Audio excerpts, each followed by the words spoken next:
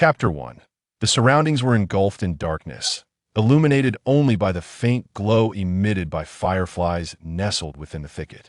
Suddenly, the rustling of clothing against leaves broke the silence, accompanied by the curses of a man. "Tumi, you damn whore. Let's see where you can run." Then, a figure burst forth from the underbrush. Due to the obscurity of the night, her features remained indistinct, but her a practical shirt and trousers paired with canvas shoes accentuated her curvaceous silhouette. The woman stood approximately 1.68 meters tall, a height that hindered her escape. In her frantic dash, she failed to notice a long branch ahead.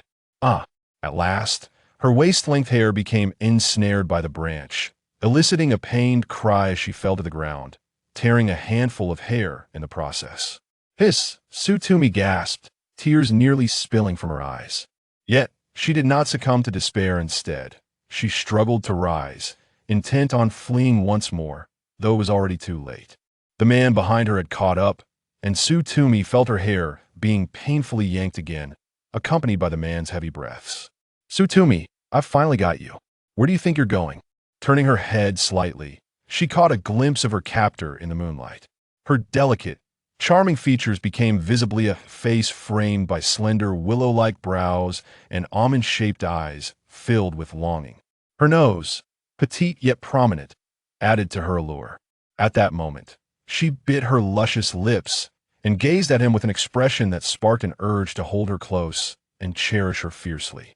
The man who gripped her hair swallowed hard, feeling a tightening in his abdomen. He turned to the man behind him, a wicked smile curling his lips. "Hey, have you had your way with her yet?" Under his gaze, the man behind hesitated for a moment before shaking his head. However, Tumi's attention remained fixed on the man at her back. "Hygiene, you finally arrived. They want to violate me. Save me." She bit her lip as she spoke, her voice sweet yet tinged with palpable fear and tremors. Hygiene looked at Tumi with eyes full of pity, yet he remained rooted in place. "Tumi, I..." "Ha ha!" Before he could finish, the man in front erupted into laughter. "Hygiene, you're nothing but a coward. With such a beautiful girl at your disposal, and you still haven't taken action. Perfect. Since we've stumbled upon this godforsaken place, why not have some fun first?" With that, he shoved Tumi aside, causing her to collapse to the ground, and he moved in closer. "Josun, you beast, let me go. Hygiene, save me." Tumi flailed desperately, kicking and screaming her boyfriend's name. Hygiene trembled, watching Tumi suffer and call for him.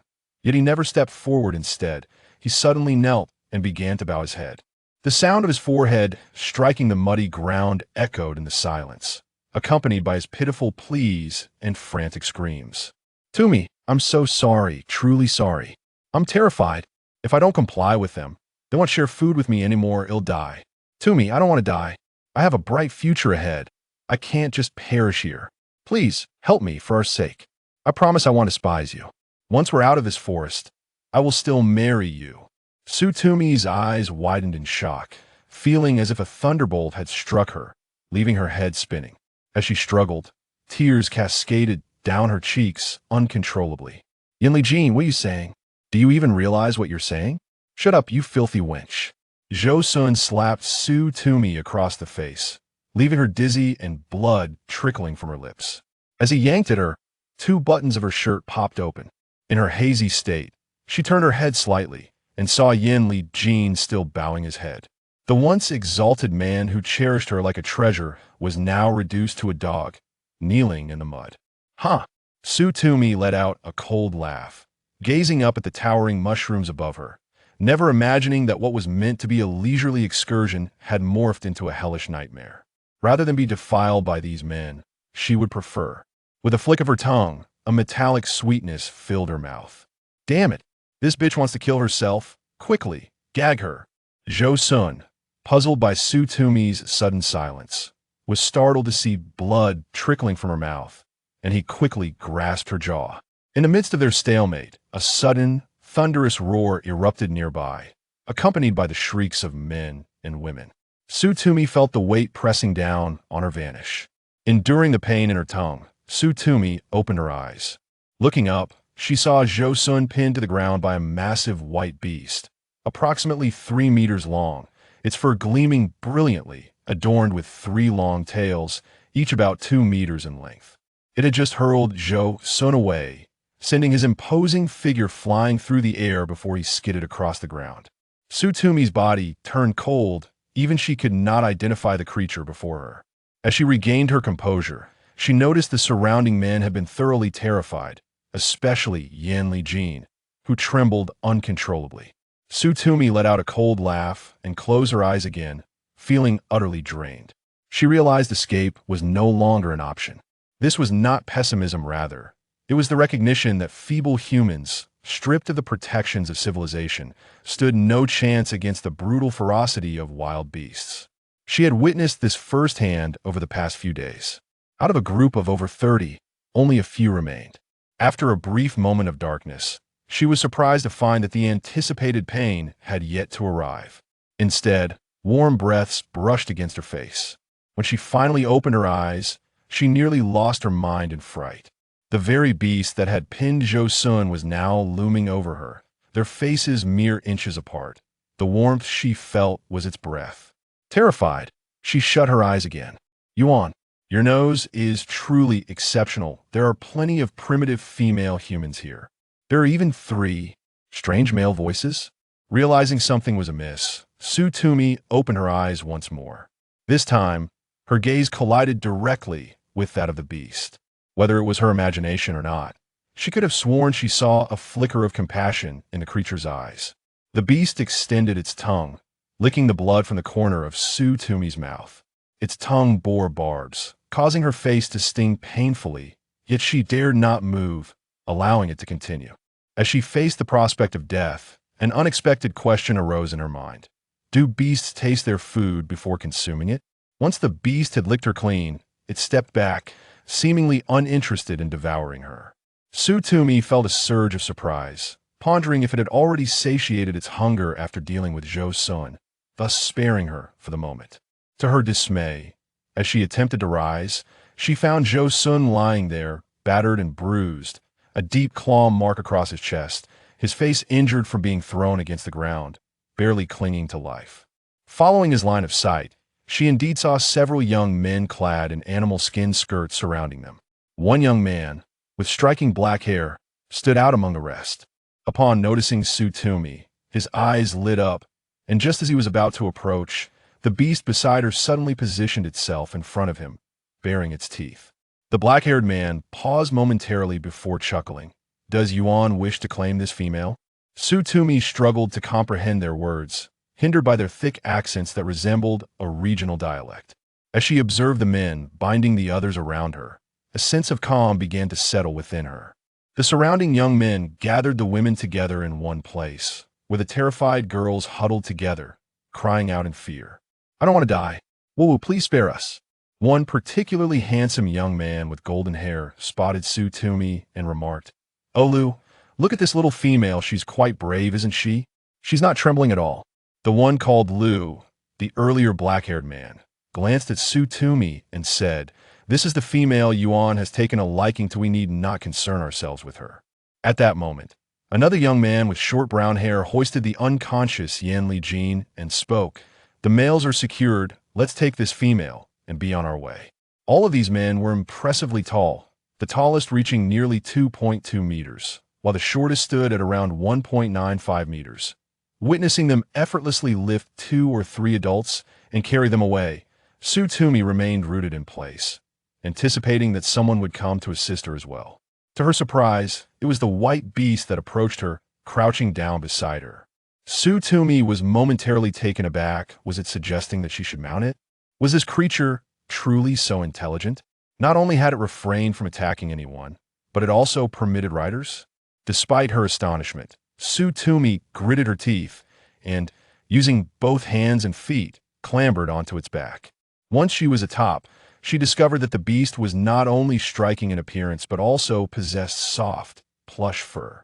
Were it not for its earlier display of bared fangs and the terrifying strength that had sent Zhou Sun sprawling, Tumi might have been further captivated by its beauty. However, before she could examine it more closely, the beast surged forward with astonishing speed. Tumi cried out, the sudden jolt nearly causing her to tumble off. Fortunately, having previously learned to ride, she quickly squeezed her legs tightly, leaning forward and gripping the white fur on its back. They were brought to a location resembling a tribe, where numerous individuals adorned in animal skin skirts gathered, much like themselves. Surrounding them were interconnected caves and several hollowed-out trees. The others were unceremoniously dropped to the ground, but Tumi's experience was somewhat gentler upon arrival. The beast halted and lowered itself, allowing her to jump off, though her legs trembled with weakness. Upon spotting Zhou Sun and his group, she instinctively took a step back. To her dismay, the beast behind her thrust her forward into the crowd.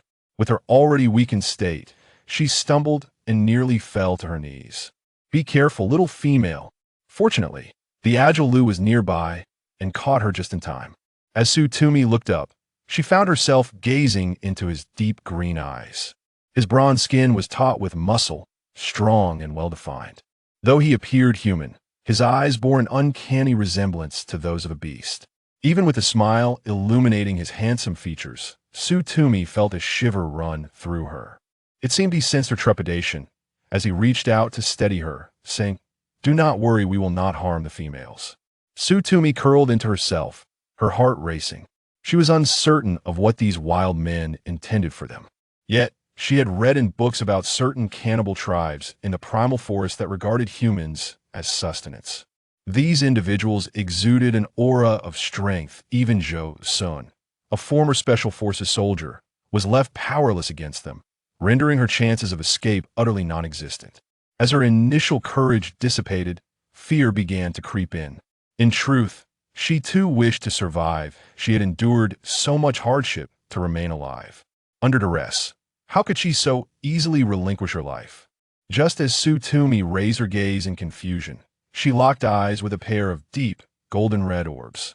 Her heart skipped a beat. Had this beast been fixated on her from the very beginning? Those eyes seemed almost sentient, as if they could convey unspoken words.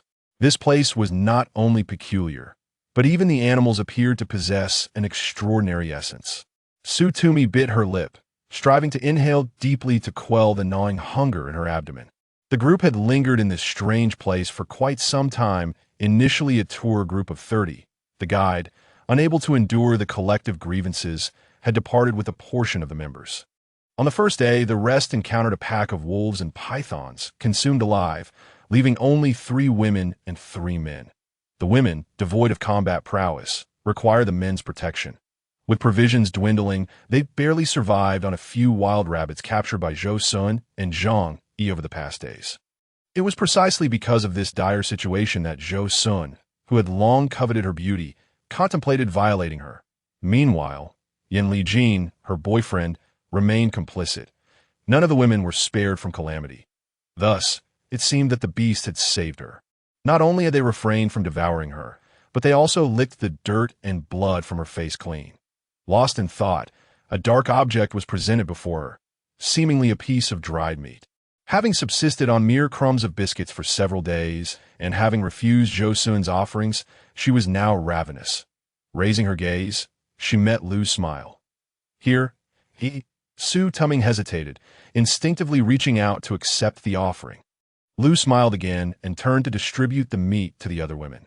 The rations were already scant, and after several days of hunger, the women, regardless of decorum, devoured the meat ravenously, seeing them eat without incident. Tumi timidly took a small bite. The meat was tough and dry, lacking any seasoning, merely sun-dried, and reeking of a strong fishy odor, far from palatable. Yet, in the name of survival, she forced several bites down, her jaws aching and her throat retching, before finally pausing. When she looked up, she noticed that the beast was still watching her. What could it want? Was it hungry? Tumi pondered, hesitantly extending the remaining meat in her hand towards it. In the next moment, the beast, which had been lying down, rose and approached them. The girls, seeing the creature draw near, screamed and fled in terror. Soon, the once open space was left with only Tumi. The beast stood before her, jaws agape, revealing its sharp fangs. The women shrieked, believing Tumi's hand would be bitten off, but instead, the creature bit the meat from her hand and crouched beside her. Crunching down, that a cold sweat broke out on Su Tuming. Yet a heavy stone lifted from her heart. It appeared she had not been mistaken. The beast possessed a sense of humanity. The women had sustained minimal harm, while the men were left battered and bruised. Zhou Sun particularly so, with deep claw marks on his chest, still oozing blood, lying there uncertain if he were dead. Su Tuming disregarded their fates, her mind consumed with the question of why they had been brought here. Clearly, it was not to serve as their food. Tuming, Zhang Qianqian whispered as she approached to speak with her. Su Tuming recognized that Zhang Qianqian, having been coerced by Zhou Sun's group, was also a victim, and though she felt a semblance of sympathy, her tone remained dispassionate. You mustn't wander about. It could be dangerous. Tears glistened in Zhang Qianqian's eyes. I just overheard them discussing the search for females and the propagation of ancient humanity, implying they want partners like Zhou Sun and those men who wish to. As she spoke, tears cascaded down her cheeks. Su Tuming trembled, feeling as though struck by a thunderbolt, her body quaking. Did these men truly see women as mere vessels for their desires and propagation? No, she would not concede. Even if faced with death, she would not barter her body. Though fear gripped her, this was her final bastion of dignity. Zhang Qianqian remained oblivious to Su Tuming's somber expression. Continuing to cry, "Tuming, what shall we do?" Her voice, though not loud, pierced Su Tuming's ears. She rubbed her temples for comfort. There will be a way. At least they have not immediately harmed or coerced us, which is far better than Zhou Sun's lot. What are you pretending for, Su Tuming? At that moment, a sharp voice pierced the air, and upon looking up, she saw another woman named Yuan approaching. She too dared not step too close, stopping 5 paces away. Yet her eyes scrutinized Su Tuming with disdain. You still have the leisure to feign compassion for others, but where were you when Zhang Qianqian and I were violated? Su Tuming held no affection for Yuan and deemed it best to ignore her rather than engage in a war of words. Yuan, irritated by Su Tuming's silence, was about to speak when footsteps echoed from behind, causing both women to fall silent. Lu, how are we to allocate the 3 females here? These are the females we brought back. Naturally, we shall divide them among ourselves, and I doubt anyone will object. But there are 4 of us. What about the boss's side? As Su Tuming listened to their conversation, her heart sank. Was she destined to be reduced to a mere tool for the men's desires and reproduction? The more she contemplated, the more unbearable the thought became, and she failed to notice when one of them referred to the boss. Startled, she instinctively stepped back, colliding with the soft fur of the beast behind her. Turning around, she found herself locking eyes with the creature once more. Their proximity was closer than before, though not as intimate as when it had licked the blood from her. She was unsure why she felt compelled to reach out. Perhaps because the beast had shown no intent to harm her previously. She extended her hand to touch its nose. Upon feeling its dampness, a sensation of emptiness washed over her, and she gazed into its golden eyes. Softly speaking, "I am Su Tuming. Thank you for saving me earlier." Noticing the beast's lack of reaction, disappointment washed over her. Yet, her words seemed to flow freely, perhaps because speaking to a creature that could not comprehend human language felt more liberating. Though I wish to comfort myself, I know I may never return home to— Oh, wait, I never truly had a home. Are you a creature they keep? You seem rather beautiful now. Our circumstances are quite similar. Are they not? Both of us are captive pets, ensnared in a cage, with no hope of escape. Su Tuming spoke aimlessly, uncertain if her words were meant for the beast or a form of self-encouragement. As the footsteps drew nearer, her nerves tightened to a breaking point. Leading the group, Lu approached the women. Seeing Su Tuming and the other 2 females positioned somewhat further away, Lu intended to draw her closer. But Su Tuming recoiled, shrinking back against the beast. She would rather face this emotionless creature than confront those humans. Lu paused, glancing at the beast before smiling. "Since you are fond of Yuan, you shall reside in Yuan's cave from now on." At this, Yuan couldn't help but let out a derisive laugh. "Su Tuming, with this beast as your companion, now you must share a den. What a stroke of luck for you." That night, as Su Tuming observed Yuan arrogantly striding toward her, she spoke, "Su Tuming, your pretentious act holds no value in their eyes. Now you must sleep with this beast. Who knows, it might grow hungry and consume you." She laughed mockingly before entering one of the caves. Zhang Qianqian approached, stopping 5 paces away, casting a wary glance at the beast behind Su Tuming. Tuming, may you find your fortune in this choice. When Yuan mocked her, Su Tuming remained unresponsive. However, she felt a pang of compassion for Zhang Qianqian. Do you truly believe that selling your body will bring you happiness? I. Zhang Qianqian bit her lip, Tuming. I am afraid. I do not wish to die. Living is certainly better than dying, isn't it? Besides, Liu and his companions are far more handsome than Zhang. Zhang Qianqian did not finish her words, abruptly halting the conversation, and walked away without looking back, as if the mere act of speaking further would summon the beast behind her.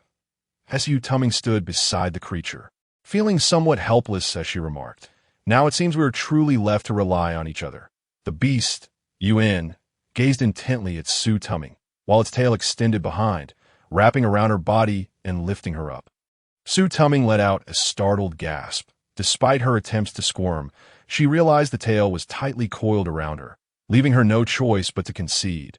The fur on the tail was exceptionally soft, akin to that of a fox, or perhaps even softer and more fluffy, as Liu had mentioned. Yuan indeed resided in a cave, specifically in the central hollow. Though the entrance appeared small, the interior was surprisingly spacious. With a patch of hay in the middle, covered with a layer of lush green leaves. This must be the sleeping area, Su Tuming mused, noting how this wild creature seemed to indulge in comfort. As Yuan gently placed her atop the leaves, he himself curled up to sleep, his large frame pressed against Su Tuming, forcing her into a corner. Facing his rear, to go her astonishment, she found herself sharing a resting space with a wild beast. Her nerves taut with tension, in contrast, Yuan appeared utterly unconcerned, falling into a deep slumber, indifferent to the presence of another. The rhythmic sound of his breathing filled her ears, and as she observed his 3 long tails gently swaying, a sense of calm washed over her, lulling her into slumber. Awakening to the cold, Su Tuming opened her eyes to find herself outside the cave. The temperature difference between night and day in this world was stark, and the wind howled around her. With a naturally colder constitution, her hands and feet felt as though they had plunged into an ice cavern. Rubbing her hands together, she found it impossible to warm her chilled body.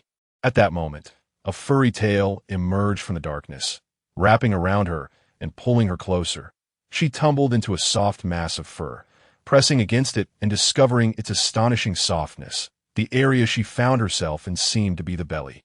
The fur finer than in other places, while the remaining tails enveloped her like a large blanket, covering her entirely. In the darkness, she could not see the beast's fierce visage or feel its chilling fangs. She could only sense the warmth radiating from it, gradually warming her icy limbs. How soft, how warm, she murmured softly, not particularly concerned whether the creature understood her words. She nestled closer to its belly, seeking refuge in the comforting warmth. In the latter part of the night, she slept soundly, the most peaceful rest she had experienced in days. When she next awoke, she instinctively leaned towards the warmth, only to realize that it was not the soft, furry belly she had expected, but rather a firm, warm surface with a hint of elasticity. Like tea that moment, she sensed something was amiss and jolted awake. To her astonishment, she found herself beside a sleeping man, nearly screaming in surprise as the remnants of sleep vanished instantly. The figure before her was no longer the white beast known as Yuan, but a strikingly handsome, silver-haired, and Su Tuming had never exaggerated anything. Yet she could not help but acknowledge the man's breathtaking beauty. His features were exquisitely flawless, with long eyelashes adorned with a hint of peachy color, as if naturally enhanced by eyeshadow. His silver hair cascaded down to his waist, barely concealing his modesty, while the remaining strands lay scattered across the leaves behind him, accentuating his luminous skin. He stood tall, easily over 6 feet, with a physique that was nothing short of perfect. Harmonious muscles and perfectly shaped six-pack abs rendering him breathtakingly attractive. However, Su Tuming had no mind to admire the handsome form before her. She was consumed by confusion as to why the beast had vanished upon her awakening, transforming into this man.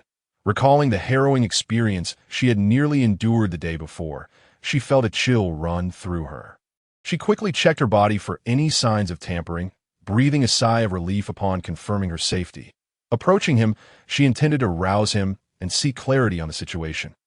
"Hey, wake up," she said, averting her gaze from his bare form, pushing him gently to awaken him.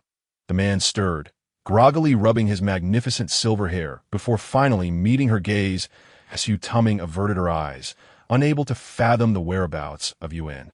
She recalled the name of the beast, which was indeed Yuan. Feeling an inexplicable sense of unease, she instinctively recoiled at the sight of a human man, despite the undeniable beauty before her. The man observed her with curiosity, his lips parting slightly as he seemed to struggle with words before finally uttering. Yuan gestured to himself and, in a bewildering turn of events, naturally embraced her. Nuzzling against her, the fragrance of her soft, delicate body had captivated him from the very beginning. Tuming remained in shock, still reeling from the unexpected transformation. Memories of the previous night flooded her mind, the 3 large tails and the soft, warm-bellied. If she had initially felt apprehensive and fearful after the warmth of that night, she now genuinely wished to bond with this creature. Yet, waking up to this reality was utterly disorienting. Her lips parted once more. Trembling slightly as she inquired, "Are you truly Yuan? Why? Why have you transformed into a human?" A ridiculous thought crept into her mind, and her heart raced as if it might leap from her throat. Mustering her courage, she inhaled deeply and continued, "You were not like this yesterday." Noticing the little female shivering in his embrace, Yuan assumed she was cold and did not respond to her question. Instead, he shifted her to one side, and before Tuming could process her embarrassment at witnessing his form, he rose swiftly, a flash of white light illuminating the space, and in an instant, the handsome man had vanished. Replaced once more by the white beast point, 3 long tails swayed before her, and once again, Tuming was ensnared, falling onto the warm, soft belly akin to the previous night. It dawned on her that Yuan and the beast from the night before were indeed the same entity. This revelation was utterly absurd. Did this mean she was not unique, merely another female chosen by this creature, just like others had been by different men? A chill enveloped her, and the warmth she had felt the night prior seemed to dissipate entirely. What was she to do? Should she flee? But where could she escape to?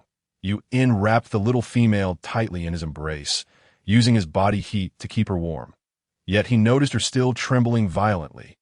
Prompting him to clutch her even closer, his tongue gently licking her cheek, Tuming remained rigid, unresponsive. They continued in this manner until a voice echoed from outside the cave. "Yuan, it's time to hunt." "This is Lu's voice." Yuan gently nudged Tuming with his tail, and once again, a flash of white light swept before her eyes as she found herself cradled in the arms of that silver-haired man, who had previously been naked. Subsequently, she watched in astonishment as he retrieved a light gray animal skin skirt from a pile of hay and donned it, before leading her outside. Thankfully, he still had the sense to cover himself. Tuming realized that her mental fortitude had remarkably improved.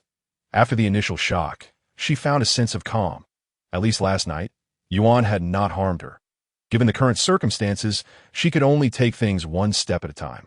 As they emerged from the cave, Tuming's expression had returned to tranquility. Outside, Lu, with his black hair, Ace, with his blonde locks, and 2 other unfamiliar men stood at the entrance, the very individuals who had brought them back the previous evening. The thought that these men might, like Yuan, transform into ferocious beasts instigated a subtle shift in Tuming's mindset upon seeing them again.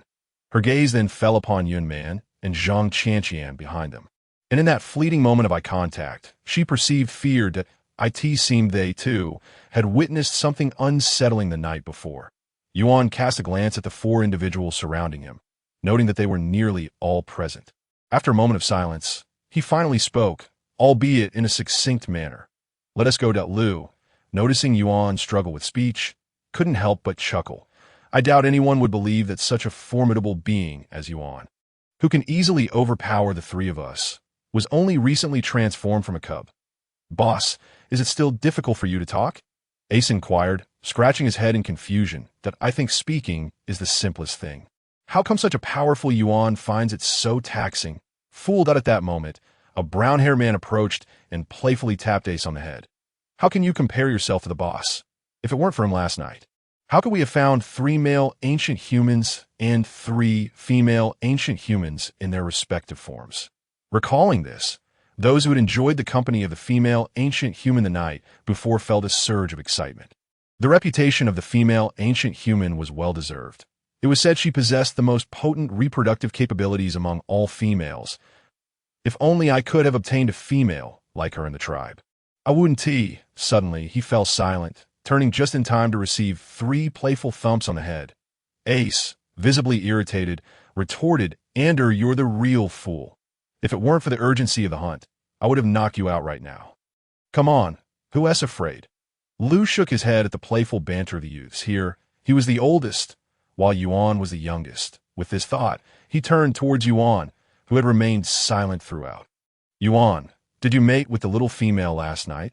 Yuan paused momentarily, and upon grasping Lu's implication, he shook his head. "Really?" Lu exclaimed incredulously, his eyes widening. "That if you didn't mate, how can you propagate?" "Yuan, your brothers are treating you well, allowing you to have a female to yourself. You ought to make the most of it." Yuan pressed his lips together, offering no explanation. He was not yet fully matured and was incapable of mating. Although he did not yet comprehend how his mindset would shift once he took on human form, instinctively, he preferred to keep the truth to himself, including from Lu, with whom he had fought side by side. Yuan's expression remained indifferent as he replied to Lu, "Yes, I will tell you," then patted Yuan's shoulder reassuringly. "That little female is so beautiful, and her scent is most delightful. With your strength, any offspring would surely be among the strongest of the beast clan. Our tribe will undoubtedly flourish." Yuan pressed his lips together once more, his golden eyes deep and resplendent, with his silver hair flowing without a breeze. Lu, observing Yuan in this manner, momentarily felt a surge of reverence, almost instinctively wishing to kneel in submission. While Yuan and the others went hunting, Tumi found herself quite hungry.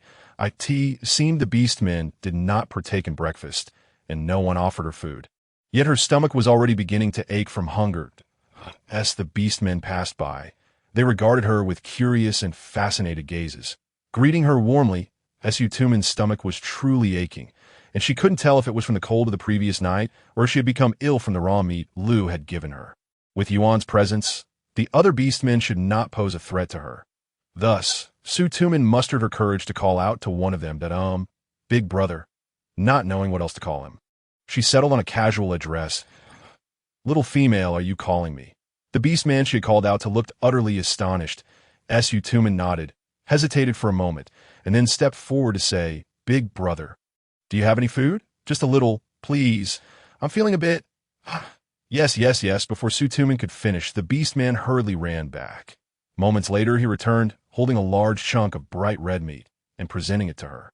"You are the boss's female. This is all from his hunts, that he always brings back the most prey and shares with us who are less fortunate."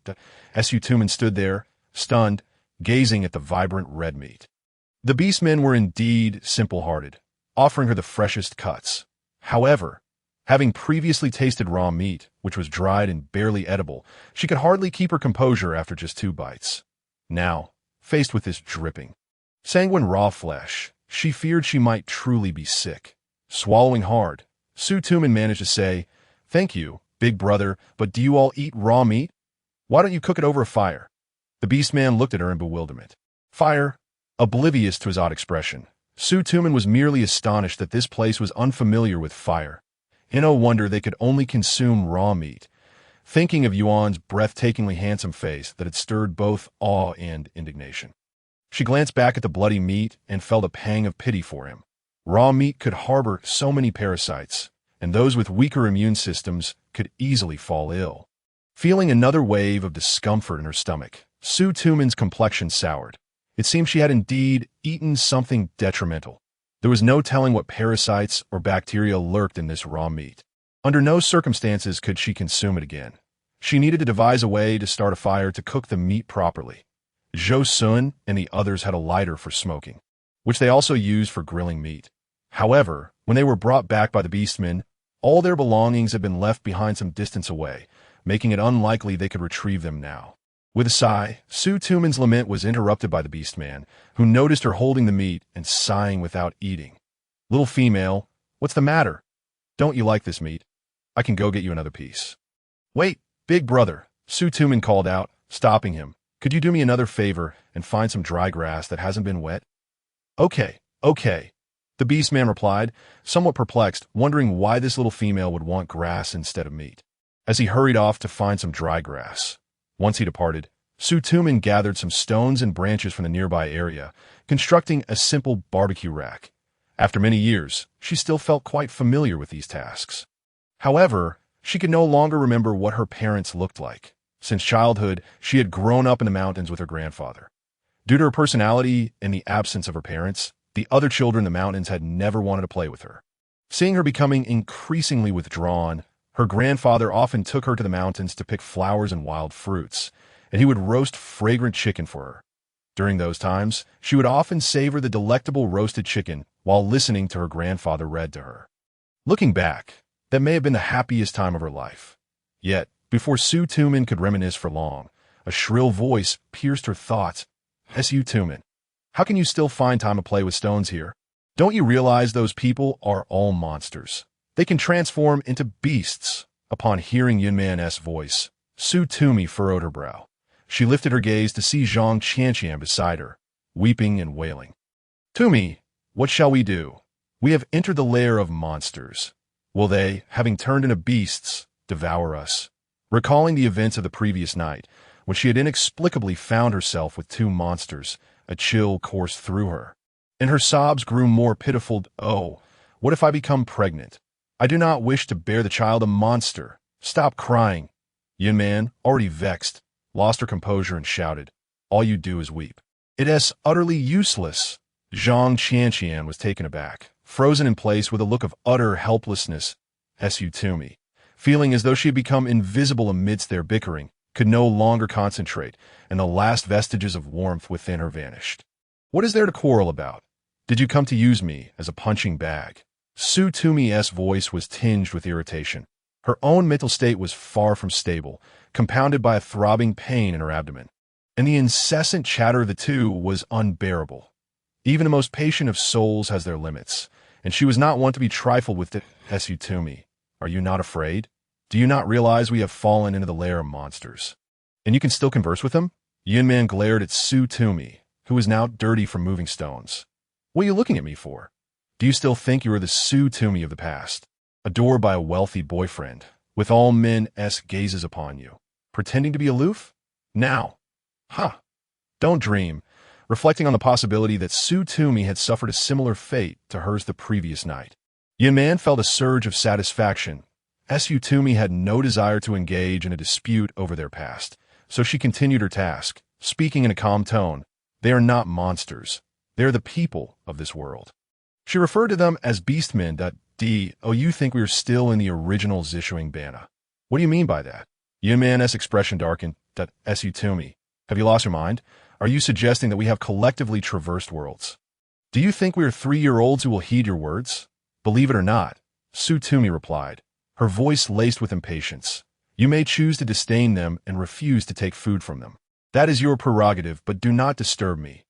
Yuan was taken aback by Tumi's unexpected defiance, feeling both angered and envious. Her fear considerably diminished. Tumi, you have guts. Just wait until you are the one crying. Zhang Qianqian, let us go. But Zhang Qianqian hesitated. But what? Quickly find Zhou Sun and the others. We must leave this group of monsters. At that moment, the beastman who had gone to gather hay returned. Upon his arrival, he overheard Yuan's remarks. Although he was simple-minded, he could not tolerate insults, even from a rare female in the form of a human. Little female, who are you calling a monster? Later, Tumi learned that in the world of beastmen, monster was not merely a general term, but a derogatory label for a despised species. Being called a monster was a profound insult, akin to being told one lacked strength. Yuan was startled and turned to see a large, dark figure standing before her. She screamed and attempted to flee, but he grasped her firmly, remembering that this individual might very well be a monster. She panicked, fearing she might be eaten, and shrieked in terror. Zhang Qianqian, too, was pale with fright, screaming and trying to escape. However, the beastman's strength was overwhelming, and they were unable to break free. as the scene threatened to descend into chaos. Tumi could no longer restrain herself and stepped forward, saying, "Big brother, please let them go. They did not mean any harm." The beastman held a favorable impression of Tumi and had no intention of harming the females. He was merely aggrieved by the insult. Thus, he turned to Yuan and said, "I do not wish to harm you, and I am quite powerful, not a weak monster." Upon hearing the man's explanation, Tumi was somewhat taken aback. Looking down, she noticed that although the man was tall and robust, he walked with a limp, suggesting an injury that rendered him incapable of fighting properly. Thus, Yuan's words had struck a nerve. Ultimately, the man complied with Tumi's request and released Yuan, who, pale with fear, turned and fled in haste. Zhang Qianqian, equally frightened, followed her lead.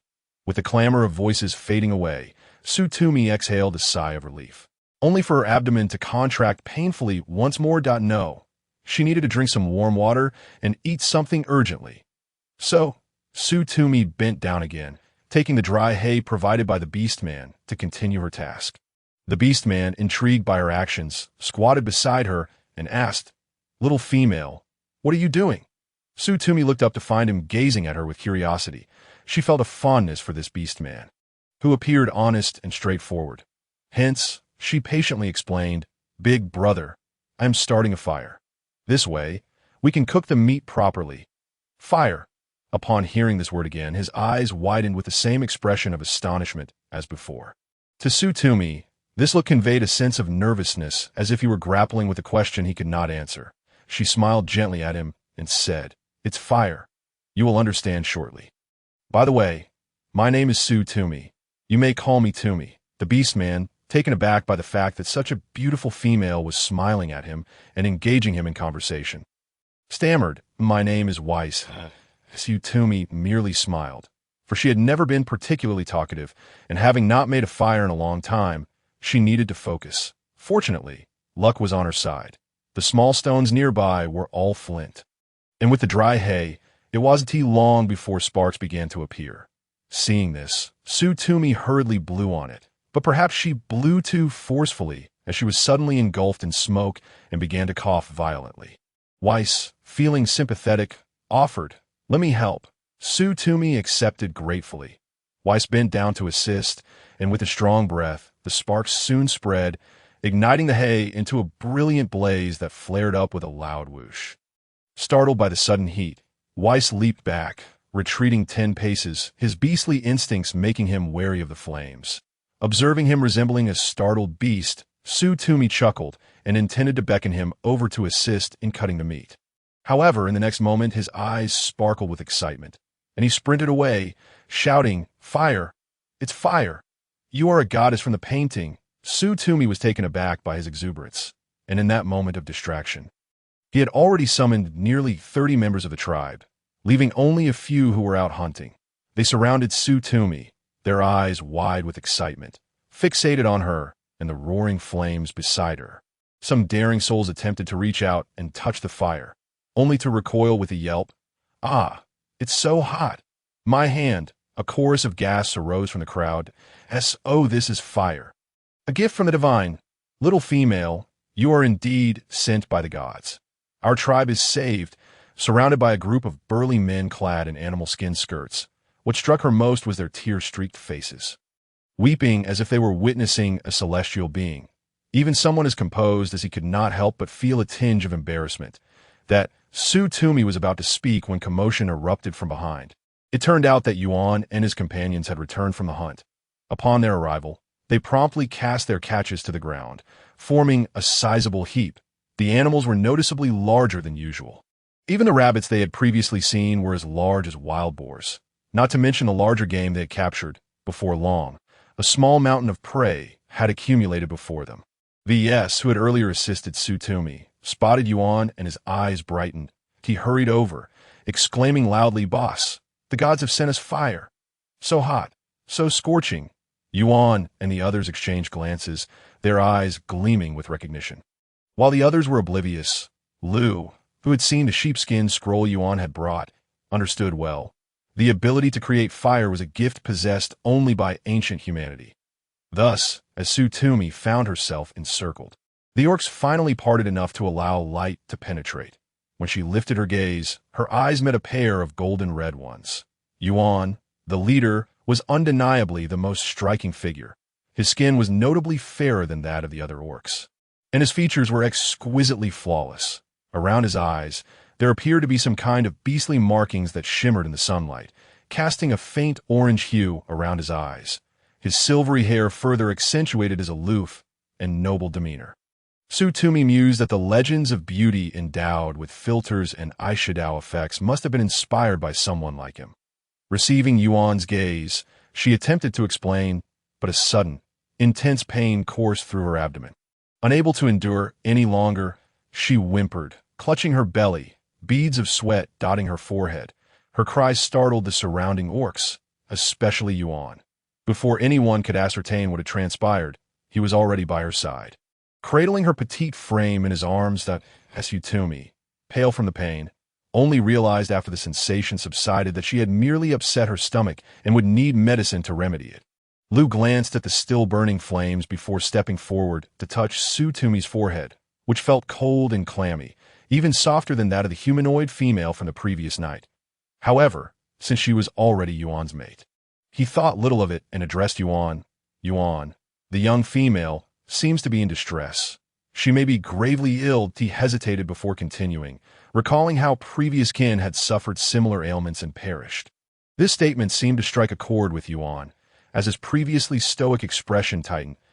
He held Tumi more firmly and commanded, "Save her." Though his verbal skills were lacking, his urgency was palpable in those two words.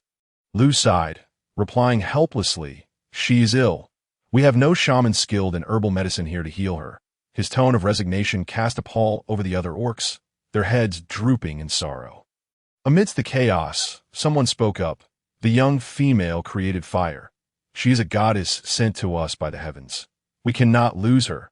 This declaration ignited a glimmer of hope within all, and the chorus of Orcish voices rose in fervor. Affirming indeed, "We cannot lose her."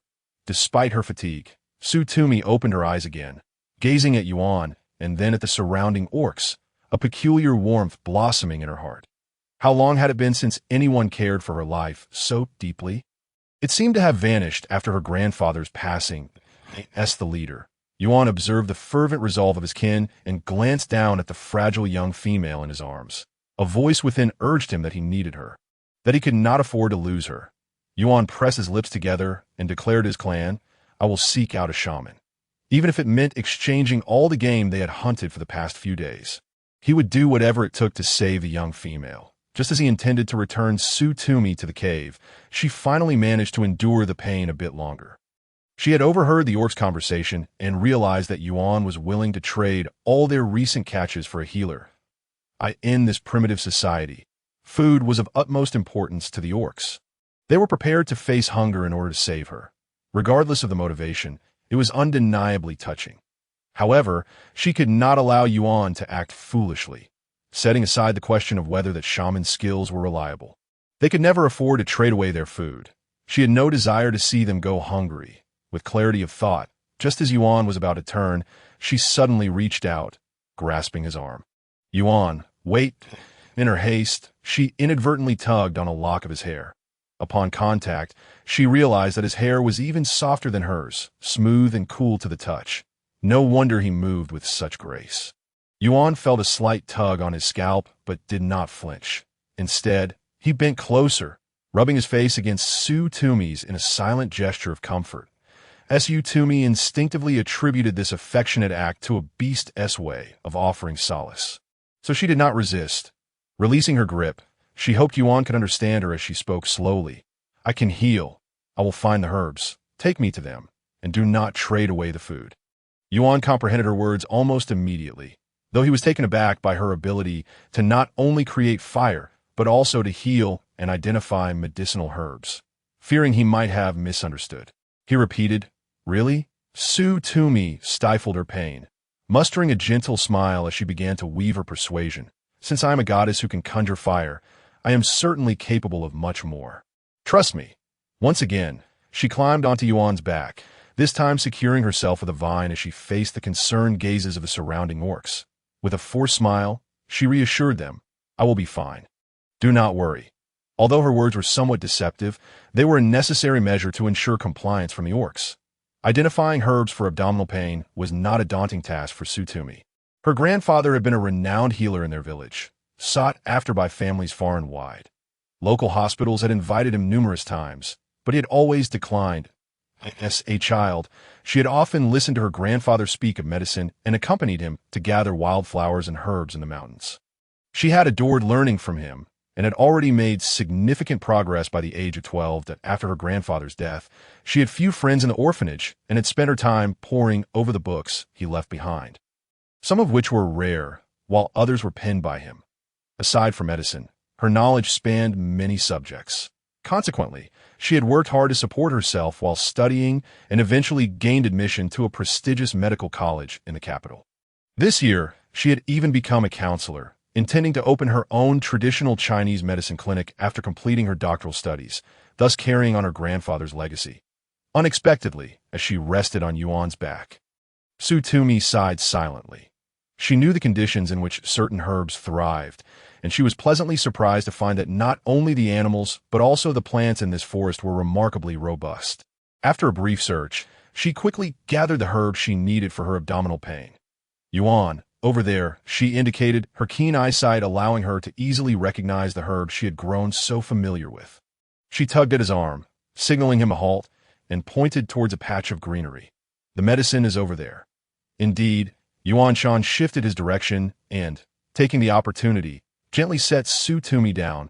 She was not so delicate as to require constant support. Rather, her abdominal pain hindered her pace, rendering her unable to keep up with Yuan Shan's strides, which prompted him to carry her throughout their journey. Upon her feet touching the ground, Tumi promptly uprooted the green stems and leaves before her, revealing a yellowish root beneath. To ensure accuracy, she examined it thoroughly and confirmed it was kudzu root. Just as she intended to pull up a few more, Yuan Shan deftly pushed her aside, his wrists swirling as his sharp nails plunged into the earth, effortlessly uncovering a cluster of roots, each intact. Compared to her arduous struggle to extract a single root, Yuan Shan's efficiency was nothing short of remarkable. Observing him preparing to continue, Tumi hastily interjected, "That is sufficient." Yuan Shan ceased his efforts, binding the kudzu roots with a vine and securing them to his back before once again lifting Tumi into his arms. Thus, the two continued their search, discovering the forest's bountiful resources. Despite the presence of many peculiar creatures, the sought-after herbs were plentiful. Their previous disorientation was not due to a guide's negligence, but rather because they had traversed into an era of beastmen. Absent from historical records, the unfamiliar species she encountered must have been remnants from a world long extinguished. However, before she could ponder further, the pain in her abdomen intensified, accompanied by an urgent need to relieve herself, causing Tumi's complexion to shift.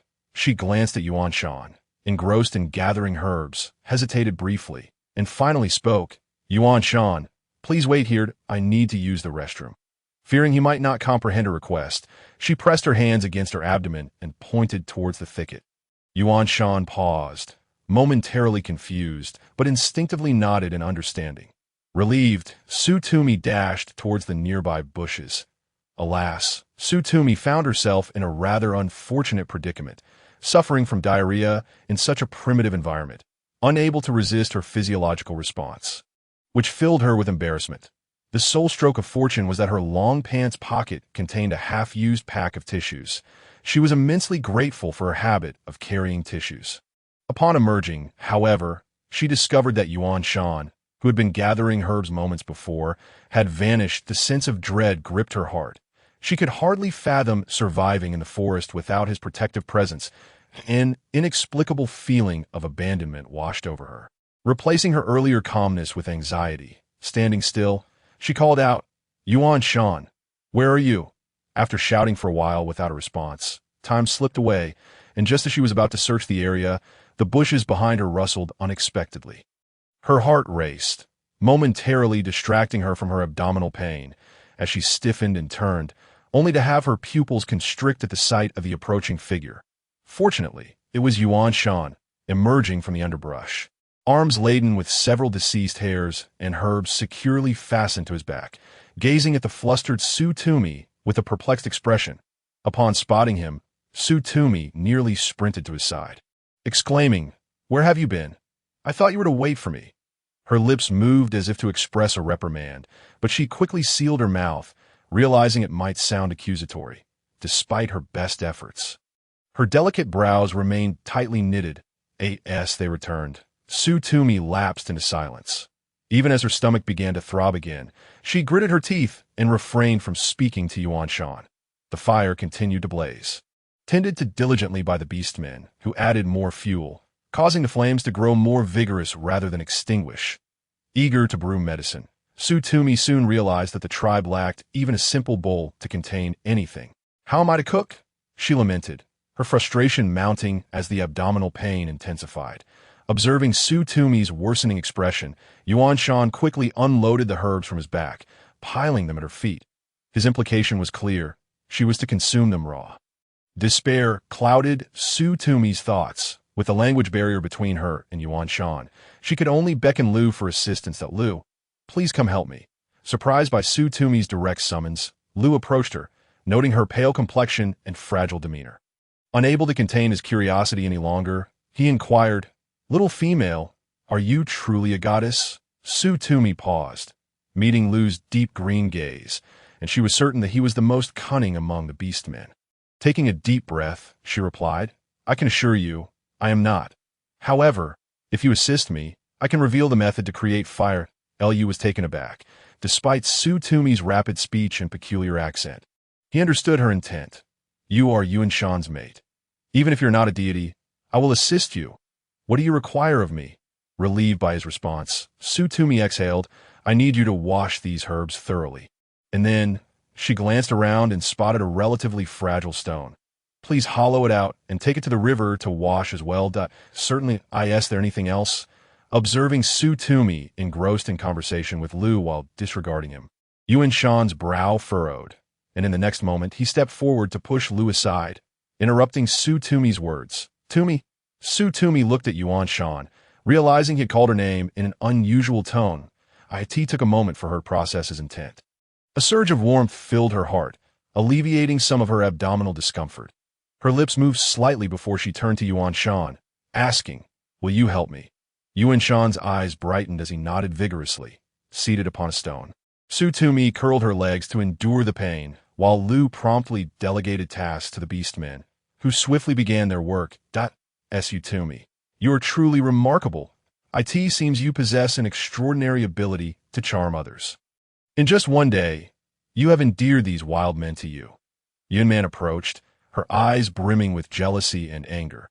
She had witnessed the handsome, silver-haired leader carrying Su Tumi the entire time. And now, seeing her surrounded by those men, her frustration boiled over. Though she and Su Tumi were alike, why did Su Tumi ignite a fire that placed her on a pedestal? "Yuan Man, do you wish to say something?" Su Tumi's mood soured, her tone growing impatient as she sensed Yuan Man seeking confrontation again. "Weren't you the one who fled in terror, screaming that they were monsters? You." The recollection of her earlier outburst reddened Yuan Man's cheeks. "You speak nonsense." Su Tumi closed her eyes, reopening them with a clearer mind. "Yuan Man, we may have traveled through time." "What did you say?" Yuan Man's expression shifted, having considered the possibility, but unwilling to accept it. "Su Tumi, have you lost your mind? Time travel? Do you realize how absurd that sounds?" Yet, Su Tumi remained unperturbed. "I had initially believed we were merely lost in the forest, that they were just ordinary jungle tribesmen, and we would eventually return to the outside world. But do you think that in modern society, while there may be savage tribes, there would exist such a plethora of strange species, some of which are even long extinct beings recorded in encyclopedias?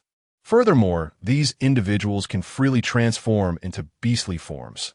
They are humans, the beastmen of this world, not monsters." Every incident recounted the harsh reality to them. They could never return, forever trapped in this primitive society. Unable to return to the civilized technological era they once knew. Yuan Man's complexion turned pale, while Zhang Qianqian, who had been hiding behind her, suddenly lifted her head. as Tumi had no time to attend to the two. Lu's team worked quickly, and soon they completed her requested tasks. Washing the herbs proved straightforward, which did not concern Tumi. Her greatest worry remained the stone pot, although the stone was rather brittle. Hollowing it out proved to be quite a challenge. However, when Yuan presented everything before her, Tumi was somewhat taken aback. She observed that the stone pot in Yuan's hand, albeit unsightly, was indeed a concave vessel. At last, Tumi was able to fulfill her desire to concoct medicine. Her actions piqued the curiosity of the surrounding beastmen. Initially, only Yuan and Lu Shou were by her side. Soon, other beastmen noticed and flocked to watch Tumi brew her medicine. Feeling somewhat embarrassed, Tumi said nothing, instead focusing on her task. And after gazing at the dark, viscous potion, she pinched her nose and gulped it down. The addition of yellowing herbs rendered it so bitter that it made her tremble involuntarily. After swallowing, she let out a burp, nearly retching, yet she managed to restrain herself.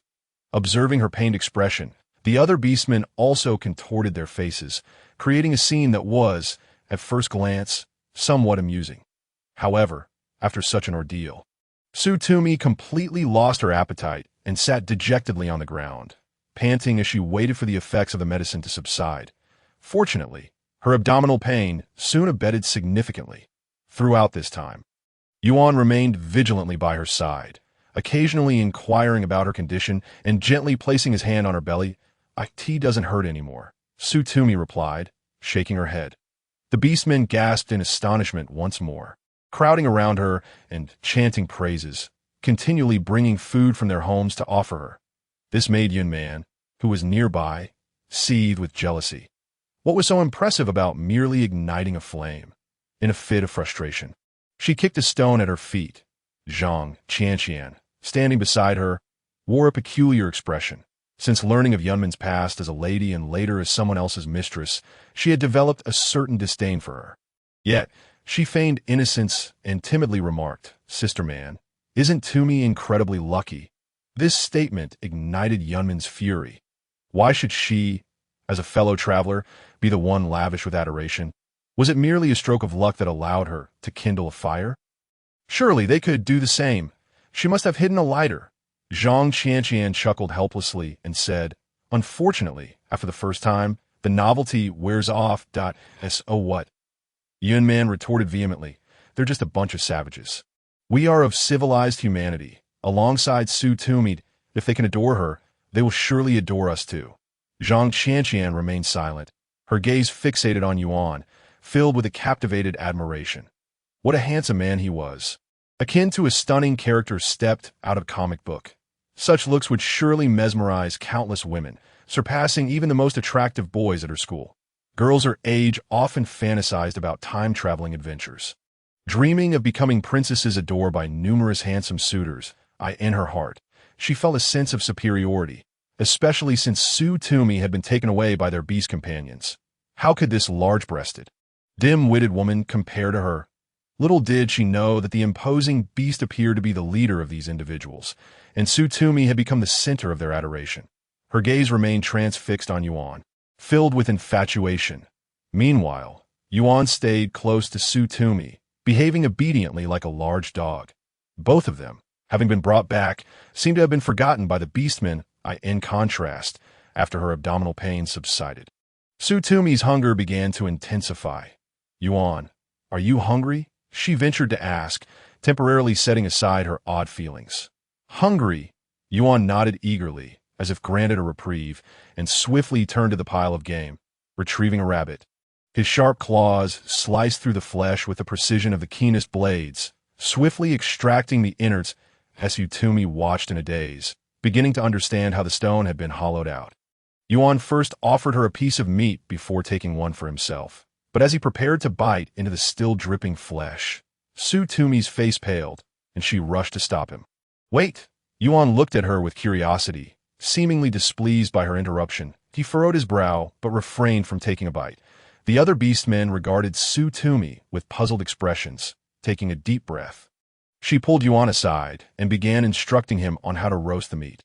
Using the pre-prepared sticks, she skewered the meat and placed it over the fire, turning it continuously to ensure it was evenly cooked. Tumi's culinary skills were commendable, although lacking in seasoning. The meat was heated uniformly, the exterior turning golden and crispy. Soon, the tantalizing aroma wafted through the air, causing the beastmen to salivate, their eyes fixated hungrily on the roasted meat in Tumi's hands. Feeling that it was nearly ready, she removed the meat, which was not particularly large, and, after blowing on it, she tore off a piece to taste. Though lacking in flavor, it was cooked, and for the first time in days. She savored something warm, nearly moved to tears.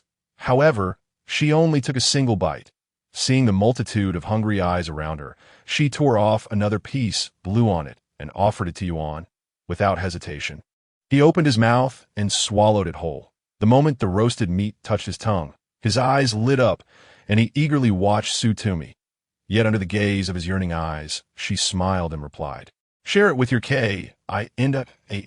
She handed the roast to Yuan. He paused, finally realizing the longing expressions of his fellow tribe members.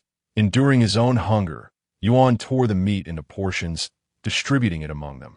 Fortunately, there were not many in this gathering, allowing everyone a taste. Those who had savored the roasted meat were astonished, exclaiming in wonder, "Little female, how did you accomplish this?" Lu licked his lips, still lost in the delightful flavors. Tumi patiently explained that it was merely a matter of roasting the meat over fire. "You must have had tribe members who, like me, suffered stomachaches after consuming raw meat. This is due to the many parasites and bacteria present in it. Individuals with weaker immune systems are particularly vulnerable to illness." Realizing they might not comprehend what parasites were, she elaborated, "They are tiny, invisible creatures that can harm your insides." After expending considerable effort to clarify, she noticed the crowd was still somewhat bewildered, except for Yuan, whose golden eyes shone brightly as he gazed at her. Recognizing that matters could not be rushed, she observed as the beastmen attempted to create fire using the method she had taught. Their skill surpassed hers, and the firestones here were of high quality, whereas Tumi lacked the strength. Nevertheless, the beastmen succeeded in producing sparks after just 2 or 3 attempts. Yuan and Lu succeeded almost immediately. And soon the other beastmen, helping one another, kindled small fires. Even as night approached, the small tribe remained illuminated by the flames, accompanied by the rich aroma of roasting meat wafting through the air. Indeed, Lu was quite astute, learning quickly. Among everyone, Yuan was the first to ignite a fire, followed closely by Lu. After roasting his portion, instead of eating, he wrapped the tenderest piece in a soft leaf and presented it to Tumi. Just as she was about to instruct Yuan on how to roast the meat, she noticed Lu approaching with the offering, momentarily taken aback. "Lu, what's the matter? If it's ready, you should eat it yourself. Is there something you don't understand?" In a situation where one must bow to the circumstances, Tumi decided to assist as much as she could, as long as they did not coerce her into compromising her dignity. Lu glanced at the slightly charred meat in Yuan's hand, and a flicker of amusement sparked in his eyes. "You brought fire to us, allowing our tribe to enjoy this delicacy. The most tender parts should be for you." With that, he said nothing more and turned to leave.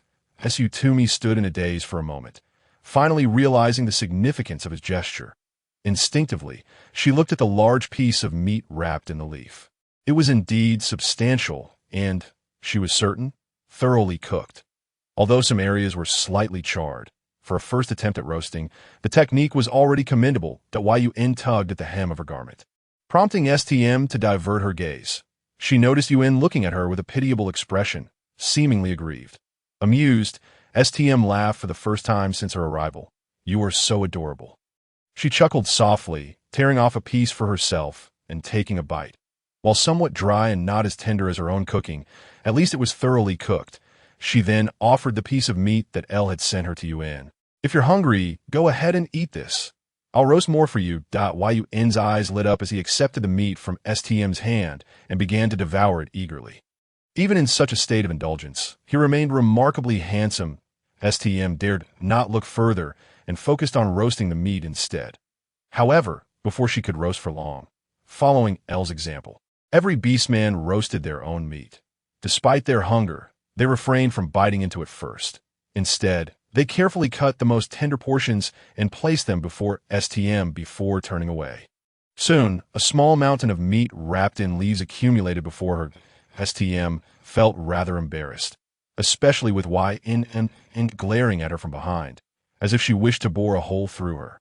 Moreover, Chien had been quietly observing her since returning from Yuan, though the oblivious beastmen around her remained unaware, while Yuan indulged without a hint of guilt, thoroughly enjoying his feast.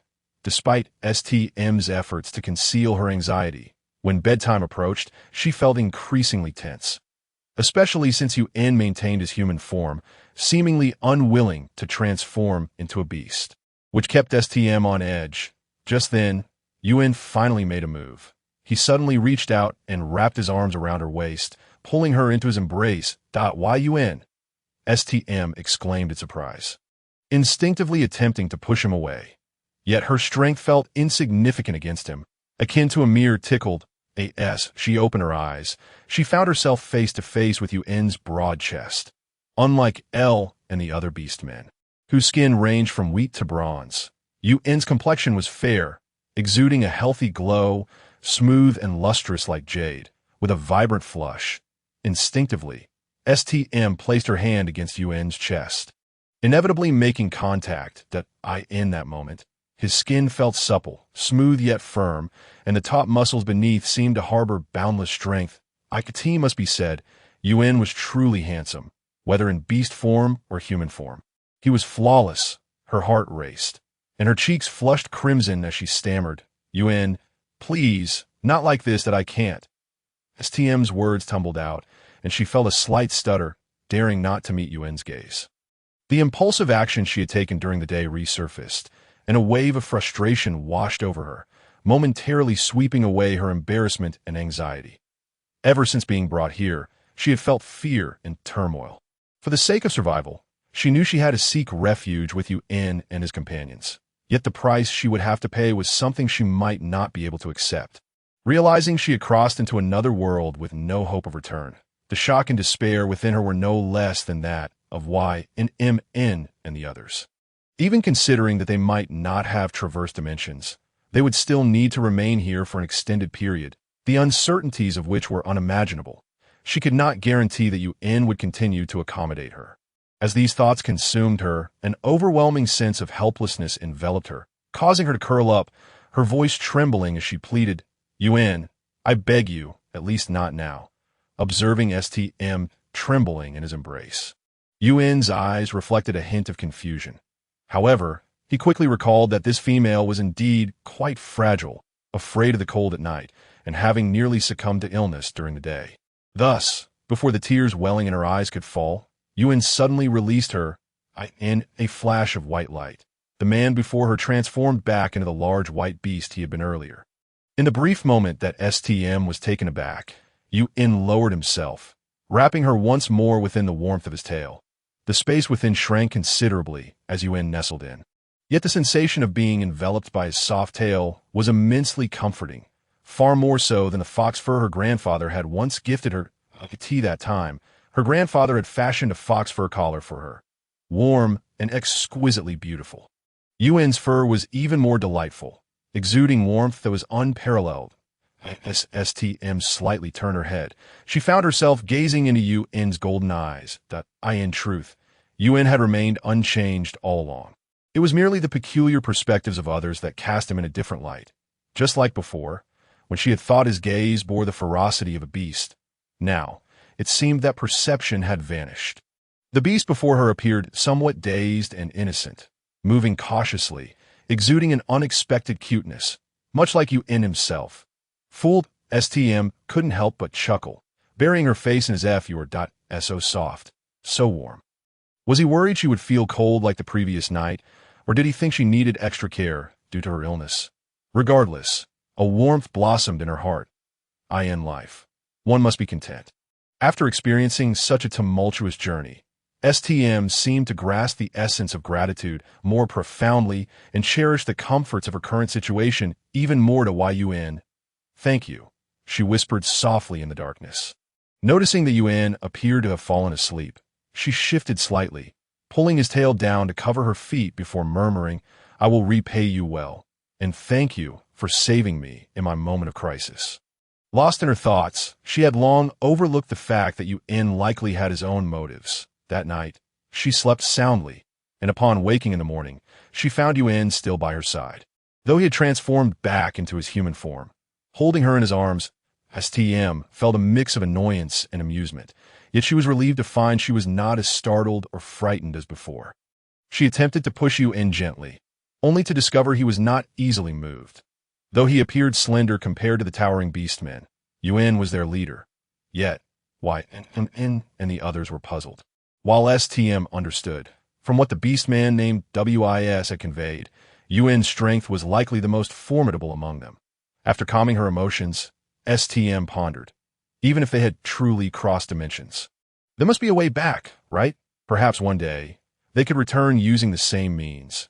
Regardless, she could not abandon the hope of going home.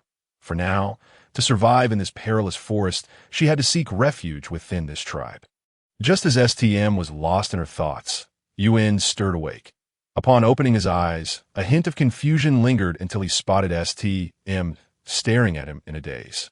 At which point he fully awakened and gently nudged her. STM let out a small gasp as her stiff body was nudged, an indescribable sensation coursing through her.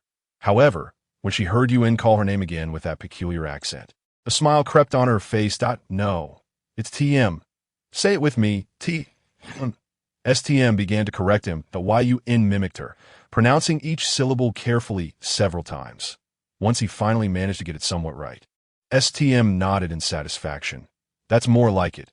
With that, she affectionately ruffled Yuan's hair. He seemed to relish her attention, his eyes sparkling as he nuzzled his fluffy head against her hand, eliciting more laughter from STM after their playful banter.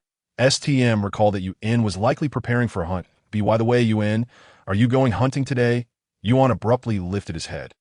And just when Tumi thought he was about to embark on a hunting expedition, he instead led her outside the cave. Tumi's gaze quickly fell upon a group of orcs disappearing into the depths of the forest. These orcs were distinct from those who had ventured out to hunt the previous day, numbering perhaps a dozen. In an instant, Tumi understood. These orcs hunted in shifts, leaving behind a contingent to guard their homeland. As the leader, Yuan, along with the more formidable orcs, enjoyed an extended hunting period. This could be considered a nascent form of communal tribal living. The air was imbued with the scent of morning dew washed over the grass, intermingled with a hint of earthy musk, an aroma that, rather than being unpleasant, brought a sense of comfort to Tumi, reminiscent of her days spent in the mountains with her grandfather. Although humble and far from the opulence of the city, those times were filled with tranquility and contentment. She longed for those days. Oh, the goddess has awakened. A jarring voice suddenly interrupted Tumi's reverie as she strolled leisurely with Yuan through the tribe. The caustic, mocking tone belonged to Yuan Tumi turned. She saw Yuan man seated on the ground, disdainfully snatching roasted meat from an orc beside her and devouring it with gusto, as if the world owed her a debt. The orc, however, appeared indifferent. It was only natural for the males to protect and provide for the females. After having his meat seized, he simply picked up another piece and resumed roasting it. After a night of adaptation, his skills had finally improved, no longer prone to burning or igniting the meat. Tumi, disinclined to confront Yuan man's self-righteous demeanor, took Yuan's hand and attempted to walk away, only to encounter Lu. Yuan, you're awake. You worked hard yesterday, Lu exclaimed, glancing at Tumi, his smile widening. And you are? I am Tumi, but you may call me Tumi, she interjected hastily as Lu prepared to address her as goddessable female. She added, others may call me by my name as well. One of the defining characteristics of orcs is their straightforwardness, devoid of pretentiousness. Thus, Lu readily complied with her request. Yuan, however, appeared somewhat sullen, dragging Tumi away with him. Although Tumi wished to explore the surroundings of the tribe to familiarize herself with the environment, Yuan proved to be exceedingly clingy, shadowing her every move. Whenever she attempted to stray too far, he would firmly grasp her hand, unwilling to let her go. When she persisted, Yuan would simply scoop her up and dash back, leaving her feeling somewhat exasperated. Nevertheless, recognizing it was only the second day, she decided to exercise patience. After dinner, Feeling sticky and uncomfortable, Tumi realized she had not bathed in several days, just as she contemplated asking Yuan where the nearest river might be. An abrupt, piercing sound emanated from outside the cave. Yuan, who had appeared relaxed moments before, sprang to his feet, his formerly soft gaze now sharp and alert, glinting like a keen blade in the darkness. "What's wrong?" Tumi sensed something was amiss and quickly inquired. Yuan did not respond, but instead bolted outside. "Yuan," she called, noticing he had vanished, and she hurriedly followed. "Wait for me." The shrill sound, akin to an ancient horn, signified the presence of intruders, but Tumi was not surprised. In this primitive society, conflict was inevitable, much like the laws governing the primal forest. Only the strong survive. Tumi stepped outside, bracing herself mentally. She was nonetheless taken aback by the horrific scene before her, her body turning cold. She beheld a chaotic tableau of colossal beasts entangled with enormous serpents. In an instant, blood splattered, and the air thickened with the stench of iron and the foul odor of decaying flesh, nearly causing her to retch. Instinctively, she took a step back until she found herself at the cave's entrance. Her heart racing uncontrollably. It was terrifying. The ferocity of the beasts in combat was brutally straightforward. Soon, both sides bore wounds. The serpents had their scales torn away by sharp claws, while they coiled around each other, refusing to relent. The stench grew increasingly unbearable, and Tumi could no longer contain herself. Bending over to vomit, just as she was overwhelmed, an ominous shadow drew closer. Upon finishing, she looked up and was met with a pair of pale green eyes belonging to a serpent, its body an inky green, its head several times larger than hers, fixated on her. Even Tumi, usually composed, felt her face blanch with terror. "Yuan," she instinctively called out. In the next moment, a massive claw struck, sending the serpent's head flying. As the formidable shadow dissipated, Tumi turned to see Yuan, once adorned in bright white fur, now marred with splotches of blood and matted patches, his teeth bared as he fiercely bit the serpent's head, his claws raking down its scales. The serpent let out a pained roar. The two creatures locked in a brutal struggle. Suppressing her tears, Tumi's heart raced nearly out of her chest to avoid being caught in their fray. She retreated as far as possible, groping in the dark for a firestone. Her anxiety led to several failed attempts, but after taking a deep breath to steady her trembling hands, she fashioned a makeshift torch by binding dry grass to a stick, feeding it into the fire until it blazed anew. Turning back, she was met with an alarming sight. "Lu, help me, help me," cried Yuan, her face pale as she clung to Lu's arm, shrieking in terror. Lu's brow furrowed, his expression grim. "Yuan, I must join you on and battled. I don't care. You can't go. There are monsters here. You must stay." Yuan insisted, her panic escalating to Tumi, unwilling to witness this scene, attempted to move toward Yuan. But her peripheral vision caught sight of a smaller serpent slithering toward Lu. Though termed small, it was still as thick as Tumi's thigh. "Lu, watch out," she shouted, hurling her torch. The serpent was struck by the fiery projectile, the heat startling it and scorching its cold skin. Though the damage was minor, the noise was enough to alert Lu, who swiftly retaliated, his claws tearing through the serpent's vital spot, cleaving it in two. Yuan, splattered with blood, collapsed in shock, a puddle forming beneath her. Tumi sighed in relief, retrieving the still-burning torch and blowing gently to reignite. Lu looked at Tumi with gratitude. "Thank you. Tumi, you saved me." "Think nothing of it. These snakes fear fire. We must wield our torches to drive them away." Tumi was now completely composed. Though her legs felt weak, her mind was clear. These serpents were undoubtedly the invaders. Lu's eyes sparkled as he regarded Tumi, then glanced at the still frightened Yuan, shaking his head slightly, his tone infused with excitement and fervor. "You truly are the goddess bestowed upon us." Tumi remained silent regarding Lu's words. After all, no matter how many explanations were offered, they would be of little consequence, and the moment for explanations had long passed. This time, the expulsion had proven remarkably successful. As Lu managed to recall a portion of his kin who had transformed into beastmen to fight, he commenced the construction of a large fire circle using firewood, which indeed instilled a measure of intimidation in the serpent people. Tumi instructed her kin to ignite stones wrapped in dry grass and hurl them toward the serpent tribe. Before long, the serpent people found themselves encircled by flames, the searing heat causing them to writhe in agony, with some even igniting in flames, rolling on the ground in distress. Witnessing a serpent being burned alive instilled fear in the invaders, prompting them to retreat and cease their assault. The dark green giant serpent engaged in battle with Yuan was evidently the leader of this group. Upon realizing the terrifying elements present in Yuan's tribe, it summoned its kin and fled. Only then did Tumi exhale a long sigh of relief, instinctively yearning to collapse onto the ground. At that moment, a pair of hands appeared from behind, enveloping her in an embrace. "Yuan," Tumi called out, and as she lifted her gaze, she met Lu's dark green eyes. "Tumi, are you unhurt?" Tumi instinctively pushed Lu away, forcing a strained smile as she shook her head. "That I'm fine, just a bit weary. You should go check on our kin." Concerned for the safety of their people, Lu nodded earnestly, casting a lingering glance at Tumi before turning to leave. Just as Tumi intended to check on Yuan, she was once again embraced by a pair of hands. "Tumi." The voice was familiar, as Tumi did not push Yuan away, merely shifting slightly to in contrast. Yuan appeared more disheveled, his body splattered with blood, unclear whether it was his own or that of others. His once handsome face was now a grimy mess, smeared with mud and blood. "Yuan, are you all right?" Tumi felt a pang of concern and gratitude. In times of peril, Yuan always stepped forward to rescue her. "Are you injured?" Yuan shook his head, grasping Tumi's hand and extending his tongue to lick her palm.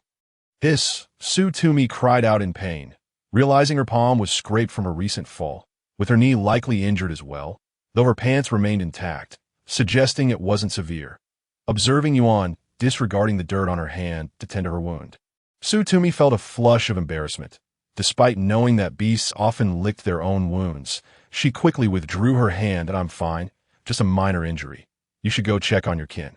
Noticing Tumi retracting her hand, Yuan showed signs of displeasure, and in the next moment he scooped her up and headed into the cave. Tumi was unsure of his intentions but refrained from struggling, wary of aggravating his wounds. However, this time, Yuan gently placed Tumi on a bed of soft leaves before turning to leave, presumably to attend to his kin, as he was their leader. Tumi sighed in relief, but the cave was dark, and without Yuan's company, coupled with the earlier sight of so many serpents, her heart felt uneasy. Ultimately unable to remain, Tumi rose and ventured outside, where the moonlight revealed the beastmen, now fully in their human forms, allowing her to feel a measure of comfort. Regardless of their ferocity, beastmen were, at the very least, still human, and they would protect her.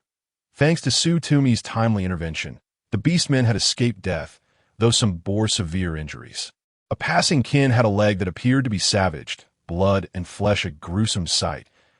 Tumi felt a pang of compassion upon seeing Lu carrying another injured kin toward his cave.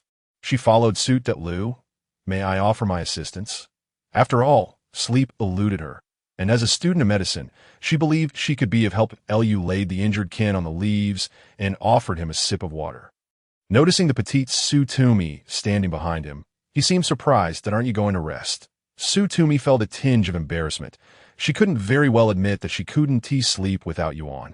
Thus, she responded, "I know of herbal remedies and might be able to assist." "You can heal?" Lu's eyes brightened as he suddenly recalled that Tumi had cured her own ailment. "That's wonderful," Lu exclaimed joyfully, his loud cheer startling Tumi. Upon hearing Lu's explanation, she realized that in a tribe devoid of a shaman, all injuries were borne solely by the strength of their own immune systems. For those with weaker constitutions, even a minor ailment could prove fatal. Tumi was astonished. It was no wonder there were more males than females, not simply due to the frailty of the females. However, it was rather unusual for a tribe to lack even a single female beastman. Yet, now was not the time to dwell on such matters. Tumi refrained from asking further questions and simply requested Lu to guide her to examine the injuries sustained by their kin. Upon seeing the goddess herself come to their aid, The beastmen were filled with excitement, their eyes gleaming with hope. One beastman bore severe wounds across his chest, multiple serpent bites rendering his flesh a gruesome sight, exposing bone beneath the torn skin. Despite her extensive knowledge, Tumi lacked practical experience. Upon seeing the wound, she gasped and hurried to check for signs of poisoning. Fortunately, the serpent that had bitten him was not venomous. Otherwise, she would have needed to procure anti-venom, which required a centrifuge, something not easily constructed in a short time. The beastman appeared gravely injured, his chest heaving as he struggled for breath, yet his eyes shone brightly. "Goddess Tumi, have you come to save me?" Tumi felt a twinge of sorrow. Her grandfather had often told her that a healer's compassion is paramount, and saving a life is worth more than constructing a grand pagoda.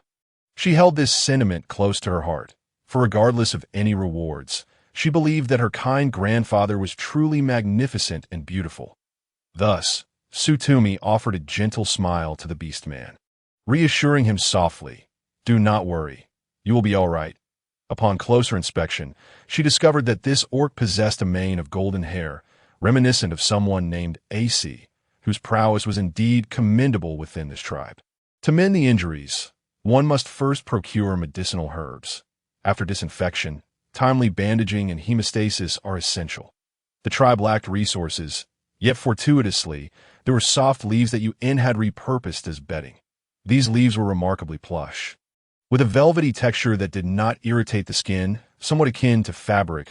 Tumi resolved to use these leaves for temporary bandaging. With the assistance of the orcs, she merely directed them to staunch the bleeding for the time being, planning to gather anti-inflammatory, hemostatic, and healing herbs at dawn. After attending to the orcs, the break of day arrived. The darkness was once again dispelled, and Tumi exhaled in relief, joining Yuan, Lu, and several other minimally injured orcs to forage for herbs. To her surprise, although the orcs were unacquainted with treating the symptoms of abdominal ailments, they were knowledgeable about the herbs used for hemostasis.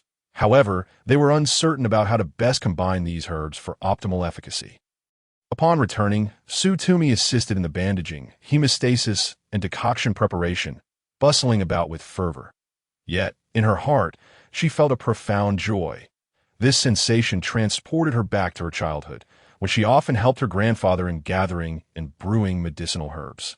The busyness rendered her life fulfilling, allowing her to temporarily cast aside her worries. With Tumi's support, the lives of the orcs were preserved, and even AC, who had sustained the gravest injuries, was able to walk after 3 days. Once again, Tumi became the object of admiration within the tribe, while Yuan faced the scorn of her kin. Although females were generally held in high regard, it was rumored that Yuan, in a bid for her own safety, had cast AC into the clutches of the snake men as a shield, even dragging Lu, who sought to rescue AC, to protect her. Fortunately, AC's formidable strength allowed him to vanquish the foes, albeit at the cost of grievous injuries. Tumi was unaware of the other tribes, but every individual within this tribe exuded friendliness, harmony, and unity. An outsider, even one who was female, faced no hesitation from Yuan in confining Yunman alongside Josun and the others after she had endangered her own kin. Neither Lu nor AC opposed this decision. Perhaps in contrast to Tumi, Yunman's actions had incited a sense of disdain and rejection within them. After all, with Tumi and Zhang Qianqian, 2 other humanoid females still capable of bearing healthy offspring, they had resolved to include Yuan as a subject of study into ancient humanity, conveniently filling the gap of a humanoid female specimen. Of course, Tumi was oblivious to this plan. She too deemed Yuan's behavior rather forced and excessive. Moreover, preoccupied with her own precarious situation, she had little time to contemplate Yuan's fate. What truly occupied Tumi's mind was the fact that she had not bathed in 5 days. In the sweltering summer heat, the discomfort of her sticky skin was becoming unbearable. Now that the chaos had subsided, she could no longer tolerate it. She needed to find a place to bathe promptly. Yuan, Tumi beckoned to him from a distance. This fellow appeared immaculate, his silver hair cascading back into its former splendor and elegance. "Will you accompany me to the river?" In truth, she was aware that a river was not far from their current location. However, having lingered between life and death for so long, Tumi had developed a newfound appreciation for her life. Venturing out of the tribe alone could result in her being snatched away by some massive beast. Coupled with her relentless busyness over the past few days, AC had suffered a fever just yesterday, necessitating her to gather antipyretic herbs, while Yuan had been busy hunting. This matter had been overlooked. Now, in her extreme discomfort, she finally called upon Yuan for assistance. When Tumi beheld the crystalline waters of the lake, her heart surged with excitement, nearly prompting her to exclaim aloud, "At last." She could rid herself of that uncomfortable stickiness. Had this continued for a few more days, she might have truly developed a fungal infection. Just as she was about to disrobe, her hand brushed the hem of her clothing and halted. Suddenly recalling something, she turned to find Yuan lingering behind her, gazing at her with an innocent expression. As Tumi donned a serious demeanor and instructed, "Yuan, turn around. You must not look at me." "Why?" Yuan inquired, puzzled. Yet before Tumi could finish her sentence, he surged forward, enveloping her in his arms and leaping into the lake. Tumi shrieked, and upon lifting her gaze, she found herself face to chest with Yuan. Water droplets glistening on his robust, broad chest, particularly alluring in the sunlight. In that instant, Tumi's face flushed crimson, and she instinctively began to pound against his chest, exclaiming, "You rogue! How dare you!" Yet to Yuan, her efforts were akin to a mere tickle, but he lowered his gaze slightly, observing Tumi's fair visage flushed with embarrassment, although he was unaware of the reason behind her reddened cheeks. He found her porcelain complexion even more enchanting. He relished this side of her, and thus a low, melodic chuckle escaped his lips as Tumi momentarily froze. Due to their height difference, she had to tilt her head back to meet Yuan's gaze. As she looked up, she was greeted with the sight of a man whose lips curled into a smile, his golden-hued eyes tenderly fixed upon her, while the sunlight illuminated his striking features, rendering him even more dazzling. But if one were to encapsulate Yuan's beauty in a single phrase, Tumi could not help but think it would be a man akin to a fairy. He seemed to have stepped out from a painting, and even without any extravagant attire, he radiated an irresistible brilliance that made it difficult to look away. Tumi had never encountered someone so exquisite. Even though her own beauty was renowned, often regarded as a cool beauty in university, she felt somewhat overshadowed in Yuan's presence, particularly now, appearing disheveled and unkempt, as Tumi struggled to suppress the tumultuous fluttering of her heart and quickly averted her gaze. After taking several deep breaths, she finally regained her composure and hesitated before saying, "Yuan, please go up and wait for me. Otherwise, I shall refuse to speak with you." Indeed, upon hearing Tumi's words, Yuan's expression shifted from mirth to one of reluctance. He cast a glance at her before reluctantly turning to swim back to the shore. Only after Tumi had firmly insisted he turn away and issued a few stern warnings did she finally relax and swim to a shallower part of the water, beginning to remove her shirt and long pants. Her shirt and pants were of a casual style, loose-fitting and breathable, providing comfort, but after enduring several days of wear, her once soft and pristine garments, particularly that white shirt, had become disgracefully soiled. On her feet were a pair of vintage 70s black high-top Converse shoes, purchased merely 6 months prior and still expected to last a considerable time. Not daring to soak her shoes for too long, Tumi hurried ashore, swiftly removing them to shake off the water and placing them in the sun to dry. After shedding her shirt and pants, she was left in her undergarments and stepped into the shade of a tree to wash herself. Tumi washed slowly and meticulously, ensuring every inch of her body was attended to.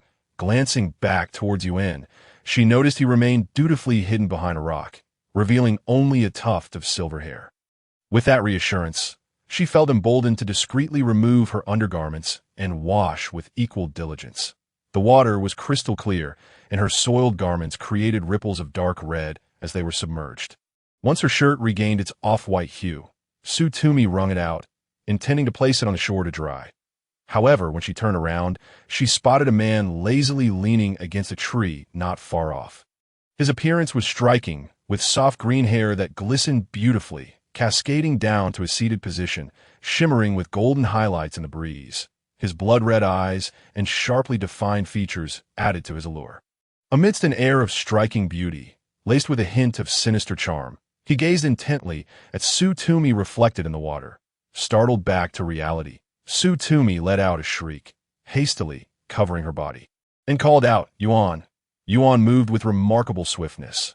Upon hearing her single call, he emerged from behind a stone, turning to find Tumi clad only in a shirt, hastening towards him with her pants and shoes in hand. "Tumi?" he inquired, noticing the palpable fear etched across her delicate features. Instinctively, he reached out to caress her cheek. Comforted by Yuan's gentle touch, Tumi's racing heart began to calm, and she pointed towards the direction where she had spotted a man. Exclaiming, "Over there, someone! A flicker of vigilance crossed Yuan's eyes. However, as he followed Tumi's gaze, he discerned nothing on the tree trunk except for a squirrel that darted away upon catching Yuan's glance. "There's no one here," Yuan said, lowering his gaze back to Tumi, whose face remained pale, prompting a pang of concern within him. When he touched her once more, his sharp nails inadvertently left a faint mark on her tender skin. Yuan was taken aback by the fragility of her flesh, his golden eyes gazing at Tumi with a pitiable expression, as if he were the one wounded. Tumi found Yuan's actions amusing, and her earlier fright dissipated considerably. It seemed this place was indeed frequented by others from different tribes. That it was undoubtedly a wise decision to have Yuan by her side. However, the thought of having been spied upon while bathing made her feel utterly uncomfortable, leading her to take a deep breath and pull Yuan back towards the tribe. Unbeknownst to them, shortly after their departure, a wisp of tender green hair floated gracefully from behind a tree. A figure resembling an ancient human female glanced at a conspicuous burn mark on her hand, the wound still not fully healed, adorned with an unsightly scar. The corners of her crimson lips curled into a faint smile, her blood-red eyes shimmering with delight. Aimu felt a surge of happiness wash over her. What a beautiful female! He simply had to possess her. Returning clad in damp clothing, Tumi, having shaken off her fright, suddenly became acutely aware of the discomfort caused by her wet attire. Yet she could not simply remove it. Resigned, she decided to walk under the sun for a while, hoping to aid the injured beastmen in checking the healing of their wounds. Every beastman who saw her greeted her with warm smiles. After making a round, feeling quite embarrassed, she only examined those who were severely injured, finding solace in the pleasant warmth of the sunny day. Her clothes were nearly dry, though her shoes remained damp, leaving watermarks on the ground. Fearing the adverse effects of wearing wet shoes, Tumi removed them and left them outside the cave to dry, opting to mimic Yuan and walk barefoot for the time being. However, after only a few steps, she found it increasingly difficult to continue. Her naturally delicate and fair skin, including the soles of her feet, soon became marred by the sharp little stones scattered on the ground. When Yuan returned, carrying the evening's catch, he happened upon Tumi frowning while inspecting her feet, noticing the blood trickling from the soft, pale soles. Without hesitation, he set down his prey and rushed to her side, lifting her effortlessly and carrying her into the cave. Inside, the light was ample, thanks to a moderately sized opening created during the last invasion by the snake people, allowing for ventilation and letting in both sunlight and moonlight, thus preventing the cave from feeling too dark and damp, at least during the summer months. Yuan gently placed Tumi on a fresh grass mat, examining her feet closely, his brows furrowing deeply as if he were the one in distress. "I'm fine." Tumi blushed under his scrutiny, feeling slightly embarrassed after having walked in her canvas shoes for so long without considering any odor, now wishing to retract her foot from his grasp. Yet, her strength was no match for Yuan's firm hold. Despite his considerable strength, he deftly adjusted his grip to avoid hurting her tender skin. Yuan gazed at her delicate feet for a prolonged moment before finally releasing her and stepping outside. Tumi let out a sigh of relief, finally taking the opportunity to inspect her injuries. It appeared she had only sustained a few minor cuts that would heal in a few days, though the dirt clinging to them was rather bothersome, especially since she had always prided herself on her cleanliness. Yuan did not remain outside for long. He soon returned, carrying a stone pot filled with clear water. "Yuan!" Tumi exclaimed, momentarily frozen in place as she watched him place the water before her. He had gone out merely to fetch water for her to wash her feet. Upon realizing his intentions, she felt a curious warmth spreading within her, an indescribable sensation that was both tender and overwhelming. "You fool!" Tumi quickly regained her composure, chiding him lightly as Yuan began to wash her feet. A sudden urge to be mischievous overtook her, and she playfully splashed a bit of the dirty water with her freshly washed foot. "Yuan, do you even realize what you're doing?" Yuan looked up in confusion, his eyes reflecting a hint of bewilderment as he replied, "You are my female. I must take care of you." His straightforward declaration doused Tumi's softening heart with cold water. "Ew." She turned her gaze away, feeling the sting of his words. Was it merely because she was a female? Would he treat any other woman in the same manner? Yuan, bewildered by her sudden anger, sensed her frustration but remained oblivious to its cause. Nevertheless, he could unmistakably feel her displeasure. This was the first time the charming female had shown anger towards him. Even in her ire, she radiated a softness that captivated him. The intensity of her glare ignited something within him. For the first time in years, he felt his heart race, as if the blood coursing through his veins had come to a boil. Yuan marveled at this change, contemplating whether the little female truly was a divine gift from the heavens, as his kin had suggested. Perhaps he should ask her to bear his children, for a female who bore children would surely remain in their tribe forever, even if she were of noble descent. The words of Lu echoed in his mind, and his movements faltered slightly as he gazed deeply into Tumi's eyes, unaware of the shift in his expression. Tumi remained preoccupied with her own bewilderment. Yuan said nothing further, continuing to wash her other foot before chewing some herbs he had gathered and applying the paste to the soles of her feet, binding them with clean grass stems. This was a method Tumi had previously used to dress the wounds of the beastmen. The veins of the leaves allowed for airflow, preventing the vessels from becoming stifled, and she had noticed that the fragrant leaves possessed a calming effect. However, this solution was not a permanent fix. The leaves, while beneficial, were ultimately fragile and lacked durability compared to fabric. Glancing at the animal skin wrapped around Yuan's waist, she noted its fine quality and softness, realizing that the tribe had its own unique methods for processing hides, alleviating her concerns about winter clothing. But as it was still summer, Tumi did not feel the urgency for that just yet. The most pressing issue remained her attire. Though she could manage in her shirt and trousers for the time being, she knew that over time they would inevitably deteriorate, especially when it comes to undergarments. They must be changed every 2 months. Footwear is also a concern. Recently, prior to the discovery of new shoes, Tumi seldom ventured outdoors. She contemplated weaving a pair of grass sandals, which would not only keep her cool during the summer, but also allow her to wash and alternate them. However, the process was evidently not as straightforward as she had hoped. Previously, she had learned from the ants selling bamboo baskets next door how to craft simple items like paper cranes and little rabbits from grass. But she had only observed others making grass shoes without ever attempting it herself. The materials sent by Yuan had been exhausted, and Tumi's footwear remained crooked and awkward, either unattractive or unstable. Rubbing her sore shoulders and back, she resolved to ask Yuan for more supplies. Oddly enough, it was unusual for Yuan to be absent during hunting. She had not seen him all morning. Upon stepping outside the cave, she encountered a variety of beastmen but failed to spot Yuan, prompting her to voice her curiosity. "Excuse me, have you seen Yuan?" One of the beastmen, startled by her call, hesitated before responding, "I'm afraid I haven't seen him." Initially, Tumi did not sense anything amiss. However, after inquiring with numerous beastmen, each of whom was unaware of Yuan's whereabouts, a sense of worry began to creep in, fearing he might be in danger. Yet, Yuan's strength was well acknowledged. Her fretting was of little use. With Yuan absent, she resolved to search for materials herself. In truth, the materials were simple.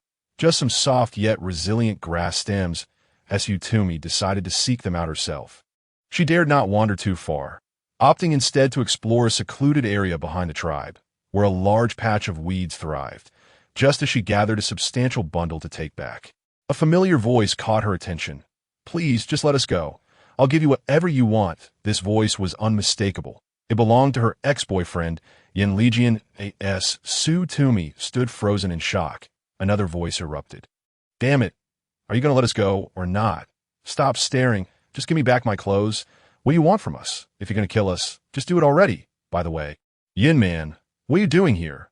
Weren't you taken away? What about Su Tumi and Zhang Qianqian? The two voices belonged to Zhou Sun and Zhang Wai. In response, a series of lewd, pitiful sobs filled the air, leaving Su Tumi perplexed about whether they stemmed from pleasure or pain. The initial voices seemed relatively normal, but the mingling of those sounds quickly dispelled any innocence Su Tumi might have had. In the next moment, her complexion drained of color. Yet, curiosity compelled her to crouch and discreetly part the leaves to glimpse the source of the commotion. What she saw turned her pallor even more ghastly. Her body stiffened, trembling uncontrollably as she struggled to keep her lips sealed to suppress any sound. Before her stood numerous beastmen, many of whom she recognized, including Yuan and Lu. However, this was not the reason for her astonishment. It was Zhou Sun and the others, utterly naked, resembling lambs awaiting slaughter. Even more horrifying was the sight of Yuan and Su Tumi had always believed Yuan Man had merely been confined by Lu and the others. After all, Yuan and the other beastmen had previously treated them with kindness. Yet, when she saw Yuan Man also stripped bare, pinned down by an unfamiliar beastman in this desolate wilderness, Su Tumi nearly retched. Just as she fought back the urge to vomit, a beastman's voice pierced her ears. Lu, didn't you say that the reproductive capabilities of humanoid females are the strongest? Apart from the boss, we've all made it with her. Yet none of us have gotten her pregnant. Lu's voice was tinged with confusion. If that's the case, then it's not our issue. The other female isn't pregnant either. Yuan, why hasn't Tumi conceived your child?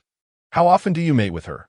Yuan remained silent, his brow furrowing slightly, his golden eyes glinting with a sharp light as he gazed toward a particular corner. He was looking in Su Tumi's direction, and she understood that his keen sense of smell made it impossible to hide from him. Stifling a whimper, she attempted to flee, but her speed was no match for Yuan's as she turned. He swiftly enveloped her in his embrace. In that moment, compared to the warmth of the past, all Su Tumi felt was revulsion and disgust as Yuan's hand made contact with her. "Let go of me," she cried, struggling violently, her voice hoarse that a wave of disappointment washed over her. She had been mistaken, so gravely mistaken. In this primitive society, no matter how well Yuan and the others treated her on the surface, no matter how perfect his appearance, he retained his primal instincts. These instincts, deeply rooted within, indicated that they possessed no fundamental moral compass. Thus, they imprisoned Zhou Sun, stripped them for experimentation, and regarded them as livestock, subjecting Yuan Man to the brutality of all beastmen in turn. They were committing heinous acts, devoid of any guilt, for their aim was to strengthen their race and propagate their lineage. Yuan Man was merely a tool for procreation. And so was she. Though she had suspected this outcome, Yuan's indulgence and affection over the past few days had allowed her to gradually forget this nearly cruel reality. She could not return. Staying here meant she would be reduced to a mere vessel for childbirth. "Let go of me." Su Tumi's struggles intensified, her voice piercing and her tears falling silently as she pounded against him. She sobbed, "Let me go, let me go." "Tumi, how did you end up here?" Lu's eyes widened in surprise at her sudden appearance. Yuan's brow furrowed deeper as he observed Su Tumi's frantic struggles. "Tumi, what has happened?" His little female seemed to be in a fit of rage. With Su Tumi's arrival, their experiments came to an abrupt halt. The beastmen greeted her with their usual friendliness, as if they had not just been engaged in vile deeds. Zhou Sun and the others, upon seeing Su Tumi unharmed and the other beastmen treating her with respect, calling her goddess, were utterly astonished. Especially Yan Lijin, who, despite his disheveled state, crawled towards Su Tumi, exclaiming, "Tumi, Yuan Man told me you are their goddess. Please make them let us go." It appeared they were still unaware that there was no turning back for them that moment. Su Tumi could hardly concern herself with them, seeing that she could not break free from Yuan's grasp. Her complexion paled further. With tears welling in her eyes, she looked at Yuan and gritted her teeth, saying, "Yuan, I demand you let me go." The coldness in her voice genuinely startled Yuan. He momentarily froze before instinctively releasing his grip. Seizing the opportunity, Su Tumi turned to flee. Yuan's heart raced in alarm, and he lunged to catch her, but Su Tumi's movements were alarmingly swift. In an instant, she brushed past him. Fortunately, Lu was quick-witted and seized Su Tumi once more. He held her firmly, turning to Yuan and stating, "Yuan, something is off with Tumi. Take her back to the cave and don't let her wander off alone." Yuan had sensed the situation and, without any objections, reached out from Lu's side to take Su Tumi into his arms, cradling her as he once did, and proceeded into the cave. Behind him, incessant cries and curses from Su Tumi and several others echoed, leaving her feeling as though she were trapped in a dreadful nightmare, a nightmare that cast her into the depths of hell. After returning that night, Su Tumi fell into a profound silence. She uttered not a single word, refused to eat, and even shunned water. And no longer did she create ruckus or display her former vivacity. She reverted to her previous self, the reticent and frostily aloof Su Tumi. Today marked the second day of her hunger strike. Once rosy and fair, Su Tumi's lips had turned pale, her complexion waxen and haggard, appearing far more disheveled than when she first arrived. This frail state of Su Tumi filled Yuan with dread, and upon learning of her plight, their kin expressed their concern. In the past few days, Yuan had brought various types of food to her daily, at times even presenting vibrant, fragrant fruits. Yet, Su Tumi remained untouched by any of it. "Tumi," Yuan whispered, cradling her frail form, his eyes glistening with unshed tears. "What troubles you?" Su Tumi's voice was faint. "Yuan, we were all mistaken." She gently shook her head, a glimmer of self-mockery flickering in her eyes. "Yuan, meeting the wrong person at the wrong time is truly tragic.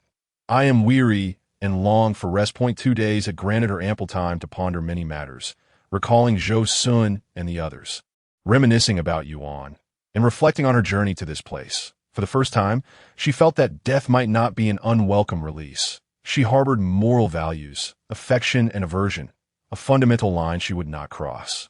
Perhaps this brutal, bloody, and violent world was indeed unfit for her. While she still possessed the courage to confront death, she declared, "Yuan, let it go. I will not eat." As Yuan attempted once more to pour water into her mouth, she spat it out defiantly. He held her for a moment longer, but Su Tumi had already succumbed to slumber. Yuan gazed at her deeply, a shadow passing through his eyes as he clutched the stone bowl she had taught them to make. In the next instant, he crushed it in his hand. "Tumi, I will not allow you to come to harm." With those words, he turned and exited. Outside the cave, Lu awaited him. "What happened? Is she still refusing to eat?" A flicker of anguish crossed Yuan's face, yet he nodded affirmatively. Yes, that Lu sighed, speaking up. "What has befallen Tumi? Why has she suddenly changed so drastically? Do you think those ancient humans have had an influence on her?" Yuan was not a fool. What Lu could surmise, he too could deduce. He sensed Su Tumi's vitality dwindling, and she could not endure for long. Standing still, his golden eyes flickered with intensity before he finally addressed Lu. "We must seek out those ancient humans. I do not know. I truly do not know. What have you done to her?" Yuan grasped Zhou Sun's collar, coldness flooding his gaze. "I do not know." Zhou Sun could utter nothing else. Genuinely perplexed by Su Tumi's plight, Zhang Yi nearby chimed in. "We are all trapped here. How could we have done anything?" Lu initially frowned, then smiled. "Do you truly not know?" "Not at all," the two responded in unison. After much questioning, they left the three of them battered and bruised. In recent days, regardless of their attacks or investigations, these ancient humans exhibited no remarkable strength.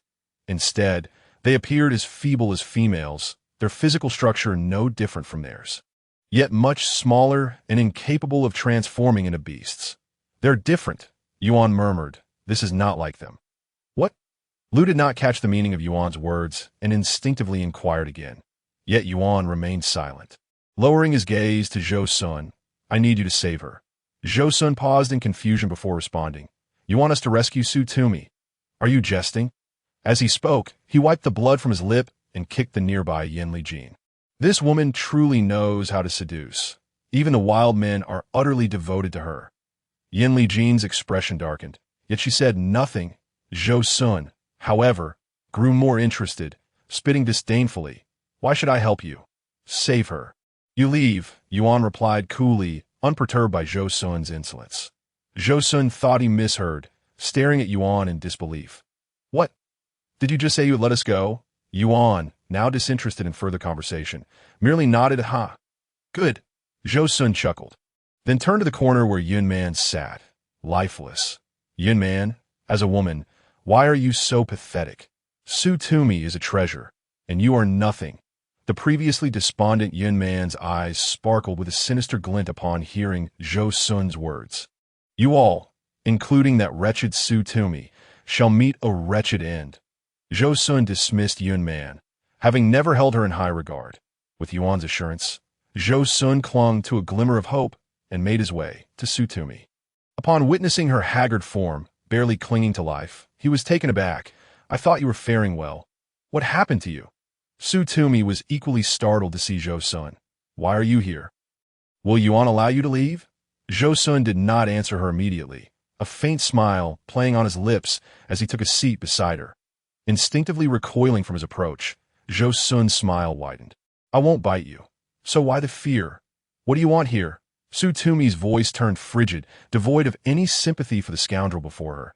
The disdain in her gaze was palpable, making it difficult for Zhou Sun to ignore. Yet he seemed unfazed, replying, "You think I'm a scoundrel, don't you? Are you not?"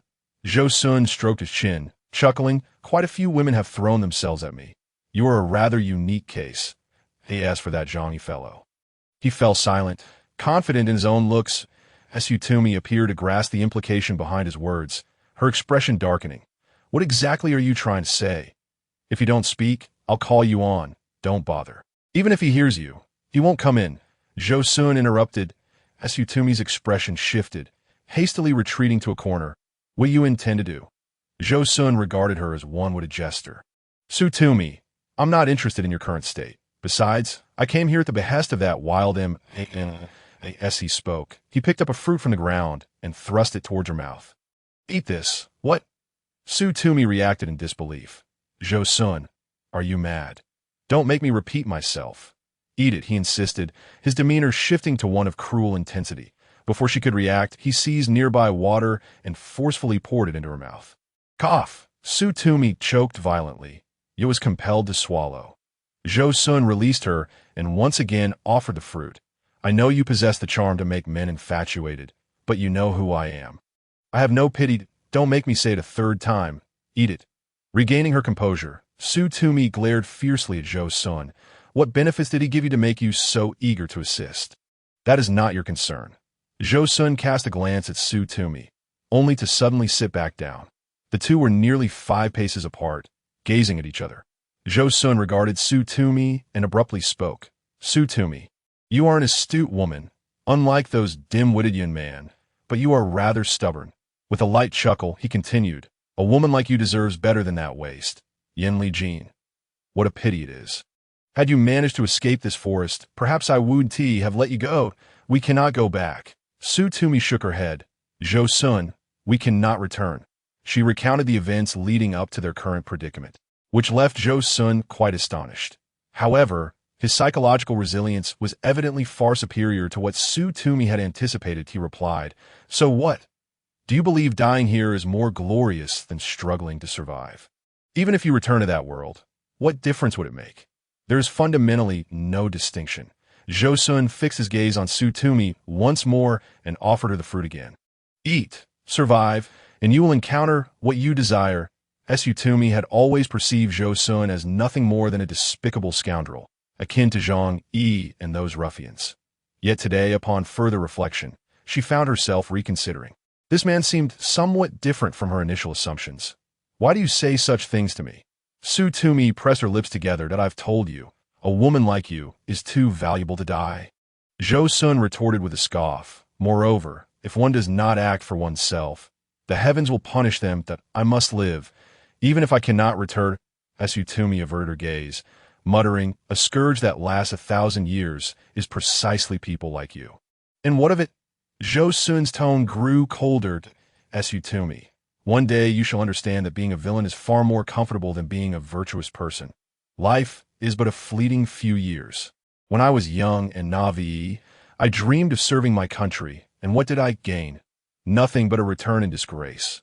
That is your own experience, not representative of everyone." Su Tumi turned her eyes away once more. Zhou Sun laughed derisively. I want to waste more words with you. Will you eat or not? Do not force my hand. Perhaps Josun's words had indeed struck a chord. After their conversation, Su Tumi's previously suppressed emotions seemed to miraculously lighten. However, in front of Josun, she felt too embarrassed to accept the fruit he offered, merely saying, "You may leave now, that if I depart, and you choose not to eat, you know the consequences. Those so-called beastmen you mentioned have no moral compass. Even if I were to assault you, they wouldn't dare to intervene." "Ew!" Su Tumi exclaimed in exasperation. Raising her head, she met Josun's penetrating gaze, reminiscent of that stormy night when he had ruthlessly pinned her to the muddy ground. Pulling her hair with a savage intensity, his eyes that night were similarly dark, wild, and unrestrained. Suppressing her previous thoughts, she took a step back, commanding, "Get lost." Josun merely chuckled, pocketing his hands and turning to exit the cave. Su Tumi curled herself into a ball, feeling miserable. The fire within her seemed doused in oil, refusing to extinguish. What was she to do? Once again, she found herself engulfed in confusion. However, as her gaze fell upon the food in the corner, a wave of intense hunger washed over her. In the preceding days, she had felt utterly despondent, rendering her incapable of feeling anything. Yet now, following her conversation with Josun, her emotions had unexpectedly stabilized. Consequently, the hunger surged like a tide. Taking a deep breath, Su Tumi finally approached and consumed the food that lay before her. When Yuan entered, he noticed that the food in front of Su Tumi had been disturbed. Though she hadn't eaten much, it was evident she had partaken. Yuan was overjoyed, embracing Su Tumi as he examined her, pleased to see his little female once again willing to eat, her appearance returning to its former fresh and fair state. However, by nightfall, Su Tumi recoiled from Yuan's touch. As he attempted to draw near, she pushed him away. Yuan gazed at her with a pitiful expression as Su Tumi hesitated, then turned to retreat deeper into the cave, remaining silent.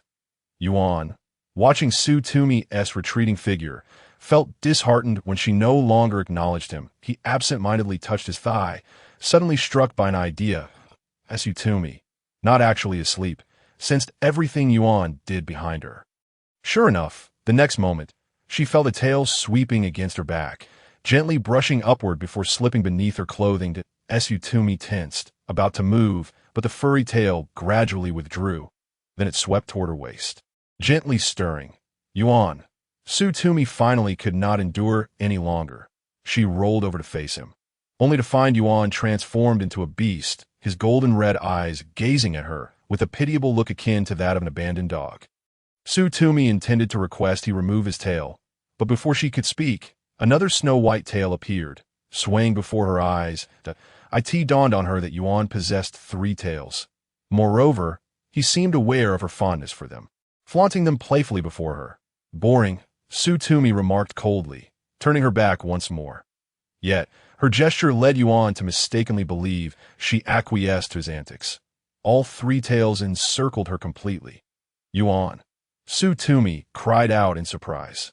But before she could react, Yuan froze, his massive form casting a warm shadow over her. With a resigned sigh, Su Tumi yielded to him. Wrapped in Yuan's tails, she enjoyed a warm sleep throughout the night. This situation could not persist. Remaining here might lead her to the brink of collapse. Even though Yuan continued to treat her well, that kindness was tainted by ulterior motives.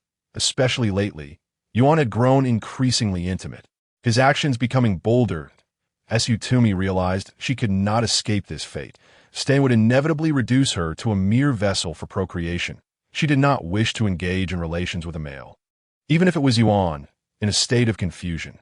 Thus, as 2 more days passed, Su Tumi's mental state grew increasingly strained, although she continued to eat regularly and remained obediently in the cave. It was when her mental fortitude was on the verge of shattering that the second wave of invasion arrived. Su Tumi finally comprehended that in this world, invasion and counter-invasion were commonplace occurrences. Weaker tribes would be overrun by stronger races, and this tribe was rife with the elderly, infirm, and vulnerable. Many sought refuge, all with the same intention. Yuan. Yuan was formidable, a rare breed in this realm. The commotion outside was deafening. Yet Su Tumi felt drained, merely sitting quietly at the cave's entrance, unwilling to venture outside. Even in this world, she remained just as isolated, both physically and mentally. Zhou Sun's words had brought a glimmer of hope, yet simultaneously plunged her deeper into confusion. It felt as though she were enveloped in fog, with a vision she yearned to see just beyond the haze, but she lacked the means to part it. Thus, she became restless and despondent. That moment, Tumi heard someone calling her name, the voice successfully capturing her attention. She turned toward the source of the sound and saw Zhang Qianqian rushing toward her at the cave entrance. "Tumi, I knew you would be here. What's wrong? Are you afraid?" Tumi replied coolly, "Yuan and his kin have fire. Ordinary beastmen should pose no threat to them, even if it serves merely as a deterrent. With Yuan's strength, it should suffice to repel them. Yes, I'm so scared. You have Chief Yuan to protect you, while I have nothing," Zhang Qianqian lamented, a flicker of disappointment crossing her eyes as Tumi glanced at Zhang Qianqian. Suddenly perplexed, "Weren't you the one who found them terrifying before? Had it been the past, I would have found them quite terrifying. Yet now, Lu is undeniably handsome, and Yuan is even more appealing. Moreover, they have brought Zhou Sun in exchange for you. Did you know that?" As Zhang Qianqian spoke, a hint of jealousy flickered in her eyes. "To me, at times, I truly envy you. Your high education, your beauty, your grace, and a wealthy boyfriend, with other men's gazes fixated upon you. As for me, I have always been mediocre in my studies. My appearance is unremarkable, and my family's circumstances leave much to be desired. I merely managed to enroll in a third-tier university and am now just drifting through life, destined never to rise above my station." Tumi couldn't help but glance at Zhang Qianqian, intending to retort. Actually, when I discovered that I had traversed into another world, I was genuinely exhilarated. Had I truly crossed over, I could escape that cruel reality. It said that women who traverse through worlds are exceptionally fortunate.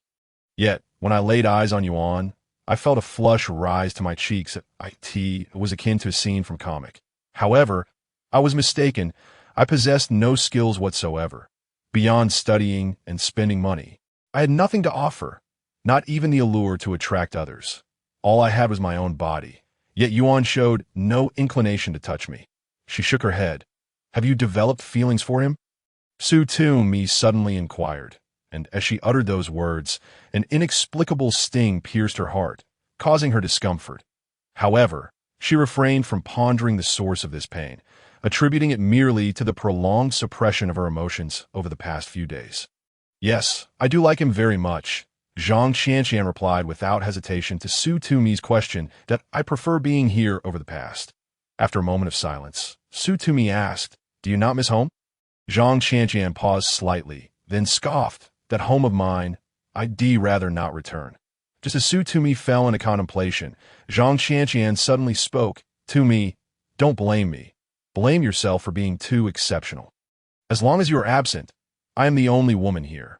These words sounded amiss, and as Tumi looked up abruptly, she saw Zhang Qianqian raising a piece of wood to strike her on the back of the head. Tumi felt a wave of dizziness wash over her before collapsing onto the ground. As she teetered on the brink of unconsciousness, she caught a glimpse of a strand of light green hair drifting behind Zhang Qianqian. Then darkness enveloped her, and she lost consciousness. Upon awakening, it was the icy sensation on her face and the tightness around her body that roused her. The moment Tumi opened her eyes and beheld the scene before her, she could not suppress a scream. For what lay before her was none other than the enormous dark green python she had encountered earlier. That moment, she locked eyes with it again.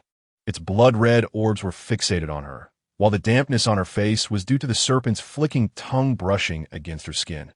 Yet, the initial shock faded quickly, and Tumi soon realized that this giant python was one of the intruders. Therefore, it was highly likely that, like Yuan, it was a beast person, and they did not consume females. Relaxing her body, Tumi coldly addressed the creature. "Are all serpents as vile and cunning as you?" The python retracted its tongue, observing Tumi without further provocation. Noticing its silence, her voice grew colder. "Are you not going to speak? I truly despise your demeanor." The glimmer of disdain crossed her eyes. This aversion required no concealment, for she genuinely loathed snakes. Even though this particular serpent possessed an intriguing appearance, it was still repugnant to her. The python quickly detected the disdain on Tumi's face. In the next moment, a flash of azure light swept through, and the constricting sensation around her vanished. Standing before her was a tall man, his features deep and subtly feminine, with blood-red eyes and long, dark green lashes. A red gemstone was embedded in his forehead, mirroring the serpent's head, while his lustrous, pale green hair cascaded down to his waist, shimmering under the moonlight, an embodiment of a cold-blooded creature. His skin was not the typical bronze or wheat color of other beast persons. Rather, it was even fairer than Yuan's healthy complexion, accentuated by a smile that rendered him all the more sinister. Though this man was undeniably handsome, Tumi felt no attraction towards him. She perceived the ruthlessness and ambition glimmering in his gaze. Pressing her lips together, she chose silence. "Little female, why the silence?" "Your voice is quite enchanting," Limu remarked with a smile, his voice magnetic and slightly husky, laced with an alluring quality. Yet his eyes roamed over Tumi, scrutinizing her every feature. "Every part of you is exquisite." His insinuation involuntarily reminded Tumi of the time she had bathed while he lurked in the trees. Tumi's expression soured as she retorted, "You would do well to release me quickly. Otherwise, Yuan will not let you off easily." "Yuan?" Limu chuckled. "I assent there another female in your tribe who resembles an ancient human. Besides, would he even know you were taken by me?" With a grin, he stepped closer, wrapping his arms around Tumi, inhaling her enticing scent deeply. "Little female, you are mine now. Do not mention other males in my presence, or I shall be displeased. You must be dreaming." Tumi's face contorted with anger. She was genuinely furious now. How could such shamelessness exist in this world? Taking advantage of others would not benefit you in return. How despicable! With a sudden push, she shoved him away, declaring, "You are delusional. Yuan will never forsake me. He will find me." After speaking, Tumi retreated to a corner, curling up defensively. This moment, the mirth in Limu's eyes dissipated, his blood-red gaze turning menacing. "Little thing, do not be ungrateful." Yet Tumi remained silent, merely huddled in the corner, eyeing him warily. Limu finally lost his temper, his expression darkening. "It matters not. I do not care if she is obedient, as long as she can bear children." With that, he lunged at her, pinning Tumi onto the hay. "Beast, release me." Tumi struggled fiercely, sinking her teeth into his throat. She bit down with all her might, almost expending every ounce of her strength. Limu winced in pain, trying desperately to shake her off, but she clung on, drawing blood from his neck. Only when he realized the gravity of the situation did he panic, unable to use his full strength for fear of harming her. "Let go. I want to move if you do," Limu shouted. Yet Tumi appeared resolute in her intent and with no other choice. Limu raised his hand and struck her to render her unconscious, as her neck went numb and her vision dimmed. She once more succumbed to darkness. However, after this altercation, her purity was preserved. Limu no longer sought to force himself upon her. The following day, upon awakening, she found him sitting beside her, offering her food. Though it was termed food, it was merely a pile of raw meat. Other tribes lacked the means to cook as Yuan's tribe did. Tumi found it repulsive and turned her gaze away, stating, "I want to eat." The usual bland roasted meat, no matter how well prepared, had always been unappetizing to her. Now, the prospect of consuming raw meat was utterly unthinkable. Unless she were on the brink of starvation, she would never manage to swallow it. Seeing the disdain in Tumi's eyes only darkened Limu's expression further. "I command you to eat." As she spoke, she seized Tumi's jaw, forcefully prying her mouth open in an attempt to shove the meat inside. Tumi, overwhelmed and with her mouth filled with blood, could no longer bear it and retched violently, expelling the contents with a loud gasp. This act of vomiting felt as though she were releasing all the grievances bottled up within her. And as she continued to heave, her sorrow intensified, ultimately bringing forth a torrent of tears as Tumi sobbed uncontrollably, her heart heavy with anguish. Humans, at times, can be such ungrateful creatures. It is only in losing something that they come to cherish it. Having endured the chill of the night, she now understood just how warm those nights spent with Yuan truly were. Her own willfulness, rather than provoking anger in Yuan, had been met with gentleness and care. Yet, she had persistently pushed Yuan away with her own misguided notions, betraying his kindness and sincerity. But now that she had come to this realization, what good did it do? A mistake is a mistake, and one cannot blame anyone else. Unable to contain herself any longer, Tumi burst into tears. Elimu, evidently taken aback, had never expected that feeding this female would evoke such a display of emotional distress. It was also the first time he had witnessed anyone cry. In his previous tribe, males never shed tears, and the females were strong and stoic. The sight of a woman's tears left him both alarmed and intrigued. He began, but inexplicably, a twinge of guilt and pity welled up inside him. Just as he opened his mouth to offer comfort, Tumi interrupted him. Get lost. She curled herself into a tight ball once more, her tears flowing uncontrollably. Regret was futile now. Yuan had no idea she was here. Perhaps, as others had said, she was merely a female capable of bearing offspring for this tribe. Nothing more. Yet, she firmly believed that Yuan was a special presence in her life. One she was certain would never abandon her. Perhaps she sought solace in her own heart, continuously reassuring herself of this truth. Eventually, as her tears flowed, she grew weary, drifting into a hazy slumber, only to awaken later. Parched and desperate for water, Tumi licked her lips, only to discover they were cracked and dry. Fearing her lips would bleed, she hesitated to lick them again, longing only for a drink. Outside, beastmen stood guard, making escape impossible, but surely obtaining some water would not be an issue.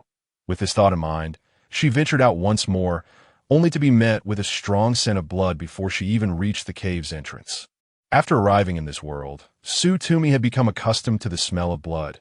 Though it no longer nauseated her, the fear in her heart remained unabated. What did the scent of blood signify? It meant that someone had met their demise, that it was precisely due to her aversion to the scent of blood that she had studied internal medicine and traditional Chinese medicine. Her face paled at the thought, yet a flicker of excitement ignited in her heart. Did this mean that the guards outside had been killed, granting her a chance to escape? Renewed with determination, she stealthily made her way outside. Indeed, the two sentinels who had been guarding the cave lay lifeless on the ground, and in the moonlight, she could see the pool of blood beneath them. As she approached cautiously, she discovered their deaths were gruesome. Their bellies had been slashed open, and their entrails spilled out. Tumi took a deep breath, striving to steady her racing heart as she stepped over the imposing bodies. She glanced around, and miraculously, there was no one in sight. In the moonlight, she gritted her teeth and swiftly dashed into a nearby thicket. And no matter what, escaping was her priority. With this thought, her pace quickened. It was not until she felt utterly exhausted, believing she had run far enough, that she finally came to a halt, leaning against a tree trunk and gasping for breath. It had been a long time since she had exerted herself to such a degree, and now her mouth felt even drier. Having learned some knowledge about jungles from books, Tumi knew how to locate a water source. She first touched the soil, then observed the growth patterns of the trees, before settling on a direction. After an indeterminate amount of time, just when her legs felt weak and weary, she finally heard the gentle sound of flowing water ahead. Her spirits lifted, she leaned against a tree to catch her breath for a while. Once she regained some strength, she dashed toward the source of the water. Heaven knew how desperately she craved it. Not only was she parched, but she also yearned to wash away the stench of blood, dirt, and sweat that clung to her. As she pushed through the underbrush, she was greeted by a babbling stream. Tumi rushed forward, cupping her hands to splash water on her face. After quenching her thirst, she lay on the bank, breathing heavily. Typically, wild beasts tracked scents, and realizing this made Tumi uneasy. However, having recently been splattered with the blood of two serpent tribe beastmen, she knew she had to wash it away. Surveying her surroundings, she concluded that the forest was likely home to wild beasts, and that the beastmen would be asleep at night. Thus, she stripped off her clothing, just as she had done previously. leaving only her undergarments before entering the water. The summer water was refreshingly cool, not painfully cold. Tumi felt a wave of relief wash over her, exhaling softly, just as she was diligently washing her undergarments. A strange rustling sound suddenly emanated from the bushes behind her. Tumi spun around, her eyes wide with alertness. In the next moment, she felt tears prick at her eyes as she beheld a magnificent black-furred beast before her. This creature was strikingly beautiful, resembling Yuan closely, as if they belonged to the same breed, but was twice his size and boasted 6 tails. Had it not looked so fierce, Tumi might have mistaken it for a 9-tailed fox. Yet that was not the crux of the matter. The critical point was that she had encountered a beastman while bathing. She could tell that the beast's gaze was sharp and penetrating, filled with appraisal and possessiveness, remarkably akin to a human's gaze. With no time to don her clothes, Tumi submerged herself in the water. The two stood in a tense standoff. Just as Tumi could no longer bear the silence, the towering beast suddenly swayed. With a thunderous crash, it collapsed to the ground. Although puzzled, Tumi had no time to ponder further. She quickly turned to put on her clothes. When she turned back, the imposing black beast had vanished, replaced by a man lying on the ground. The man had long, lustrous hair that flowed down to his ankles that he lay on his side, his hair splayed out around him, creating an unexpectedly elegant spectacle. Was he injured? The thought crossed Tumi's mind, recalling the 2 gruesomely slain individuals from the serpent tribe and the missing night watchman. She was reminded of the creature that bore resemblance to Yuan. Tumi hesitated, then stepped closer to examine him. Tentatively, she reached out and poked him. When he did not respond, she gathered her courage and flipped him over. Upon seeing his face, Tumi gasped in astonishment. What a handsome man! If Yuan's appearance radiated warmth and sunshine, then this man exuded an aura of coldness and steadfastness. He lay there with his eyes closed, and his long eyelashes cast shadows on his cheeks. As her gaze traveled downward, she noticed that he was covered in wounds, and a pool of blood had already formed beneath him. Though the man appeared suspicious, Tumi was in no position to concern herself with others. She had heard that beastmen possessed remarkable healing abilities and vitality. He did not seem like a weakling, so he should not succumb easily. With this thought in mind, as she rose to flee once more, her wrist was suddenly seized with immense force. Ugh! Tumi cried out, not from a lack of endurance, but from genuine pain, as she felt her bones creak under the pressure that it hurts so much. She finally exclaimed, "Let go! How could he still possess such strength while gravely injured?" If he didn't release her, she would abandon the thought of saving him. The other party seemed quite taken by this display. He cast another glance at Tumi, confirming that she was indeed merely a delicate and frail female, before finally releasing his grip. Once her hands were freed, Tumi let out a substantial sigh of relief and hurriedly rubbed her wrist. Upon inspection, she discovered a vivid bruise and a distinct fingerprint etched upon her fair arm, which appeared rather alarming. The force was excessive. After all, the assailant was not herself, as Tumi inwardly mused, yet a tinge of fear crept over her at the sight of the man before her. Now that she was under his scrutinizing gaze, escape seemed impossible. Thus, she ventured, "Would you care for some water?" He nodded slightly, and, just as she turned to fetch it, her wrist was seized once more. Tumi felt a surge of trepidation. Fearing he might tighten his grip again, she quickly spoke, "I won't flee. I shall fetch you water. Surely, you don't expect me to carry you over there." After all, the man stood at least 2 meters tall, rendering her unable to move him even if she wished to. However, before she could utter another word, he spoke, "I remember your scent. You cannot escape." His voice was indeed as deep as she recalled, resonating like an elegant cello. Tumi, bewildered as to how a beastman could articulate such flawless Mandarin, was interrupted by his next inquiry. "Can you find herbs to staunch bleeding?" "Ah, yes." Tumi was taken aback. This individual was certainly peculiar, but go find them. I shall give you 5 minutes. If you fail to return in 5 minutes, I will break your neck," the dark-haired man declared, releasing her once more. 5 minutes. Did he think she was a deity? Or did he believe she possessed magical powers to summon herbs with a mere gesture? As Tumi felt a pang of embarrassment, The dark-haired man suddenly scrutinized her intently, then abruptly sprang upright. Covering her mouth Su Tumi was caught off guard. His speed was astonishing. She felt a warm, metallic sweetness flood her mouth, nauseating her as if blood plasma had been forced down her throat. Ugh! Uncertain of what she had just ingested. As soon as he released her, she gagged violently, desperately trying to use her fingers to induce regurgitation, yet he held her firmly in place. What is this taste? The man's voice resounded once more. Su Tumi, struggling in vain, could only respond coldly. What are you making me drink? This is a gift I bestow upon you. You should feel honored. The dark-haired man smirked, though his gaze was icy and piercing. Su Tumi sensed a subtle shift in his expression when he uttered those words, and her instincts urged her to feign ignorance.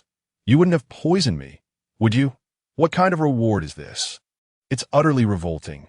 Such a look in his eyes required no pretense. He genuinely seemed unaware of the nature of the substance. He observed her for a moment longer, noticing that her expression did not appear to be an act.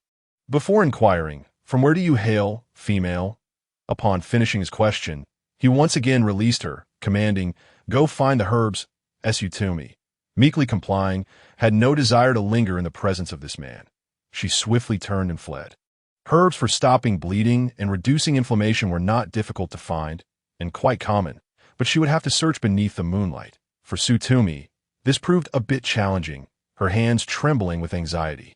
Yet, as she entered the forest, a miraculous scene unfolded. What should have been a dark expanse now appeared to her as if enhanced by a filter. Each type of herb stood out distinctly, as though animated before her eyes. What is this? Su Tumi's heart raced at the sight, and as thoughts of the specific herbs she needed flitted through her mind, those very herbs became increasingly vivid. With but a gentle touch, they fell into her grasp. What was happening? Su Tumi gaped at the herbs in her hands, but time did not permit her to linger in confusion. Quickly, she realized that 5 minutes allowed no room for idle thoughts. As Su Tumi raced out of the forest, she caught sight of him emerging from the water. With a neutral expression, she merely turned and stated, "I found the herbs. Please, take a look and see if they are satisfactory." She could now be certain that this individual was unlike any ordinary beastman. He possessed a level of intelligence that far surpassed that of his kind. Why was this so? Su Tumi did not know. And she certainly dared not inquire the man before her she sighed. What a situation this is. Just then, the voice of the man behind her called out again. Turn around, as she complied. Her gaze fell upon his attire, and she momentarily froze. The figure before her was clad in a flowing black robe, the fabric obscured in the shadows, yet she was certain it was indeed cloth, gracefully billowing in the moonlight, shimmering with a subtle glow. Fabric? A flicker of excitement crossed Su Tumi's eyes. He seemed oblivious to the thrill in her gaze, merely approaching her to take the materials from her hands. Excellent choices, he remarked, then turned to sit upon a nearby stone, instructing her, apply the medicine. His words were concise, devoid of any unnecessary embellishments. Su Tumi felt as if she were caught in a dream.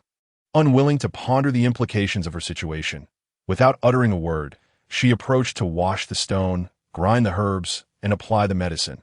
She had performed such tasks repeatedly and was quite adept at it. He appeared somewhat surprised by her deftness, not even flinching as she treated his wounds. Your technique is commendable, Su Tumi replied, her head bowed. Stealing a glance at the petite figure beside her, she realized that her lowered head concealed her face. Yet the elegant curve of her long neck, accentuated by her dark hair, was strikingly beautiful. Truly, she was far more lovely than any in the tribe. Moreover, she bore no trace of other males, suggesting she had yet to mate.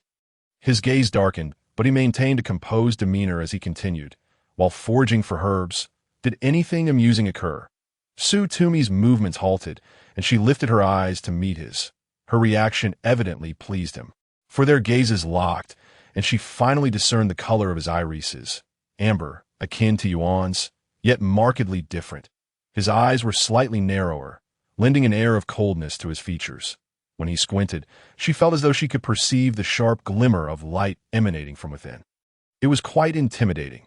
Perhaps it was because Yuan could not bear to be harsh with her, but as Su Tumi met the man's gaze, she found herself instinctively lowering her head. What are you saying? I don't know. Her thoughts were muddled, and her heart raced uncontrollably. You understand my meaning. However, he clearly intended to prevent her from evasion, reaching out to grip her chin, forcing her to meet his gaze. What? Do you wish to deceive me? You might fool those lesser beastmen from the small tribes, but do you think you can deceive me? Is that even possible? It was not, since he made her drink that strange substance.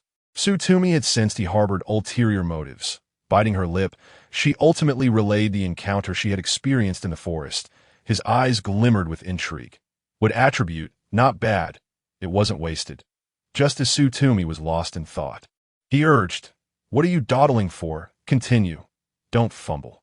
Even Tumi's typically placid temperament could not contain her rising ire in the face of this man, who interrupted me, employing all manner of intimidation. Now he had the audacity to chastise her for being clumsy. Tumi felt her pride had been insulted. Yet, the reality was that she could only seethe in silence, her lips pressed tightly as she assisted him with the medicine. He appeared to sense her growing annoyance, tilting his head slightly to behold her profile. Her rosy lips were slightly pursed, a clear indication of her defiance, yet she dared not voice it. Seeing this, Lance's stern lips finally revealed a hint of a smile. However, this fleeting smile quickly vanished, and he soon reverted to his former tense demeanor. In truth, his wounds were severe. One particularly deep and lengthy gash marred his abdomen, persistently oozing blood that was reckless of him to venture into the water, a blatant disregard for his own life. Such tenacity should not be squandered in such a perilous manner. After more than an hour, Tumi finally managed to bandage his injuries, her brow slick with sweat as she disregarded the dirt beneath her and sank to the ground to catch her breath. Even during surgery, one typically has assistants, yet she had to tend to the cleaning of the wounds and changing of dressings all by herself, completely absorbed in her task for an hour, compounded by the fact that she hadn't eaten all day. She was utterly exhausted.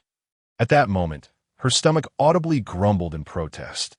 Instantly, Tumi's face flushed crimson as she glanced at him, eager to explain, only to find him looking back at her with a hint of amusement in his eyes. Hungry, Tumi's lips moved silently for a moment, realizing that any defense she might offer would only serve to incriminate her further, so she simply nodded. Lance finally let out a soft chuckle, turning to approach the riverbank once more. "Hey, you shouldn't get that wound wet," Tumi instinctively called out, but she watched as Lance remained focused on the water below. In just 3 seconds, his claws extended, and with a swift motion, he snatched a lively fish from the water, tossing it at Tumi's feet. Startled, Tumi rushed to catch the fish to prevent it from flopping back into the river. However, the creature was enormous and full of strength. As she leaned in, its tail slapped her face with a forceful flick. The fish, once defenseless in Lance's grip, was proving to be quite a handful for Tumi. While she wrestled with the fish, Lance had already caught 4 or 5 more. After cleaning and gutting them, he turned his attention back to Tumi, only to see her just having succeeded in smashing the head of the fish she had caught with a stone. Yet her clothes were now soaked, and her face bore suspicious red marks. Unable to contain himself, Lance burst into laughter. "I've never seen a female so clumsy." Tumi, having gone through such trouble to catch a fish twice the size of a Boston lobster, felt her face heat up again in embarrassment and irritation at his mockery. Though she was not one for cursing and her temperament was generally cool and detached, she found herself unable to retaliate effectively. In frustration, she tossed the stone aside and said, "I don't have a knife. I can't kill a fish without a knife." "What is that?" Lance seemed momentarily taken aback, but it was clearly a tool of some sort. "Do you really need a tool to kill a fish?" Truly an inept female, possessing only a modicum of intelligence and beauty. Despite these thoughts, he still tossed the cleaned fish to Tumi, saying, "You eat first." He then returned to deal with another fish. "Is this how we are to eat?" Tumi instinctively asked. "Otherwise, how do you wish to consume it?" He replied without looking back, merely responding out of habit. She was taken aback that he, who understood fabric manipulation, did not know how to start fire. Tumi found herself surprised but chose not to comment, reasoning that making fire was a chemical reaction while fabric making was a physical one. Thus, she turned to search for dry grass and sticks, which were plentiful in the forest. Lacking flint, she resolved to try the traditional method of friction to create fire. However, she hesitated, aware that this technique required considerable strength and speed. And glancing at her already scraped palms made her uncertain. Just as Tumi grappled with her dilemma, Lance approached, having finished cleaning his fish. "Hey, what's wrong? I told you to eat first. What are you doing?" Seeing Lance walking toward her with a raw fish in his mouth, she looked at him in bewilderment. Tumi's eyes brightened. "Come here. I need your help." "What?" Lance, clearly hungry, was reluctant to put down his food. But her inviting smile made him reconsider. After a moment of contemplation, he set down his fish and turned to her, asking, "What do you need? Take this stick and hold it against yourself like this." Tumi instructed, demonstrating with both hands that Lance's expression soured slightly. "Just like that. Of course, you need to create friction," Tumi encouraged. "Remember, the faster the better. Just apply a third of your strength. Don't overdo it," despite her insistence. Lance, seeing her determination, could only endure and follow her directions. As she observed him, she reminded him not to apply too much force, a bit lighter. "Yes, just like that. Now speed it up." Initially, Lance was irritable at her instructions. But as he continued, the dry grass began to smoke and generate heat. His demeanor shifted as he followed her guidance, increasing the speed of his movements. Soon, smoke billowed more intensely, and Tumi, sensing it was time, called out, "That's enough. Stop the stick and start blowing." Through their combined efforts, a small flame finally flickered to life under the night sky. Tumi sighed in relief, grateful they had succeeded. It was indeed a strenuous task. However, she noted that Lance's initial lack of control had resulted in several broken sticks. "Fire. You know how to make fire?" Lance gazed at the flames, his previously composed demeanor now replaced with disbelief at Tumi's skills. "Me?" Tumi was equally astonished that someone as astute as Lance would display such surprise over fire.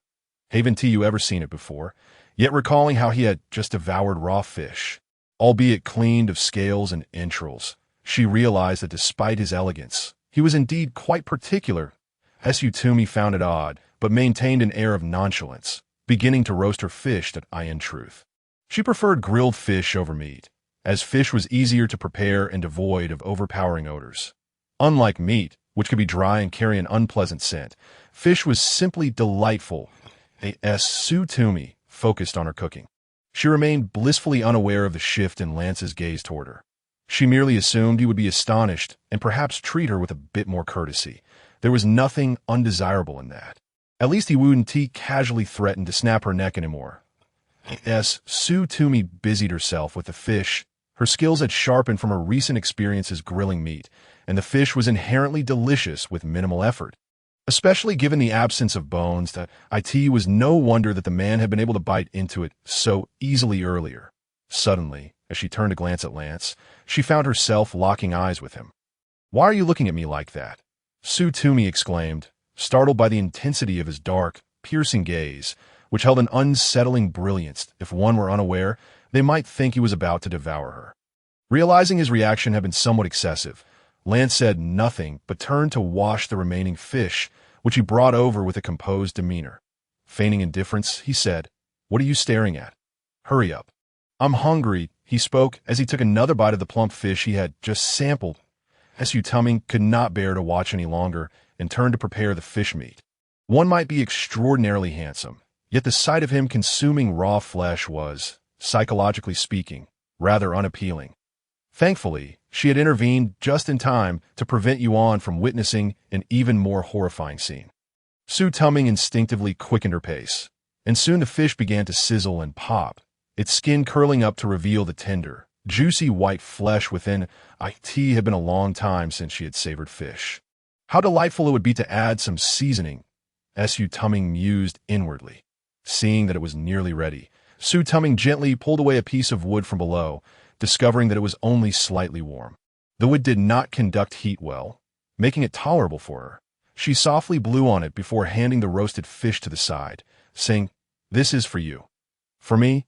Lance was somewhat taken aback. "Aren't you hungry? Aren't you going to eat?"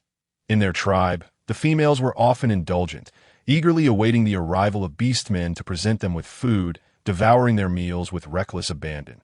How unlike this female, who was as pristine and pure as a snow lotus in the sacred pool. Tumi shook her head, saying, "You caught the fish, and you kindled the fire. The first one should belong to you." She was not one to lack perception. Although Lance could be quite fierce, he had not harmed her nor committed any egregious acts against her. During the process of making fire, though impatient, he had not rejected her assistance. Su Tuming felt a certain fondness for him, prompting a friendlier demeanor in return. Lance beheld the gentle smile that graced Su Tuming's face under the moonlight. He momentarily paused, inhaling deeply to suppress the tumultuous emotions surging within him. He then naturally accepted the roasted fish from her hand, just as she had anticipated. Without blowing on it, he took a hearty bite. As expected, he let out a sound of surprise, having scalded himself. Lance grimaced, though his pain tolerance was considerable, and he did not find it overly distressing. The fish, roasted to perfection, was not only crisp on the outside and tender within, but also devoid of any fishy odor. "You should blow on it. It might be quite hot, having just been cooked," Su Tuming advised him. Only then did Lance blow on the roasted fish before taking another bite. Observing his enjoyment, Su Tuming deduced that he likely relished it. So she refrained from further comment and went to retrieve another fish. This one was the smallest among them, thus cooking quickly. After a few gentle breaths, she took a delicate bite from the soft flesh of the fish's belly. Her movements graceful and refined. In truth, it was not intentional. She always ate slowly and made no sound while doing so. To others, she appeared elegant and considerate, but in reality, it stemmed from a childhood illness that left her esophagus smaller than normal, making swallowing more challenging. This action, however, did not escape Lan's notice. His gaze deepened, captivated by the sight of this adorably enticing female, who was breathtakingly more beautiful than the goddesses depicted in the murals of the back mountains. After just 2 bites, Su Tuming noticed that Lance had already finished an entire fish. She wondered if the beastmen's voracious eating habits would lead to indigestion. Yet, despite her curiosity, she set her fish down and remarked, "The ones on the left are done. You can eat them. The larger ones on the right may require a bit more time." The two of them ate in silence, neither initiating conversation. Beastmen typically did not converse much during meals, a habit she had deduced from her time with Yuan, assuming Lance would be similarly inclined. Little did she know that his gaze had been fixated on her since the very beginning, never wavering. Having consumed half a fish, Su Tuming felt somewhat full, as it was indeed quite large. Even with the smallest fish in her hand, she preferred to eat until she was about 70% full to maintain her figure and alleviate the burden on her stomach. Her grandfather had imparted many teachings, most of which she grasped after a single explanation. Yet the hygiene habits and health practices he emphasized were repeated time and again. Although her grandfather cherished his health, he was quite advanced in age. She remembered one evening when he had carried her outside to gaze at the stars, saying that they were her parents up above. Su Tuming had no idea what her parents looked like. To her, her only kin was her grandfather. Thus, she had replied, "I don't want the stars. I want my grandfather." She had seen a flicker of concern in her grandfather's eyes as he stroked her head, saying, "Grandfather will eventually pass away at that time. I too shall become a star, just like your parents at that moment." Su Tuming had been terrified, crying as she clung to her grandfather, declaring that she did not want him to become a star, that she hated stars. In the end, her grandfather had comforted her for a long while, playfully chastising her. "Silly girl, how could grandfather ever bear to leave you now? Grandfather wishes to live well and take care of his little Tuming." Yet ultimately, her grandfather did pass away, living to the age of 87, a milestone many envied. But for the young Su Tuming, it was far too little. She suddenly found herself an orphan, an awkward existence. During that time of economic hardship, there were moments when the family struggled even for basic sustenance, and no relatives were willing to take in such a burden. Consequently, she was sent to an orphanage by the village police. Her grandfather, like her father, had dedicated his life to traditional medicine, saving many lives while remaining in humble circumstances. Both had fathered children late in life, marrying their respective wives when they were in their 40s, each of whom had been a stunning beauty in their youth. Thus, Su Tuming was also quite beautiful. However, for one without parents, such exceptional beauty brought not happiness or fortune, but rather misfortune. Staring at the roasted fish in her hands, she found herself lost in thought, Was her arrival here the conclusion of her past misfortunes, or the beginning of another? Su Tuming looked up in confusion, only to meet Lan's gaze. "What are you thinking?" Lance had intended to finish the last fish in the fire. However, as he reached for it, he suddenly hesitated, wondering if she would have enough to eat, knowing she had taken the smallest fish. But when Lance turned to look at Su Tuming, he found her frozen in place, holding a half-eaten piece of fish, her expression vacant as she pondered something unknown, as Su Tuming was jolted back to reality by Lan's question. She turned to see him offering the roasted fish in his hand to her, saying, "Here, have this." "No, I'm full," Su Tuming replied, regarding him with a hint of curiosity. "Are you full?" She recalled that beastmen typically had hearty appetites. Those mountainous prey could be consumed by the tribe's men in just a couple of days. Not to mention Yuan, who could devour half a beast the size of a zebra in one sitting. Though the fish was sizable, it could only amount to the weight of a few rabbits. She remembered that this fellow's true form was even larger than Yuan's, suggesting he was quite a bit older. Lance, of course, had not eaten his fill. He had sustained injuries, and overeating would hinder his performance in the coming battles. Additionally, he was concerned about Su Tuming's situation, so he had refrained from taking more. Yet now, he was more astonished by this small female's appetite. It was known that the females revered by the tribe could consume 10 mountain chickens in one sitting. How could she be satisfied with so little? "Are you sure?" "Yes, I'm full," Su Tuming affirmed. Nodding to convince him, she added, "I have a smaller appetite, unlike you all." Lance scrutinized her for a moment, concluding that she seemed to be telling the truth. He then eagerly picked up a fish and began to eat. Meanwhile, Su Tuming fashioned a makeshift container from the leaves she had gathered to fetch water. Upon her return, she discovered that even the remnants of the fish had been devoured clean, as Su Tuming was momentarily taken aback, her cheeks flushing. Yuan, however, was entirely oblivious to anything amiss, merely wiping his mouth as he looked at Su Tuming. Strangely, her face had turned crimson. With her fair complexion, it stood out even more. "What's wrong?" "Nothing," Su Tuming stammered, touching her face as she hurriedly composed herself and handed the container of water to Lance. "Here you go." Lance, displaying no reservations, reached out to take the cup, draining it entirely without a trace.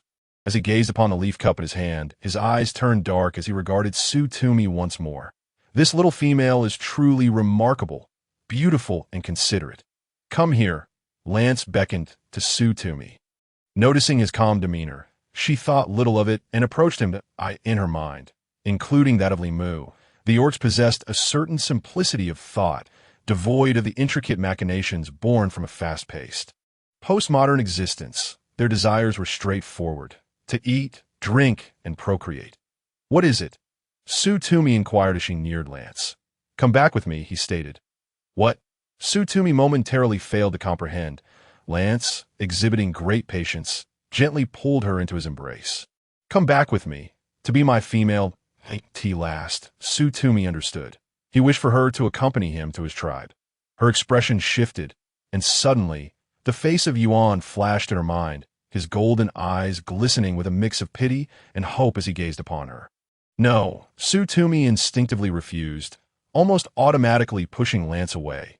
Lance, having exerted minimal force and caught off guard by her reaction, was genuinely pushed back. Taking a step back, Su Tuming averted her eyes, her voice trembling as she said, "I'm sorry, Lance, but I have a partner. I merely got separated from him."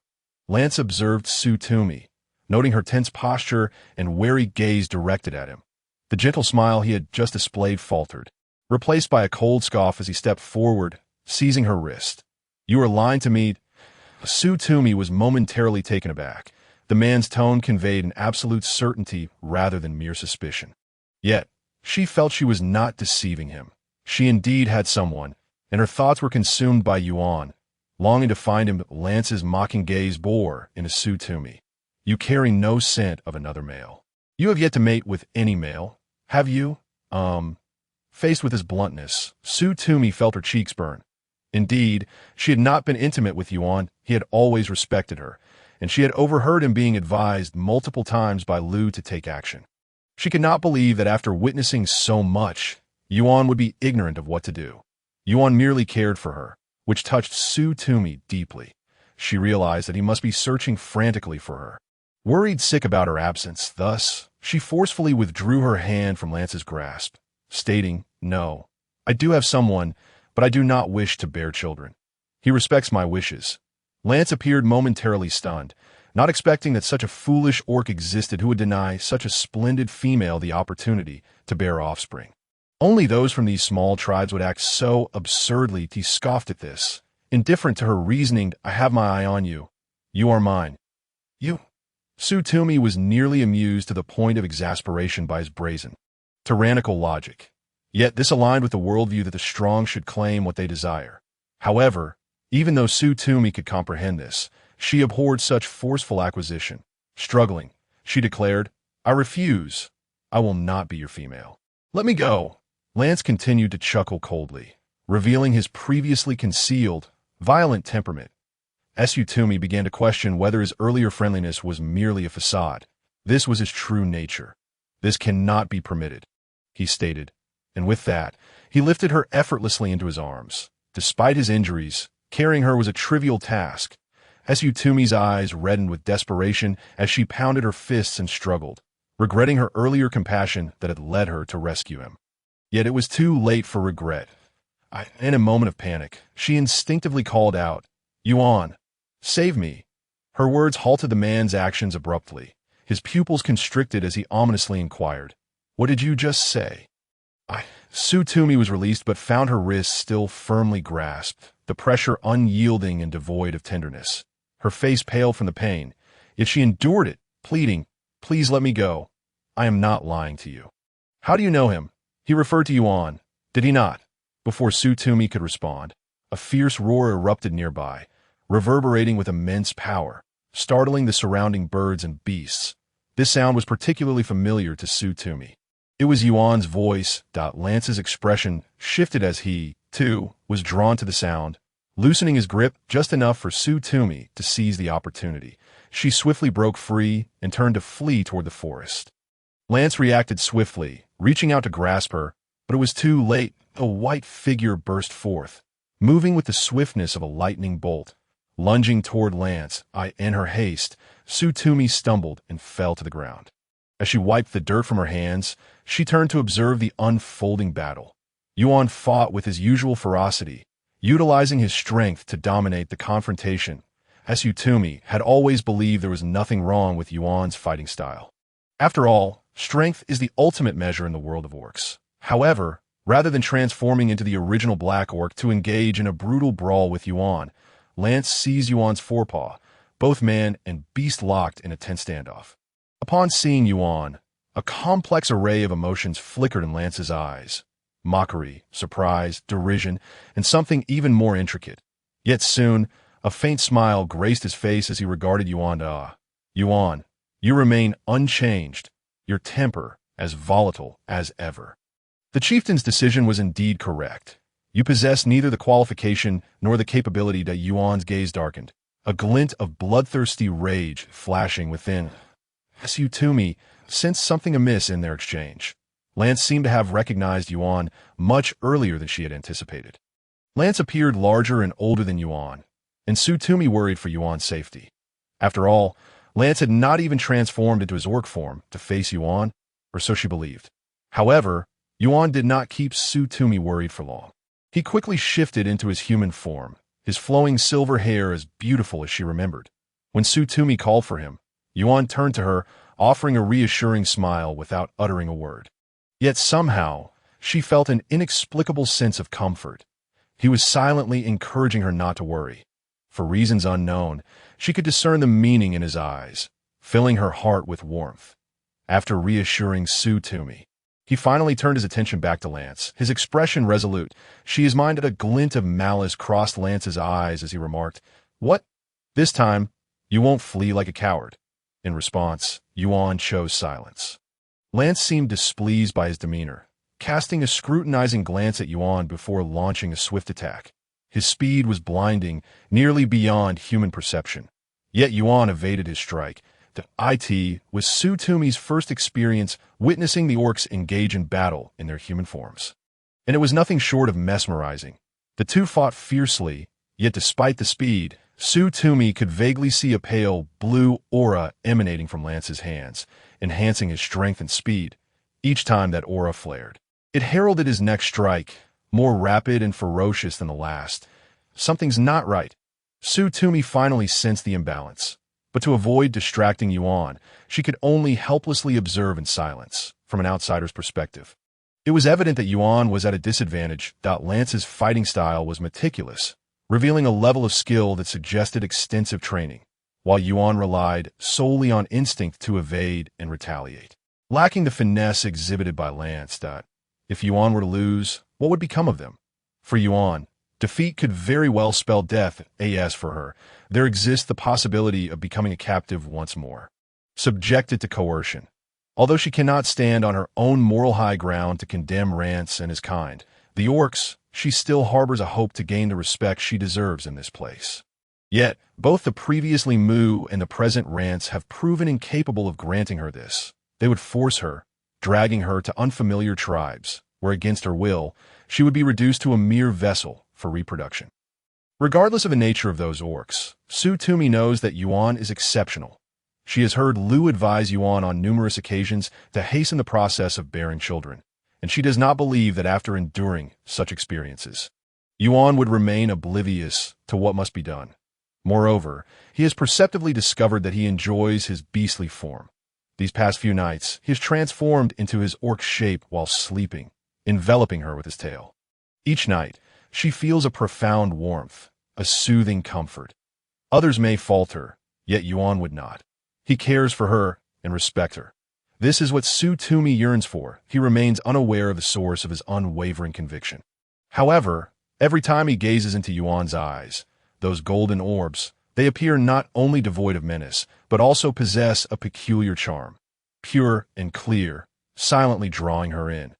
This charm is akin to sunlight. Radiant within his gaze, he possesses a pristine soul. As Su Tumi knows, Yuan has come to find her. He does not heed Zhang Qianqian's words, but trusts in his own, even if it means remaining in this alien world forever. She wishes to make her own choice, to stay by Yuan's side. Yuan, she had previously expressed her affection.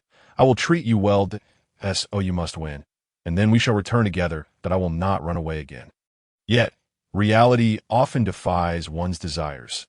Just as Su Tumi was worrying about Yuan, who seemed to be at a disadvantage, he was suddenly pressed to the ground by his opponent. Su Tumi's pupils constricted, her mind momentarily tense, but Yuan quickly broke free from his captor's grasp. However, before she could exhale in relief, as Yuan evaded, Rance had already found the opening, seizing Yuan by the hair. Once his head was restrained, Yuan's vulnerability was swiftly exploited. Rance sneered coldly. Taking advantage of Yuan's struggle, he forcefully slammed his head to the ground. Su Tumi could even hear the sickening crack of Yuan's skull against the earth, which had already formed a dent beneath him. Yuan! Su Tumi exclaimed in horror, her complexion paling instantly. She nearly doubted if Yuan had been killed, for that was solid ground. How could it yield such a dent? Yet, one must concede that the physical prowess of orcs is truly remarkable. Even in such a state, Yuan still found the strength to resist, shifting his body slightly before rising once more. Yuan, Su Tumi approached with concern, her voice trembling. She was genuinely frightened, having never witnessed such brutality before. That moment, as Rance briefly distanced himself, Yuan unexpectedly turned to Su Tumi, offering her a faint smile. That smile seemed to convey a message. Tumi, do not fear. Understanding the warmth of his gaze, Su Tumi halted her advance, yet her inner turmoil remained unabated. For what followed was a scene where the injured Yuan could no longer withstand Rance's onslaught. He was struck to the ground once again. After being subdued, Yuan appeared devoid of any will to resist. Rance's blows were merciless and forceful, raining down upon him, blood splattering violently, an image so brutal that Su Tumi could no longer bear to witness. Yuan, stop, stop. If this continues, he will surely be killed.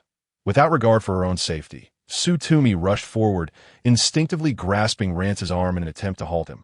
Please stop. I will return with you. Do not harm Yuan. Su Tumi felt a profound ache within her heart, yet her grief rendered her unable to weep. She seemed accustomed to enduring the unbearable hardships that others could not withstand. It felt as though fate had been playing cruel tricks on her. Every time she believed she could grasp something, it slipped away. Orphaned at a young age, she had still wished to live resiliently, for she had a grandfather who loved her dearly. Yet, before she could fully mature, her grandfather, too, departed from this world. Still, she bore the pain, yearning to exist within this realm. For Zhang Qianqian, this world was akin to a hell on earth, a merciless execution ground.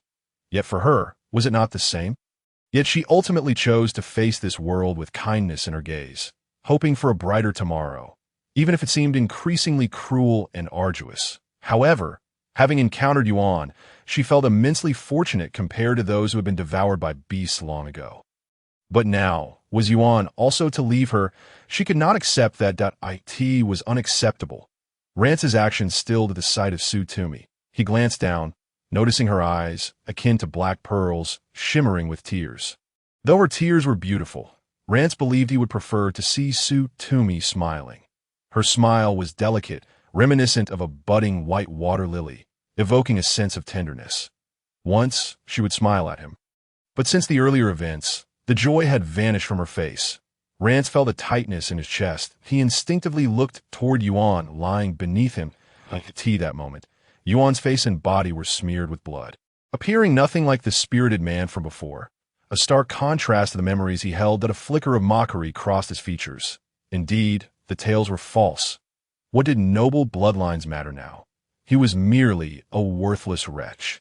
Utterly disregarded by all, he was simply a pitiful creature cast aside. Rance found it laughable. Thus he ceased his assault. Turning away, he embraced Tumi, declaring, "Let us return to the tribe."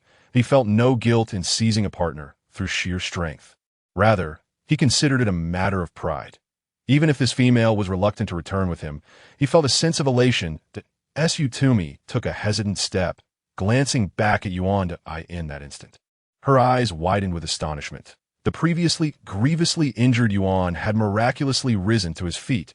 With her medical knowledge, she understood the severity of Yuan's injuries. Any ordinary person would have long succumbed to unconsciousness. Yet Yuan stood tall. His first words upon standing were, "She is mine." Rance was taken aback by Yuan's unexpected resilience. Glancing lazily at him, his smile growing more disdainful.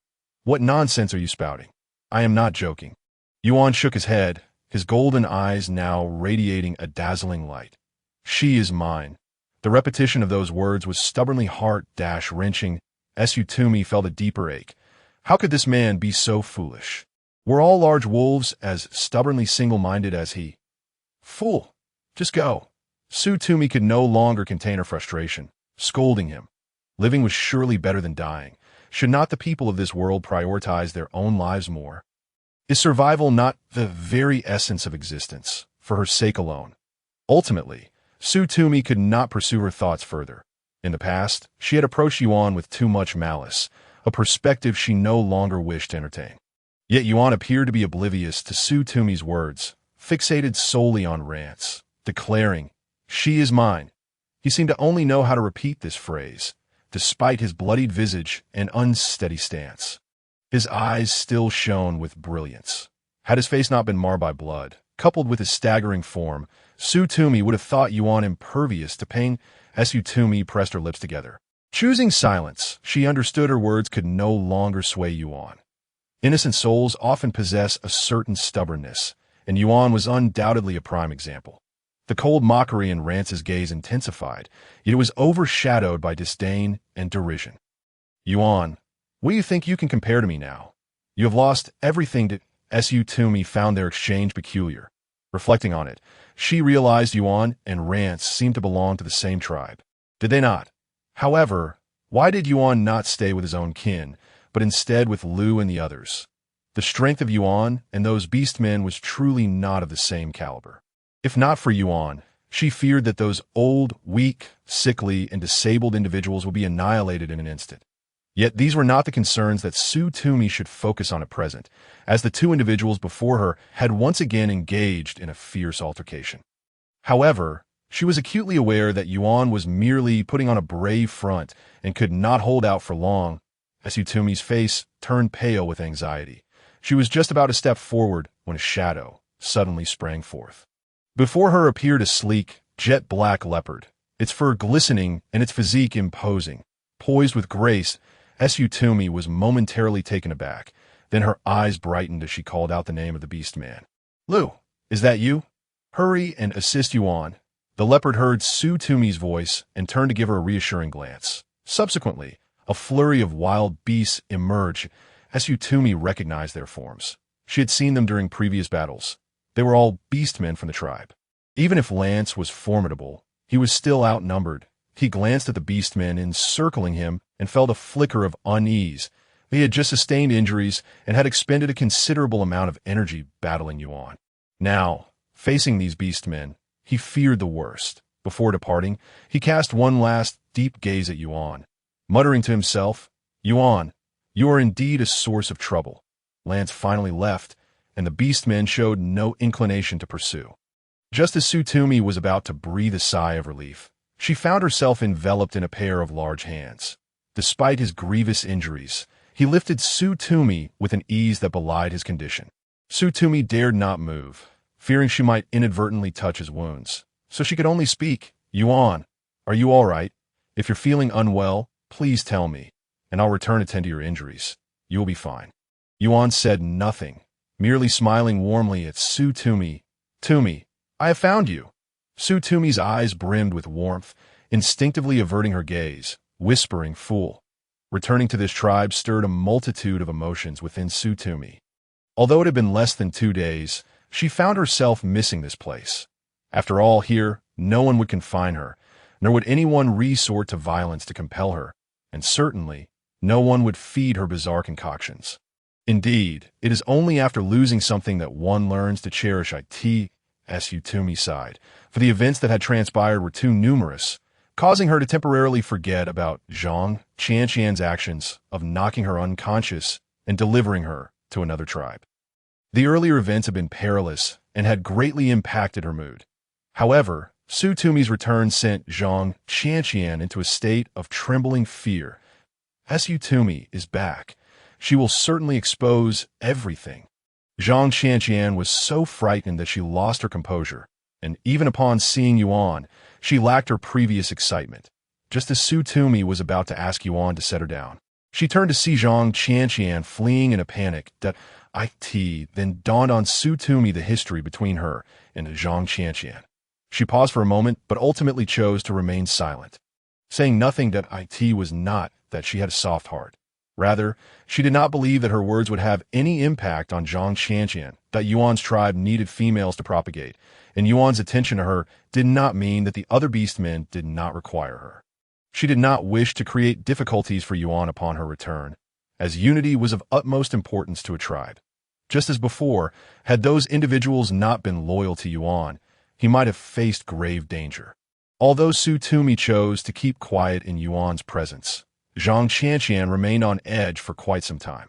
For several days, she remained confined within the cave, unable to venture out, constantly feeling undernourished and sleep-deprived.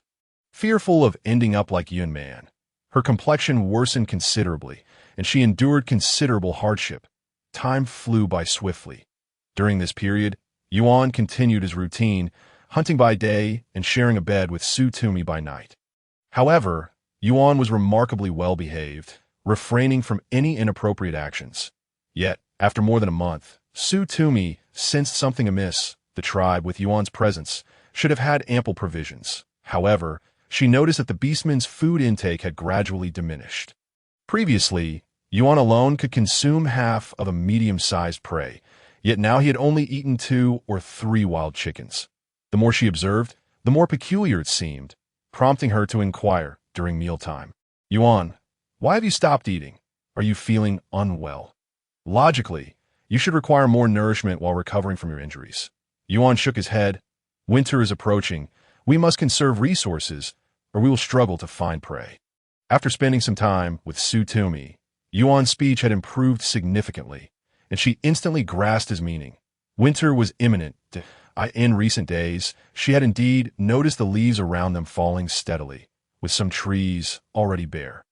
It became clear that winter was fast approaching.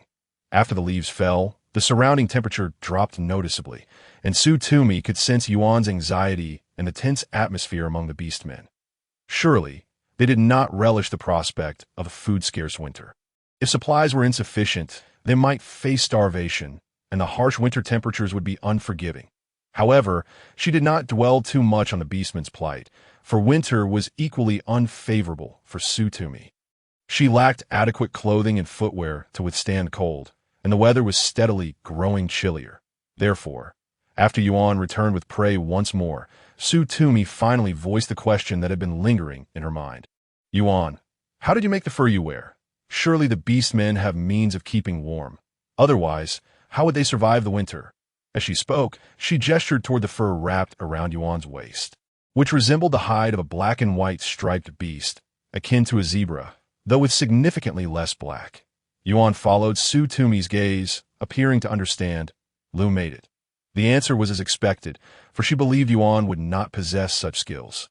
As the matron of the Beastman tribe, Lu truly served as their wise strategist. The following day, Tumi set out to find Lu. She needed to prepare several pieces of warm clothing from beast pelts before winter arrived, especially since the leaves in the hollow were nearly depleted. Once winter commenced, everything would vanish. Although sleeping with her head resting on Yuan's tail every night did not greatly affect Tumi. Upon learning of her desire for animal pelts for warmth, Lu readily agreed. After all, females were considered a vital protective asset in their tribe. However, I will only make for my kin if you wish. You may select some pelts you like, and I will take you to have them made. Following her previous experience with making grass shoes, Tumi found joy in yet another endeavor. Crafting clothing from beast pelts was a novel experience for her. That evening, she shared her plans with Yuan, who nodded in agreement. The next day, he returned with a massive saber-toothed tiger. This creature, which she had only seen in textbooks, was rumored to have gone extinct during the Ice Age.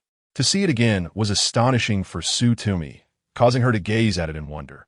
There were also many other beautiful furs from white foxes, rabbits, and colorful-tailed pheasants. The animal furs had thickened considerably as autumn progressed, serving to provide warmth. Thus, these materials would allow Tumi to create numerous beautiful and warm garments. She appeared quite pleased, patting Yuan's head as a reward, exclaiming, "Yuan, you are amazing." Yuan graciously accepted Tumi's praise, his smile radiant and handsome, leaving Tumi momentarily entranced. Lu, accompanied by several meticulous orcs, set off with the stripped hides and feathers. Tumi was uncertain about the process of hide preparation, yet she recalled having seen the intricate methods outlined in her grandfather's books, which involved numerous materials and complexities difficult to articulate in a short span. Her curiosity piqued regarding how these orcs would handle the hides at a group of orcs, led by Lu, was presently engaged in excavating the dark soil using stones shaped into flat pieces. The soil appeared distinct from ordinary earth, and the lush vegetation in the vicinity gave way to a barren landscape, exuding an eerie stillness. Intrigued, Tumi crouched quietly to observe their actions. The orcs placed a large turtle shell on the ground and proceeded to fill it with the dark soil, adding water subsequently. Once the soil settled, they introduced the freshly prepared hides into the mixture. Although the hides had undergone some processing, remnants of flesh still clung to them as Tumi stood silently watching. Her mind wandered back to the content of the book.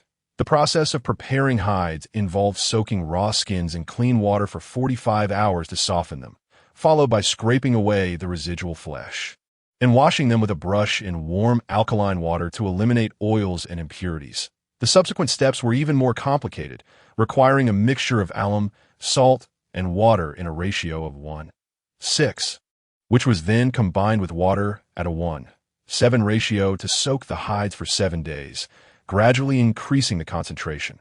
Once the solution reached a specific potency, the hides would resist deformation. Afterward, they would be dried, and while still damp, gently massaged until the surface hair became smooth and soft. Finally, the hides would be polished with iron tools while applying magnesium carbonate powder. Only through such meticulous procedures could the hides be deemed successfully prepared. Tumi's curiosity was piqued about how Lu and the others would proceed. However, unable to comprehend their actions and recognizing that the labor was beyond her assistance, she sought to occupy herself. Typically, she could forage for herbs, but the barren surroundings yielded nothing. No herbs, not even weeds, creating an atmosphere of profound desolation. Suddenly, she sensed something amiss. Why was there a lack of vegetation here? Could the soil be problematic? Her heart raced as she quickly leaned down. From her vantage point, she caught glimpses of shimmering light emanating from the dark soil. Indeed, under the sunlight, she discerned glistening, translucent minerals. Observing the orcs using the dark soil to preserve the hides. A spark of realization ignited within her. This place might be a salt mine. Hides required brine and alum for soaking. These individuals had stumbled upon a method of hide preparation. Eagerly, Tumi pinched a bit of the soil and brought it to her lips. The taste was distinctly salty. Indeed, not particularly palatable, especially since she swallowed it directly, leaving a bitter aftertaste accompanied by the pungent flavor of the dark earth. Yet her excitement was palpable. Salt. She had discovered salt. Lu and the others were aware of this salt mine, but seemed oblivious to its potential uses. Reflecting on their previous diet of raw meat, it was clear they had no idea how to utilize the salt.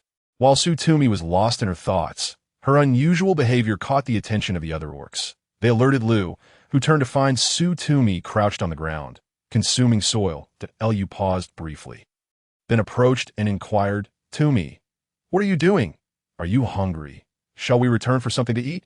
"No," Tumi exclaimed, looking up at Lu, her joy overwhelming her. She grasped his hand excitedly, exclaiming, "Lu, I am so delighted. Do you know, we might finally have delicious roasted meat to eat." Lu, slightly taken aback by Tumi's enthusiasm, smiled and asked, "Is it really such joyous news? Do share." This clever little female always had a knack for surprising others. And Lu felt a sense of anticipation regarding the salt she mentioned. For now, it was premature to celebrate.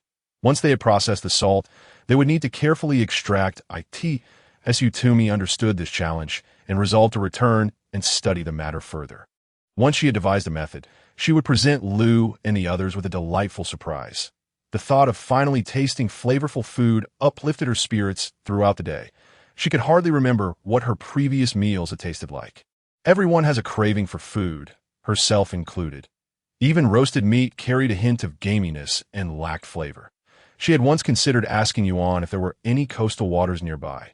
However, regrettably, Yuan was always reluctant to let her venture far from the tribe, let alone seek out the sea. Upon her return, she found Yuan engaged in conversation with several tribe members, their gazes filled with admiration and respect, as if he were their guardian deity. Witnessing this scene stirred an unexpected sense of belonging within her. Tumi shook her head, dismissing the peculiar thoughts swirling in her mind. There were more pressing matters at hand.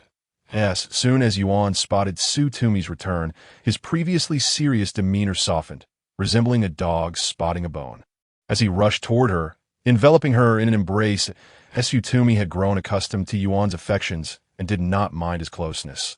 The other orcs shared in the joy, for Yuan's attachment to Tumi signified a greater likelihood of her bearing a child, ensuring a worthy successor for the tribe. With her newfound discovery, Tumi's spirits soared. That evening, she leaned against Yuan and asked, "Yuan, I senti tomorrow your hunting day?" Yuan nodded, supporting her gently to ensure her comfort as she settled in. "What is the matter?" he inquired. Tumi smiled. "Then come assist me.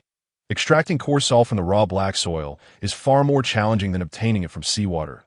If the soil does indeed contain alum, it is likely mixed with other minerals, and I need to test for the various chemical components before separating them from the salt." Although Yuan did not fully grasp why Tumi was so elated, he readily agreed to her request.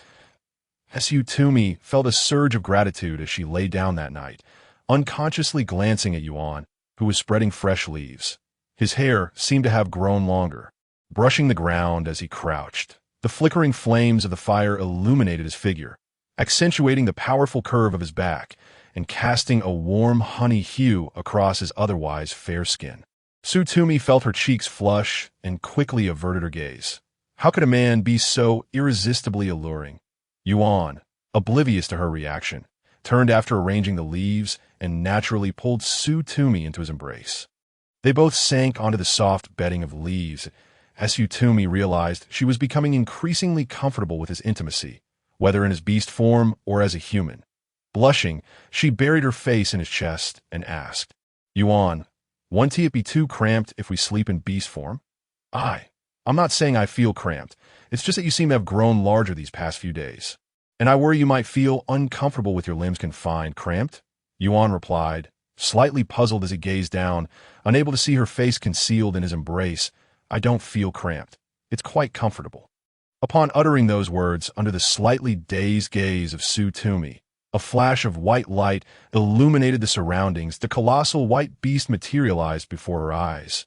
Subsequently, as before, 3 supple and agile tails encircled her, enveloping her between his belly and his tails.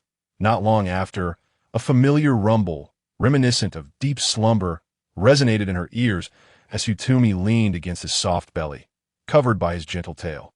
While her body felt supremely comfortable, her heart was inexplicably laden with a sense of unease. She had been oblivious to the extent of the beastmen's fascination with women's bodies. However, living in the tribe, encountering things one ought not to see was sometimes unavoidable.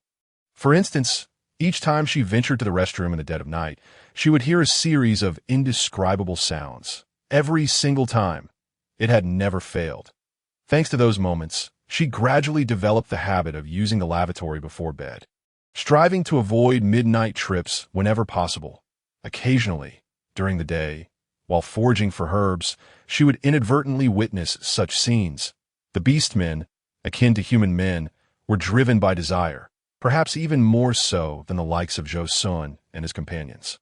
Yet, despite sharing a bed with Yuan for so long, he had never exhibited the slightest interest in her, not even the most basic physiological response.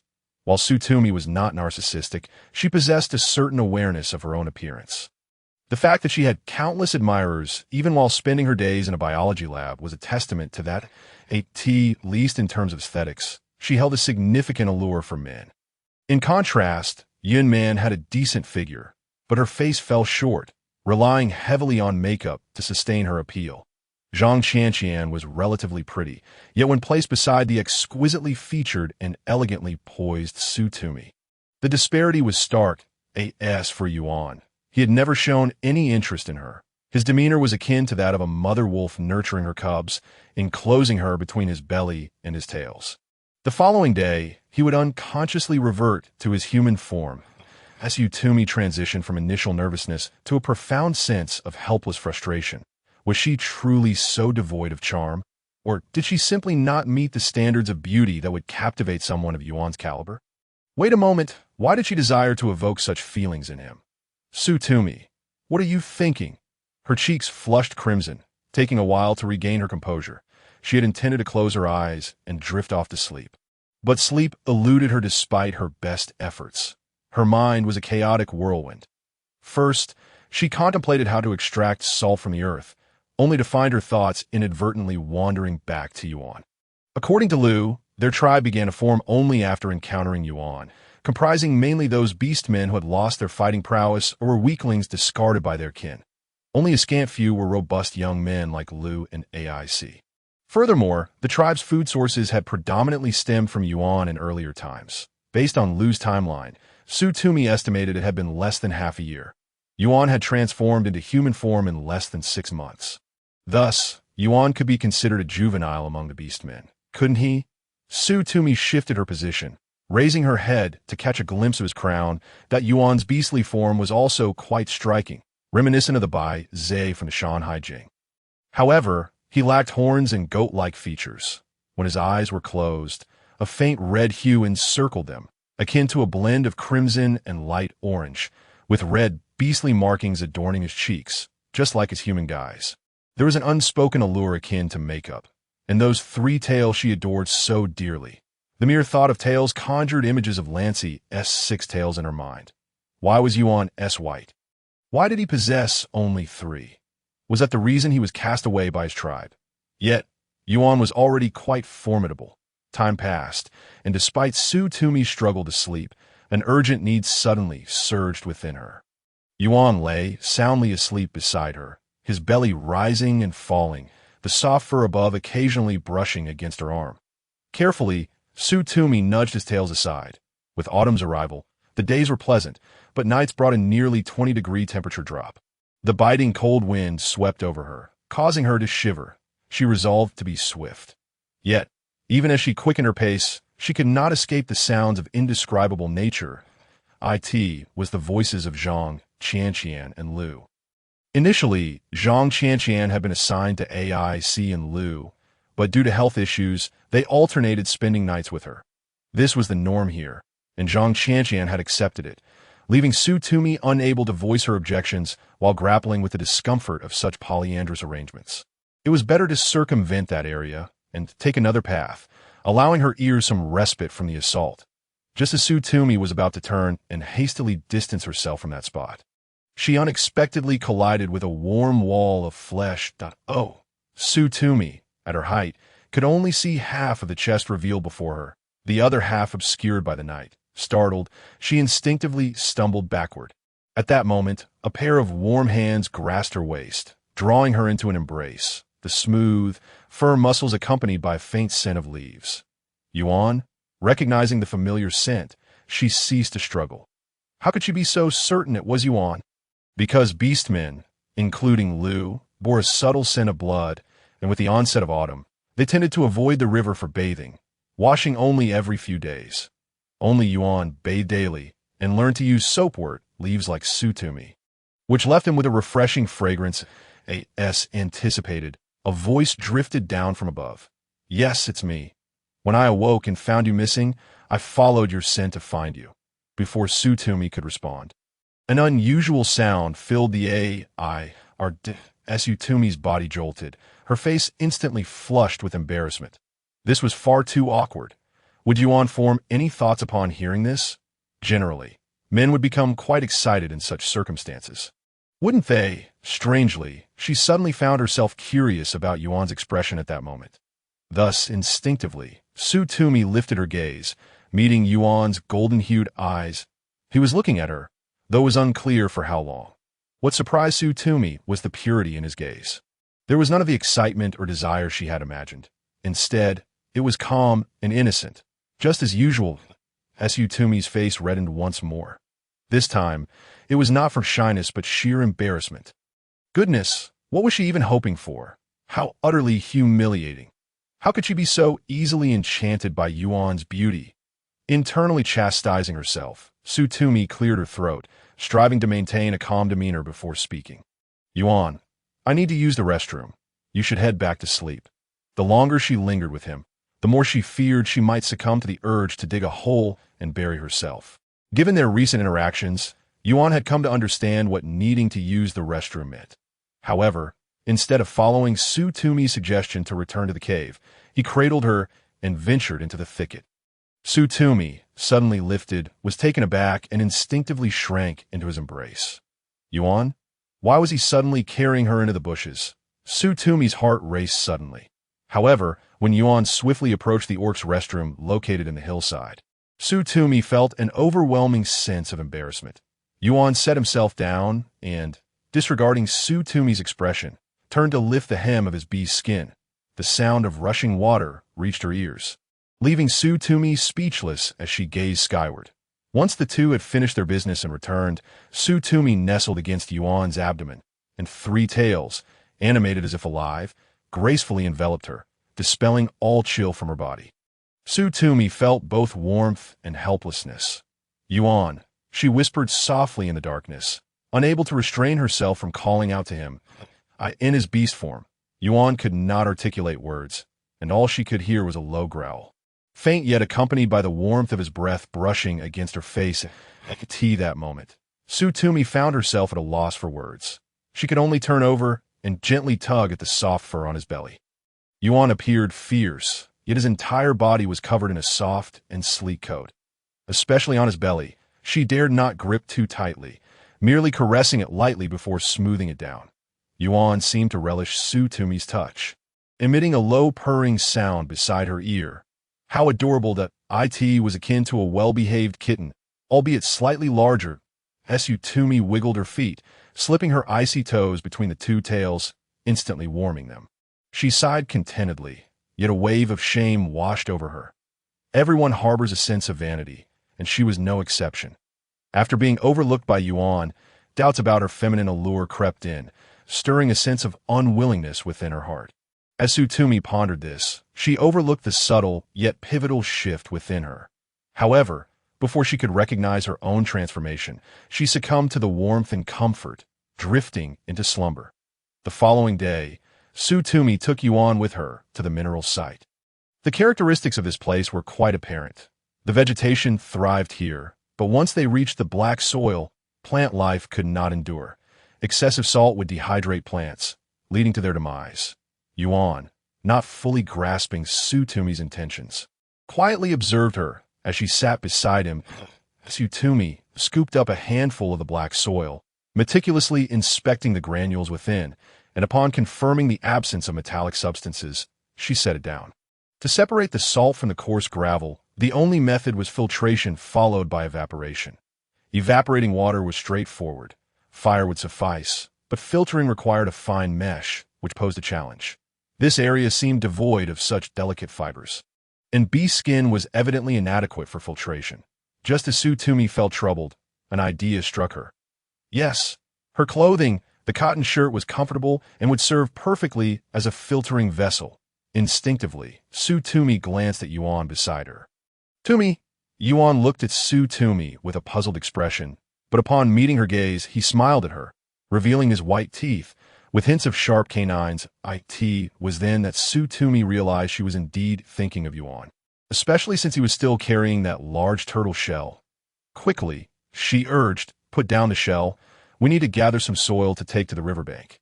Yuan complied, hoisting the turtle shell filled with earth, adorned with an array of items at his waist, as he accompanied Tumi to the riverbank. Fortunately, his strength was remarkable, and he walked effortlessly, unperturbed by the weight.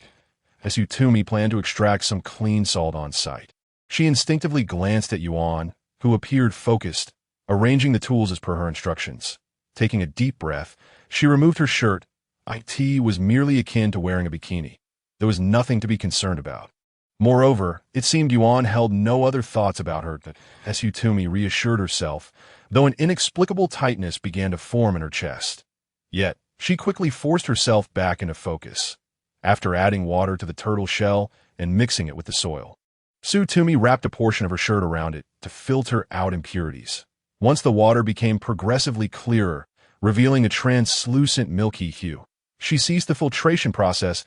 An hour later, the area around Tumi was filled with fruit shells containing the transparent brine.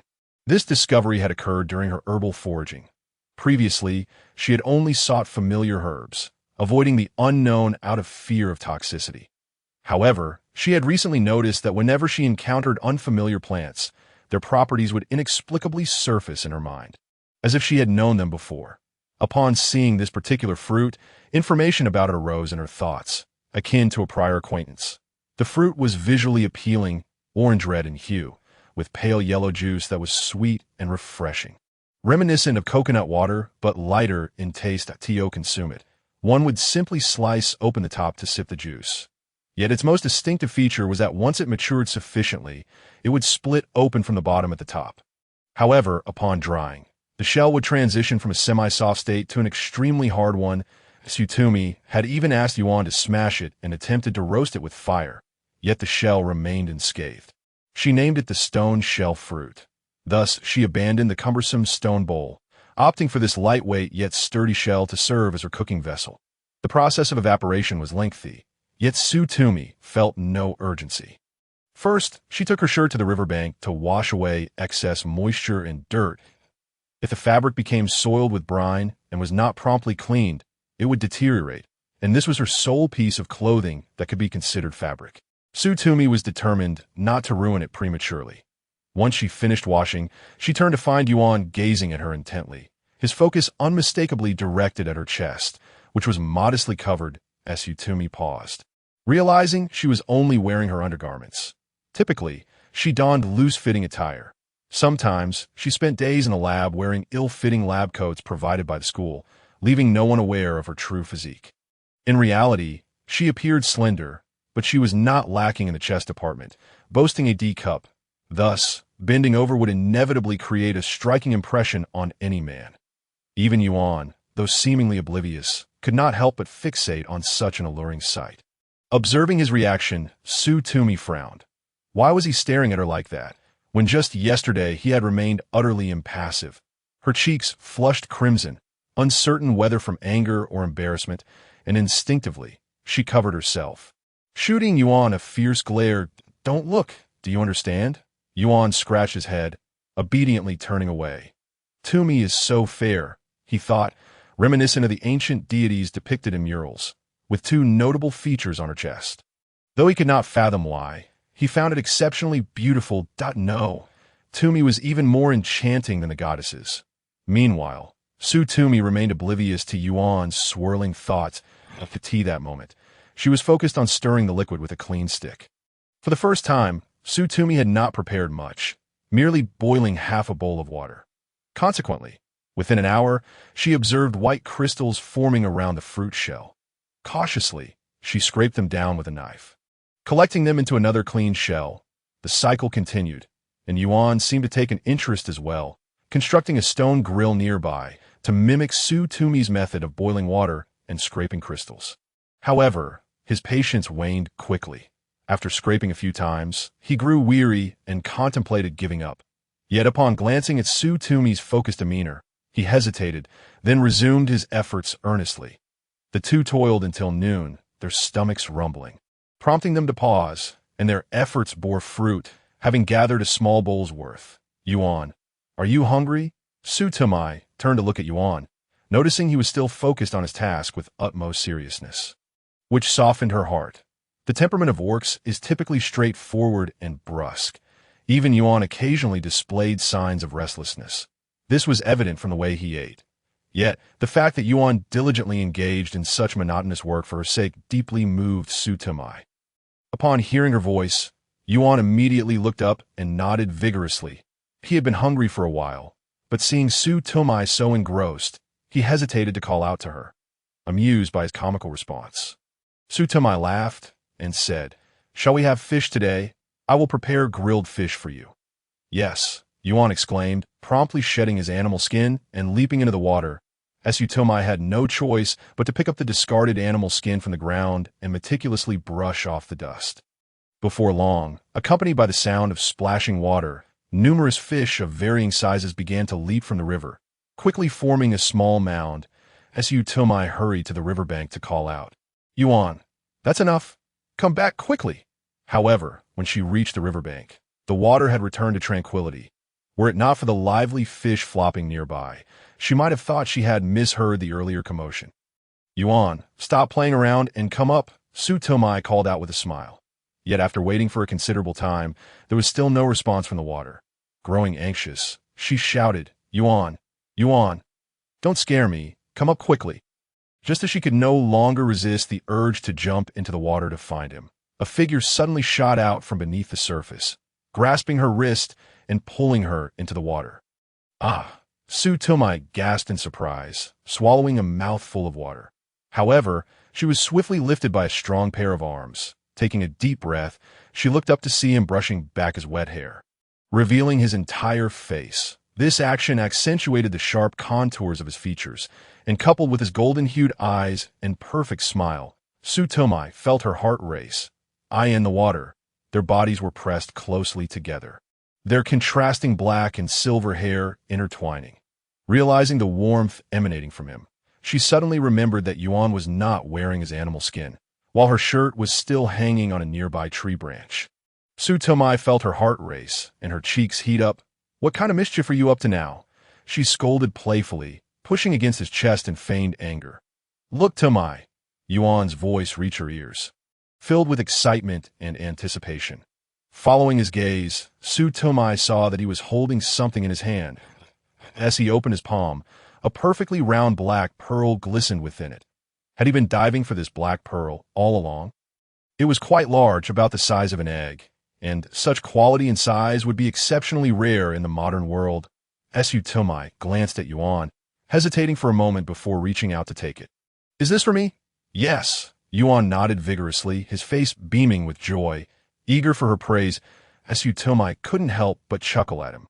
Being with Yuan made her otherwise gloomy disposition considerably brighter. Her voice softened as she spoke again. It's beautiful. I really like it. Thank you, Yuan. Receiving her commendation, Yuan's spirits soared, and he hugged Tumi tightly, nuzzling his face against her. It was then that she remembered he was without clothes. Her cheeks flushed crimson once more as she pushed him away, exclaiming, "Let's get back on shore quickly. Do you still want to eat grilled fish?" Finally, they made their way back to the shore, one tasked with catching fish while the other focused on grilling. They quickly filled their bellies. After satisfying their hunger, Tumi resumed her work. After collecting about half a bowl more, the sky was nearing dusk, prompting her to pause. She then placed the coarse salt she had filtered back onto the fire to roast, creating the most primitive form of salt. Gazing at the small bowl of white crystals, her excitement was indescribable. Next, she needed to test whether the salt contained any toxic minerals. The mud and sand had already been filtered out, and the granules showed no discoloration. Thus, it was reasonable to assume it contained some calcium ions, magnesium ions, and sulfate ions, which carry two negative charges in modern times. The salt consumed is typically refined, usually involving a chemical reaction with barium chloride and sodium hydroxide to produce precipitate, which is then filtered and evaporated. She lacked those substances now, but would try again once she acquired them, that if this salt contained no toxic substances, it could be used for consumption. Tumi retrieved the violet flower she had discovered earlier. Violets, belonging to the cruciferous family, were one of the first plants identified by scientists for testing pH levels, and they possess significant medicinal properties, aiding in wound healing, alleviating colds, regulating blood flow, and detoxifying. Recently, she had combined them with mint to create a simple mouthwash with excellent results, making sure Yuan rinsed his mouth after eating meat each night. However, Yuan couldn't resist swallowing it, earning himself a scolding each time. Returning to the task at hand, Tumi dissolved a portion of the coarse salt in water. She then tore the flower petals apart, squeezing their juice into the mixture. Soon, the solution began to change color. The originally purple flower juice gradually transformed into a very light blue liquid as Tumi lifted it to her nose. Detecting no strange odors, the pale blue color indicated the water was weakly alkaline, with a pH likely not exceeding 7.5. The absence of unusual precipitates suggested no heavy metals were present. Wonderful. It was safe for consumption. That will be all for today. Yuan, let's head back, she said gently, carefully placing the small bowl of salt aside and beginning to gather their tools. After disposing of the remaining soil, she hurried to keep pace with Yuan, who walked faster despite carrying a load. Along the way, she spotted Sichuan pepper and chili peppers, collecting some for seasoning, and also gathered various wild fruits. With autumn approaching, it was the season for numerous fruits to ripen, and Tumi had been waiting for this moment since she had first discovered them. By the time they returned, they were laden with treasures. The first order of business upon reaching the tribe was, of course, to cook. After a long day of gathering salt and various seasonings, this was the moment they had eagerly anticipated. Tumi had never looked forward to cooking so much before, eagerly vying to help Yuan grill the meat. Noticing Tumi's apparent joy and the fact that she grilled meat exceptionally well, Yuan set up 2 fire pits, one for his own quick grilling and another for Tumi, ensuring the flavor would be even better. In truth, he had no qualms about eating raw meat. While other orcs in the tribe preferred the taste of cooked meat, they often resorted to consuming raw meat when hunger struck. Yuan, however, knew Tumi disliked him eating raw meat, so he forced himself to eat it cooked like her, surrounding them with the cumin and Sichuan pepper powder he had previously harvested and dried, as well as a pile of freshly picked chili peppers. Tumi was thrilled. This was what cooking felt like. After rubbing the meat with an appropriate amount of salt, she placed it over the fire. Before long, the aroma of the meat wafted through the air, the juices bubbling and sizzling as they dripped onto the flames. Next, Tumi sprinkled Sichuan pepper and cumin powder over the meat, finishing with a squeeze of juice from a fruit resembling a lemon, known for its extreme tartness. Lemon is a hybrid species developed in the future, and Tumi was uncertain whether this strange world would have any. However, she seems to always find similar substitutes in this world. The tanginess of the juice can alleviate the greasiness of the meat, and the delightful aroma that emerges from the blend of the meat's flavor with cumin and salt fills the air. Tumi feels her gastric acid and saliva surging uncontrollably. This fragrance is evidently unusual, even drawing the attention of Yuan from afar. Tumming, how enticing. His nose becomes even more sensitive, although he is unaware of what Su Tumming is doing. The instincts of a human body react automatically. It is a reaction to exquisite cuisine. Observing him fixatedly staring at the roasted meat she had just acquired, Su Tumming chuckles and hand him a piece of the freshly cooked meat, cautioning, "It's still hot. Blow on it before you eat, and remember to chew thoroughly rather than swallowing it whole." Yuan follows her advice, but after taking his first bite, Su Tumming notices his eyes sparkling with delight. Realizing he has discerned the exquisite taste, she takes a bite of a smaller piece herself. The outer skin has been perfectly roasted to a crisp, while the meat inside remains tender and smooth. Releasing an abundance of savory flavors, the addition of juice prevents it from being overly rich, striking a perfect balance of saltiness. With an aromatic allure, it is said that exquisite food can bring happiness to one's life. Su Tumming had never felt such a sensation before, but now she finally comprehends it deeply.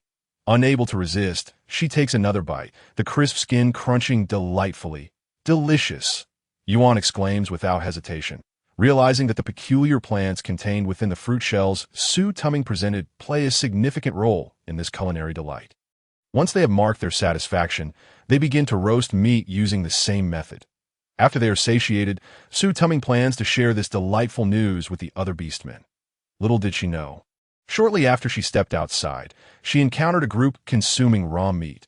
Although they seemed to eschew internal organs, raw meat is still raw meat, and seeing them covered in blood, the overwhelming stench of fishiness hits her as she approaches.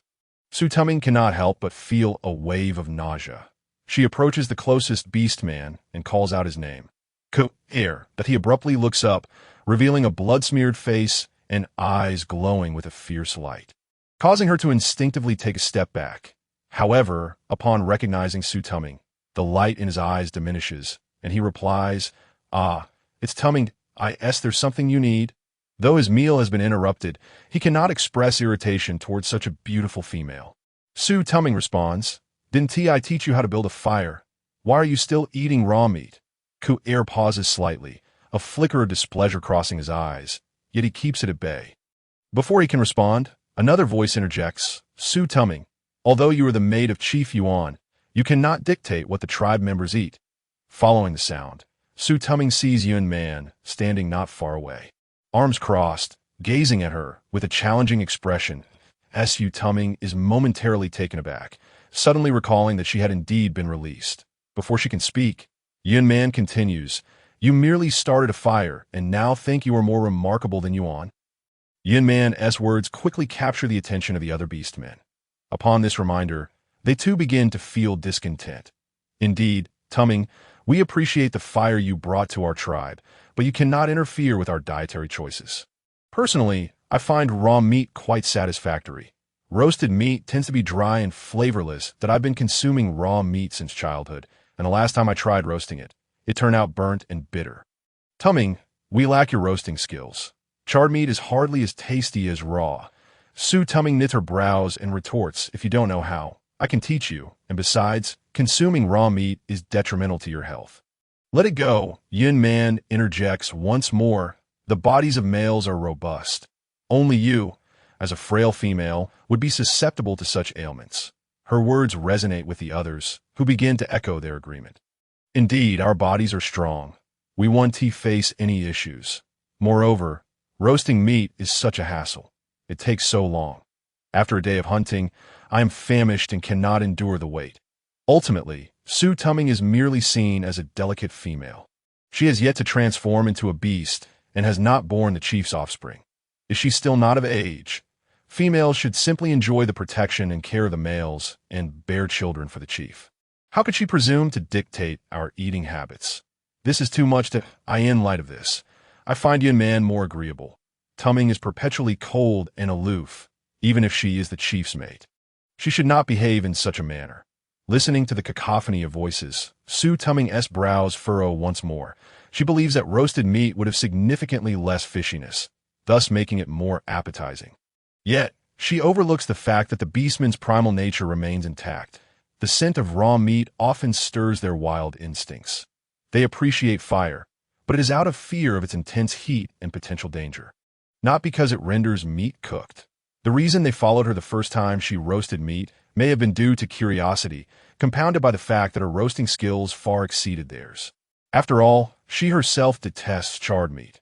With this thought in mind, Tumi purses her lips, gazing at the animated beastmen, and declares, "Everyone quiet down. I have something to say." However, the surrounding noise is overwhelmingly loud, completely drowning out her voice. Tumi can no longer suppress her frown. The beastmen's words leave her feeling quite uncomfortable. It dawns on her that in their perception, she is merely a female meant to bear children. At that moment, she suddenly feels a pair of warm, large hands grasp her own. Looking up, she meets Yuan's golden, warm gaze. "Yuan," Tumi cannot help but call out, "Do not fear. I am here." Yuan smiles warmly at her. His gaze gentle as Tumi is captivated by his smile, her heart racing, and hears Yuan turn to the crowd of chattering beastmen, bellowing, "Silence!" His roar carries immense authority, causing the beastmen to freeze in place, all falling silent. Yuan surveys the surroundings. This is the first time Tumi witnesses the commanding presence he exudes as a leader. Once everyone's attention is directed towards him, he continues, "My mate is speaking. Listen to her."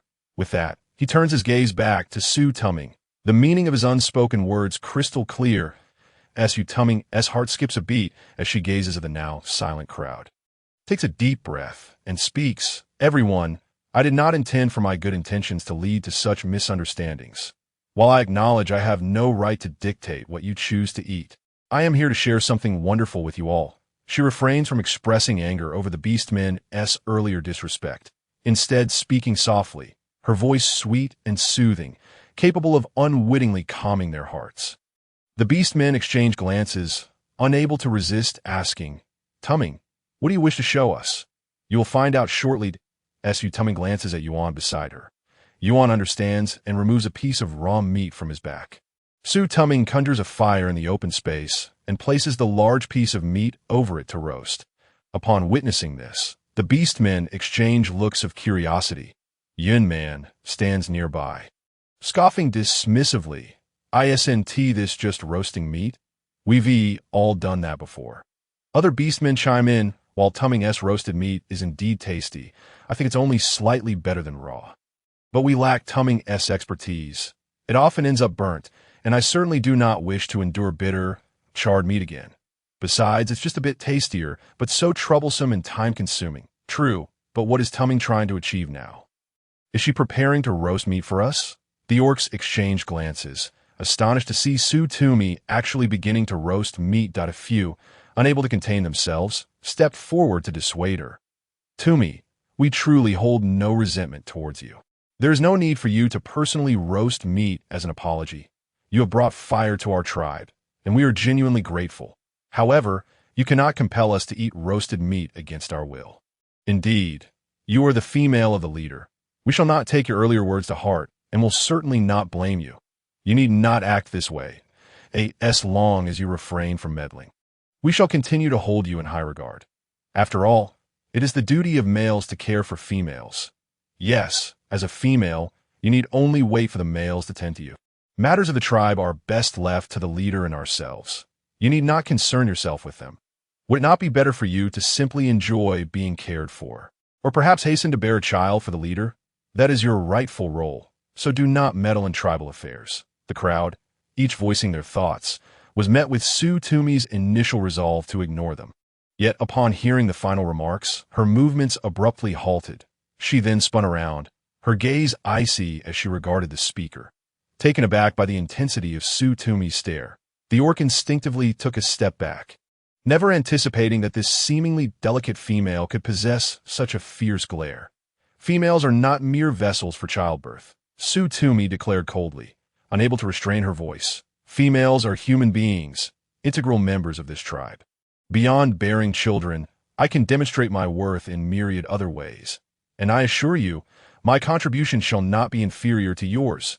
Tumi was incensed, deeply so. A modern woman, she had received a fine education and possessed a strong, independent character. While the orcs' values differed vastly from hers and their ignorance was palpable, those words had nonetheless struck a nerve in her understanding. A woman chose to bear children only when she encountered a beloved partner worthy of lifelong commitment. Not because societal expectations dictated that she must simply because she was female. Women are unequivocally more than mere instruments for procreation. She was determined to alter their antiquated beliefs. Resolute, Tumi completed her statement and swiftly turned to resume her tasks. With Yuan silently accompanying her, offering unwavering support through his presence. Tumi smiled at Yuan, saying, "I am fine." The other orcs remained rooted in place, partly due to Yuan's imposing presence, and partly out of insatiable curiosity. They were eager to discern Tumi's next move. As the gathering swelled, more orcs rushed over to witness the spectacle. Soon, Lu was summoned by the orcs. Parting the crowd, he saw Yuan and Tumi at the center. The latter sprinkling an assortment of peculiar granules and powders over the meat. Unable to contain his curiosity, Lu approached and inquired, "Yuan, what are you both up to? Why is there such a crowd?" "Lu, just observe for now. You'll find out shortly." Yuan nodded in agreement, prompting Tumi to speak directly to Lu. Frowned, but seeing Yuan's affirmation, he stood aside, brimming with questions. Yet, before he could ponder for long, an extraordinary aroma wafted from Tumi's direction. Rich and enticing. What a delightful fragrance. What could that be? It seems to emanate from the meat Tumi is preparing. What kind of meat is this? How can it smell so divine? The surrounding orc's eyes sparkled with anticipation. All eyes trained on Tumi. Unperturbed, she instructed Yuan to flip the meat, applying seasonings evenly as she went. The orcs, unable to resist any longer, began inching closer, when Tumi deemed the meat thoroughly cooked. Its exterior golden and crisp, emanating an irresistible aroma, she declared done. Lifting her gaze, she directed Yuan to slice the meat with a stone knife, while she wrapped the pieces in leaves she had brought. Once a substantial portion was evenly distributed and had cooled slightly, she addressed the drooling orcs. "Everyone, take a packet and savor." And no sooner had she spoken than the orcs surged forward, stuffing the meat into their mouths with fervor. This time, Tumi had dedicated herself wholeheartedly to the task. The meat's exterior was perfectly crisp while remaining tender and juicy within, infused with salt and various spices, balanced by fruit juices that neutralized any gamey taste.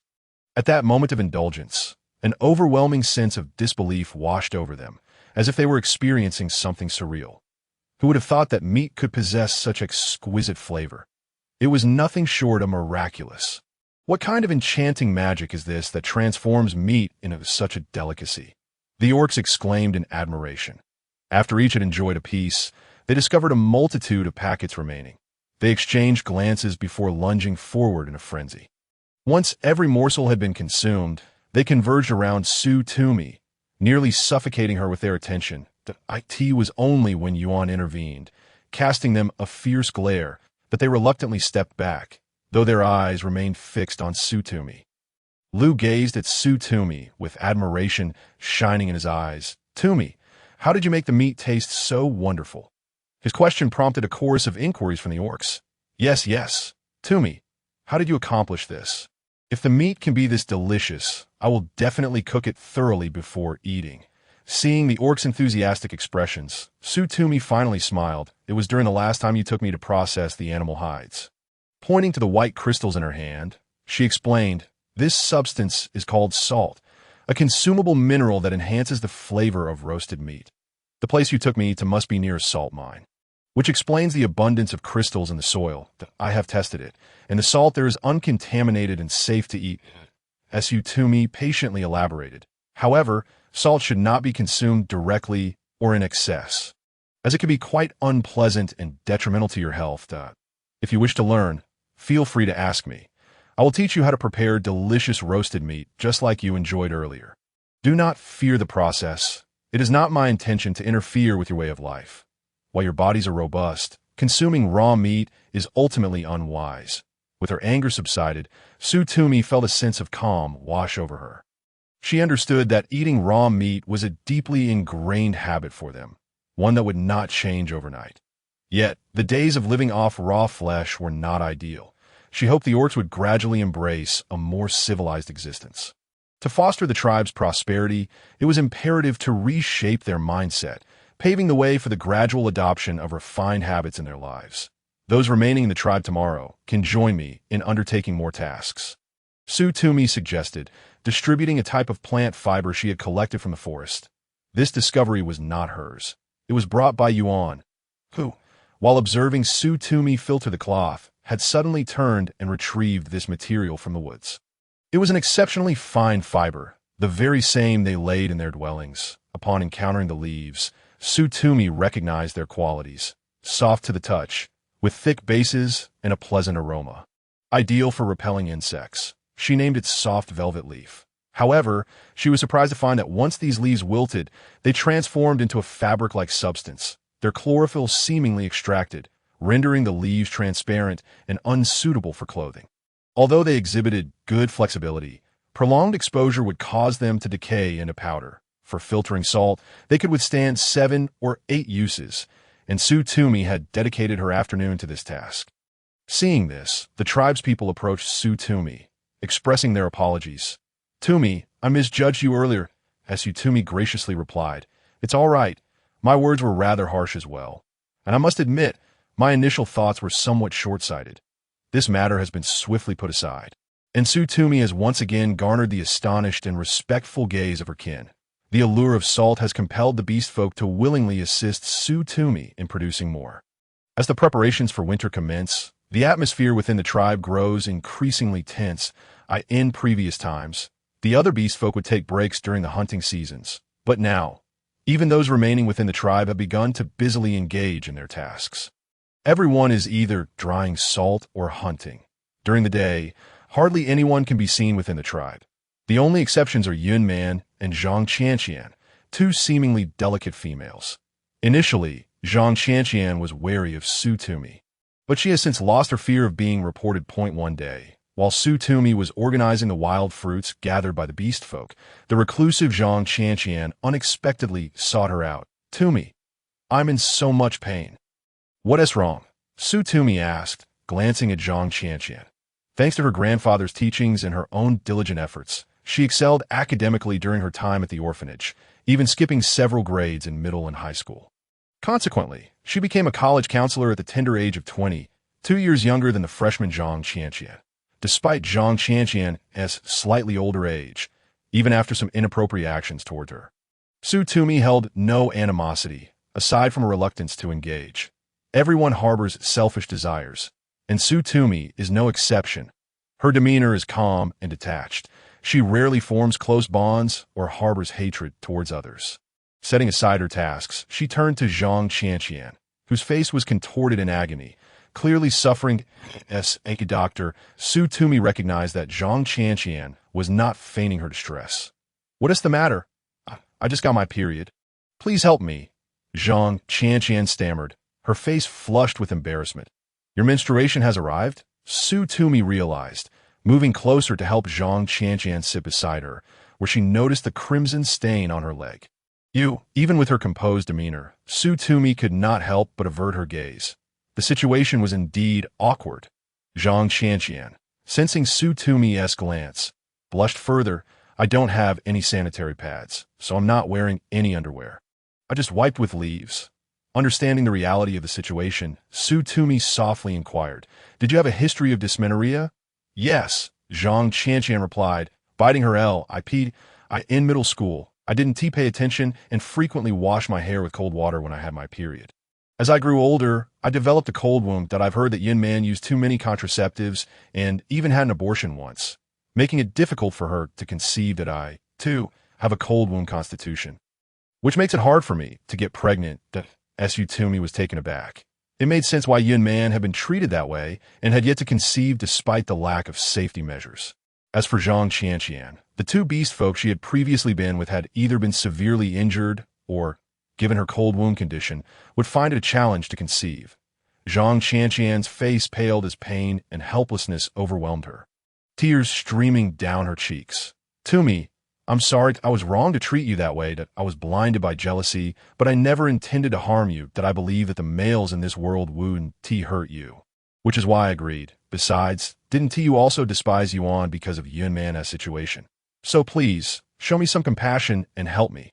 She sobbed pitifully as Tumi had witnessed her grandfather treat a girl from the village with a cold wound, who also suffered in a similar manner, her face pale and her body convulsing in pain. You must have consumed something unhealthy in your youth, combined with poor habits during your period. I'll gather some herbs for you. Wait here. Okay. Zhang Qianqian breathed weakly, too pained to speak further. Without hesitation, Tumi set off. The herbs for alleviating dysmenorrhea were relatively easy to find. Pain relief could only be managed with painkillers. She knew she couldn't provide her with anything that invigorated blood flow, as it would exacerbate the bleeding. Thus, she sought some pain-relieving herbs to administer to her. Ever since acquiring her unique ability, Tumi no longer needed to ponder where to find these herbs. Her eyes would merely blink, and she would see what she desired, occasionally discovering new and useful varieties. At tea times, she pondered whether she was inherently meant for this land, which would explain her extraordinary abilities. To be prudent, Tumi had prepared a variety of herbs in advance, those for stopping bleeding, treating internal injuries, and alleviating pain. After brewing the herbs she had gathered along with her dried ones, she hurriedly brought them to Zhang Qianqian. What is this? Zhang Qianqian grimaced at the bitter concoction, yet forced herself to drink every last drop. As Tumi explained, it's wormwood along with some pain-relieving herbs. You must avoid any invigorating remedies for now. A cold wound requires gradual treatment. Come back to me later, and I shall help you. Zhang Qianqian paused, then lowered her head, tears flowing anew. What's wrong? Tumi assumed the pain was still unbearable, prompting her to lean closer. Is it still hurting? Lie down, and I can apply some acupressure. Acupuncture would help even more. No, Zhang Qianqian interrupted, shaking her head. Tumi, you are truly too kind. I treated you poorly out of jealousy, and now I realize that I am nothing compared to you. As Tumi blinked in surprise, turning her gaze away. Don't say that. In truth, everyone makes mistakes. And in some way, no one is entirely at fault. As Tumi gently shook her head.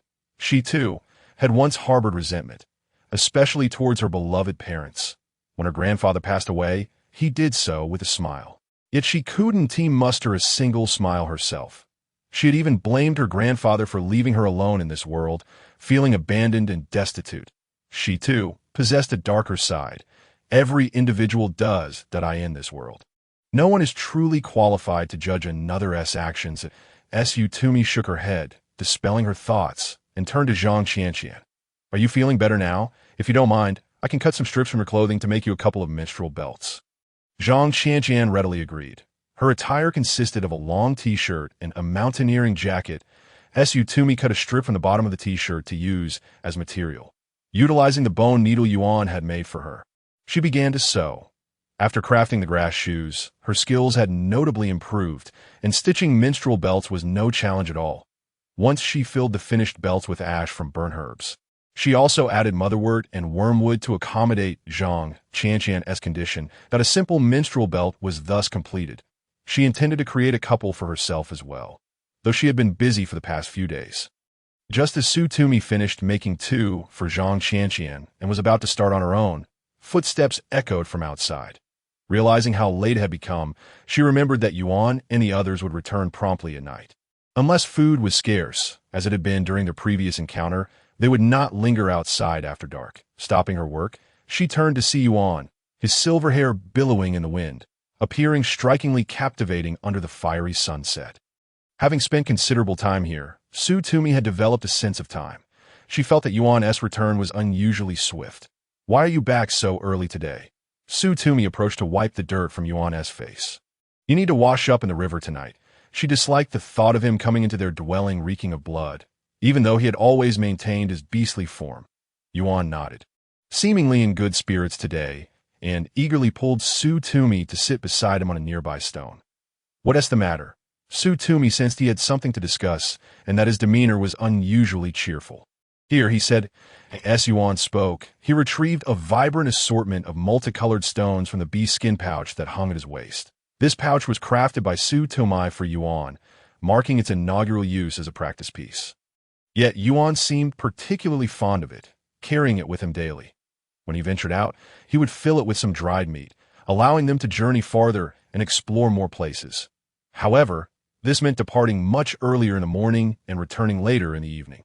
Such a venture was perilous for them, which is why only Yuan and a few other powerful beastmen dared to undertake. As Tumi examined the contents before her, there were blue crystals, amethysts, a raw pigeon blood ruby, and a blue gemstone. However, the most striking of all was a hand-sized emerald, an emerald of such size. In a modern world, it would be deemed a rare treasure, as Tumi initially thought she had misjudged it, believing it to be mere jade. Yet, her grandmother hailed from a wealthy family that dealt in precious gems. Although she had never met her grandmother, the influence was palpable, and her grandfather possessed some knowledge of it. After scrutinizing the stones from various angles, Tumi ultimately confirmed that this was not jade, but a genuine emerald. "Yuan, where did you find this?" she inquired, her laughter bubbling forth, after expressing her fondness for the black pearl last time. It seemed these treasures were also gathered by Yuan for her sake. Though he often appeared somewhat simple-minded, he truly cared for her. She was taken aback to discover that he not only was thoughtful, but had also learned to seek out such exquisite gems to win a girl's heart. The rough stones were still coated in dirt, likely pried from the mountainside in their entirety. If brought to the modern world, they could fetch a handsome price. As Tumi's smile widened, not solely due to the gift, but also because of Yuan's sincere effort. She stepped forward and pressed a kiss on his cheek, exclaiming, "It's beautiful. Thank you, Yuan." She then added, "I really like it." Yuan, momentarily dazed, touched his cheek, savoring the sweet scent of the female's essence emanating from Tumi. Once he regained his composure, he resembled a child being praised for a good deed. Bouncing around with uncontainable joy, Tumi carefully stowed the raw stones inside the cave, only to turn around and find that Yuan had vanished. Presumably to attend to tribal matters, in truth, such days were not unpleasant. Busy, yet fulfilling, Tumi did not despise this feeling. However, before she could begin preparing dinner for the evening, another visitor arrived, the long-absent Yuan. Upon seeing Yuan again, Tumi was momentarily taken aback. In her recollection, Yuan had been the most unfortunate among them. Yet as Yuan stood before her, Tumi noticed that she had gained considerable weight, her complexion appearing quite rosy. Nevertheless, despite her surprise, Tumi's dislike for Yuan was evident, her voice lacking warmth as she asked, "What brings you here?" She slightly raised her chin, acknowledging the two beastmen accompanying Yuan with a nod. Yuan's expression darkened upon seeing Tumi, and with a haughty snort, she declared, "I might be pregnant. Hurry up and check." "Excuse me." Tumi was genuinely astonished at the news. Could Yuan truly be expecting again? "What are you standing there for? Hurry up and take a look." The two beastmen gazed at Tumi with eager anticipation, confused by the situation and under the weight of three expectant gazes. She reluctantly extended her hand to check Yuan's pulse. Among her various skills, her ability to ascertain pregnancy was the least developed. However, detecting a positive pulse was not particularly difficult for her. She felt the pulse. Tumi's shock deepened. It was indeed a pregnancy. "Really? Tumi, that is wonderful." Before Yuan could utter another word, the other two beastmen erupted with excitement. Tumi had a nagging feeling that Yuan was up to something. She tucked away her suspicions and calmly regarded Yuan, saying, "You seem to be doing better than before." "What do you mean by better?" Yuan snapped, irritation flaring at the sight of Tumi. They were both transmigrators.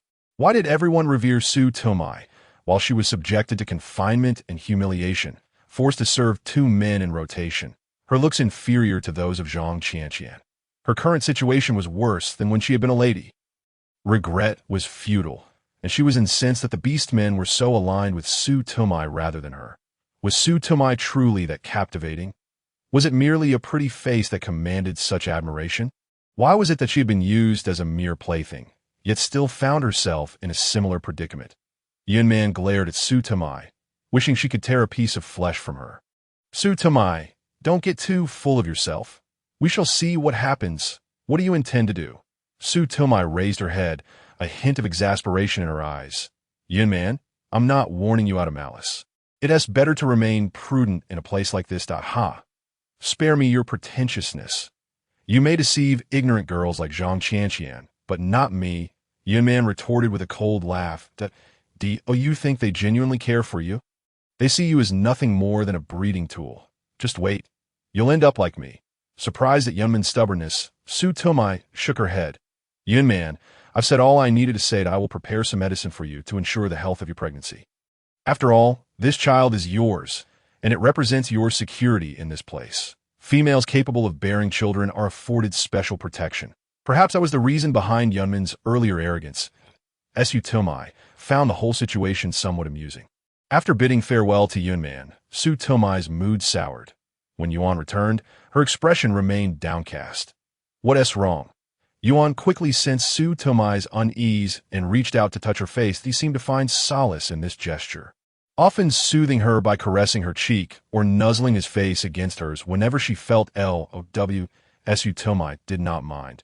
She found his behavior endearing, akin to a charming puppy. His form was reminiscent. Yet he bore a more majestic presence. I'm fine, Su Tomai replied, shaking her head. I'm just hungry. Could you prepare something to eat? Yuan, believing her words, hurried off to gather ingredients. Watching Yuan's cheerful retreat, Su Tomai felt a twinge of discomfort, a sense of guilt rising within her. She had exploited Yuan's trust and affection, and Su Tomai shook her head, hesitant to dwell on it. Although she had gradually begun to accept Yuan, the prospect of childbirth was no trivial matter. For now, she wished to defer such thoughts, at least until winter had passed. As they faced their first winter in this place, Su Tomai felt a wave of anxiety. She tirelessly collected furs while Yuan pursued prey. However, the cave's opening became a significant concern for Su Tomai that if she did not block it in time, the snowfall would surely bring an unbearable chill. Thus, she sought Yuan's assistance, suggesting, Yuan, could you find a way to seal this opening? I was thinking of using wood to create a window, but without nails and given the stone walls, it will be challenging. While Su Tomai grappled with this dilemma, a mishap occurred in the storage cave that Yuan and the others had been constructing for food. Perhaps due to the numerous excavations, a landslide had ensued. Thus, the food that had been stored within was buried deep on that day. They did not go hunting again. Instead, they spent the entire day digging, and it took them 2 days and nights to unearth the provisions within. However, they suffered a loss of 1/3 of their supplies. The spirits of the orcs were considerably dampened, and upon returning that night, Yuan informed her that they might need to relocate. Tumi felt no objection to this. She could not conceive of a way to repair the cave entrance, so moving was a welcome option. Consequently, 3 days later, they set forth on a journey to find a new home. Yuan possessed an exceptionally keen sense of smell, making it relatively easy for them to find a suitable location. Their new dwelling was situated on a slightly elevated hillside, where a clay nest and a cave were interconnected, each providing a sturdy framework. Thus, they need not worry about landslides as they had before. Su Tumi was quite pleased with the warmth of their new home. Following Yuan, she naturally received the largest cave. The cave was spacious and even contained a stone resembling a bed. Upon inspection, she found the stone to be smooth to the touch and pleasantly warm, which delighted her. However, the process of moving proved far more arduous than they had anticipated. Each piece of prey needed to be transported individually. A laborious task. The new home required cleaning and organization, yet the tribe was not particularly populous, leading to a significant increase in the workload. Each time Su Tumi observed Yuan returning utterly exhausted, her heart ached for him. Yuan, is there much left? Perhaps we should take a rest tomorrow, she finally ventured to suggest, unable to contain her concern any longer. Yuan, who was typically full of vigor, had never appeared so fatigued. Yet, he shook his head, insisting, No, we cannot. It is going to snow. The weather had grown increasingly cold over the past few days, and Su Tumi was already wrapped in a hide. Moreover, her menstruation had begun, rendering her somewhat dispirited. Yuan embraced Su Tumi and gently inquired, Does it hurt? No, she replied, shaking her head.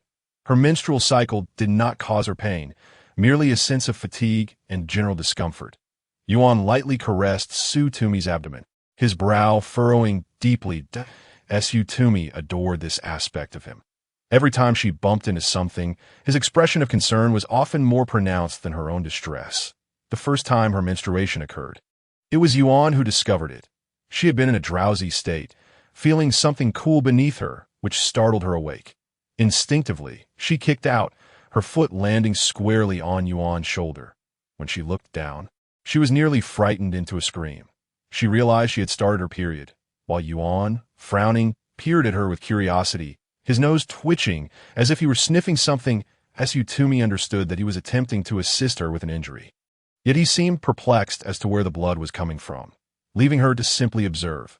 After much commotion, she explained that this was a normal occurrence for women, but Yuan remained skeptical, spending the entire day watching her intently, often attempting to tug at her clothing, which left Tumi feeling on edge. It was not until Lu approached him and confirmed that Zhang Qianqian experienced the same thing and was now fine that he finally relented.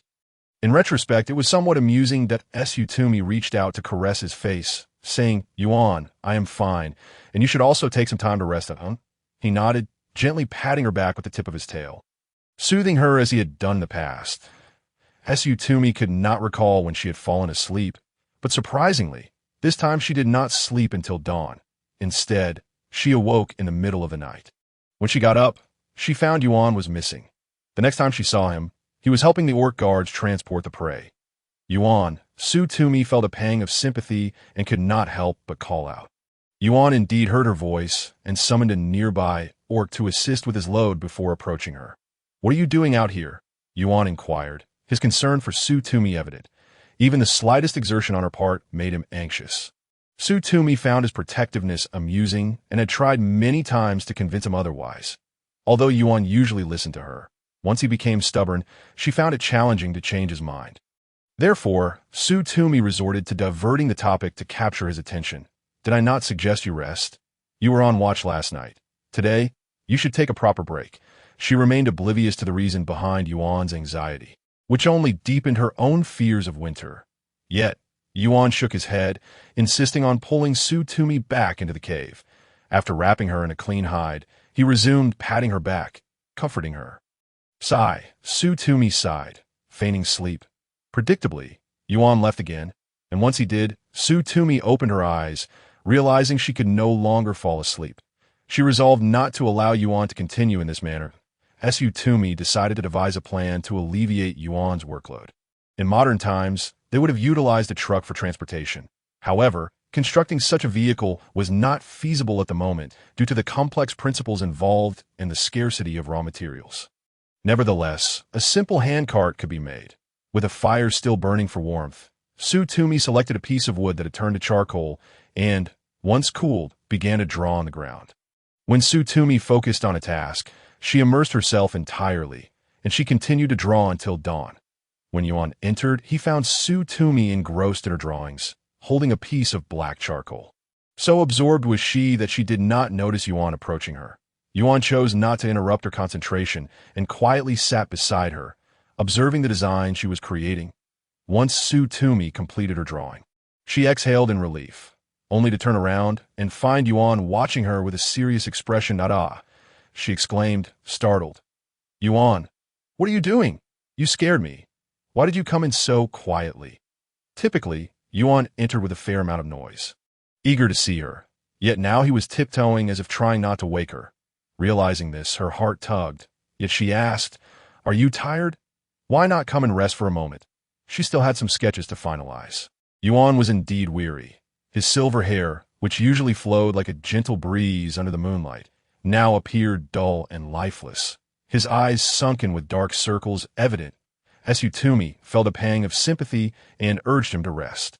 However, Yuan shook his head, replying, "I am fine. What are you working on?"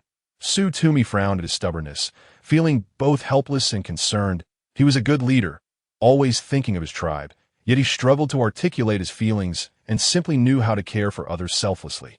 It seemed that until this matter was resolved, Yuan would not willingly take a break. Thinking this, Tumi lowered herself to sit beside Yuan once more. "Yuan, I have an idea that might help you. Will you let me assist you?" Yuan glanced at Tumi, noticing a spark of enthusiasm in her eyes. He was momentarily taken aback. He had always agreed to her requests. all right? He nodded, conceding to her wish. Tumi felt a surge of happiness. The next day, Yuan instructed the orcs to temporarily cease their transport efforts and brought Lu and a few other orcs back. However, this decision left the orcs in a state of displeasure. Despite their arrival, their expressions were grim. Tumi, there's still much prey left to transport. We need more provisions. We cannot afford to delay, even for a day, Lu said, his brow furrowed with urgency. The other orcs echoed his sentiments. Realizing that if Lu had spoken up, they needed to act promptly. Indeed, we must return with all the prey before winter arrives. We need to hunt more. Otherwise, we risk starvation during the cold months. Tumi, we acknowledge your intelligence. However, the task of transporting the prey is one that must be undertaken by us. We kindly ask that you refrain from disturbing our efforts. Indeed, time is of the essence. And Tumi, please do not jeopardize our success. A significant amount can be moved in just a single day. In the face of the crowd's skepticism, Tumi remained unfazed. She cleared her throat and spoke as loudly as possible. Please do not be anxious. I have gathered you here because I have devised a method that could significantly save both time and labor. As she spoke, Tumi pointed to the blueprint she had meticulously crafted. This is my design. While it is still in its preliminary stages, we can begin with a simple model. She elaborated on the principle of utilizing rollers to ease the burden and the concept of creating a rudimentary cart. A single cart could transport what would typically take ordinary orcs 3 days, requiring multiple trips to be accomplished in just 1 or 2 journeys. The orcs stood in bewilderment, unable to comprehend Tumi's explanation. What are you talking about, Tumi? We don't understand your notions of rollers and leverage. This seems quite complicated. How can we even create something we cannot grasp? One of them remarked. Indeed, rather than wasting time on incomprehensible constructs, it would be far more productive to collect more prey. Even Lu, who had always held a fondness for Tumi, could not help but shake his head in disapproval. Tumi, I understand your intentions for the tribe's benefit, but this endeavor will require our time that, if it fails, we will have squandered precious moments which we cannot afford to waste. Yes, your request has already cost us half a day. In that time, we could have made 2 trips. Another orc chimed in as Tumi observed the clear reluctance etched on their faces, their unwillingness unmistakable. Yuan glanced at his fellow tribesman, preparing to intervene as he had previously. But Tumi grasped his wrist, halting him. Confused, Yuan turned to see her shake her head, signaling him to hold his tongue. This time, she knew she could not rely on Yuan's authority to compel the orcs into assisting her. Such an approach would breed resentment among them. Taking a deep breath, Tumi addressed the group. I understand the anxiety you all feel, and I will not force anyone to join me. If anyone trusts my vision, you may choose to stay and assist. If not, you are free to return to your hunting. Her words left the crowd momentarily speechless. They exchanged uncertain glances, hesitating. Tumi recognized their apprehension regarding Yuan. And thus she continued, Yuan will not coerce you into aiding me. He is your leader and will respect your choices. Upon hearing this, the orcs looked toward Yuan, who finally nodded in agreement, and they collectively exhaled in relief.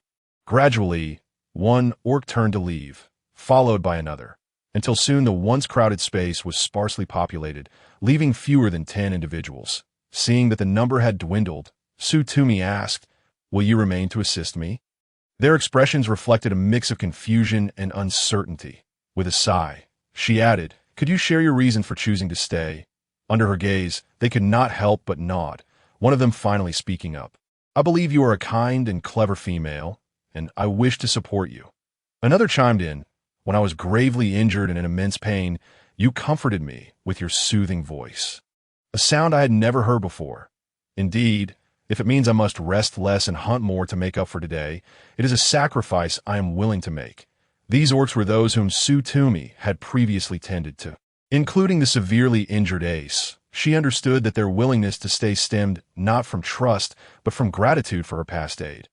Yet, her heart swelled with appreciation, and she bowed deeply, saying, Thank you. The orcs waved their hands dismissively, insisting it was nothing. Once her gratitude was expressed, Tumi resumed her composed demeanor, addressing them with a sweet yet powerful tone. Since you all believe in me, Let us not waste any more time.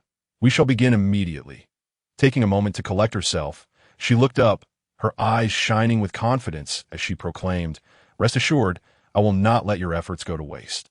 The principle behind the cart was akin to that of a horse-drawn carriage. Tumi had calculated that a single orc could typically transport 1 or 2 prey items at most, making 3 trips in a day. Yuan, with his strength and speed, could manage 2 additional trips. However, the cave was filled with prey accumulated over the past months, and it was imperative to clear it within a fortnight. Despite losses, completing the task was no small feat with the cart she designed. 2 orcs could push or pull, allowing for the transportation of over 10 prey items at once. The first step involved gathering a substantial amount of wood, which was readily available among the towering trees surrounding them. The orcs could easily fell a few with their strength, and they could utilize their sharp claws to carve the wood. Under Tumi's direction, the orcs toiled throughout the morning, and soon the rudimentary structure of the cart began to take shape, requiring only final assembly to be why this time. The orcs were ravenously hungry, prompting Tumi to suggest a communal meal around a campfire. There were 10 of them in total, including Yuan and herself. Given the orcs' modest appetites, Yuan consuming roughly the equivalent of 2 rabbits, with others eating even less, Tumi decided to roast an entire cow. However, as the roasting of the cow would take at least an hour, and the orcs were already famished, she opted to prepare something more immediate. She instructed the orcs to catch a few rabbits and set up a small fire to roast them. In approximately 20 minutes, the rabbits were ready. Aside from Ace, the other orcs had limited culinary skills, including Vis, who had previously suffered a leg injury, and others with scars and diminished strength. Recently, they had only managed to grab a small piece of meat from Tumi's prior feast, barely tasting its exquisite flavor.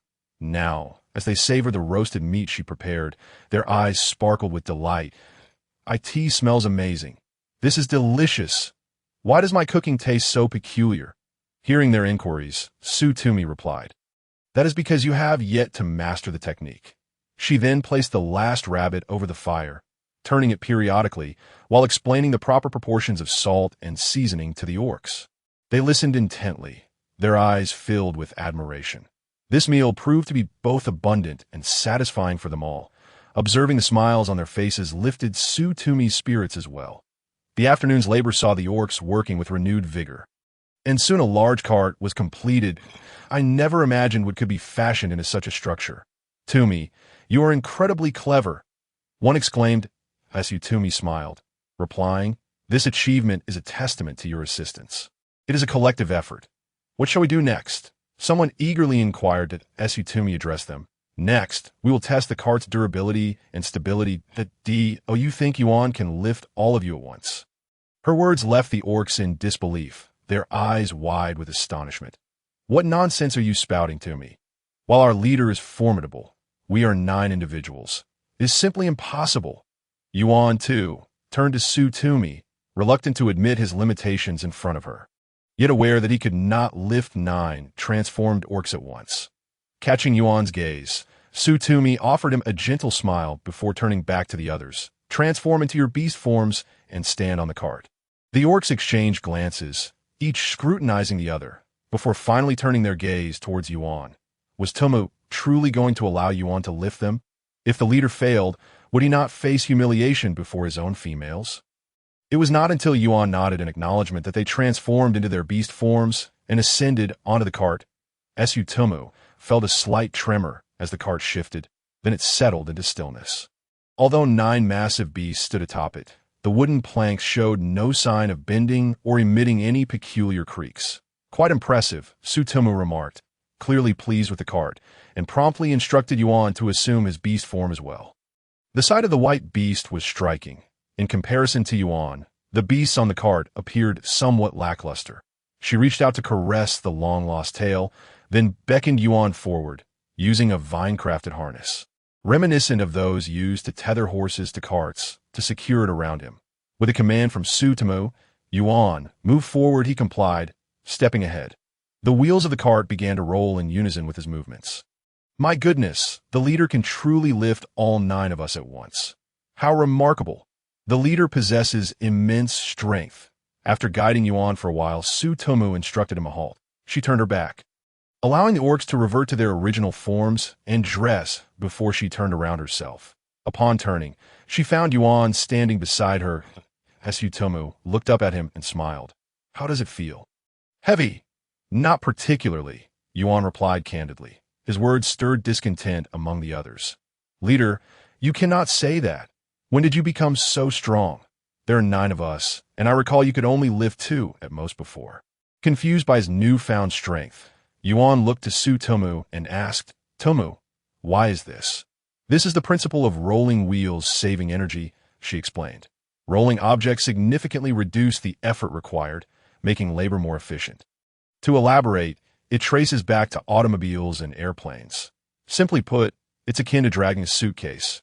Pulling it is far less taxing than lifting it. Tomu knew that even if she explained, they would not fully grasp it. So she simplified her words. This is the charm of the cart. The 2 wheels will help you conserve a great deal of effort, while the wooden platform allows you to carry more prey, making it much more convenient than holding in your hands. Thus, when the orcs transform into their beast forms to pull the cart, it is akin to horses drawing a chariot in ancient times. Though the orcs grasped the concept of saving energy, the intricacies of her explanation eluded them. Throughout the afternoon, Tomu had everyone take a turn. With a few exceptions, they could all pull the cart laden with 9 large beasts. The orcs were elated, as Tomu shared in their joy. But before long, during the final test with an orc, an unexpected incident occurred. The vines binding the orc's body snapped under the strain. The orc who broke the vines wore a bewildered expression. I don't know what happened. I didn't break it, did I? Tomu approached to inspect the scene. The cart remained sturdy, yet the vines had grown brittle due to the changing seasons. Losing their flexibility, Tomu furrowed her brow. These vines had been resilient in summer, but now those on the cliff had dried and turned yellow. Even if many were intertwined, they wouldn't withstand much distance. Indeed, after only a few steps, the vines had snapped. If pressed into use, they likely wouldn't last half a day. Seeing Tumu's grave demeanor, the orc's heart sank. Tomu, is something wrong? It truly wasn't Tumi who broke it. Please don't be angry. It was unintentional. There are still plenty of vines on the cliffs. We can gather more. However, before the orcs could finish their sentences, Tomu stood and declared, no need. These vines are no longer usable. What shall we do then? The faces of the crowd turned pale, the joy they had just felt dissipating swiftly. Without the vines, what could they use? Had all their labor been in vain? They had worked tirelessly all day. It could not be for naught. After pondering for a moment, Tomu spoke, we must make hemp ropes. Those crafted from hemp plants are exceptionally durable and can last for years without deterioration. Hemp ropes? What are those? The unfamiliar term left the orcs looking perplexed and uncertain. Tomu nodded, and noticing their confusion, she took the lead. From now on, I need everyone to diligently follow my instructions. We must have the hemp ropes prepared by tomorrow evening. Upon hearing her calm, yet resolute voice, the orcs felt an inexplicable surge of fervor. The previously despondent orcs erupted in a unified cheer. All right, Tomu knew that the materials for making hemp ropes and sacks came from the fibrous roots of hemp plants. Together with the orcs, she gathered yellow hemp, flax, and rami. The coarse yellow hemp could be torn, cleaned, dried, and processed into binding ropes. The finer flax and rami sparked an idea in Tumu's mind. She contemplated experimenting with them to craft herself a hemp garment when time permitted. The process of making hemp rope was not overly complex. Soaking the hemp plants in water overnight would rot the outer skin, allowing it to be removed and cleaned. After drying, the fibers could be twisted into several strands to create long lengths of rope. That evening, she could only soak the plants for now. Turning to the orcs, she said, thank you all for your hard work today. Please reconvene here tomorrow. The orcs felt joy in working alongside Tomu, finding her endeavors far more engaging than hunting, and readily agreed. Yes, we will definitely return. Feeling the warmth of the orcs' enthusiasm and sincerity, Tumu's heart swelled. However, before she could say more, another voice interjected, is that peculiar contraption truly the cart? All our labor today was for this? What purpose does it serve?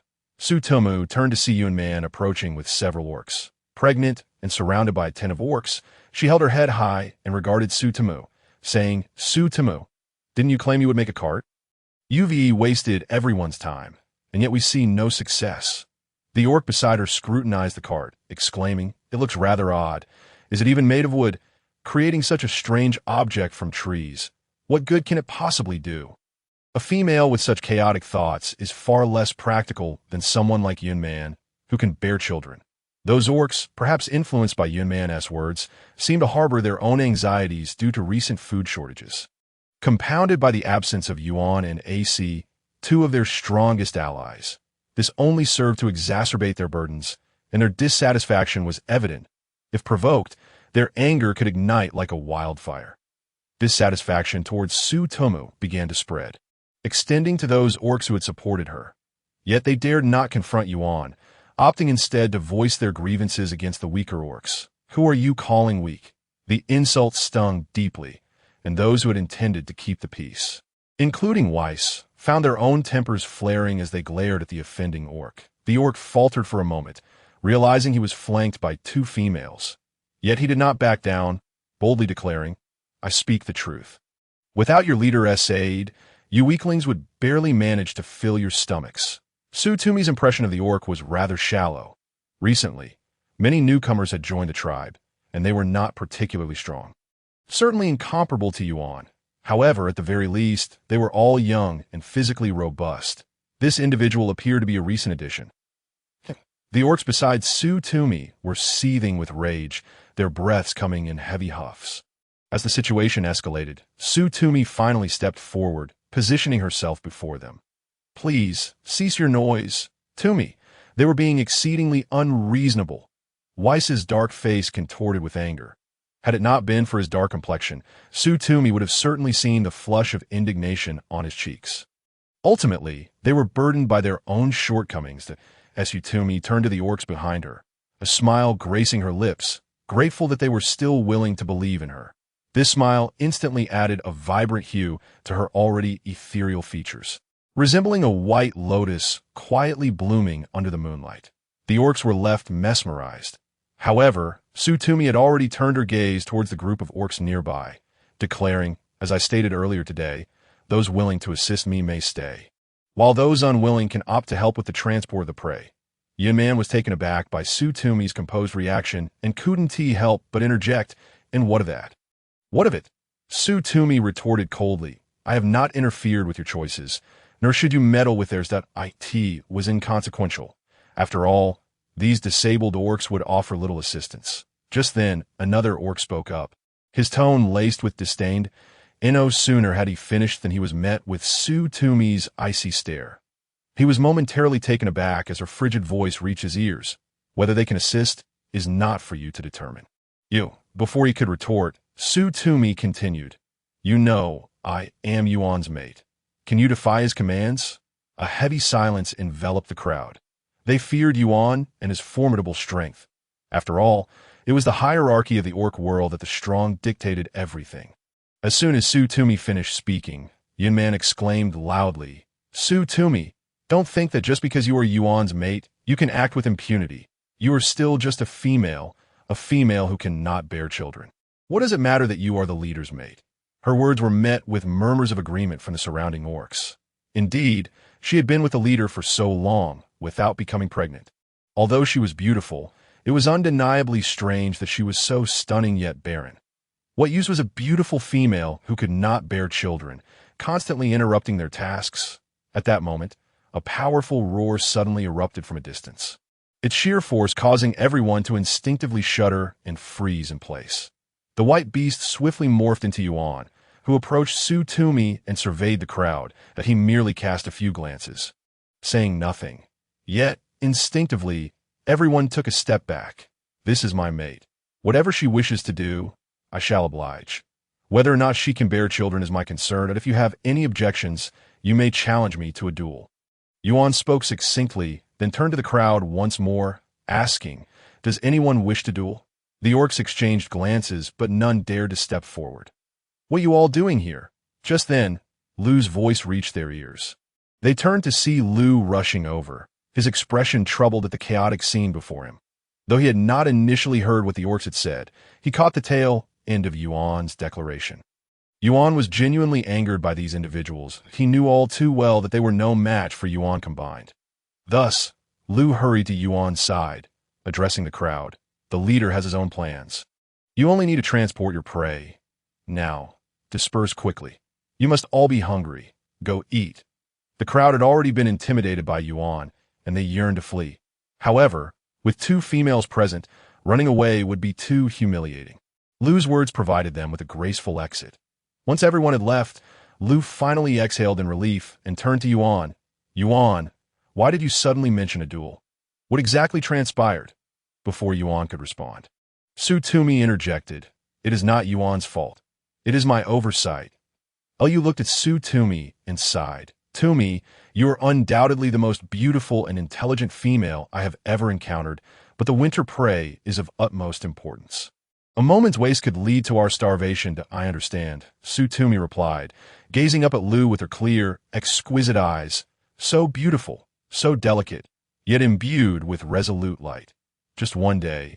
Give me a maximum of 1 day, and I will make them see me in a new light.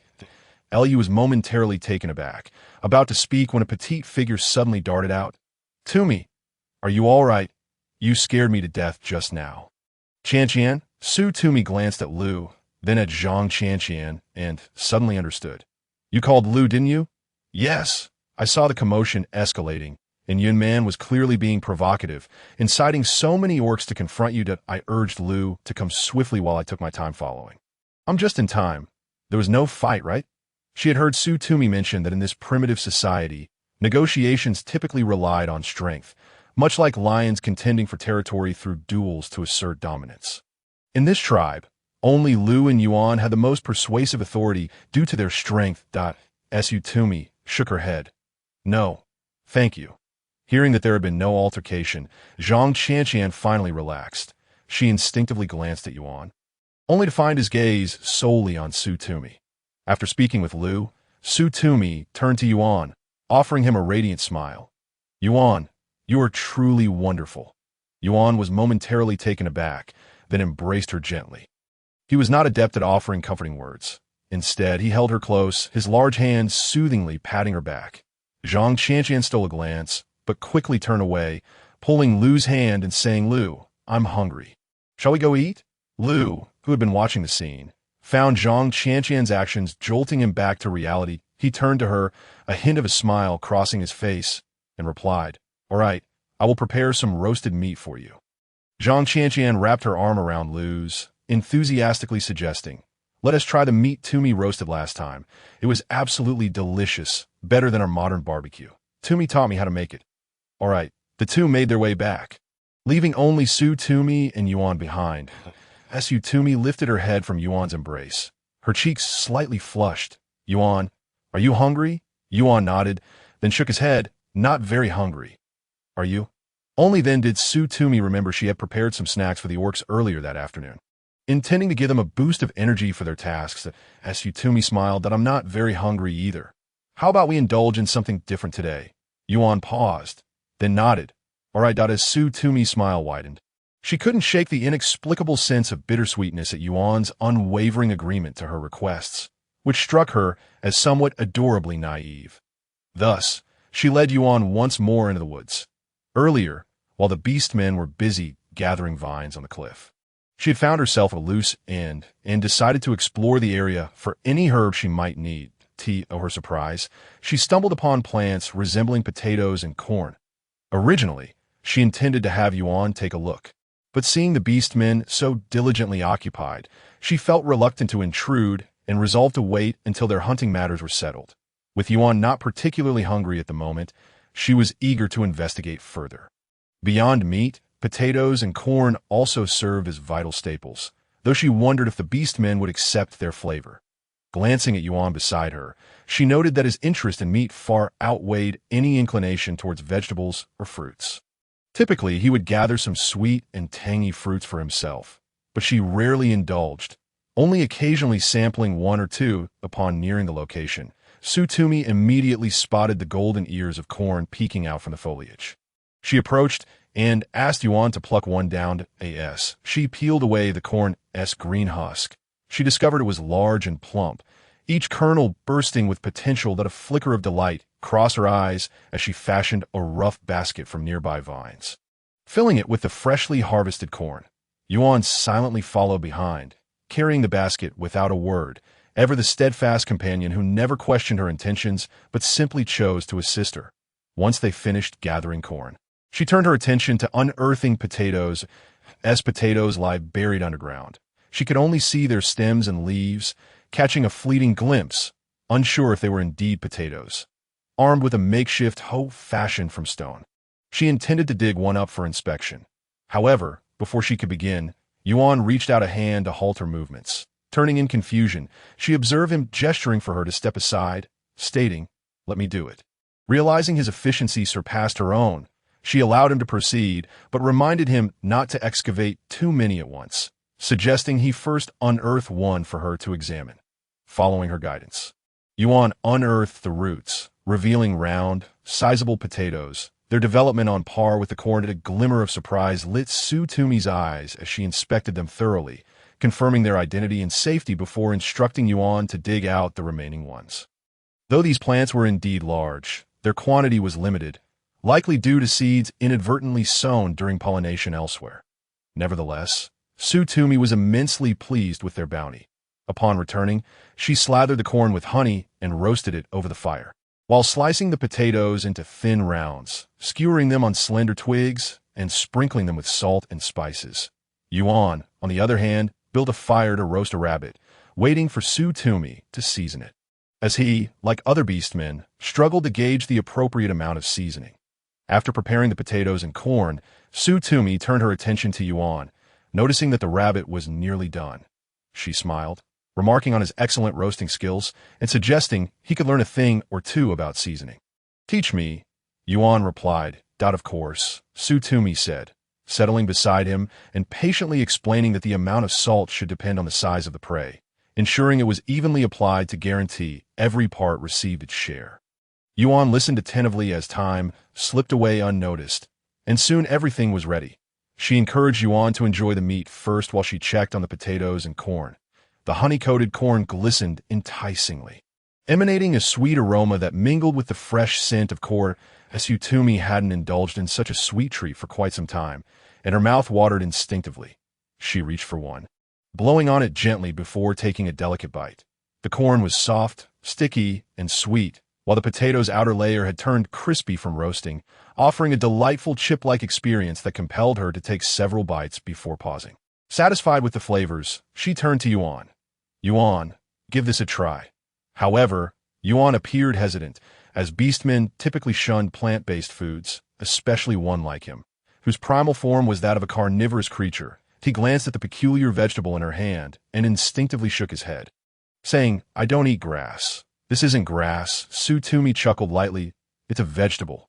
You can eat it alongside the meat. It tastes wonderful, and it contains starch that helps fill you up. Trust me." Reluctantly persuaded by Tumi's insistence, Yuan stepped forward and took a bite of the corn she offered. Before he could swallow, she urged him to try a piece of meat as well. In that moment, she witnessed the spark of realization in his eyes. The corn was swiftly snatched from her hand, and she watched with a smirk as Yuan eagerly devoured the corn before rushing to grab the crisply roasted potato, a hint of pride blossoming within her. No one could escape the allure of delectable flavors. A bite of corn paired with a mouthful of roasted meat created a delightful fusion of soft sweetness and tender, crispy texture, resulting in a novel and exquisite taste. Thus, the two enjoyed an extraordinary dinner together. After finishing, Yuan remarked, "I never expected these would taste so good once cooked." "Tumi, what are these?" Tumi explained the names of corn and potatoes, enlightening him on the distinctions between meat dishes, vegetables, fruits, and inedible weeds. Yuan listened earnestly, nodding seriously as she concluded her explanation.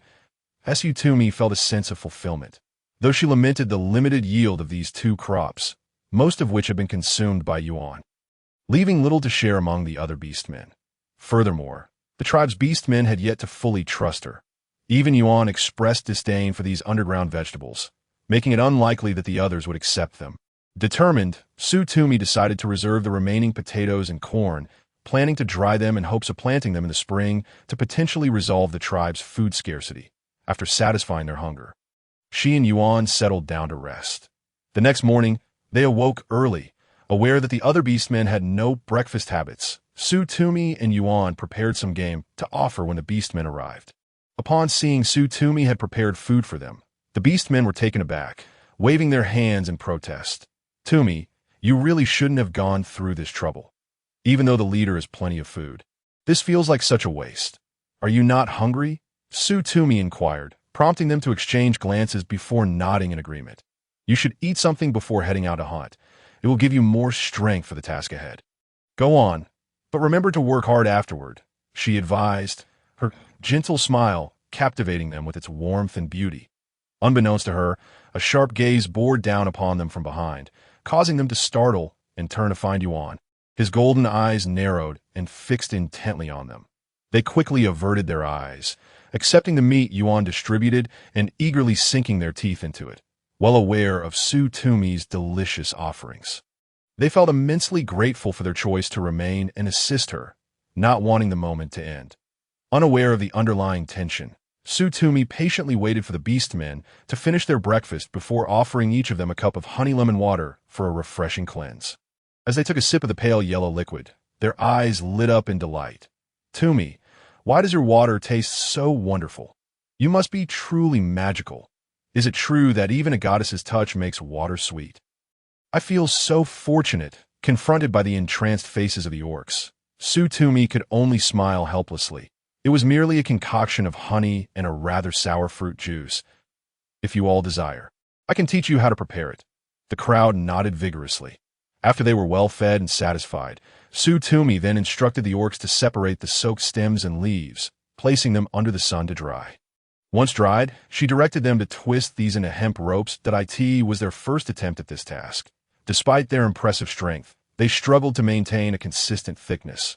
Consequently, while the ropes were indeed thick, each segment varied in size. Tumi paid little heed to these imperfections, and by the time they finished crafting a single rope, the sun was already beginning to dip in the west.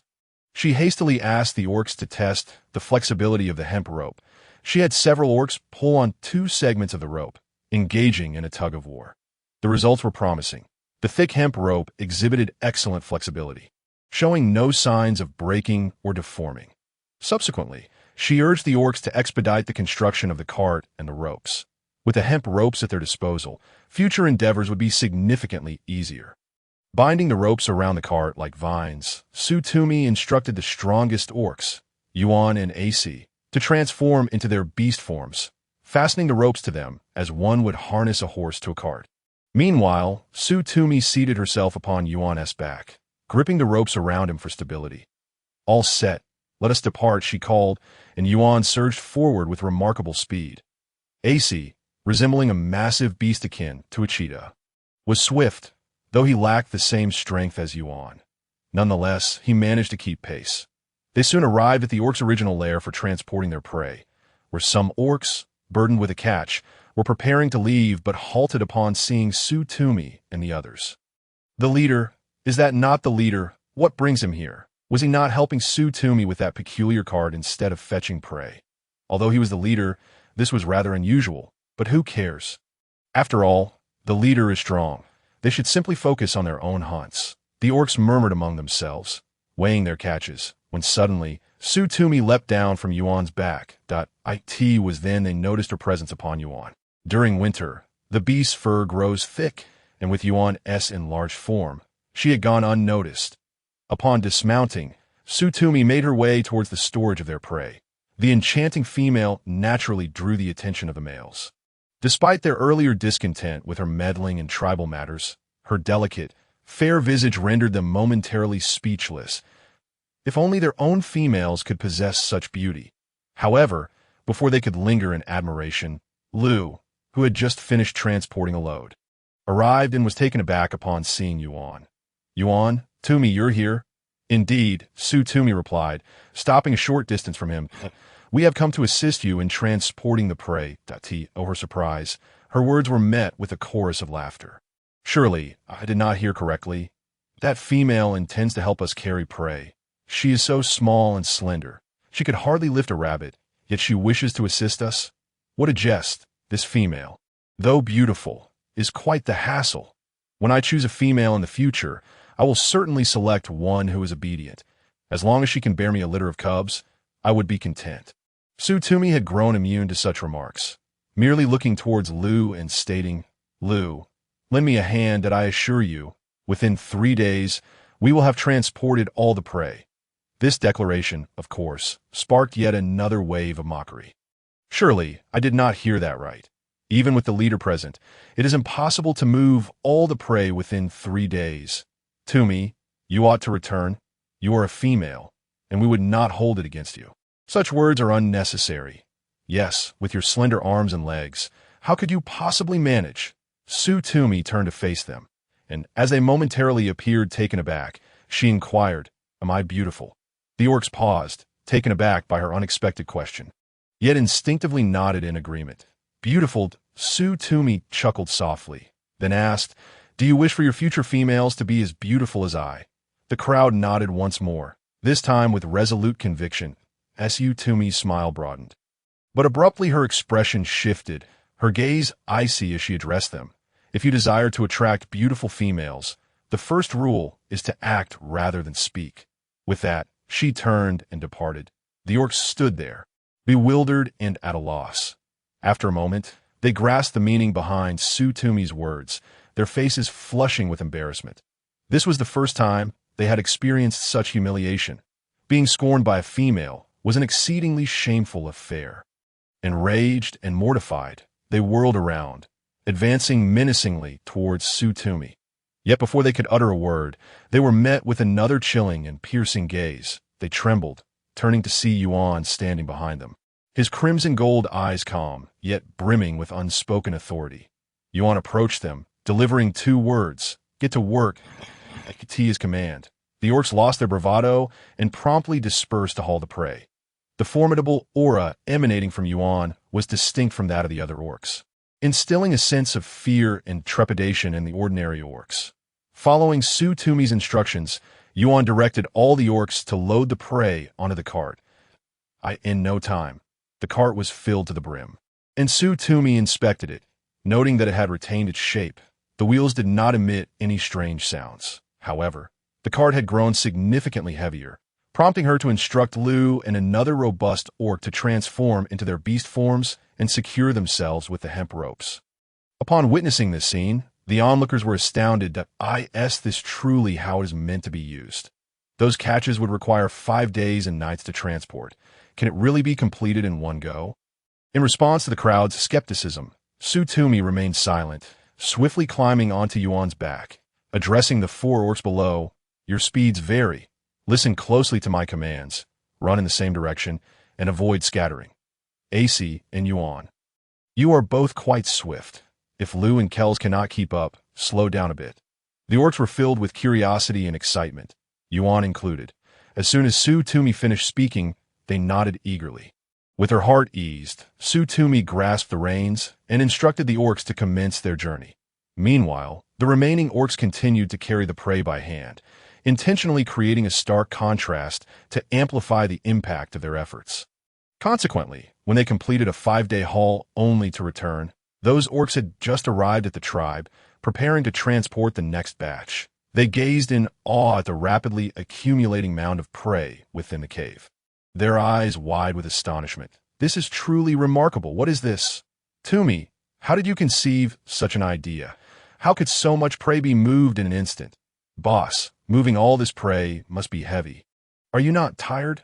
The boss is truly impressive. The crowd gathered closer, their curiosity piqued.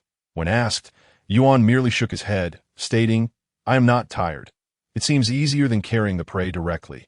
The crowd once again erupted in a cacophony of astonished exclamations. Ultimately, Tumi decided to have each orc line up to experience the sensation of pulling a cart.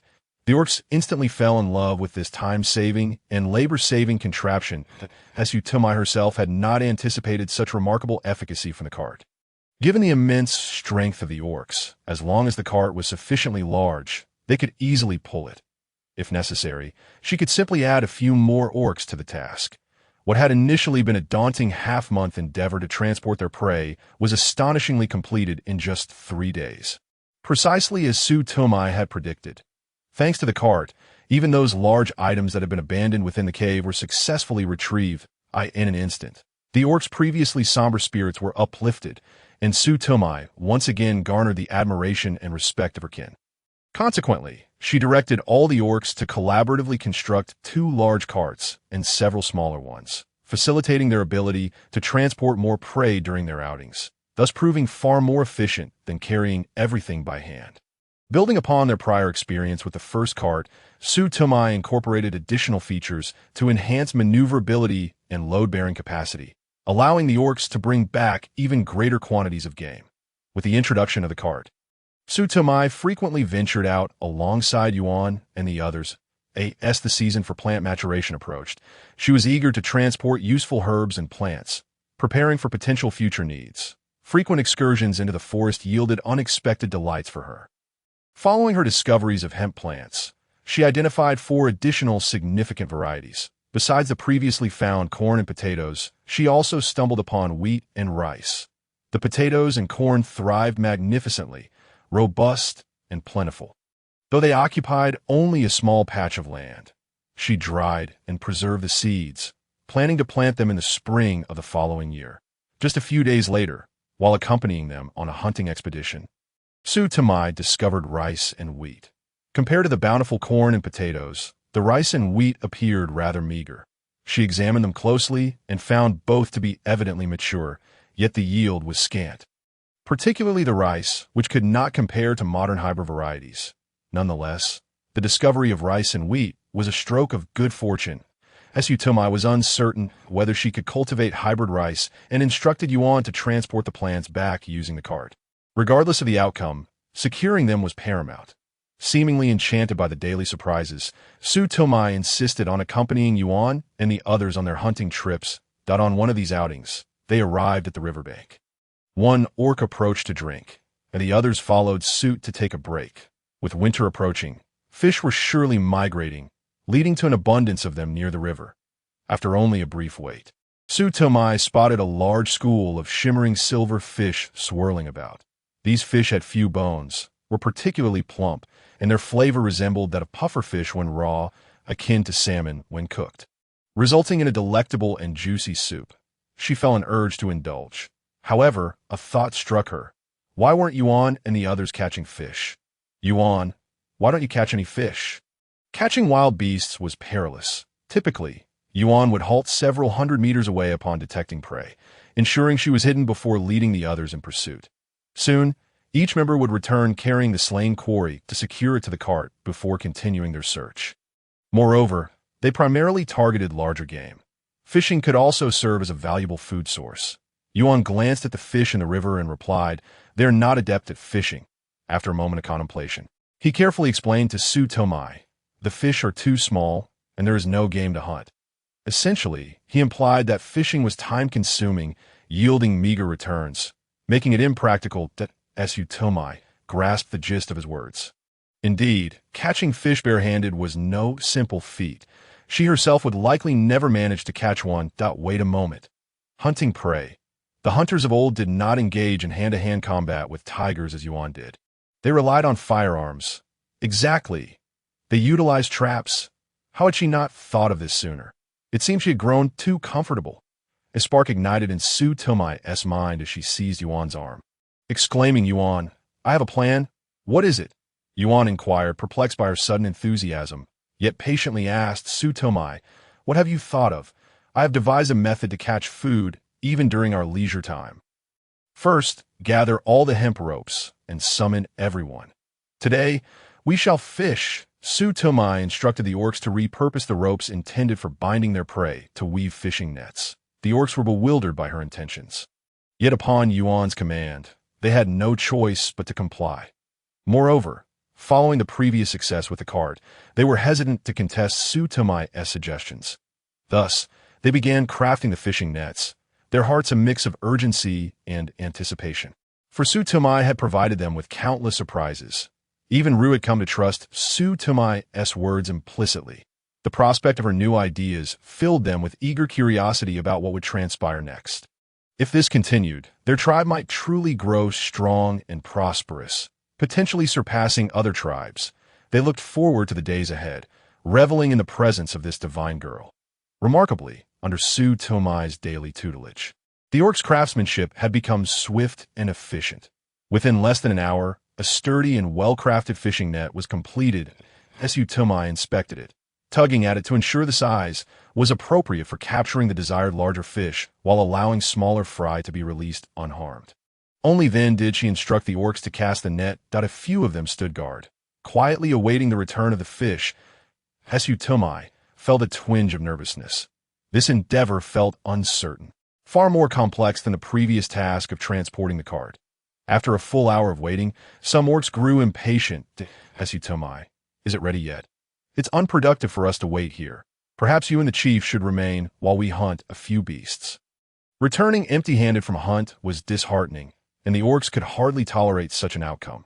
Observing the passage of time, Tumi concluded it was about time. She nodded to Yuan, saying, "Yuan, let them retrieve the net." Yuan nodded in agreement, signaling that it was time. The orcs rushed forward to haul in the net. What they discovered was astonishing. One orc shouted, "There's something pulling on the line. We can't haul it up." "What is it?" "You're all so useless," another orc retorted, visibly frustrated. Just as one of them touched the net, he sensed something was amiss. "Wait, let us get a few more people over here." Thus, all the orcs, including Yuan, gathered to assist. When they finally pulled it up, everyone gasped in astonishment. The freshly woven net was now teeming with lively, wriggling fish of various kinds, filling the net to the brim. Those with a fear-crowded spaces might have found the sight overwhelming. No wonder it had been so difficult to pull. The group collectively inhaled sharply and quickly worked together to drag the fish ashore. Once on land, the fish flopped about wildly, prompting the orcs to scramble to catch them and load them onto the cart. Surprisingly, both small carts were filled to capacity, and this was only after an hour had passed. At this rate, they would have enough catch for an entire day by nightfall. Once again, the orcs turned their gazes towards Tumi, their admiration deepening further. Tumi, you are truly brilliant, remarkable. The orcs praised without hesitation, unsure of how to articulate their admiration, yet fervently wishing to convey their respect and reverence. Although their words were simple, the sincerity of their feelings was palpable. Surrounded by so many orcs, Tumi felt a bit flustered as they lavished her with compliments. I only thought of it suddenly. She did not mind being among these orcs. Perhaps the presence of the elderly, the infirm, and a few youthful leaders contributed to her comfort. That it is as if a group of forsaken individuals has deliberately formed a tribe, perhaps bound by a shared sense of sympathy for one another, which renders them remarkably united. Even though some may choose to challenge her or question her perspectives, she remains unfamiliar with them, and they lack mutual understanding. Thus, it is natural that she cannot compel them to agree with her views. From another angle, it is precisely due to the simplicity of the orcs' thoughts that they express their discontent openly, without convoluted subtleties. Tumi does not despise this. On the contrary, she finds great pleasure in this straightforward camaraderie, and hopes it will continue indefinitely. She wishes to earn their recognition through her own efforts and coexist harmoniously with them. Eventually, Lu spoke up again, exclaiming loudly, "Everyone, let's refrain from further discussion for now. Let's first capture some prey, as the day is waning. The more we catch, the better." Agreed. The crowd responded in unison, each one brimming with energy. Tumi once again mounted the back of Yuan, who had been carrying her around during this time, and she had grown accustomed to it. Upon returning to the tribe, Tumi felt quite cheerful and intended to cook alongside Yuan. However, as she stepped outside, she found him sitting expressionlessly at the door, gazing into the distance with a somewhat solemn demeanor. She wondered what thoughts occupied his mind. That Yuan's contemplations were often peculiar. Despite his seemingly simple nature, he would sometimes gaze vacantly into the distance, remaining lost in thought for extended periods when she accompanied him. Yet when she inquired about his musings, he would say nothing, merely holding her close and gently stroking her soft black hair, repeatedly calling her name. Over time, Tumi ceased to question Yuan, Whenever he appeared lost in thought, she would simply sit beside him until it was time to prepare dinner, at which point she would go to summon him. The enticing aroma of food would then rejuvenate Yuan's spirits. Now, as she observed Yuan sitting at the cave entrance, gazing into the distance once more, Tumi understood he had entered that state again. She no longer rushed to prepare dinner, but settled beside him, softly inquiring, "What is it that you are watching?" Upon seeing him turn his head, she offered him a gentle smile and pointed towards the distant fiery sunset. "Its hues always so resplendent and magnificent, isn't it beautiful?" Yuan followed her gesture, nodding in agreement. "Indeed, it is that." Tumi rested her head on her knees before continuing. "However, I believe you look the most beautiful when you smile. Even more so than that." She turned her head and found Yuan gazing down at her, appearing somewhat dazed at first glance. Such a sight evoked a pang of tenderness within her. An instinct whispered to her that this might be connected to the mysterious black orc with 6 tails they had encountered previously. Ever since that encounter with Lance, Yuan's behavior had become increasingly frequent and peculiar. It was only after a subsequent incident within the tribe that things began to improve. Yet, she was not in a position to pry into Yuan's past. She had no right to inquire about what had transpired. Tumi, Yuan gazed at her, unsure how to articulate the feelings swirling within him, his gaze illuminated by the orange glow that cast a warm light upon her delicate features. Tumi regarded Yuan and suggested, "Shall we go eat something?" "Certainly." In an effort to divert attention, Tumi began teaching the others how to construct simple traps, which would enable them to capture prey more efficiently, thus enhancing their hunting success. Upon their return, the orcs arrived laden with their catch. During the journey, Tumi also instructed Yuan and Lu on recognizing basic hemostatic herbs and distinguishing edible fruits from inedible ones. Both Yuan and Lu approached the lessons with earnestness, eager to learn. This day felt particularly fulfilling, as Tumi transitioned from initial resistance to indifference and ultimately to a genuine fondness for her surroundings. Remaining here no longer seemed like an unpleasant prospect. That night, she mustered the courage to embrace Yuan, boldly stating, "You need not transform back. Let us remain as we are, but you will be cold." Yuan replied, his innocent demeanor causing Tumi's heart to soften, erasing any lingering shyness or awkwardness. "Silly," she retorted, gesturing towards the thick tiger skin nearby, a gift from Lu, which also incorporated some of her suggestions. It was far softer and more comfortable than the piece Yuan had wrapped around his waist. "With this, I shall not feel cold. Truly, there is no need for you to change." "All right," Yuan conceded, yet a flicker of disappointment coursed through his eyes. She had ceased to rely on him. It was evident that she had once taken great pleasure in her tale. Unbeknownst to Tumi, she had not noticed Yuan's forlorn expression as she lay down, only to realize that he had not yet joined her. "Why are you not coming in? Aren't you tired?" Of course, he was weary. In recent days, Yuan had scarcely rested due to the tribe's pressing matters. Now that the issues had been resolved and new hunting methods discovered, he felt a wave of relaxation wash over him, leading to a series of yawns as Tumi noticed this. And when Yuan finally nestled beside her, he instinctively wrapped her in his embrace. Though she hesitated for a moment, she ultimately turned to hold him tightly, murmuring, "Let us sleep." Tumi felt somewhat anxious as their bodies pressed closely together. It was only natural for her to wonder if Yuan would exhibit any unusual reactions. However, she had underestimated him. He was truly exhausted. The instant he enveloped her in his arms, he fell into a deep slumber, his gentle snoring unmistakable. Tumi understood that such sounds were only produced when one was utterly fatigued.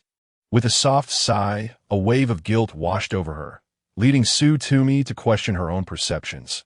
Was her charm truly so lacking? As these thoughts swirled in her mind, she unwittingly succumbed to slumber, drifting into a peculiar dream characterized by a blinding whiteness. Although she could see nothing, a chill emanated from the void.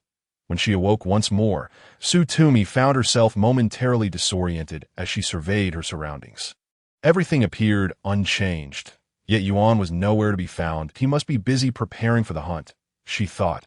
Days passed by imperceptibly, and with Tumi's assistance, they had managed to capture an ample supply of prey. Meanwhile, the weather gradually turned colder, and Yuan and the others seemed increasingly reluctant to venture outside. For the past few days, Tumi had remained within the cave, grinding herbs until Yuan entered to inform her that it had begun to snow. Stepping outside, she was captivated by the scene before her. The landscape was blanketed in white. Having been in this land for nearly 3 months, it was her first encounter with snow. The flakes fell from the sky like feathers, each one discernible in size. After just one night, the ground was already covered in a pristine layer of snow, signaling the arrival of winter. Though the snowy scenery was breathtaking, the biting wind against her face caused Tumi discomfort. She tightened her animal skin cloak, intending to return to the cave when she encountered Yuan approaching. He held a large bowl filled with the fruit peels she had previously asked him to save, steam wafting from it. He had brought her breakfast. Originally, the orcs did not partake in breakfast, preferring only 2 meals a day. However, since Tumi's arrival, Yuan had adopted the habit of having breakfast, and the others soon noticed that preparing food the night before and eating in the morning before hunting led to greater efficiency. Consequently, many others began to follow suit. Recalling how she had misinterpreted Yuan's intentions the night before, Tumi felt a flush of warmth on her cheeks. She approached him with a smile. "Yuan, what have you brought?" Yuan appeared to be in high spirits. When Tumi asked him, he proudly presented the contents of the bowl before her. "Fish soup. My favorite." Tumi beamed at Yuan. She had taught him to first pan-fry the fish in a stone pot until the skin turned golden and crispy. Adding a pinch of salt, ginger, and garlic, followed by hot water and a medley of herbs, including Sichuan pepper and goji berries, allowing it to simmer gently. The resulting fish soup was creamy, nutritious, and delectable. It was remarkable that such an array of ingredients could be found here. However, with the addition of Tumi, a peculiar ability has emerged, enabling her to trace the presence of nearly any plant, including the raw materials of spices from her past life, such as cumin, Sichuan pepper, and goji berries. Culinary delights undoubtedly serve as a significant temptation for humanity, a truth that has persisted throughout history. Consequently, under her influence, the orcs within the tribe have gradually begun to abandon their primitive lifestyle of raw flesh and blood, venturing to prepare their food in a more palatable manner. Although many orcs still tended to scorch their meat or accidentally oversalt their dishes, the prospect of improvement remains as long as they are willing to exert effort and learn. After all, food is currently abundant, and a little waste does not pose a problem. As Yuan remarked, they might still have food left even after winter. After sipping the fish soup prepared by Yuan, Tumi found the fish tender and melting in her mouth. One noticed that Yuan, who typically devoured his meals with abandon, was particularly attentive to Tumi's dining experience to ensure she wouldn't encounter any fish bones. He meticulously removed the fish's skeleton before cooking the meat. In previous attempts, he had added a tad too much salt, but upon seeing Yuan's eager gaze, she bravely finished her bowl. This time it was a bit bland, yet Tumi, who preferred lighter flavors, found it delightful. After all, she had once been compelled to consume raw meat. What more could she desire? Being able to enjoy such a meal was already quite commendable. Aware that Yuan awaited her response, Tumi smiled gently and remarked, "It's delicious, Yuan. You're making great progress." Upon receiving her praise, Yuan's eyes sparkled with joy as he exclaimed, "I will fetch you some fruit." Knowing Tumi's fondness for fruits, he had painstakingly gathered a large quantity during his spare time. Some were preserved with salt to create sour plums, while others were set aside for Tumi to enjoy, likely lasting her a couple more days. Naturally, Tumi intended to indulge a bit more. She could not bear to let Yuan's hard work go to waste. Moreover, having awakened with a sour stomach and dry mouth, the prospect of tasting sweet and tangy fruits was quite appealing. Thus, Tumi nodded. "All right, I will wait for you." Yuan dashed out with enthusiasm. Meanwhile, Tumi remained quietly seated in the cave, sipping her soup, feeling the warmth of the fish broth envelop her. Why hasn't Yuan returned yet? She pondered. Her pace was leisurely, yet considering Yuan's speed, such a lengthy interval seemed more than sufficient to hunt a wild rabbit in the forest. Consequently, Tumi tightened her fur garments and ventured outside once more. Her attire was crafted by her own hands. She had entrusted Yuan with the cutting of the animal hides while she focused on sewing. This time, she donned a long skirt fashioned from the skin of a beige spotted deer. She remembered her grandmother's fondness for qipao and had initially desired to try creating a unique design with a knotted collar. However, her skills were not yet refined enough, and fearing waste of such fine material, she opted for a simple round neckline adorned with speckled patterns, far warmer than modern synthetic fabrics. The belt was fashioned from the skin of a golden python, a remnant from her summer skirt project, and her footwear consisted of soft white rabbit fur. She could not help but admire Lu's craftsmanship. The fur was pristine and unblemished. Over it all, she draped a milk-white cloak fashioned from a beast she had never encountered, its entire form snowy white, resembling a much larger fox. Tumi had not anticipated that she could create such a beautiful yet stylish outfit, a feat made possible by the assistance of the orcs and Yuan's affection for her, for which she felt immense gratitude. However, after Yuan had left, and had not returned for a considerable while, Tumi began to feel a twinge of concern. Could something have happened? Was there an external threat? She had heard rumors of tribes that would raid others for food, and it was not uncommon for conflicts to arise over sustenance and females. As Tumi stepped outside the cave, she soon heard the commotion stirred by the orcs. Upon focusing her gaze, she noticed a large congregation of them gathered ahead. What transpired? Tumi furrowed her brow and approached one of the orcs, inquiring, "Where is Yuan?" It seemed that Yuan had engaged in an argument with another female. The orcs, upon noticing Tumi's arrival, began to gather around her in argument. A look of surprise crossed Tumi's face. Yuan was known for his silence, even in conflict, typically preferring action over words. The situation felt amiss. Realizing the gravity of the matter, she insisted, "Quickly, take me to him." The orcs were uncertain, for the female in question was a rare ancient human capable of bearing children. While she might not rival Tumi's beauty and intellect, provoking her was unwise. Now embroiled in a disagreement with the leader, no one dared to intervene aside from Lu. Understanding this, Tumi refrained from further questioning and hurriedly followed the orcs. Upon entering, she saw Yuan standing imperiously, conversing with Yuan, her posture accentuated as she boasted about her pregnancy. "I am with child. I want fruits, do you understand? Tumi is not pregnant. She cannot bear children for you. So these fruits are mine now. Do you want to jeopardize the tribe's first child?" Yuan had been simmering with discontent for days, every time she saw Tumi adorned in her exquisite furs. Jealousy surged within her. Why did Tumi possess such superior belongings? The orcs only desired to procreate, and now that Yuan was pregnant, why did Tumi remain the favored one? Yet what infuriated her most was that Zhang Qianqian, that wretched woman, was now supporting Tumi.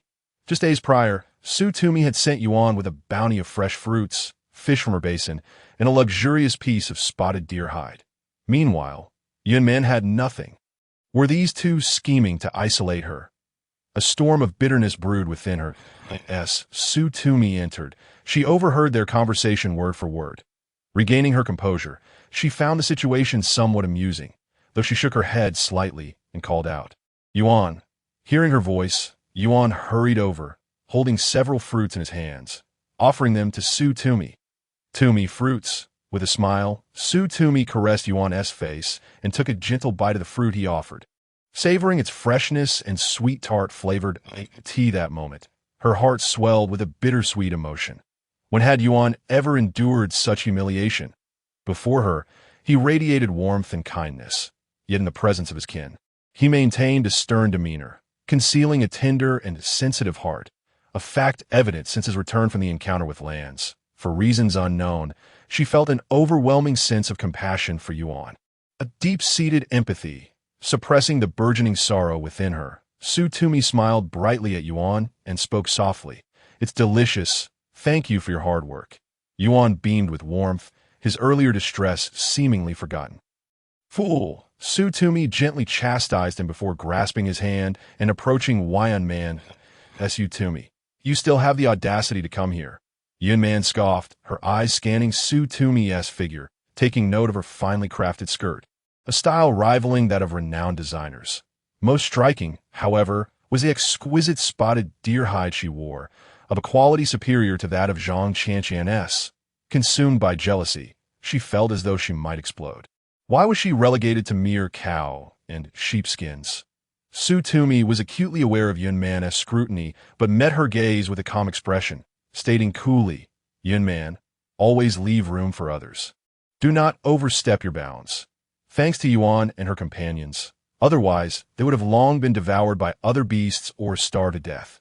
Now, looking at her, she appears rosy and vibrant, even healthier than before. Even her pregnancy, at the outset, was entirely her own choice. Zhang Qianqian also mentioned that if she expressed discomfort or a reluctance to participate, Lu and AIC would not force her. Thus far, Zhang Qianqian has won the favor of the beastmen, and she has gradually come to accept them. Their interactions are now quite harmonious. This serves as evidence that, in this world, males generally treat females with kindness and choose to care for them unconditionally. The facts also affirm that the beastmen treat Yuan well. However, Yuan, having shown no remorse for her previous actions that angered the beastmen, continues in her indifferent demeanor, doing nothing yet adopting an air of superiority. Such a person, who lacks gratitude and seeks to take advantage, is deeply unlikable to Su Tuhua. She gazed at Yuan and spoke with a chill in her voice, Yuan, why do you think I lack the face to approach you? What grievances do you still harbor? Fire, food, and spices. These are all the fruits of Su Tuhua's labor alongside the beastmen, who have tirelessly gathered and harvested day and night. In contrast, Yuan's food and clothing come from the diligent efforts of two other beastmen, who hunt during the day and return at night to cook for her.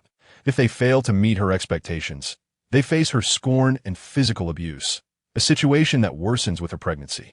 Even Su Tuhua finds this intolerable, yet they harbor no complaints. They are simply delighted to be the first beastmen in the tribe to have offspring, earning the envy of others. Yuan, pointing her long nails at Su Tuhua's nose, exclaimed, you were the finest furs. In the dead of winter, there are still fruits saved for you. But what about me? And how dare you cultivate a close relationship with Zhang Qianqian, showering her with gifts? Are you trying to win her over and isolate me? You shameless wretch, you are the one with the deepest schemes. Su Tuhua regarded Yuan with an unwavering calm, responding to her accusations with poise. Do you believe that receiving gift from others is a matter of course? Should it be? I have borne children for this group. Should they not serve me and fulfill my every need? Is it not the case that women who can bear children are the most precious in this world? I'm the one who deserves the finest of everything, not you, do you understand? Yuan's bold assertions only served to amuse Su Tuhua, who shook her head in disbelief. Your reasoning is indeed ludicrous. I have told you more than once that if you wish for others to treat you well, relying solely on empty gestures and demanding is futile. Only when you give sincerely will others reciprocate with sincerity. The flavorful roasted meat you enjoy now is the result of my hard work alongside the beastmen, who have risen early and returned late from the forest to hunt, to salt, and to gather, toiling tirelessly. The nourishing herbal soups you consume during your pregnancy are made from the herbs I collected. The furs that comprise your garments were hunted and crafted by your males, Lun and Kadia, who labored to make them. They not only crafted their own winter wear, but also took on the responsibility of yours, while you have never considered sharing their burdens. You ask me why I treat Zhang Qianqian well. At least she understands gratitude, recognizes her mistakes, prepares dinner for AIC and Lu, assists me in gathering herbs, and greets the beastmen amicably. She has never looked down on them, believing their respect for you is something you inherently deserve. At this juncture, Su Tuhua shook her head in resignation. Do you still not comprehend? Yuan was momentarily speechless, then retorted, though her voice was significantly diminished. I am pregnant. How can I work? If you were pregnant, you would surely be even more delicate. Su Tuhua chose not to engage further in this verbal sparring. Continuing in this manner would only lead to a public quarrel. She dismissed Yuan and turned to Lun, who stood beside her, saying, allow her to take the garments and fruits from the cave if she desires them. However, Lun felt a twinge of shame. He was one of the beastmen who had previously stayed behind to assist Su Tuhua with the cart. But having suffered an injury, he had limited strength in his forelegs. Consequently, his physical prowess was considerably less than that of a typical beastman. Through the experience of moving the cart, Su Tuhua had shown him that he could transport multiple prey items simultaneously, restoring his confidence. Thus, he held a fondness for Su Tuhua, and Yun Man's treatment of her put him in a difficult position. These were all gifts brought by Yuan. What a male gives to his female is beyond the authority of other beastmen. Therefore, he disapproved of Yun Man's behavior. Alun sighed and said, Yun Man, you cannot behave this way. These are the chief's belongings. Ahiti matters not, Su Tuhua replied, shaking her head. Let her have them. Come here. I wish to speak with you. Yun Man, gleefully directing the beastmen to move the furs and fruits in her possession, followed Ai Luan outside the cave. Tuhua, those fruits were collected by the chief. You need not give them away. It is of no consequence. Su Tuhua turned and spoke, her expression remaining calm. We are all part of the same tribe. Should we not stand united? However, I believe you will not approve of Yun Man's actions. From now on, do not cook for her. Let her sew the furs she has taken for herself. Regardless of how she pleads, do not relent. If there are any issues, come to me. Alun was momentarily taken aback. But upon meeting Su Tuhua's indifferent and composed gaze, he found himself agreeing. Very well, Su Tuhua nodded and turned to leave. Outside, Yuan had already been waiting for her. Tuhua, Yuan took her hand, and Su Tuhua realized her fingers had grown numb from the cold. She extended her other hand to his and said, It is a bit chilly. Let us return. Yuan nodded in agreement. As Su Tuhua had anticipated, not long after, trouble ensued. While her days remained peaceful, Yun Man was fuming with rage. Ailuan, where have you gone? Prepare my meal. Kadia, where have you all disappeared to? Yun Man spent the entire day in the cave, only to find that no one was willing to bring her anything. She was unable to start a fire, thus subsisting solely on wild fruits and the beautiful, glossy furs, which she could not sew for herself, let alone create something as exquisite as Su Tuhua. Yun Man was nearly driven to bite her silver teeth in frustration. Within 3 days, such sounds echoed outside Su Tuhua's cave. Su Tuhua, come out. Did you instruct Ai Luan and the others not to cook for me or make my clothes? At that moment, Su Tuhua was sipping fish soup that Yuan had prepared for her, appearing utterly unconcerned. Upon seeing Yun Man enter, she merely glanced over and said, What brings you here? Were you not given everything you desired? How dare you say that? Yun Man seethed, I cannot do it myself. Su Tuhua was clearly the one orchestrating this, that wretched person that I orchestrate. Su Tuhua scoffed, setting down what she held. Yun Man, I had hoped you would show remorse. Yet here you stand, still so arrogant that I ask you, by what right? What do you mean?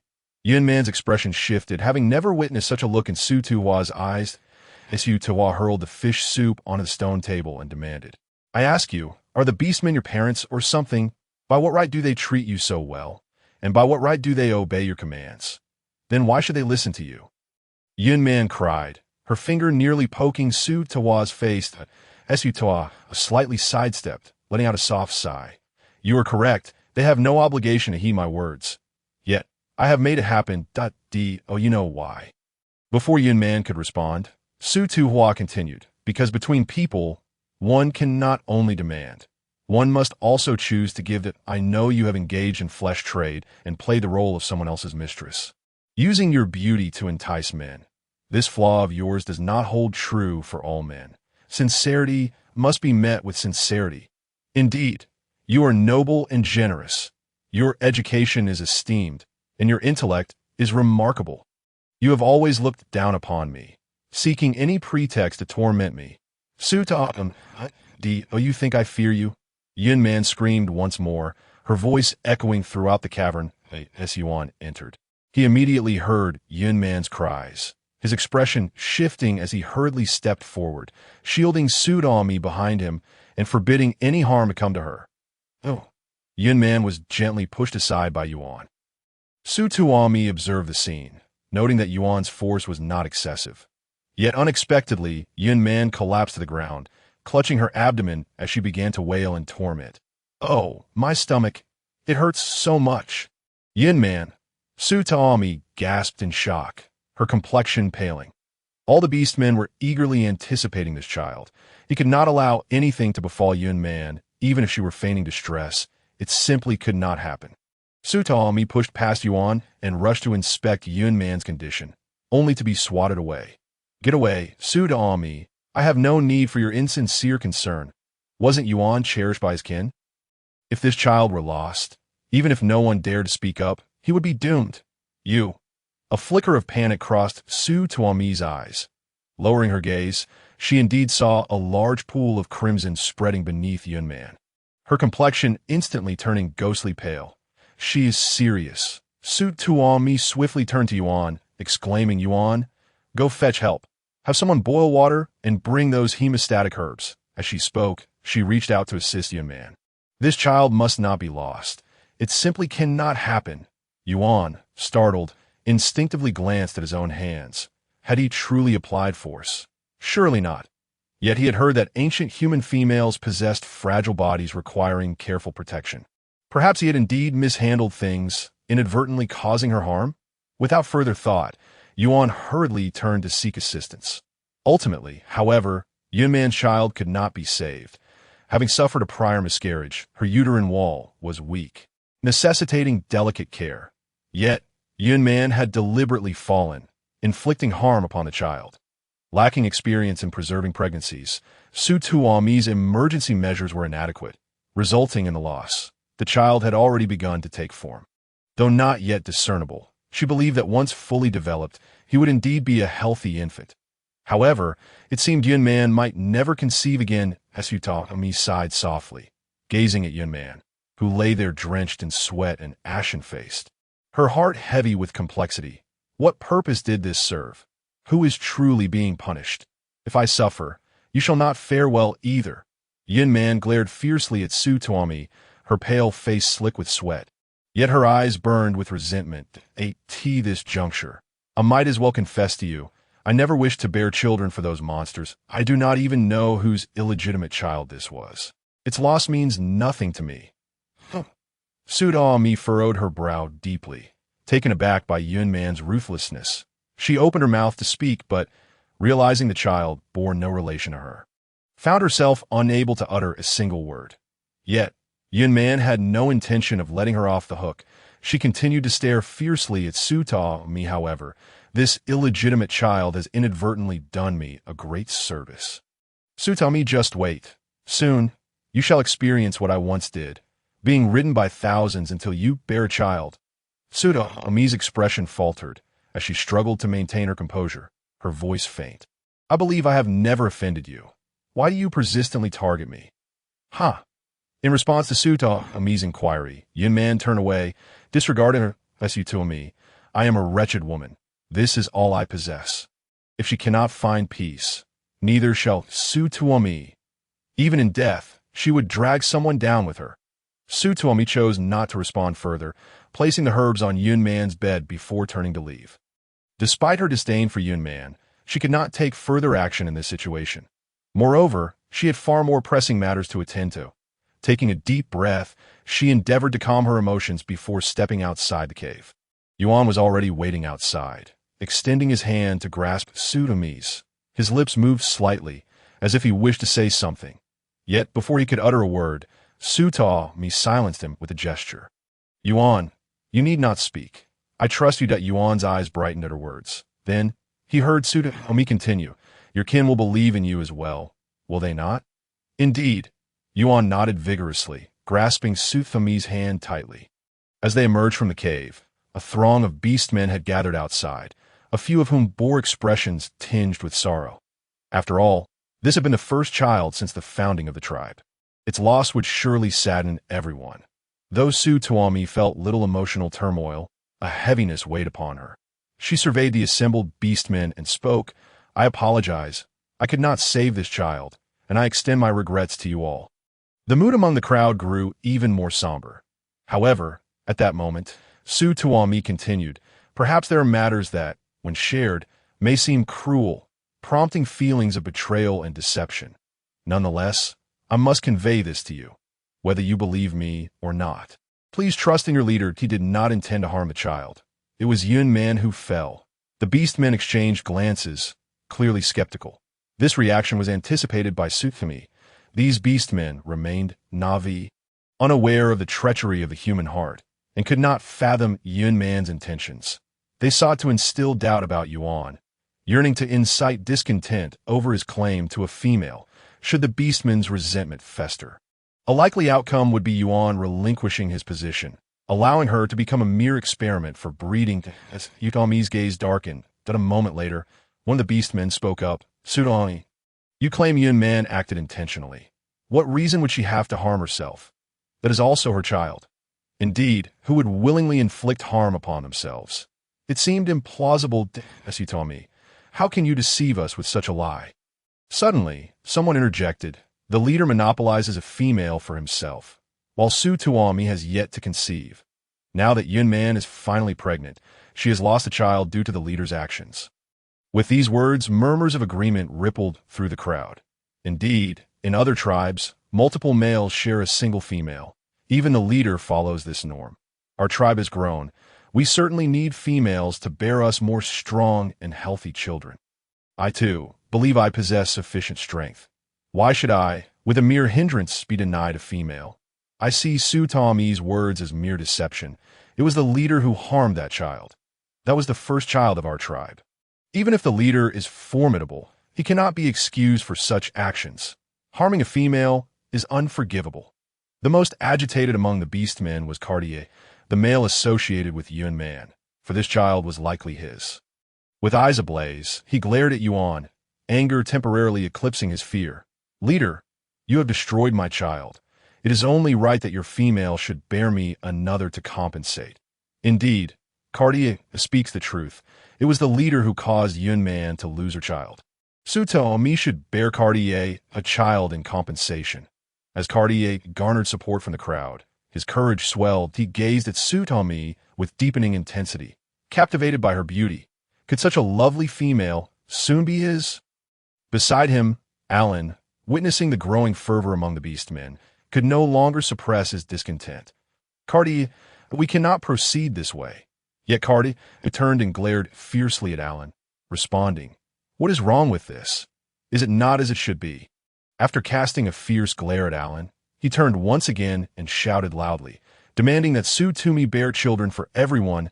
As Su Tumi surveyed the chaotic scene below, her brow furrowing deeply. She understood all too well that the most dreadful situation had indeed arrived. With the child gone, as the leader, Yuan ought to set an example. The only solution was to send her away, allowing her to bear another child as compensation. In doing so, she would become akin to Yuan man from the past. A tremor coursed through Su Tumi's body as she recalled the scene she had witnessed before, nearly causing her to falter. Just then, a pair of warm, large hands enveloped her in an embrace. She looked up to meet Yuan's golden eyes, devoid of a smile, yet his gaze was intensely earnest. This was the first time she had seen such an expression from Yuan, causing her to momentarily freeze. Before she could gather her thoughts, Yuan concealed Su Tumi behind him, his golden eyes gleaming with a fierce light as they pierced through the crowd of orcs below. Silence. Yuan's voice resonated powerfully, and the previously clamorous orcs raised their heads in response. As their gazes met Yuan's cold, piercing stare, they instinctively recoiled, their earlier bravado diminished. Seeing them quiet down, Yuan stepped forward, his silvery hair billowing without wind as he proclaimed, I did not harm her. She fell on her own, that I will not relinquish my female. This is unfair. As soon as he uttered those words, a voice from the crowd retorted, You alone enjoy the company of female. What about us? We are not asking the leader to give up his female. We merely wish for him to allow Cartia to sire a child. Just as the crowd began to stir again, Su Tumi tightened her grip on Yuan's hand, only to hear him roar once more, Silence. He inhaled deeply, gripping her delicate hand tightly as he silently reassured her. Then he addressed the crowd. This is my affair, and it has nothing to do with my female. If you are dissatisfied, let there be a beast decision tomorrow. With that, Yuan fell silent, pulling Su Tumi with him as they turned to enter the cave. Su Tumi could not comprehend what he meant by beast decision. However, she noticed the shock and disbelief reflected in the eyes of the orcs as Yuan mentioned, "Itmy heavens, did I hear that correctly? The leader wants a beast decision. That could cost him his life." Not necessarily. The leader is so strong, perhaps he will survive. Until their discussions faded from earshot, Su Tumi had yet to ask what meant. When Lu hurriedly rushed over, "Yuan, are you mad? to call for a beast decision.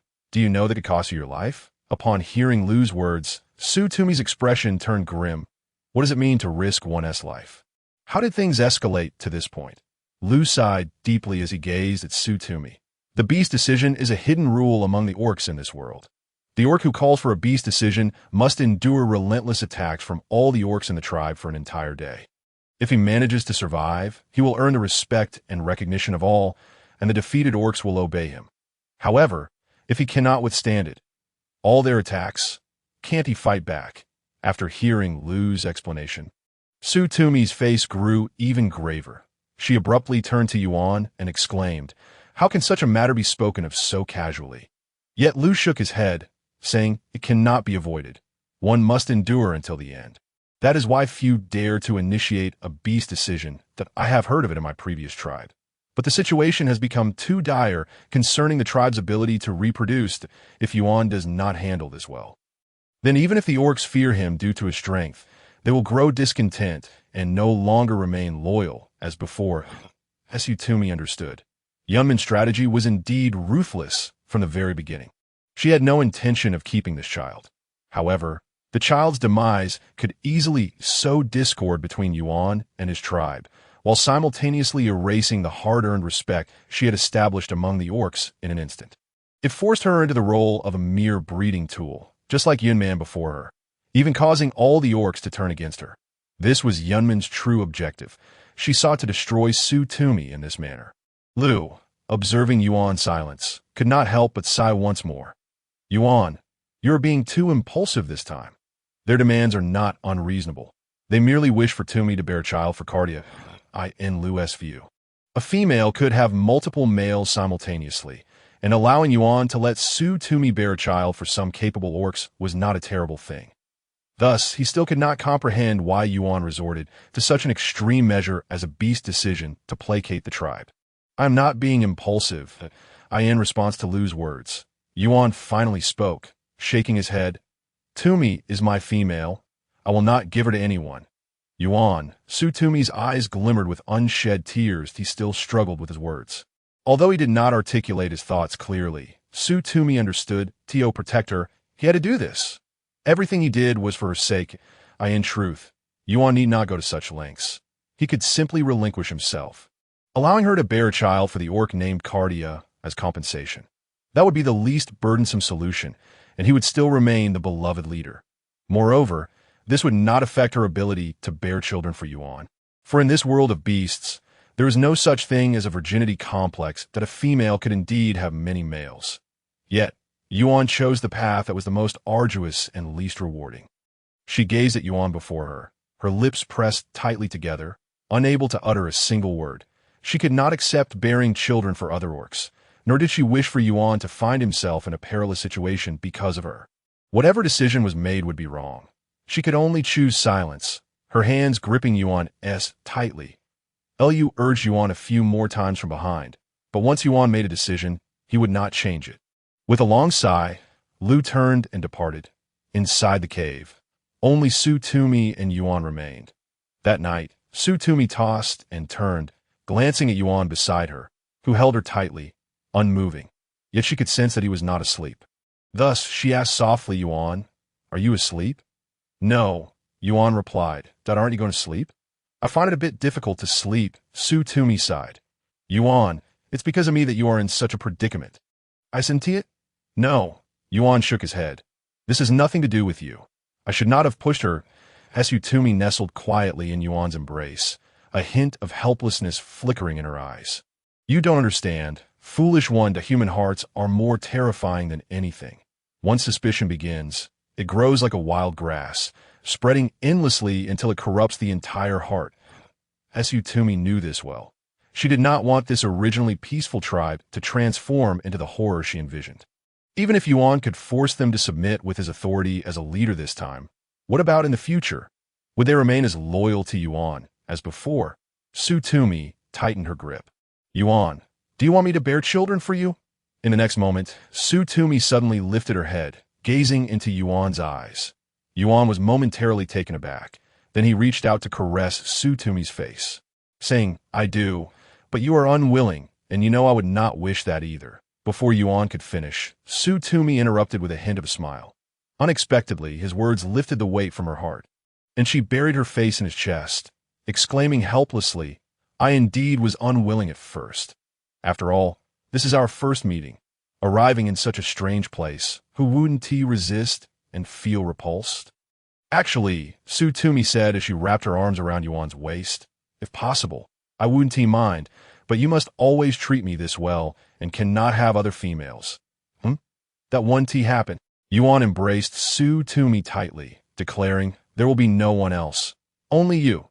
Su Tumi felt a surge of warmth within her, her heart swelling, and a blush crept across her face. All right. The next moment, she felt a sense of trepidation. Was Yuan truly going to take that step with her? However, she waited for a long time, yet Yuan remained motionless. When she finally looked up, her gaze met the golden eyes of Yuan. He gently placed his hand over Su Tumi's eyes and spoke. "Tumi, it's time to sleep. I am here. Don't you want to?"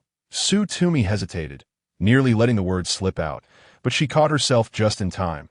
"Then I shall sleep." With that, she closed her eyes, although her heart continued to race.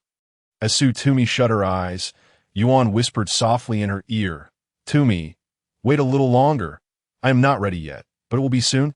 Su Tumi stood frozen in place, puzzled by Yuan's words. She sensed the disparity between Yuan and the beasts here, but what kind of disparity it was eluded her grasp. She assumed that Yuan was simply respecting her feelings, believing she was tired and wanted her to rest well. Suppressing her faint disappointment, Su Tumi closed her eyes once more. That night, her sleep was restless. She awoke multiple times, her mind a chaotic whirlwind of thoughts. Yuan still held her close, and even in his human form, his warmth enveloped her. "Good morning." This was the first time Su Tumi addressed Yuan.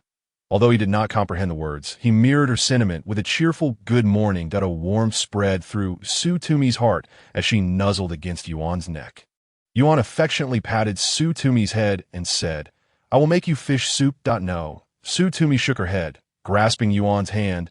"This time, let me cook for you." No, Yuan replied, shaking his head in turn. "I cannot eat. I must undergo the beast decision." Su Tumi's brow furrowed deeply, and she inquired, "Must you truly go through with the beast decision? Perhaps we could wait a little longer while I devise a more suitable solution." She had been contemplating alternative methods since the previous night, but no idea emerged that could satisfy both the beasts and her own needs without sacrifice. The beast decision, Su Tumi had never witnessed such a thing. But from Lu's description, it sounded exceedingly perilous, with the potential for loss of life. If it were not absolutely necessary, she wished to spare Yuan from such a dangerous undertaking. Yet Yuan's resolve was unwavering. "This is my affair. I am their leader." Looking up at Yuan, she saw the determination in his eyes, and she could not help but voice, "Yuan, do you mean to say that you already knew? Even if you compel them to submit as their leader, will they not harbor resentment? Will they not remain loyal to you?" "Yes, some are disobedient. I must make them comply." Yuan nodded. "I in the next moment." He abruptly pulled Su Tumi into his embrace, declaring, "You are my female. I will not relinquish you to anyone." Yuan, Su Tumi could not help but softly call his name, wrapping her arms around his waist. Her judgments had proven correct. Yuan, though often appearing simple-minded, possessed a heart of intricate sensitivity. Despite his ignorance regarding certain matters, he could intuitively grasp the sentiments of the other beasts. He was indeed a natural leader. Su Tumi remained silent, recognizing that since this was Yuan's decision, she ought to respect it. Besides, she had long understood that once Yuan resolved upon a course of action, no one could deter him. Thus, she lifted her gaze, smiling at Yuan. "Then be careful. When you return, I will prepare a delicious meal for you." After a brief pause, she added, "Yuan, you must win. I will help you with the matters that follow." Yuan lowered his gaze to Su Tumi and nodded earnestly. As Yuan took Su Tumi's hand and stepped outside, a throng of beasts awaited them. Lu stood at the forefront, unable to restrain himself from advising. "Yuan, must you truly go through with the beast decision? Is there no other way?" He glanced at Su Tumi and added, "Tumi, perhaps you could persuade Yuan to..." Su Tumi replied, "Lu, do you believe I should accept another beast and bear his offspring?" Lu paused, taken aback, then responded, Is that not permissible? In his understanding, a female could bear young for any male. It was merely a matter of Tumi giving birth to a child for Cardia. He had not intended for Tumi to accept Cardia as her male. She remained Yuan's female. After all, he thought this request was not unreasonable. Tumi regarded Lu with a calm, yet resolute gaze and firmly stated, "It is not permissible that my male can only be Yuan." Tumi. Lu stood frozen, astonished by Tumi's declaration. Before he could respond further, she continued, "Lu, I will explain everything after the beast decision." With that, Tumi turned her attention back to Yuan. "Yuan, I will wait for you here." Watching Yuan's retreating figure, Tumi felt a complex swirl of emotions that he was not like Yuan, whose thoughts were straightforward and simple. Her contemplations were far more intricate than his. This newly established tribe was far from perfect. The beasts who joined had simple motives. They sought refuge because Yuan was a powerful beast. However, there was no emotional foundation among them. Such opportunistic alliances resembled a tree falling, scattering the monkeys, or a wall collapsing, prompting the crowd to push if, as Lu suggested, the beasts who survived the beast decision would genuinely follow Yuan's lead, then perhaps it would not be an entirely negative outcome. Tumi sought out Lu and some of the beasts she had previously assisted. The group exchanged worried glances. "Tumi, the leader is going to undergo the beast decision. Their concern for Yuan's safety indicated that they still hoped for his survival through the ordeal."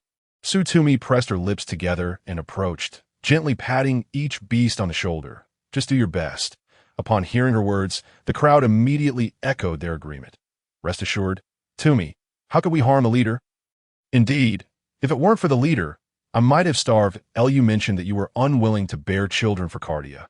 If you do not wish to, we will certainly support you." "Tumi, you saved my life.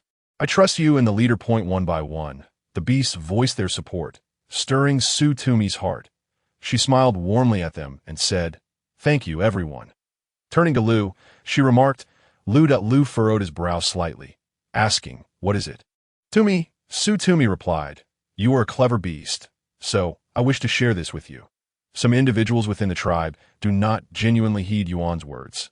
His proposal of the beast decision is not solely for my sake, but also to establish his authority within the tribe. As she lifted her gaze to Lu, she continued, "You may not understand what I am saying now, but you will undoubtedly assist Yuan, correct?" Lu hesitated, and upon meeting Tumi's resolute and cold gaze, he instinctively nodded. "Of course, I originally established this tribe because of Yuan. However, as the number of beasts in the tribe increased, so did the problems. For instance, the newcomers would not share the same bond with Yuan as they did. He sensed this, but deemed it not a significant issue. Following the incident with Yuan, Lu witnessed the beast's treatment of Yuan for the first time. In truth, they did not regard Yuan as their leader, nor did they genuinely submit to him from the heart, as they belonged to different races." Lu nodded at Tumi. "Tumi, I understand." Tumi offered a gentle smile and replied, "Then I will feel at ease." She then patted Lu's shoulder and pointed to a safe spot outside the battle circle. "I will wait there." "All right. Tumi, rest assured, I will not harm the leader. If anyone attempts to harm the leader, I will secretly bite them." Tumi nodded her thanks to them, and then turned to leave. In that fleeting moment as she turned, a fleeting shadow of darkness crossed her eyes, imperceptible to anyone. She quietly seated herself upon a cold stone slab. However, she remained indifferent, her cold, piercing gaze fixed unwaveringly upon the expanse of empty ground ahead. The tribe had only recently been established, certainly not comparable to larger tribes. Previously, there had been around 80 individuals within the tribe, although Tumi had not conducted a formal count. Nevertheless, she had heard from Lu that a significant number of orcs had joined recently, all of whom were robust and healthy strays, their strength undoubtedly on par with that of AC and his companions. This meant that today, Yuan would truly face 100 adversaries alone, and this was merely a small tribe. What kind of terrifying scene would unfold during a confrontation with a large tribe? Tumi could not bear to contemplate it further, her hands instinctively clenching tighter. Regardless of the means, she was determined to ensure Yuan's victory. At that moment, the beast battle commenced. Yuan, transformed into his beast form, stood at the center, encircled by waves of orcs in their wild beast shapes. From her vantage point, she could see several formidable orcs lunging toward him. Yuan swiped at them with his claws, sending them flying, yet his hind leg was still caught in the jaws of one. After dispatching the beast before him, he turned to strike at the one biting his leg. In an instant, blood splattered, and Yuan's figure was quickly engulfed by the tide of beasts. Tumi could no longer see his condition. Her grip on her beast hide tightened as tension coursed through her, veins bulging on the back of her hand. Even though she was prepared, witnessing such a scene felt as though her heart were being torn asunder.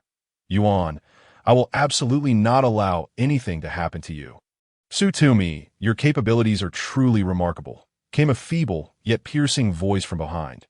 Turning her head, she saw Yuan standing not far away, her pale face betraying a glimmer of jealousy and resentment directed at Tumi. Faced with Yuan, Tumi uttered not a word, merely turning away in silence. This attitude only deepened Yuan's animosity. She stepped forward abruptly, exclaiming loudly, Tumi, do you know what I despise most? It's your lofty demeanor, Yuan. I am currently very irritated, so do not provoke me. Tumi replied coldly, her icy gaze striking Yuan's heart, causing her to instinctively take a step back. Tumi withdrew her gaze and said flatly, leave. Yuan's expression shifted. She had never witnessed such a fierce countenance from Tumi. Yet upon seeing the scene of bloodshed nearby, a smirk crept upon her lips. Tumi, even if Yuan is formidable, it is impossible for him to face 100 foes alone. This strategy will surely lead to his demise.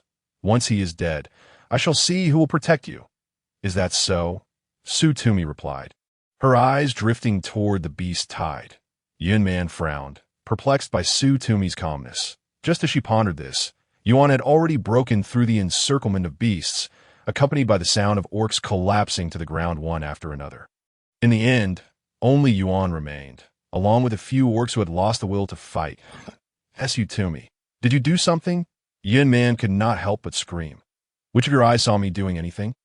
Tumi turned to Yuan with a faint smile gracing her lips. In that moment, Tumi appeared as beautiful as a snow lotus blooming atop a mountain, pure and delicate. Yet her voice was colder than the surrounding wind and snow. Yuan, do you think you're the only one capable of scheming? Indeed, it was you who plotted. I will inform them. Yuan exclaimed, her eyes wide as she pointed at Tumi. However, Tumi remained unfazed, slowly rising to dust off the snow, clinging to her garments before looking at Yuan with a smile. You may attempt that, but I doubt anyone will believe you. While Yuan could exploit the orc straightforwardness, so could Tumi. Yuan claimed she had manipulated events, yet she had merely stood back, observing from a distance, with no opportunity to interfere. Tumi. Before Yuan could continue, Tumi surged forward, seizing her wrist and delivering a sharp slap. Yuan, already physically weak, did not expect the seemingly delicate Tumi to strike her. The crisp sound of the slap echoed in her ears as she fell to the ground. Incredulous as she looked up at Tumi. You actually dared to hit me. And what of it? Tumi stepped closer, gripping Yuan's collar, her eyes icy as she declared, my leniency toward you is not born of fear, but rather my desire to avoid trouble in this unfamiliar place that I do not wish to stoop to your level. However, should you continue to overstep, I shall not yield an inch. Yuan opened her mouth to retort, but Tumi forcefully pushed her away and turned to leave. Meanwhile, the beast with 3 tails stood majestically in the snow, bloodied and wounded, yet exuding an aura of fierce authority that could not be concealed. He glanced at the fallen beasts around him before letting out a thunderous roar toward the sky. The orcs, regaining their senses, bowed their heads in reverence. Kneeling toward Yuan, Tumi was astonished by the sight, finding Yuan's presence overwhelmingly radiant. She stood in a daze until Yuan limped toward her, a furry tail brushing against her face, while the other 2 formed a circle around her, enveloping her completely. In an instant, all the cold vanished. Unable to resist, Tumi nuzzled into the tail resting against her face, her voice soft, Yuan. The beast emitted a low growl, tightening his embrace around her, using his warmth to envelop her. His golden eyes shimmering with tenderness. That moment, Tumi realized her hands and feet had turned numb from the cold. Suppressing the tears welling in her eyes, she spoke. Let us return to the cave. I'll tend to your wounds first. Yuan nodded in agreement, and just as Tumi intended to guide him back to the cave, Lu rushed over, exclaiming, Tumi, many of our kin have fainted. You should check on them. Tumi glanced at Lu and replied, It is normal for the injured to lose consciousness. Have someone carry them back to the cave. I will check on them shortly. All right, Lu acknowledged, knowing Tumi's medical skills and trusting her words implicitly. Before departing, he cast a deep, admiring look at Yuan. Just as he was about to leave, Tumi called out, Wait. Lu paused, turning back to her. Is there something else? Inform all the tribe members that the chief wishes for them to gather here tomorrow morning. Having received Tumi's instructions, Lu nodded and departed. Yuan remained in his beast form, and Tumi then noticed that Yuan had grown significantly larger since their first meeting. His tail appeared to have lengthened as well.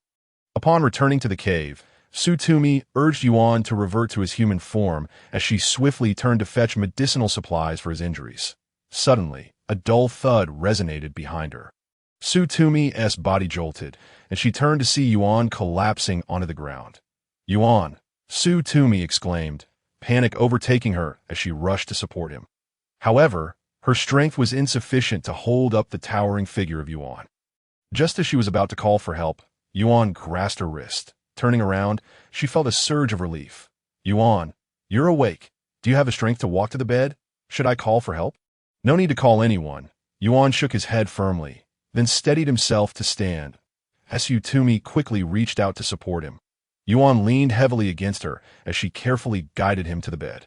Despite her assistance, Yuan's injuries remained severe. The most critical wounds were on his abdomen and hind leg, where blood flowed profusely, the flesh torn and mangled, exposing bone as Tumi's eyes brimmed with tears at the sight. Such injuries would have claimed the life of an ordinary individual long, and no wonder Yuan had struggled to stand moments before. Given the extent of his wounds, she would need assistance. Thus Tumi stated, I will go call for help. As she had barely taken a few steps, she was halted by Yuan. Tumi turned her head in confusion, only to see Yuan shaking his head at her.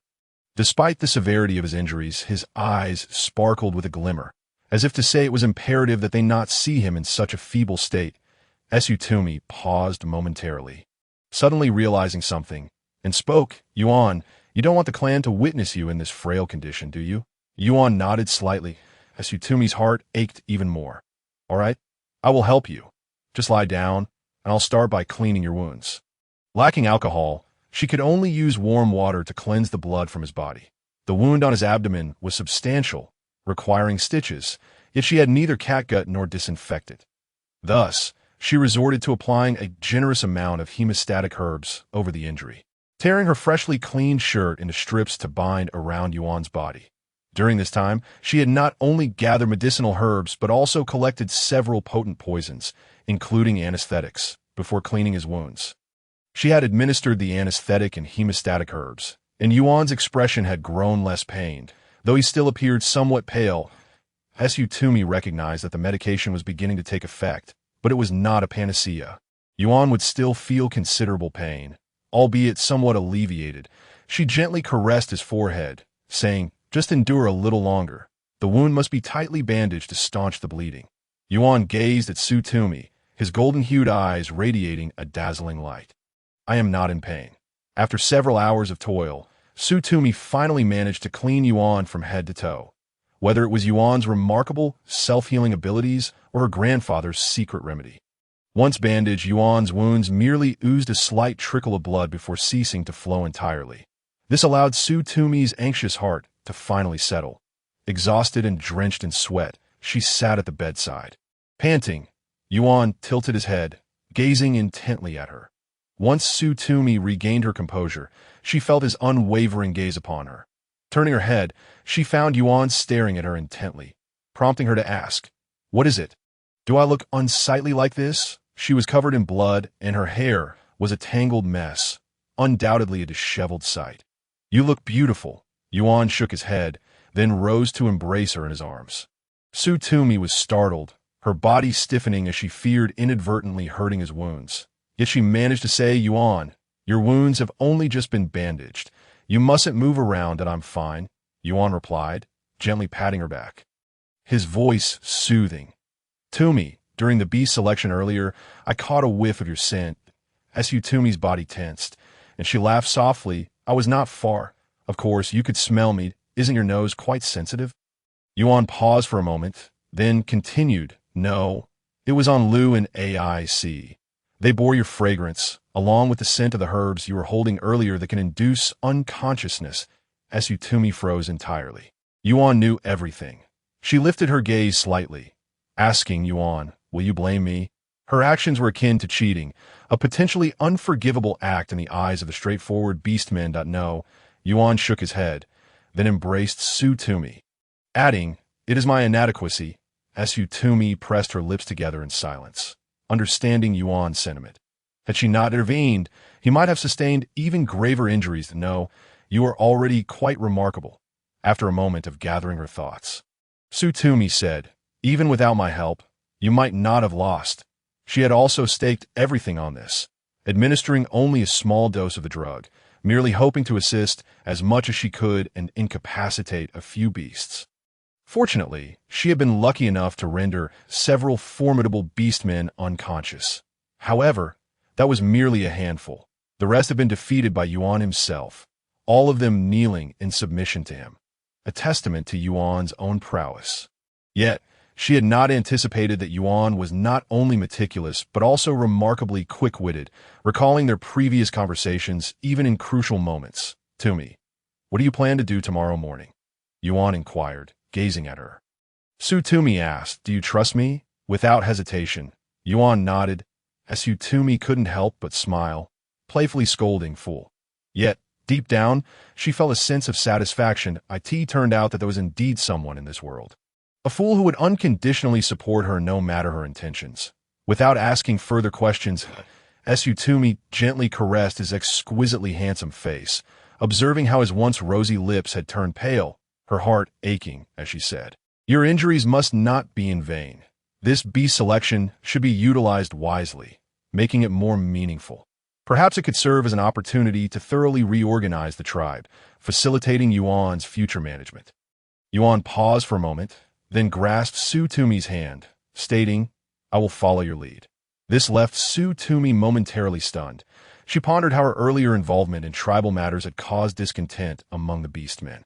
Yet now, with the intention of representing Yuan's leadership and speaking to the clan, Yuan showed no signs of displeasure.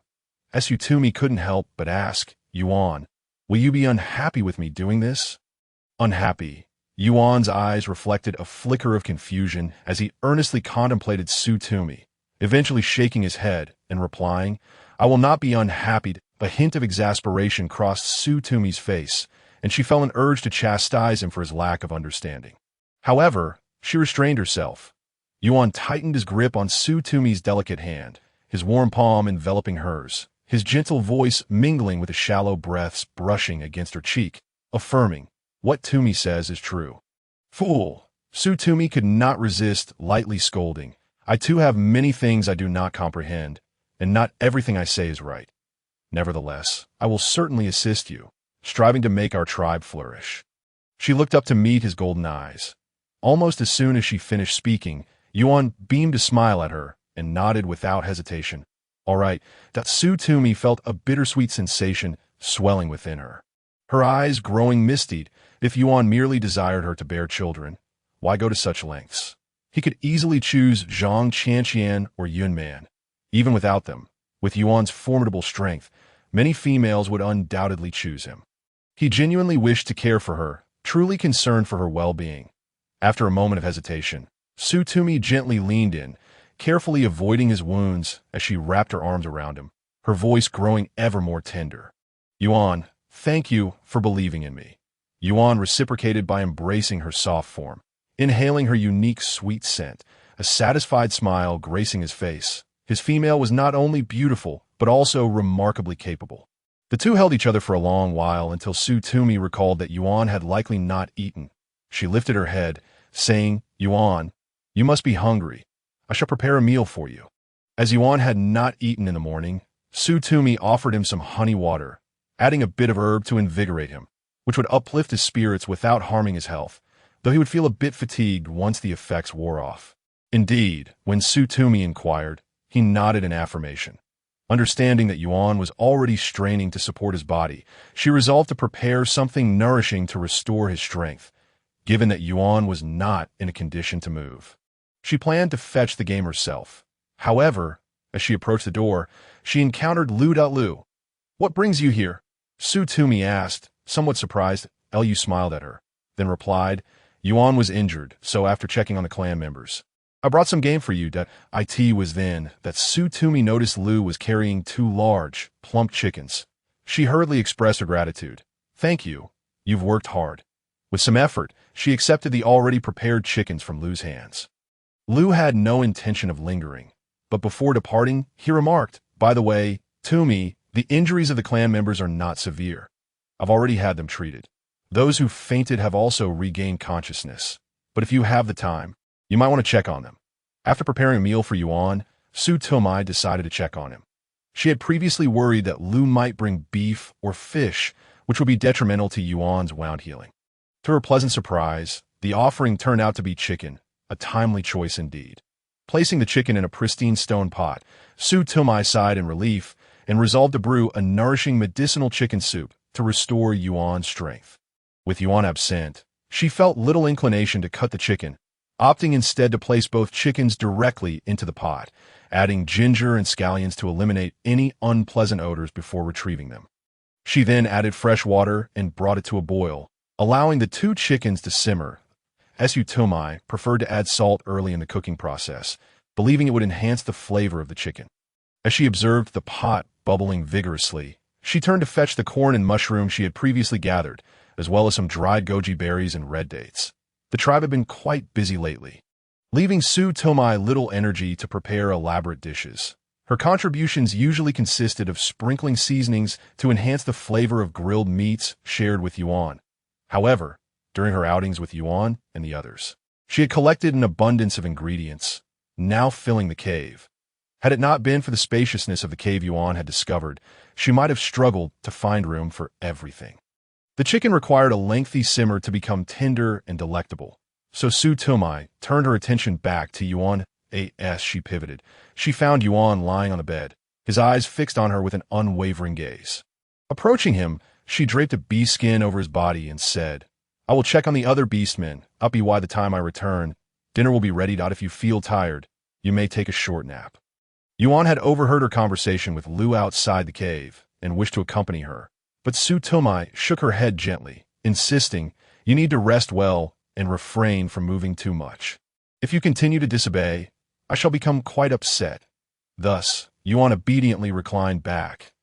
Tumi sought out Lu, stating her intention to examine the injuries of the beastmen. In truth, she aimed to ascertain whether those who had been rendered unconscious might harbor suspicions. Earlier, she had sprinkled medicinal powder on Lu and the other beastmen, encouraging them to protect Yuan during the chaos, thereby preventing Yuan from attacking them. While they defended Yuan from various assaults, they had suffered bites and attacks from other beastmen, allowing the medicinal powder to take effect. Ultimately, she had exploited the goodwill and trust of these beastmen, which weighed heavily on her conscience. As she examined their wounds, her diligence intensified, after confirming that their injuries were merely minor. She smiled warmly at them, reassuring them, "It is nothing serious. These are mere scratches. With your recovery abilities, you'll be well in a few days." As she spoke, her gaze inadvertently drifted to Weiss, who quietly tended to a piece of meat in the corner. Noticing his leg, her expression faltered, and she called out, "Weiss, please come here." Weiss, taken aback by being summoned, looked up in surprise. "Tumi, did you call for me?" His leg was injured, rendering him less capable than the other beastmen. Consequently, he hesitated to approach, having sustained the least severe injury during the beast decision, and had taken on the task of cooking. Tumi nodded, then beckoned other beastmen who bore varying degrees of ailments. As confusion spread among them, she addressed the group, "If you do not mind, I would like to examine your past injuries. Perhaps I might be able to offer a remedy." Upon her declaration, the beastmen's eyes widened in disbelief. The air momentarily froze.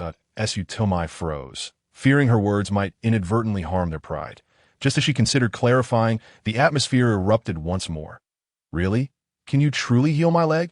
What about me? Can my eyes be treated? And my hand, I used to be so strong. Once I recover, I will be formidable. They surged toward her, excitement radiating from their expressions. Realizing their astonishment, Tumi smiled gently, patiently explaining, I cannot guarantee a complete cure, but I will do my utmost. Once she had calmed their enthusiasm, Tumi hurried back to the cave, heading straight for the stone pot where the chicken was simmering, lifting the wooden lid.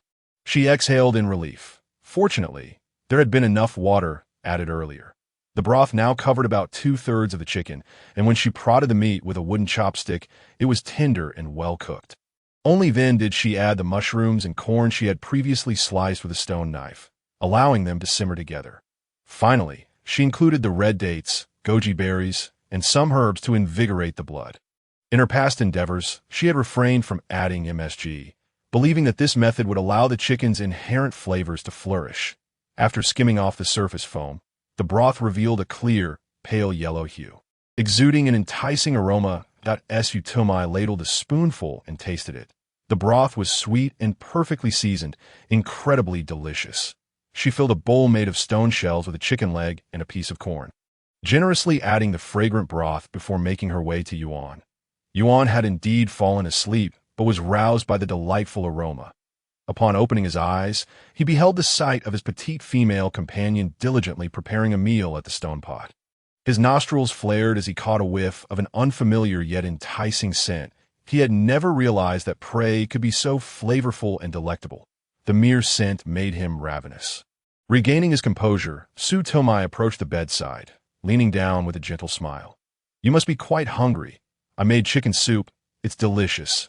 Eat well before you rest. With that, she scooped a spoonful, blowing gently on it before offering it to Yuan's lips. Yuan gazed intently at her, his mouth opening instinctively to receive the nourishing broth. The exquisite, sweet chicken soup slid down his throat, illuminating his eyes with a newfound brightness. He sat up abruptly, gazing at Tumi with longing. Understanding his desire, Tumi couldn't help but chuckle. I'm glad you enjoy it. I made plenty, so take your time. She continued to feed him several spoonfuls of soup, and once the chicken leg had cooled slightly, she carefully tore off the meat with her chopsticks. The chicken was so tender that it fell apart effortlessly, and she fed him piece by piece. Yuan, savoring the soup slowly, was actually famished enough to devour an entire chicken in one go. Yet he found immense pleasure in the tender, patient care Tumi lavished upon him. After finishing a bowl of soup, warmth spread through his stomach, invigorating his entire being. I want more. Yuan licked his lips, still craving more, and lifted Tumi into his arms. That Tumi gasped in surprise as she was suddenly lifted off the ground, managing to balance the bowl with one hand while supporting him with the other. Yuan, you shouldn't move around with your injuries. Let me fetch you. Before she could finish, Yuan had already approached the stone pot, setting her down. As soon as her feet touched the ground, she inspected his abdomen for any signs of reopening wounds, only relaxing once she confirmed he was fine. She marveled at the beastman's remarkable strength and resilience. Tumi shared a bowl of chicken soup and 2 pieces of corn, feeling satisfied, while Yuan devoured the remainder, leaving not a drop of broth behind. After tidying up the remnants, she decided to wait until the next day to clean the stone pot, allowing Yuan to recuperate a bit more. That night, Tumi lay beside Yuan, hesitant to touch him for fear of aggravating his wounds. She settled at a distance, but Yuan, sensing her presence behind him, instinctively turned around, upon seeing her lying some distance away. He furrowed his brow and, without a second thought, pulled her into his embrace. Tumi tensed, exclaiming, "This won't do. It might hurt your wounds." "It won't," he replied, rubbing his cheek against her soft, delicate face. "Just like this. I like it." He found great comfort in holding her soft, fragrant body as he drifted off to sleep. Unable to resist the warmth of the moment, Tumi blushed and closed her eyes. It wasn't long before Yuan succumbed to slumber, the gentle sound of his breathing reaching her ears. When Tumi opened her eyes, she was greeted by the sight of the man's flawless visage, illuminated by the flickering firelight within the cave, casting a soft honey hue upon his skin and creating delicate shadows beneath his lashes. Yuan was truly stunning, the most handsome man she had ever encountered. At that moment, she could hear the rapid beating of her own heart. Hesitating for a moment, Tumi finally leaned forward, resting her head against his chest and gently nuzzling it, before contentedly closing her eyes again. She fell into a deep and sweet slumber, and upon waking early the next day, prepared breakfast for Yuan. After they finished their meal, Tumi examined his wound, confirming that it showed no signs of reopening. Before they stepped out of the cave together, outside, a throng of beastmen had gathered, their excitement palpable as they approached Tumi and Yuan, inquiring eagerly, "Leader, what did you wish to discuss with us?" Tumi glanced at Yuan, receiving an affirming look in return, before turning to address the beastmen. "The results of yesterday's beast decision have been released. I trust there are no objections." The outcome had been quite evident, and naturally, there were no dissenting voices among the beastmen. Indeed, the leader was a formidable beastman, and they all held him in high regard. However, some murmured, "Tumi, is such a statement truly necessary, since the leader has triumphed? We will heed his words and will not permit you to bear a child for Cardia." Others chimed in, "Why have we been summoned so early in the morning?" casting her gaze towards the beastmen. Tumi could not help but respond coldly. "Do you believe that Yuan sought to remedy a mistake through his challenge?" The crowd fell into a momentary silence, and someone ventured, "Isn't that the case?" Tumi pressed on, "If one has committed no error, why should they seek atonement?" As the crowd appeared momentarily perplexed, she continued, "I believe I have already explained that it was not Yuan who caused Yunman's fall. Rather, it was Yunman herself who stumbled, leading to her loss." Upon hearing this, the beastmen exchanged glances, and one of them spoke up, "If no wrong was done, why did the leader propose the beast decision?" "Indeed, indeed," they echoed. Facing their inquiries, Tumi maintained a calm demeanor as she slowly articulated, "Do you still not comprehend? If Yuan truly wished to harm someone, what could you possibly do to stop him? His strength far surpasses yours. Even if he sought to claim your females, would you dare utter a word of complaint? Why would he wish to harm a frail female already with child?" At her words, silence enveloped the gathering. Though her words were stark, they were undeniably clear, and the beastmen understood. After a moment of stillness, someone observed, "Indeed, it was the leader who discovered those 3 ancient human females. We did nothing to assist. Even if he desired a female, we would be powerless against him." Another added, "Forget about you all. The entire tribe combined cannot match the leader's strength. Why would he harm a female?" I find Tumi's argument convincing. How could the leader harm a female? Someone else mused, "Oh, it was Yunman who fell. But why would she do such a thing?" Noticing that the conversation had diverged, Tumi still caught the murmurs of dissent. "Even if the leader is powerful, I am the first in the tribe to bear a child. Surely the leader feels some resentment." Following the voice, she spotted Cardia glaring at her intently. Tumi's eyes darkened slightly. Such words did not seem fitting for a beastman. Had someone been inciting him from the shadows? A cold smile crept onto Tumi's lips as she turned her gaze back to Cardia. "Resentment? Why would Yuan harbor any resentment?" Cardia paused momentarily, then replied, "It is simply because he envies my ability to have my own child." "Child?" Tumi chuckled lightly. "What is so amusing?" Cardia's expression shifted as he retorted, "What are you laughing at?" After her laughter subsided, Tumi responded, "I find it laughable that you think Yuan lacks a female to bear his children to you believe Yunman is more attractive than I, or that you are stronger than Yuan. What could he possibly envy you for?" With her words, laughter erupted from the surrounding beastmen. They had never realized one could converse in such a manner. It was both cutting and humorous. Cardia's face flushed crimson, yet he found himself utterly speechless as Tumi, having dismissed him, turned back to the crowd. "What I wish to convey next is also the sentiment of our leader. Though our tribe may be small, we have always been united. The leader has shown great kindness to all of you, and I trust you are aware of that." Upon her statement, the crowd exhibited no dissent. Most had benefited from Yuan's generosity, and those who had not were well aware of his willingness to assist fellow beastmen. Tumi paused, her gaze sharp as she continued, "However, the leader's willingness to help you does not imply that some among you may treat him with increasing disrespect. If there were any who had not understood prior, after the beast decision, they should now realize that Yuan was their leader, his strength so immense that he held no need to covet what belonged to them. For what you possess, he possesses. For what you lack, he possesses as well. Since you have chosen to join this tribe, your foremost principle should be absolute obedience to our leader. Those who desire protection and assistance, while simultaneously showing no respect towards Yuan, will find that life is not so simple. And this tribe shall not welcome such individuals. After Tumi finished speaking, the crowd stood in stunned silence, their eyes wide as they absorbed her words. She recognized that her remarks were both incisive and shocking to the beastmen. Yet such discipline was necessary, if they could compel Yuan to relinquish his female over a mere misunderstanding. What would they do when faced with a true crisis? The strength of a tribe cannot rest upon a single individual. It requires collective progress. That a powerful leader needs not only immense strength, but also wisdom and the ability to humbly consider the opinions of others, as well as assist those weaker than himself. However, this does not mean that those beneath him should feel free to trample upon him without consequence. Such behavior would only serve to undermine his authority within the tribe. A leader who possesses strength but lacks respect is no leader at all.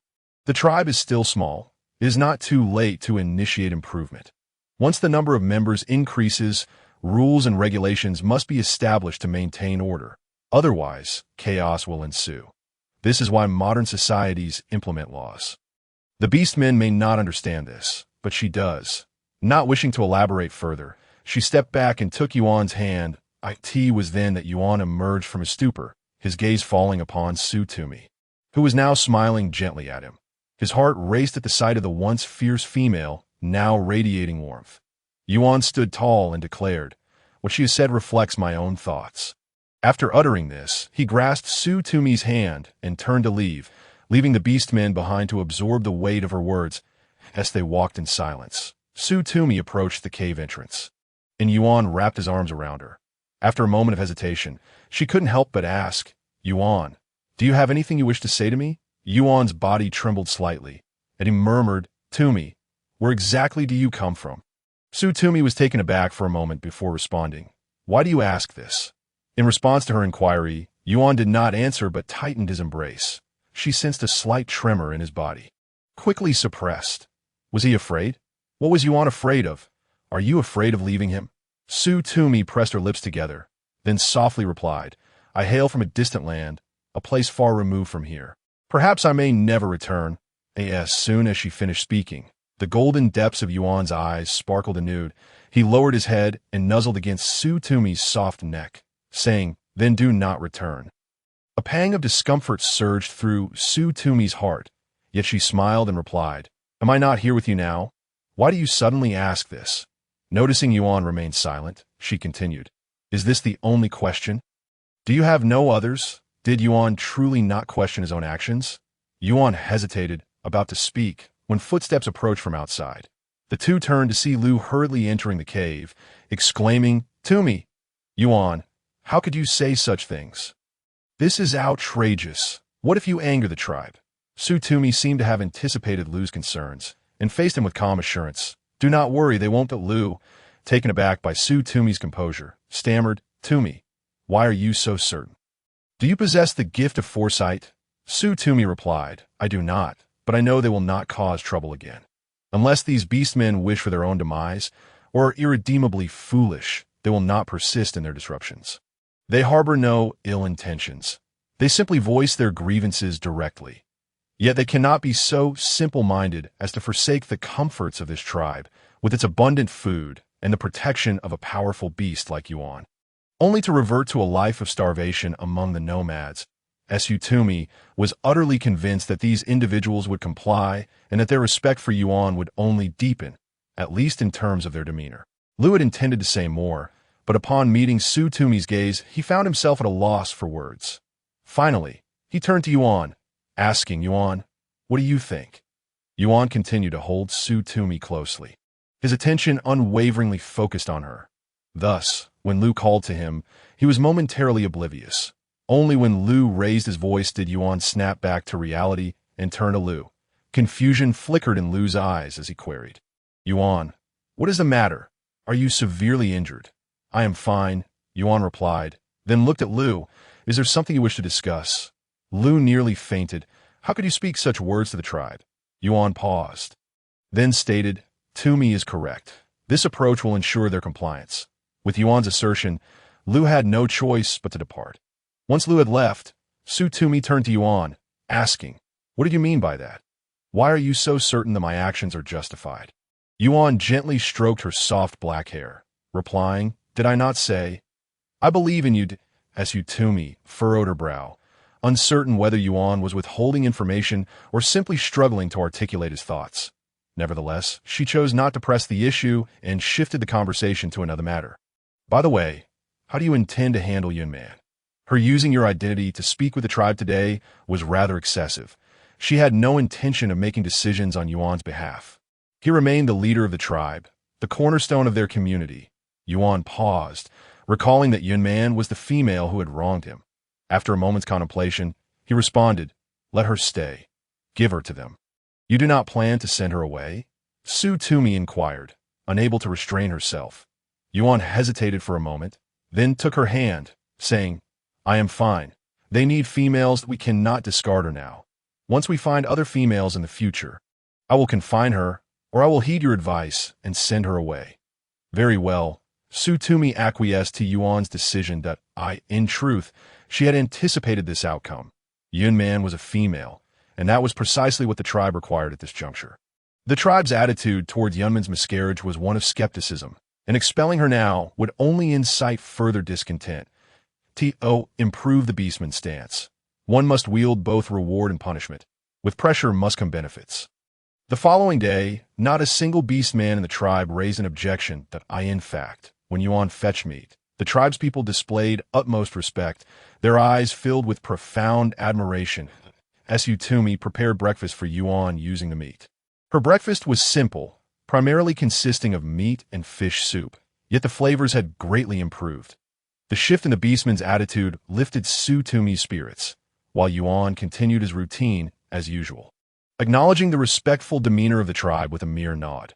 This brought Tumi a sense of comfort, for at least the beastmen recognized who was truly paramount within the tribe, who remained their steadfast leader. Just then, Zhang Qianqian rushed over to Tumi's side, exclaiming, Tumi, Yuan Man has miscarried. Tumi replied while stirring the fish soup. What have you heard? Zhang Qianqian appeared hesitant. Well, I heard that it was Yuan who caused Yuan Man's miscarriage. Tumi's movements halted as she turned to Zhang Qianqian, a glimmer of coldness in her eyes. You heard this? From whom? Zhang Qianqian recoiled at Tumi's expression, hastily waving her hands. No. Let me explain. But later you said Yuan Man fell on her own, and that she falsely accused Yuan. I'm not sure about that, but those words you spoke yesterday were truly impressive. Everyone was captivated by you. Tumi resumed, stirring the soup. Do you believe it? Zhang Qianqian was momentarily taken aback, struggling to grasp Tumi's implication. And in the next moment, Tumi pressed further. Whose words do you trust? Only then did Zhang Qianqian comprehend, responding without hesitation. Of course I believe you. How could I doubt your character? Moreover, someone like Yuan would never lie.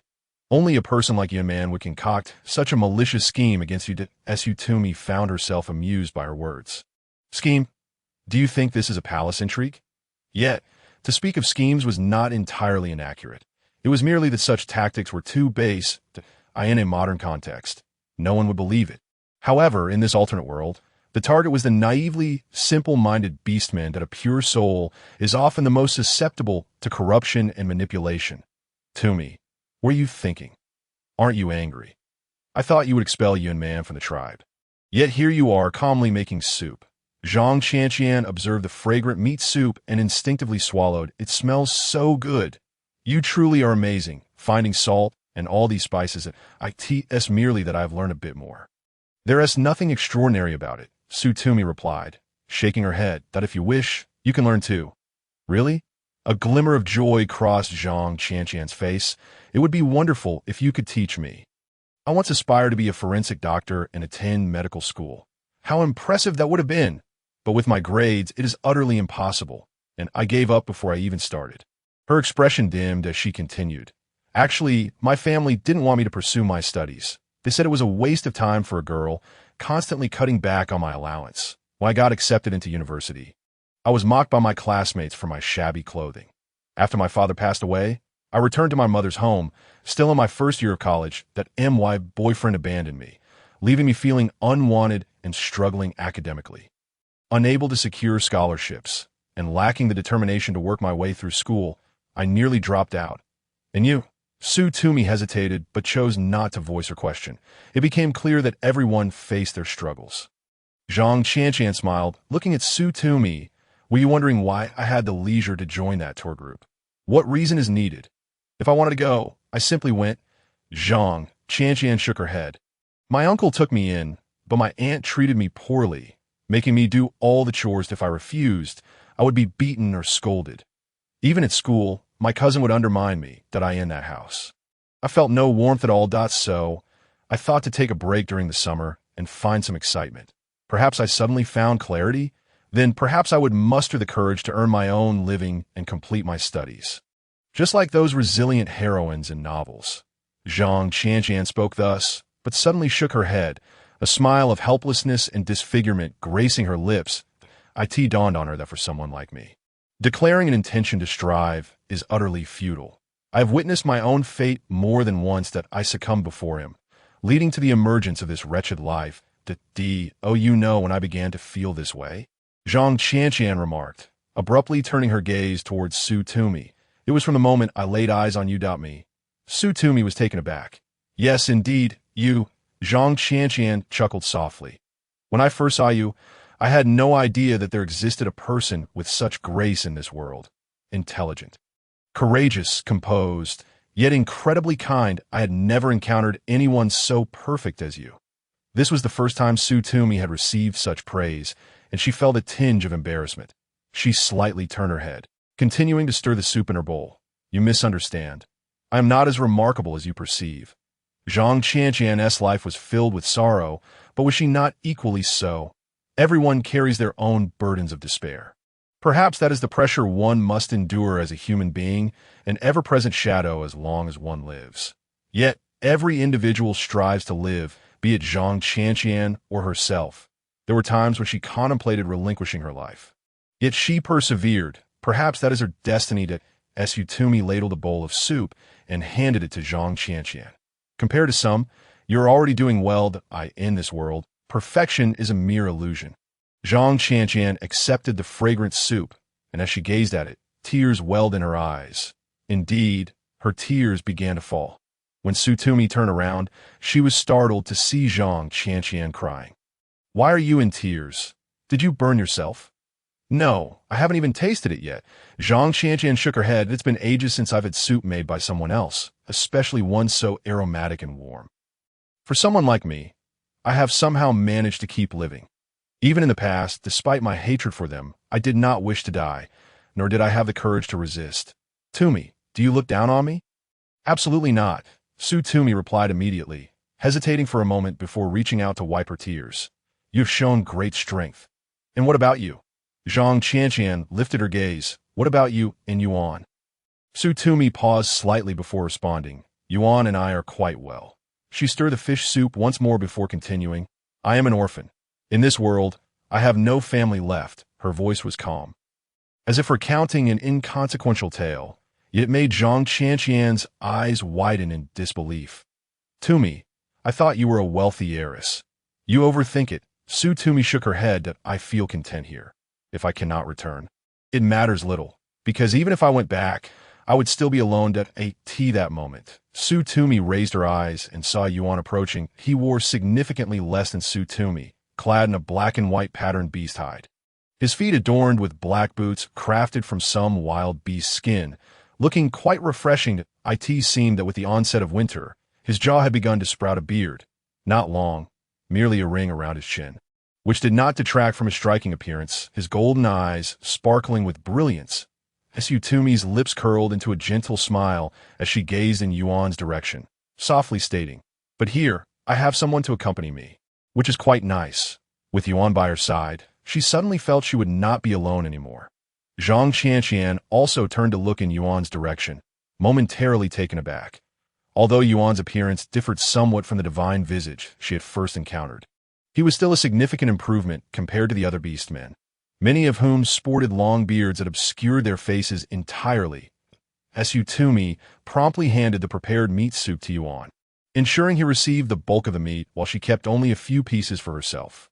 Unlike Yuan, who tore the meat into shreds, she had carefully removed the bones, cooking it to the point where it fell apart with a mere bite. Tumi's culinary skills surpassed Yuan's by a wide margin, and as soon as Yuan received the meat soup, he devoured it ravenously. Tumi stood by, cautioning him, "Be careful. Don't choke." She genuinely feared that his voracious eating might lead to him swallowing a bone she had overlooked. Zhang Qianqian quietly observed, and once Yuan finished a small bowl of soup, she finally inquired, "Tumi, do you know how to make a knife?" "What for?" Tumi looked at Zhang Qianqian puzzled. "Nothing much." Zhang Qianqian waved her hand dismissively. "It's just that AC and Lu have grown such long beards. They feel a bit prickly. If we had a knife, we might be able to trim them." Unable to restrain herself, Tumi laughed. "You find their appearance unappealing, don't you?" Zhang Qianqian blushed, feeling somewhat awkward. "Well, a little, yes. Yuan looks quite different now, doesn't he? But making a knife seems quite difficult. If you can't, it's no matter." "I was just voicing my thoughts." As she spoke, she passed her bowl to Tumi. "Thank you for the soup. I'll bring you some fruit next time," with a smile on her face. Tumi accepted Zhang Qianqian's bowl. In this world, there are countless inexplicable matters. Perhaps, as her grandfather said, if one approaches the world with kindness, it will reciprocate in kind. Tumi ladled another bowl of soup for Yuan. "Drink more. I added herbs to invigorate and nourish your blood. It will aid your wounds." As she spoke, she instinctively glanced at Yuan's beard. Although it was not long, it could still interfere with eating, and she found the image of him with food stuck in it less than appealing. While she did not mind it, she would rather not see it. Thus, she asked Yuan, "Yuan, can you shave your beard?" Upon hearing her question, Yuan looked in the direction Tumi pointed and realized what she meant. He touched his beard, noticing that soup had splattered on it, which was indeed rather uncomfortable. Yet he had never considered shaving it off before. He turned to Tumi, his eyes questioning, obviously uncertain. After a moment of contemplation, Tumi hesitated, yet urged Yuan to shave it off. This entailed the creation of a knife. Although Yuan's nails were sharp, they were unsuitable for shaving. In the future, knives would be made of stainless steel, a complex process to refine steel, which Tumi could not accomplish at present. However, she could craft a rudimentary knife from sharpened stone. While it wouldn't be as sharp as a steel blade, it would suffice for shaving. Tumi proceeded with great care, first softening Yuan's pores with warm water before beginning to shave. Yuan felt little discomfort as he allowed Tumi to work. Before long, Yuan's beard was gone, revealing his handsome face once more up close. Tumi's heart raced slightly. Yuan, too, was captivated by the refreshing sensation. He leaped up, pacing back and forth, and even snatched a pickled fruit Tumi had left behind. Taking a bite, Tumi mused that he must enjoy this feeling as well. Be on the safe side, she said. "Yuan, go outside. Let me see what your beast form looks like." Yuan assumed Tumi wished to admire his imposing figure and promptly nodded. Beginning to remove his clothing, Tumi sighed inwardly. She had grown accustomed to such actions from Yuan. Focused solely on the now bare Yuan, she was led outside the cave. Ensure he didn't get cold. She quickly suggested, "Transform inside the cave. I'll just take a look." Yuan nodded slightly, and once again, a flash of white light swept across the scene, revealing a magnificent and extraordinarily beautiful beast before him. The creature boasted 3 long tails, its fur a brilliant, snow-white sheen, and its physique was both agile and elongated. Tumi looked up and down, allowing Yuan to take a few steps forward, and upon confirming that there were indeed no adverse effects, she finally felt at ease. It's good that nothing is amiss. It seemed that the beastmen grew long beards merely to provide a modicum of warmth to their otherwise humanoid forms. She had also heard that ancient humans were similarly covered in fur. Yet, after evolution, they had lost all such traits, resorting to clothing for modesty and warmth. Tumi hastily handed Yuan a garment from the side, urging him to put on quickly to avoid falling ill. Although she had prepared numerous herbs for this place, It was best to prevent illness where possible. Despite Yuan's robust health and his history of never having been sick, Yuan obediently donned the clothing, gazing at Su Tomai with a silly grin. When she looked up, her eyes met his foolish gaze. "What are you smiling about?" "Tomai, you look so beautiful," Yuan replied, extending his arms to embrace her. Su Tomai was momentarily taken aback by the sudden declaration, her cheeks flushing red. "The food you make is delicious, and I really like it," Yuan added. Su Tomai fell silent, wrapping her arms around Yuan's sturdy frame.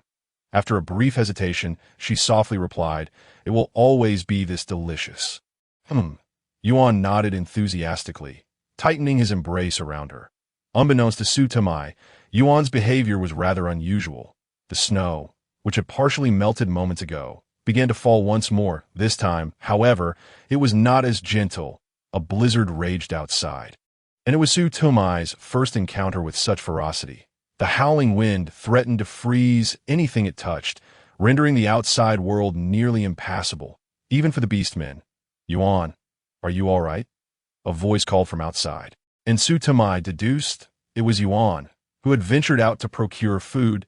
He had been gone only a short while, yet by the time she saw him, snow had accumulated thickly on his shoulders and hair. As he stood outside the cave, brushing off the snow, Su Tomai hurriedly approached to assist him. "Are you cold?" In truth, it was not just outside that had grown colder. Even within the cave, the chill had become increasingly biting. At times, Su Tomai could only feel warmth by wrapping herself in animal skins, and at night, she would cling tightly to Yuan, reluctant to let go. Yuan shook his head, evading her touch. "I'm cold, so don't touch me." With that, Su Tomai took the game Yuan had brought and began preparing a meal. He had returned with 2 wild rabbits and 2 fish. As winter settled in, Yuan and the beastmen had been trying to reduce their food intake, indicating that the blizzard might linger for quite some time. Su Tomai prepared a pot of fish soup while roasting the rabbit meat nearby. The rabbit meat, having been covered in ice and snow, was heavy and tough, making it difficult to prepare. Thus, she opted to cook the fish first. The cooking utensils were all fashioned from stone, each meticulously crafted by Yuan himself. Although they lacked refinement, they were smooth enough. And despite their weight, they proved more useful than iron pots.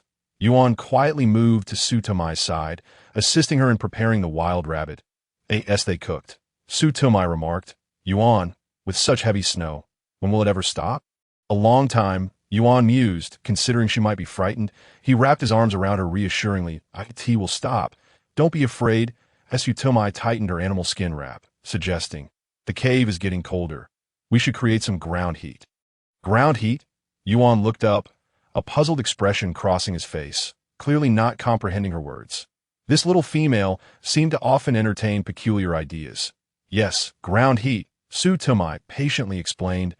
"We can build a fire outside the cave, which will block the wind and snow while transferring warmth into the cave, heating the stone walls." Yuan, though still somewhat confused, nodded in agreement. "All right, I'll try that later."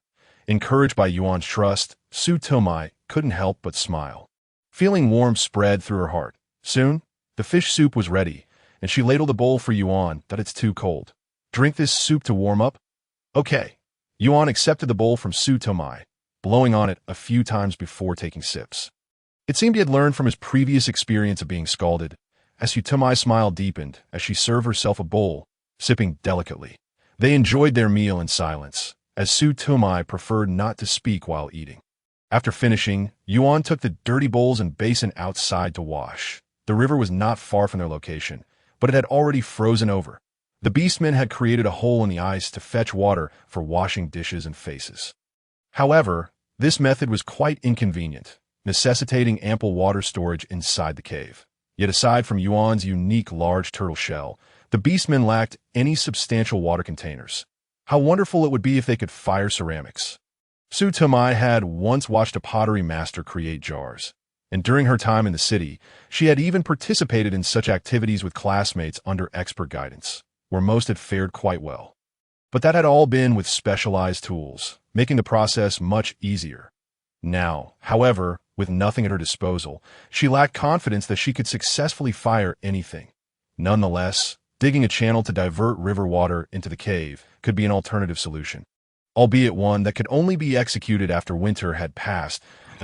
Tumi sighed, realizing she was increasingly integrating into the world of the beastmen. Now, after a satisfying meal, her mind was filled with all sorts of tangled thoughts. It's so cold, in the past. During winter, when there was no heating at home, her grandfather would sip white liquor on the heated bed to warm himself. Speaking of liquor, since there was nothing to do in the cave, she could attempt brewing some. When Yuan returned, Tumi had just finished tidying up the cave, squatting beside the pile of wheat and straw, deep in thought. Upon his entrance, she paused her actions and hurried to warm his hands. You've endured so much that Tumi genuinely felt a pang of compassion. Yuan's body was always warm, while during winter, her limbs were often icy. Yet Yuan felt like a walking furnace, radiating heat. However, each time he returned from washing, his hands were red and cold, as prevent him from suffering frostbite. Tumi would warm his hands daily, followed by massaging them with sheep fat and herbs to promote circulation. In truth, many of the other beastmen would sometimes forego washing, allowing dirt to accumulate in the cave before finally cleaning up. But Yuan, aware of his own cleanliness, seemed to dislike disorder, and thus insisted on washing each time. Are you still cold? Does it itch? Tumi inquired with concern. That if you feel uncomfortable, you must tell me. Itch. No discomfort, Yuan replied, shaking his head, a goofy smile on his face as he gazed at Tumi's profile. Tumi, you are so kind. After a moment contemplation, he added, so gentle. Really, Tumi chuckled. This was the first time he had called her gentle. In truth, since her grandfather's passing, she had rarely expressed such patience and concern for others. Not even with her ex-boyfriend, Hygiene. Their interactions had mostly been formal, merely sharing meals together. Hygiene enjoyed flaunting his affluent background, always arriving in luxury cars to take her to high-end French restaurants. Yet, she had no fondness for French cuisine and disliked his ostentatious displays of wealth. However, she did have a penchant for French pastries, always ordering a serving. Yes, truly. Yuan beamed at Tumi's smile, nodding vigorously. But suddenly, Tumi halted her actions and looked at Yuan, asking Yuan, do you like me? Like? Yuan was momentarily taken aback by the unexpected question, instinctively responding, of course I like you. Tumi felt a twinge of dissatisfaction at his hasty answer. Do you know what kind of like I'm talking about? Yuan stood there, momentarily stunned. However, true to his nature, he asked questions when confused, wearing an innocent expression as he looked at Tumi. What kind of like are you referring to? Tumi. The reaction to Yuan left Tumi somewhat disheartened. However, she quickly gathered her spirits and spoke up she paused for a moment, then gently shook her head. What is liking? I do not know. It is merely a feeling. Feeling? Yuan appeared even more perplexed. Tumi extended her hand, placing it against Yuan's chest, right over his heart. Yes, it is the sensation here. Perhaps in time, it will reveal itself to you. Yuan listened, half comprehending, yet still wrapped his hand around Tumi's delicate one, his nails still quite long, though now they posed no threat to her. The soft smile graced Tumi's lips. I could see that moment. Yuan asked, Tumi, what were you just looking at, just now? Tumi was momentarily taken aback before recalling, I was pondering whether it would be possible to brew some wine using wheat or rice. Wine. Yuan's expression reflected his confusion once more. Tumi nodded enthusiastically. Yes, wine is a substance of exquisite flavor, perfect for pairing with roasted meats. Men typically adore it, and women can indulge as well to warm themselves.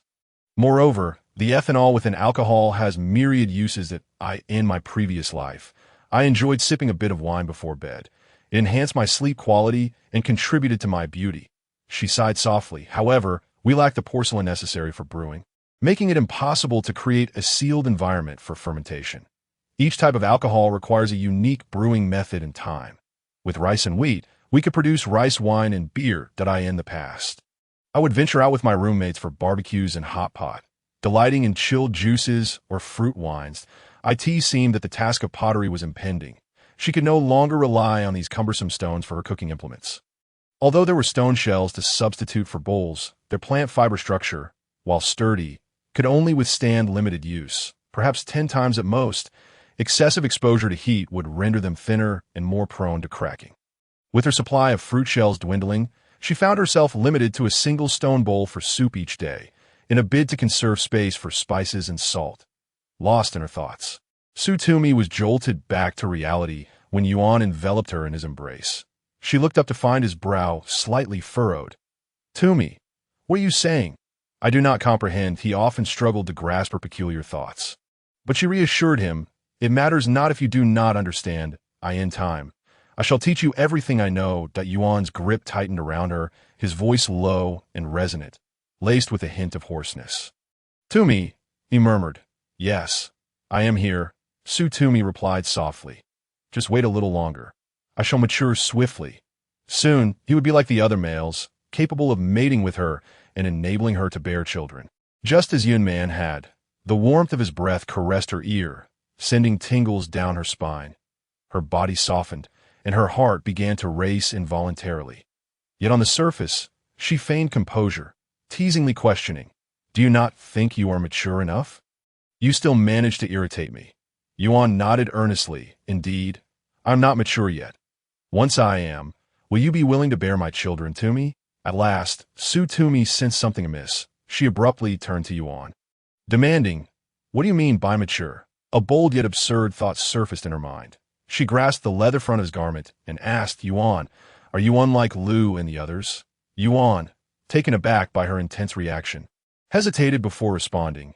"Indeed, we are different. Lu and the others mature upon transforming from beast to human form, whereas our kind must wait a while longer. Only after maturation do we enter our mating season, acquiring the ability to impregnate females." This was the first time Tumi had heard Yuan speak so extensively. It was also the first time she found herself utterly stunned, as if struck by lightning. Did this mean Yuan was truly an immature child, devoid of basic functions? How had she become so muddled? In nature, numerous animals experience specific mating phases, seeking mates only during those times. Thus, was his previous disinterest in her attributable to this? Tumi felt anger bubbling within her. She was uncertain of the source of her ire, yet her smile widened unnaturally. Such profound amusement was rare for her, and her expressions were typically muted. Even when she smiled, it was often a mere flicker, but when her smile deepened, it signified genuine anger. Suddenly, she wrapped her arms around Yuan's neck, tilting her head back to gaze at him. "Yuan, do you know what I feel right now?" "What do you feel?"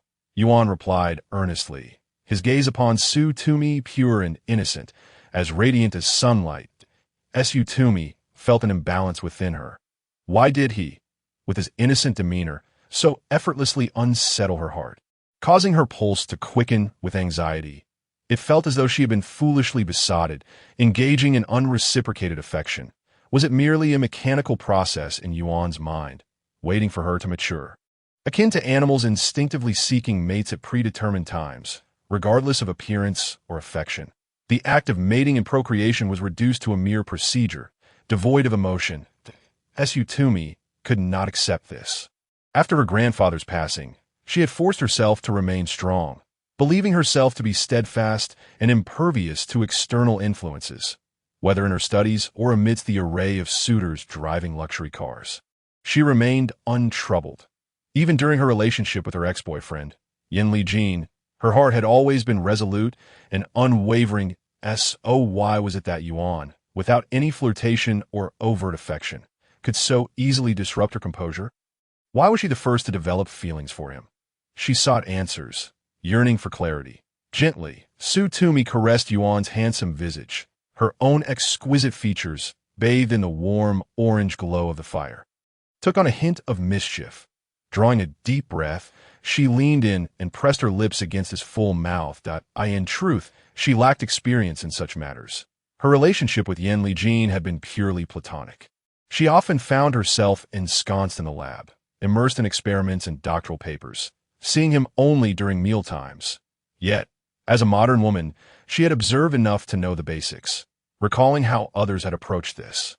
Tumi leaned in closer, whispering to Yuan, "Yuan, open your mouth." Yuan stood frozen in place, feeling a delightful shiver spread through him as Tumi pressed against him. When she instructed him, He instinctively obeyed, parting his lips. She then boldly entered, her softness entwining with his.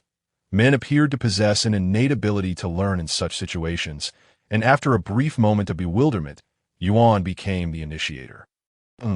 She sighed softly, leaning back. They collapsed onto the fur beneath them, their breaths mingling, and Tumi could no longer discern who was entwining with whom. Yes, her hand found his heart, and she felt its vigorous rhythm. An unexpected sense of accomplishment surged within her. That it was only when her lips and tongue began to tingle that she pulled away, evading his fervor. This pleasurable. Yes, as the kiss from Yuan fell into an empty space. It landed on Tumming's cheek. Upon hearing Tumming's question, he quickly nodded in response. When he lifted his gaze again, their eyes met, and Tumming finally discerned within those golden-red irises what she had longed to see.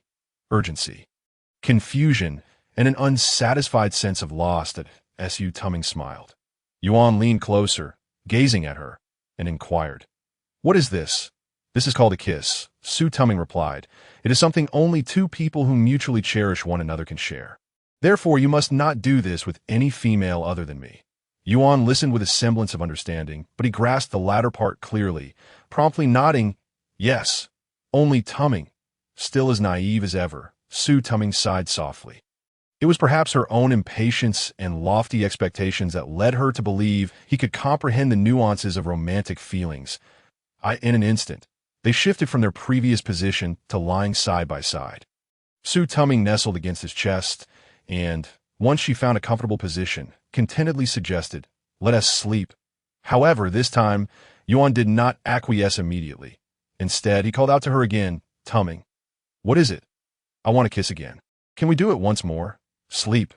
The following day, Yuan went to kindle a fire. This method proved remarkably effective, and within half a day, their dwelling became warm as Tumming touched the wall, which was pleasantly warm. No longer the icy chill it had been before. Yuan seemed pleased as well. This technique soon spread among the beastmen, and many began to imitate. In no time, the surrounding air became significantly warmer. Yet, the excitement was fleeting. The blizzard did not relent, but rather intensified. On one occasion, when Tumming ventured outside, her arm quickly became numb from the cold, and her body temperature plummeted. She estimated it to be over -40 degrees. Consequently, she fell ill.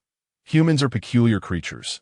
Despite having endured exposure to the sun, hunger, fright, and a night of rain in the forest previously without incident, a mere gust of wind now rendered her unwell. This illness was somewhat severe, as she developed a high fever that left her dizzy, and she fainted within the cave. When she regained consciousness, a full day had passed. Yuan, Tumming struggled to open her eyes and called out. Upon seeing Tumming finally awake, Yuan's eyes sparkled with vitality. "Tumming, you're awake. What happened to you? Don't die." "I'm fine. I won TD. Tumming was amused by Yuan's expression and mustered her spirits to reassure him. "It's just a cold. Nothing to worry about. Please fetch me that herbal remedy to brew." She gestured toward the pile of herbs she had previously organized nearby. If only she had a jar. It would better prevent moisture. Yuan promptly turned to prepare the herbs. The concoction was soon brought to her, with Yuan carefully cradling the bowl of dark herbal liquid, wary of spilling even a drop. Noticing his trepidation, Tumming, in an effort to alleviate his concern, forced a smile and said, "Thank you, Yuan." Fortunately, she had gathered plenty of fever-reducing herbs. Otherwise, she feared she might not survive the winter. She sipped the bitter medicine, grimacing at its taste, and then requested, "Yuan, could you pour me a cup of hot water from over there?" Without uttering a word, Yuan turned to fetch hot water for her. Once she drank it, he finally relaxed and asked, "Are you hungry? I made fish soup." "Fish soup?" Tumming realized she had not eaten for an entire day, but she might not be able to stomach fish at the moment. She touched her face, noting her feverish temperature. In contrast, Yuan's skin felt cool to the touch. "Yuan, I cannot have the fish soup. Could you make meat soup instead?" Yuan hesitated for a moment. "I'm sorry for the trouble." Tumming felt somewhat guilty. Her fragile health often required Yuan's care, which made her uneasy. Now, she was even picky about the food she received. She wondered if he would resent her for it. Yet, Yuan merely blinked in surprise, saying nothing, and turned away to prepare the soup. Seeing this, Su Tuming felt a twinge of disappointment. However, her thoughts did not linger long, as fatigue soon overtook her. Was the medicine truly that effective? Her grandfather's recipe was indeed remarkable. Once again, she fell asleep, only to be roused by a delightful aroma that seemed almost dreamlike. But soon after, her stomach growled audibly, as Su Tuming opened her eyes to find herself in the cave. Her face still warm, indicating that her fever had yet to fully subside. She rubbed her temples, feeling a throbbing headache and a lingering sense of disorientation. Tuming, at that moment, Yuan's voice reached her ears. Tuming, you're awake. Seeing Yuan approach, his golden red eyes gleaming, he exclaimed, I made you meat soup. Let me get it for you Su Tuming paused, realizing that Yuan had chosen to drink the fish soup not out of disdain for her, but to avoid waste. And he had then prepared the meat soup anew. Gazing at the rich, aromatic broth before her, she felt a surge of vitality. Thank you. Yuan. Su Tuming accepted the bowl from him, her eyes welling with warmth. It had been a long time since anyone had shown her such kindness, aside from her grandfather. Even her former boyfriend, Hygiene, had never cared for her so tenderly. Eat quickly. Yuan urged her, as Su Tuming nodded and sipped the soup. It was delicious. Yuan's culinary skills had improved remarkably, as he had followed her instructions closely. As she stirred the broth with a wooden spoon, the meat was tender and practically melted in her mouth. Having been simmered for quite a while, this was the hungriest Su Tuming had ever felt. She ate eagerly, finishing one bowl before requesting another. Only after consuming 2 bowls did she finally declare herself full. After eating, Su Tuming felt significantly revitalized. To prevent her illness from spreading to Yuan, she insisted he also drink a decoction of Banlan Gen that evening. Clearly, he was not fond of it, but with her urging, he begrudgingly consumed a bowl, which finally eased her worries that night. As Yuan held Su Tuming close, he still appeared somewhat anxious, asking, Tuming, are you really all right? I'm fine, Su Tuming assured him, shaking her head. A few more days of medicine, and I should recover. All right, Yuan nodded, though his concern remained evident in his eyes. What else would you like to eat? Su Tuming hesitated before replying, I don't crave anything in particular. Tuming, tomorrow I will go hunt fresh game for you and make that scarf. Yuan recalled after a moment, finally remembering the term for the warm garment meant to be worn around the neck. If Tuming had one, she wouldn't fear the cold or fall ill again. Really, it's unnecessary, as Su Tuming felt a bit helpless. Once Yuan set his mind to something, it was difficult to sway him. Coupled with her lingering illness and dizziness, she soon drifted off to sleep once more. As Yuan held the small female tightly in his arms, he tightened his grip, resting his chin atop her hair. She was so soft and small, he felt the urge to protect her with all his might. When Su Tuming woke, Yuan had vanished. A jolt of anxiety shot through her. Had he truly gone to hunt for her scarf? After an indeterminate time, she heard a commotion outside. Her heart leapt with joy as she hurried to the cave entrance, only to find Lu there. Lu, what brings you here? Where's Yuan? Where did he go? A sense of foreboding washed over Su Tuming. Lu shook the game he had caught, saying, Yuan said he wanted to fetch more fur for you. I brought you food these past few days. You're all right now, right? What did you say? Yuan went hunting in this heavy snow. That is so dangerous. Su Tuming's countenance changed dramatically as she was seized by a violent fit of coughing. Lu, startled, rushed to her side, offering support while attempting to soothe her. Tumi, fret not. Yuan shall be unharmed. Following that, whatever Lu uttered faded from Su Tuming's memory. Her mind clouded and disoriented. It was unclear how long she had been asleep, but she was jolted awake by a thunderous noise. She had been lethargic due to her illness, sleeping through the day. Upon awakening, she realized it was already late, and the rumbling overhead indicated that stones were cascading down. An earthquake? This instinctive thought crossed her mind as she grasped the beast hide, preparing to flee, only to find a deluge of snow surging into the cave. The fire before her was extinguished, plunging the cave into utter darkness. Is anyone there? Yuan. Lu. Are you outside? Yet no one answered her cries, and Su Tuming's heart raced with fear, given the depth of the cave and the harsh conditions outside. It would take several days for them to tunnel through, Perhaps other beastmen were also buried within. While the beastmen possessed the strength to dig themselves out, she did not. Examining her hands, she exhaled a gentle breath, releasing a puff of steam. The temperature in the cave was steadily dropping. She rummaged through the beast hide, finding only a damp flintstone soaked by the snow, with no dry grass to ignite, all rendered useless by moisture.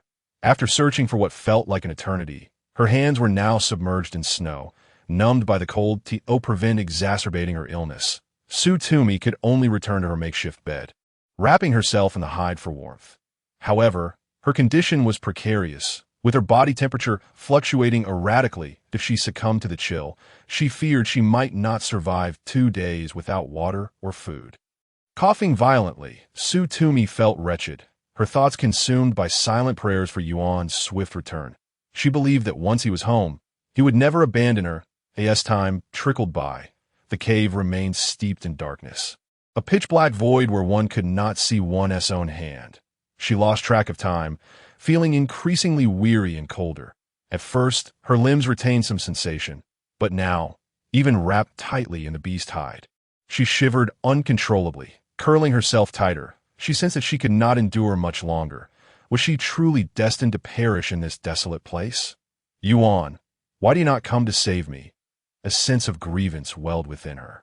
Though she understood that she could not blame Yuan, for it was her own slumber that had prevented her timely escape. The fault lay with her frail body and her own foolishness, leading to this calamity. They were situated halfway up the mountain, where snow accumulated above. If heat was generated below, the imbalance could trigger an avalanche. Closing her eyes, she inhaled deeply, acknowledging her missteps. Should she die here, it would be her rightful end. Alas, she only wished to glimpse Yuan once more before her demise, to know that he had never given up on her. As her mind grew foggy with cold, Yuan's warm smile surfaced in her thoughts.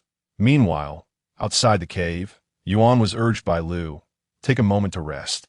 It has been 2 days, and everyone is exhausted." Lu restrained Yuan, who had appeared almost unfeeling, relentlessly digging without response to food offered. Finally, Lu could no longer bear it and implored the other beastmen to help him pull Yuan back. "Yuan, eat something before you continue. This is unsustainable."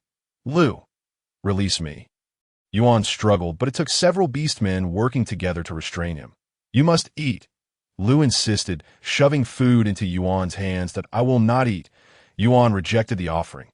Just then, Zhang Qianqian, draped in beast hide, rushed over. "Can we melt the snow? Use fire to melt it? Everyone, bring torches and create an opening." Zhang Qianqian's words sparked an idea in Yuan. Snow melts rapidly when exposed to fire. If they could use fire to melt the snow, they could expedite the rescue. With renewed determination, Yuan cast aside the food and turned to find flint. Soon, a fire blazed alive, and without hesitation, he grasped a torch to aid in the rescue. At that moment, a voice cried out, "Yuan, your hand is on fire!" On fire. Yuan instinctively glanced at his hand, realizing that flames had ignited, consuming the wooden stick he held. Lu gasped in astonishment. "Yuan, are you in pain? Does it hurt?" Yuan, still dazed, shook his head.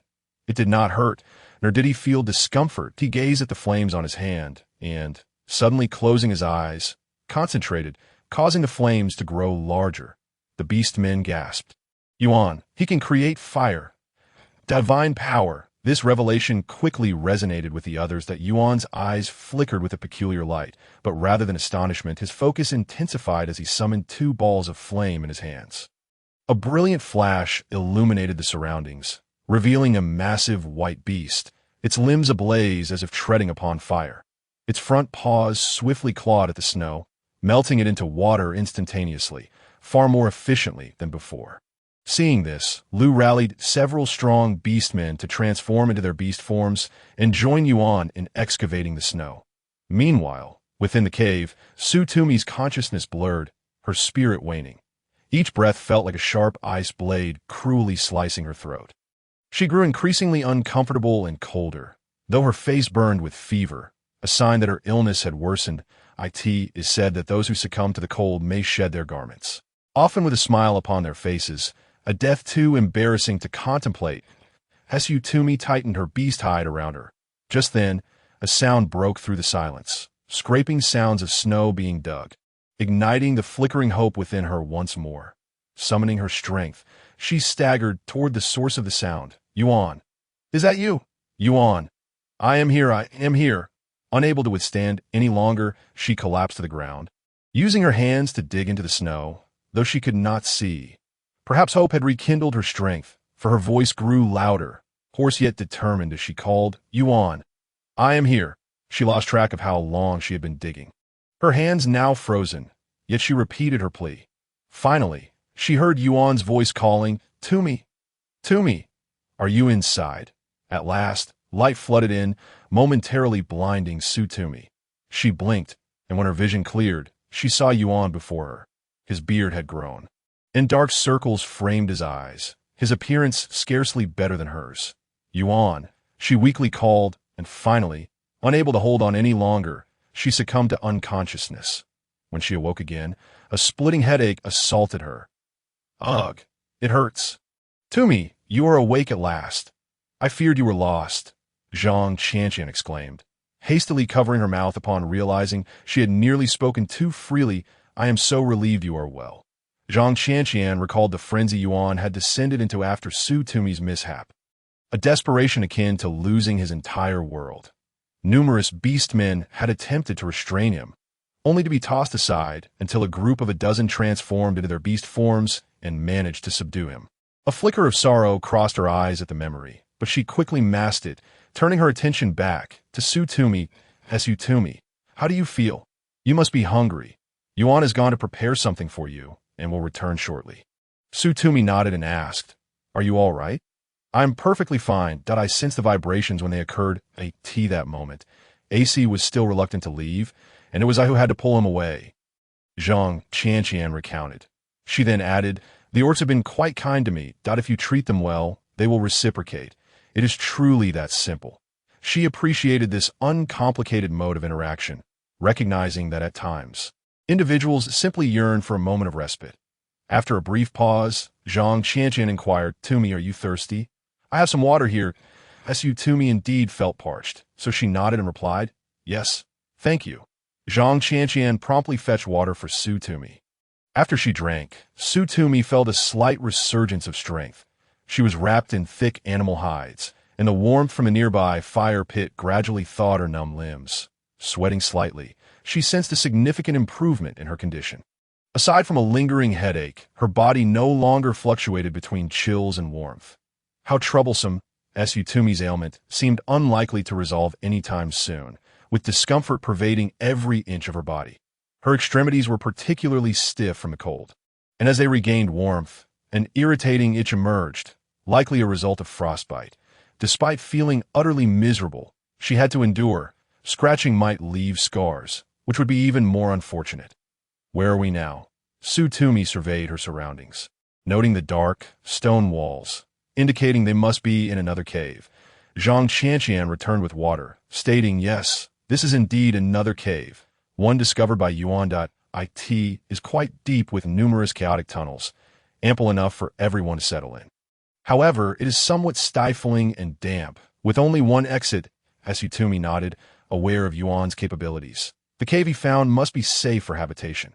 However, Zhang Qianqian hesitated before continuing. An avalanche occurred, and we will need to dig for food again. Our supplies might not last in the coming days. Tumi's hand, which had been holding the stone bowl, froze for a moment before she swiftly regained her composure. She looked at Zhang Qianqian and smiled reassuringly, saying, We'll be all right. This too shall pass. Zhang Qianqian nodded, though her expression remained despondent. Tumi was at a loss for how to comfort her. After all, natural disasters are unpredictable. Before long, Yuan entered the cave. Zhang Qianqian felt awkward lingering and decided to leave. Before departing, she cast one last glance at Yuan's silhouette, a flicker of melancholy crossing her eyes. Outside, AC had been waiting for her. Qianqian, how is Tumi? Is she all right? Zhang Qianqian shook her head and replied, She is fine. AC and the other orcs collectively sighed in relief. That's wonderful. AC embraced Zhang Qianqian, expressing, Thank you, Qianqian. Your alertness saved our lives. Indeed, had it not been for your warning. We might have been buried under the snow. Everyone still vividly recalled the sight of Tumi being unearthed from the snow, her hands and feet frozen purple, her face pale, as if lifeless, a truly harrowing sight. This was the first time Zhang Qianqian had received such praise, and she felt a tinge of embarrassment. "You flatter me that I truly did not do much that it was a delightful revelation to discover how rewarding it felt to help others." Zhang Qianqian sighed contentedly. Within the cave, Yuan held Tumi's body and said, "Tumi, I am so relieved to see you are well." Feeling Yuan's fervent heartbeat, Tumi found solace and was touched. "Yuan, I knew you would come to rescue me." Her cheeks flushed and tears streamed down her face. The proximity to death had evoked fear within her. Such terror, indeed. "Yuan, please do not leave me so abruptly again in the future, in this perilous world." She felt so small and fragile. Without Yuan, her survival would be in jeopardy. She envisioned herself as a delicate parasite, reliant on a towering tree for sustenance, with Yuan being her tree. Yuan was unyielding in his commitment. Nodding vigorously, holding Tumi tightly as if he feared she might vanish at any moment. Eventually, they released one another, and Yuan asked, "Are you hungry? Let us have something to eat. I will find a way to procure food." Once he located Tumi, Yuan felt considerably more at ease and rose to fetch her some meat soup. Aware that Tumi could not consume fish soup, he prepared a meat broth instead. Tumi felt warmth in her heart as she sipped it slowly. The soup had a strong, fishy odor, lacking the soft, delectable flavors of the past. Due to the avalanche, many supplies were buried within the cave. Leaving her with no choice but to endure this concoction, she forced herself to drink despite her discomfort. However, after just a few sips, she grimaced and expelled it. Ugh! The retching startled Yuan, who hurriedly approached her. Patting her back, "Tumi, what is wrong?" Tumi realized she had gone too long without food, and her stomach was struggling to cope with the strong taste and greasiness of the meat soup. With an empty stomach, her face turned pale as she vomited. Yuan anxiously paced, turning to seek assistance. Shortly, a number of individuals gathered within Tumi's cave. "Tumi, you vomited? Have you been frostbitten? Was the medicine you taught me for fever and cold appropriate?" "The medicine is fine." Tumi shook her head. "It was merely my empty stomach that I could not handle the meat soup's strong flavor." The group exchanged glances, clearly taken aback by Tumi's condition. "Oh, how fragile. Is it merely a cold? Does it warrant such a commotion?" Came a voice from behind. "Yuan Man." Zhang Qianqian turned to see Yuan Man enter. More than half a month had passed, and after Tumi's care, Yuan Man appeared to be in considerably better spirits. Zhang Qianqian could no longer tolerate Yuan Man's biting sarcasm and retorted, "Yuan Man, what do you mean by that?" "What do I mean? What do you think I mean?" Yuan Man replied with a cold smirk that it not her misguided idea that led to this avalanche. Had it not been for her, would there have been such a massive snowslide? Now she plays the victim, expecting others to care for her.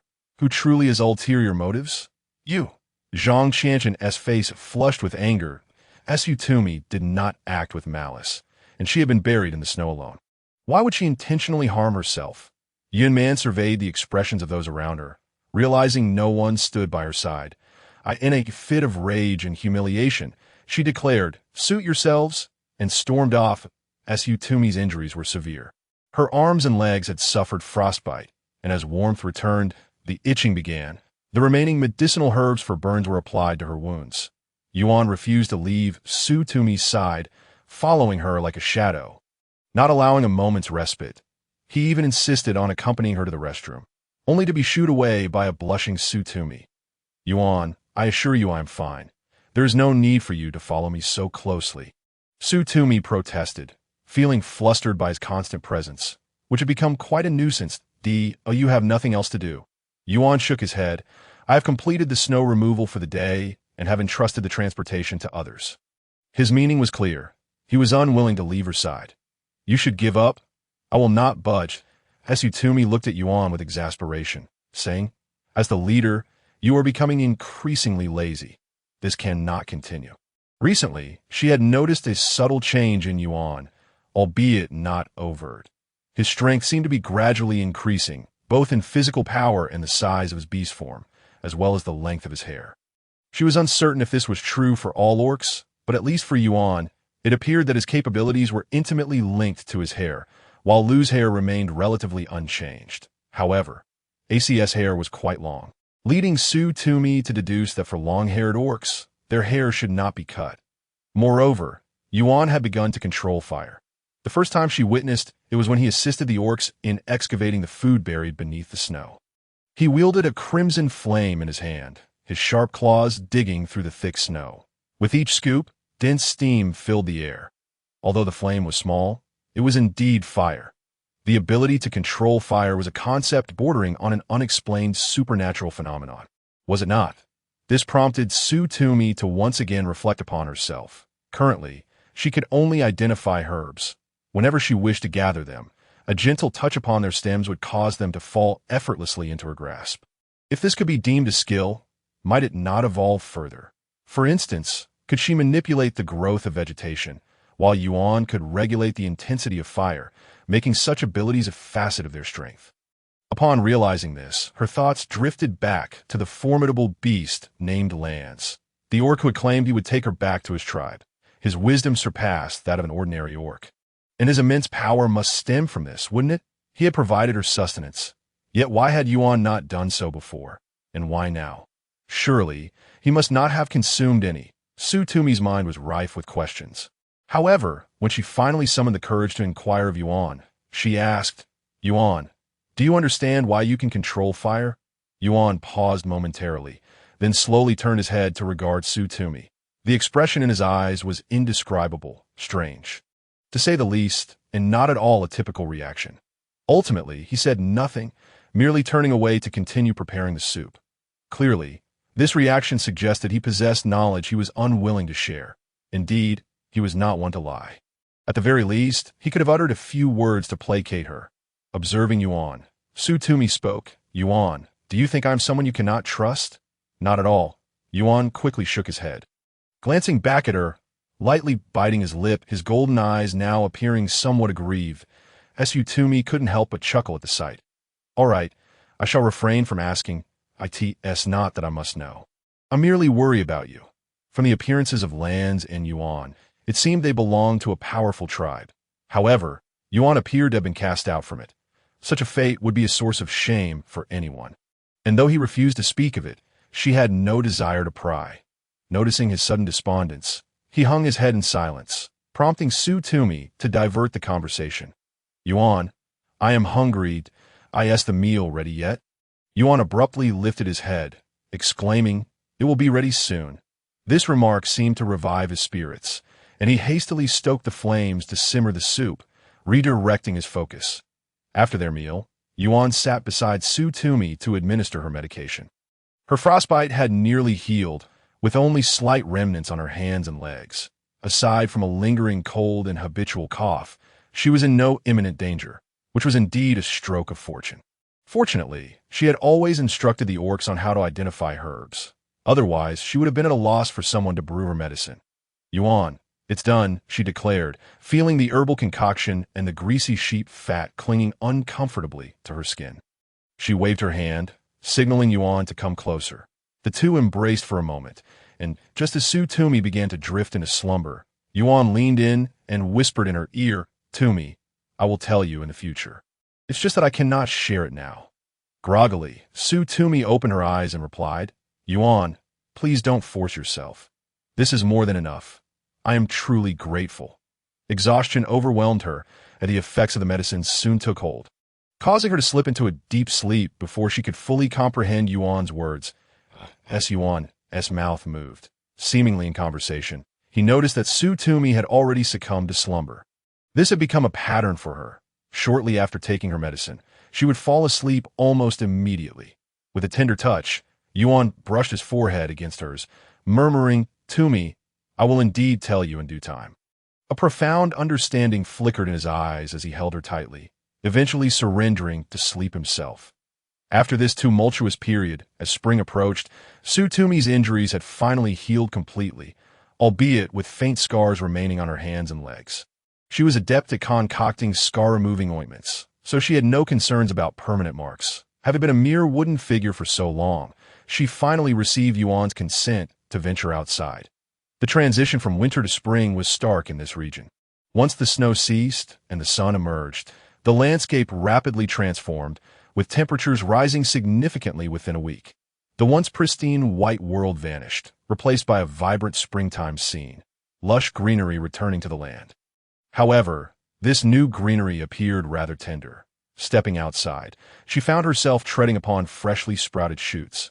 Remarkably, she sensed an additional ability awakening within her, the capacity to perceive the emotions of plants and their growth states. This discovery delighted Tumi immensely. "How adorable! Did I hurt you?" She laughed softly, observing a tender sapling swaying in the breeze, while colorful birds flitted about the forest. Just then, Zhang Qianqian approached, beaming as she exclaimed, "Winter has finally passed. It was truly unbearable." Indeed, Tumi chuckled in response. As spring approached, the weather warmed, prompting Yuan and his kin to grow increasingly busy, hunting daily from dawn till dusk, thanks to the traps and fishing nets invented by Tumi. Even the less formidable orcs could capture a respectable quantity of prey each day. With the issue of food temporarily resolved, Tumi contemplated the possibility of finding a location with a temperate climate to construct a proper dwelling. Living in a cave was not a sustainable solution. A house that could shield against the heat and cold would be far superior. Most importantly, it would provide comfort. Thus, Tumi proposed this idea to Yuan, a house that could offer shelter from rain in summer and snow in winter. Ideally situated in a spacious, secluded area to deter invasions and prevent snow accumulation. Continuing to reside in a cave, regardless of its unsatisfactory conditions, left them vulnerable to natural disasters and other calamities. With a communal living arrangement, they could truly establish a tribe. Furthermore, a house would allow for the creation of furniture and, if they built a surrounding fence, they could also raise animals that Tumi outlined her vision. Although she needed to refine the details and accumulate experience through practice, the endeavor of crafting pottery would have to be postponed for the time being. Regardless, securing a dwelling was of utmost importance. Yuan appeared somewhat perplexed, yet listened intently. For this little female consistently generated peculiar, yet remarkably useful ideas that he deemed Tumi to possess greater intelligence than the elders and listened earnestly, nodding occasionally to indicate his engagement. Once Tumi finished her thoughts, she felt uncertain. While she had observed house construction back home, her university had been adjacent to the architecture department, where she had perused numerous books on the subject. The process was undeniably complex. Modern houses primarily utilize concrete, bricks, or steel, necessitating the use of materials such as steel and cement. The primary components of cement comprised a mixture of silicate compounds, formed by combining limestone, clay, and iron or powder, which were then calcined to high temperatures before being ground with gypsum to produce cement. Cement and steel found extensive applications in modern construction, civil engineering, and large-scale projects such as water management and national defense. The process of creating cement was relatively straightforward compared to the intricate steel refining process. Having yet to master pottery, the prospect of producing these materials felt daunting. Initially, she had no intentions of using cement. She envisioned a simple bamboo house, reminiscent of the traditional dye structures in Yunnan, elevated on stilts to avoid pests and dampness, thus providing superior living conditions compared to a cave. The discomfort of being buried under snow was an experience Tumi wished to avoid repeating.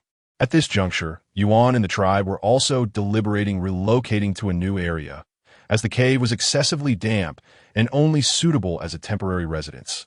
Even the orcs were displeased. So one can only imagine how much more intolerable it was for Tumi and her companions. Tumi informed Yuan that they needed to find a place suitable for long-term settlement, ideally a sunlit and well-concealed valley. This way, even in the event of an invasion, it would be easier to defend than to attack, and having a waterfall nearby would be an added bonus. However, such locations were not easily found. They traversed the forest for an extended period, and the surrounding individuals began to grow impatient. "Chief, aren't there a few caves ahead that would suffice? If all else fails, we could hollow out a few trees, so why continue walking?" This was not what Tumi desired. Yet whenever someone inquired, Yuan would respond with the same phrase. Over time, the orcs fell silent, though Su Tumi could sense their growing discontent. Yet, she was at a loss as to how to explain the situation. Not everyone was like Yuan, who would unconditionally believe in her and strive to put her ideas into practice. With a sigh, Su Tumi suggested, "Yuan, perhaps we should wait a little longer." However, Yuan shook his head and replied, "I believe in you." "You are right that Su Tumi felt a swell of emotion and reached out to wipe the sweat from his forehead. Fortunately, the subsequent events unfolded quite smoothly. After crossing another mountain, they finally discovered a hidden valley at the junction of two mountains. The valley itself was spacious, featuring open fields and woodlands. Most importantly, there was a waterfall in the rear mountains. Surrounded by fruit trees, exuding a vibrant life force, Su Tumi was thoroughly pleased with this location. The scenery was beautiful, and the environment serene. The orcs, too, were fond of it, initially wandering around with excitement. However, it didn't take long for someone to voice a concern. "Chief, didn't we say we were looking for a new dwelling? This place lacks caves, and we still need to venture to the rear mountains." While there were indeed a few caves in the rear, they were far from sufficient. It was then that Yuan proposed the idea of constructing their own houses. The crowd was taken aback. "Build our own houses? We have never heard of such a thing." They exchanged bewildered glances until Ru was the first to speak. "Tumi, what exactly is a house? Is it something like a cave?" Standing before them, Su Tumi patiently elucidated, "Houses are far superior to caves. They have doors and windows, allowing you to reside within, and when the doors and windows are closed, wind and snow will not infiltrate." She proceeded to explain the myriad benefits of houses compared to the drawbacks of living in caves. After her explanation, the orcs remained in stunned silence. In truth, only a few could fully comprehend her words, and even Yuan took a considerable time to digest the information. Nevertheless, what Su Tumi articulated was impactful. Despite their lack of understanding, the orcs were hesitant to openly contradict her. This was partly due to Su Tumi's previous ideas having significantly aided the tribe, and partly because they now harbored a healthy fear of Yuan's authority. Especially since Su Tumi was his mate, that Su Tumi did not insist that all the orcs commence house construction immediately. After all, it was their first attempt, and failure was a distinct possibility. She would let them choose for themselves. Thus, she addressed the crowd once more. "Yuan and I will first construct one for everyone to see that if you find it appealing, you may choose to build a house, and I will assist you. If not, you are welcome to continue residing in the caves." The orcs sighed in relief and agreed. "Let us see how it turns out." Some eager orcs stepped forward, offering, "Tumi, if you encounter any difficulties, we will lend a hand. Indeed, while I may not understand, I possess great strength and can help." Although the chief was formidable, "We also wish to assist you." Observing the enthusiasm of the orcs around her, Su Tumi's smile broadened. "Thank you all."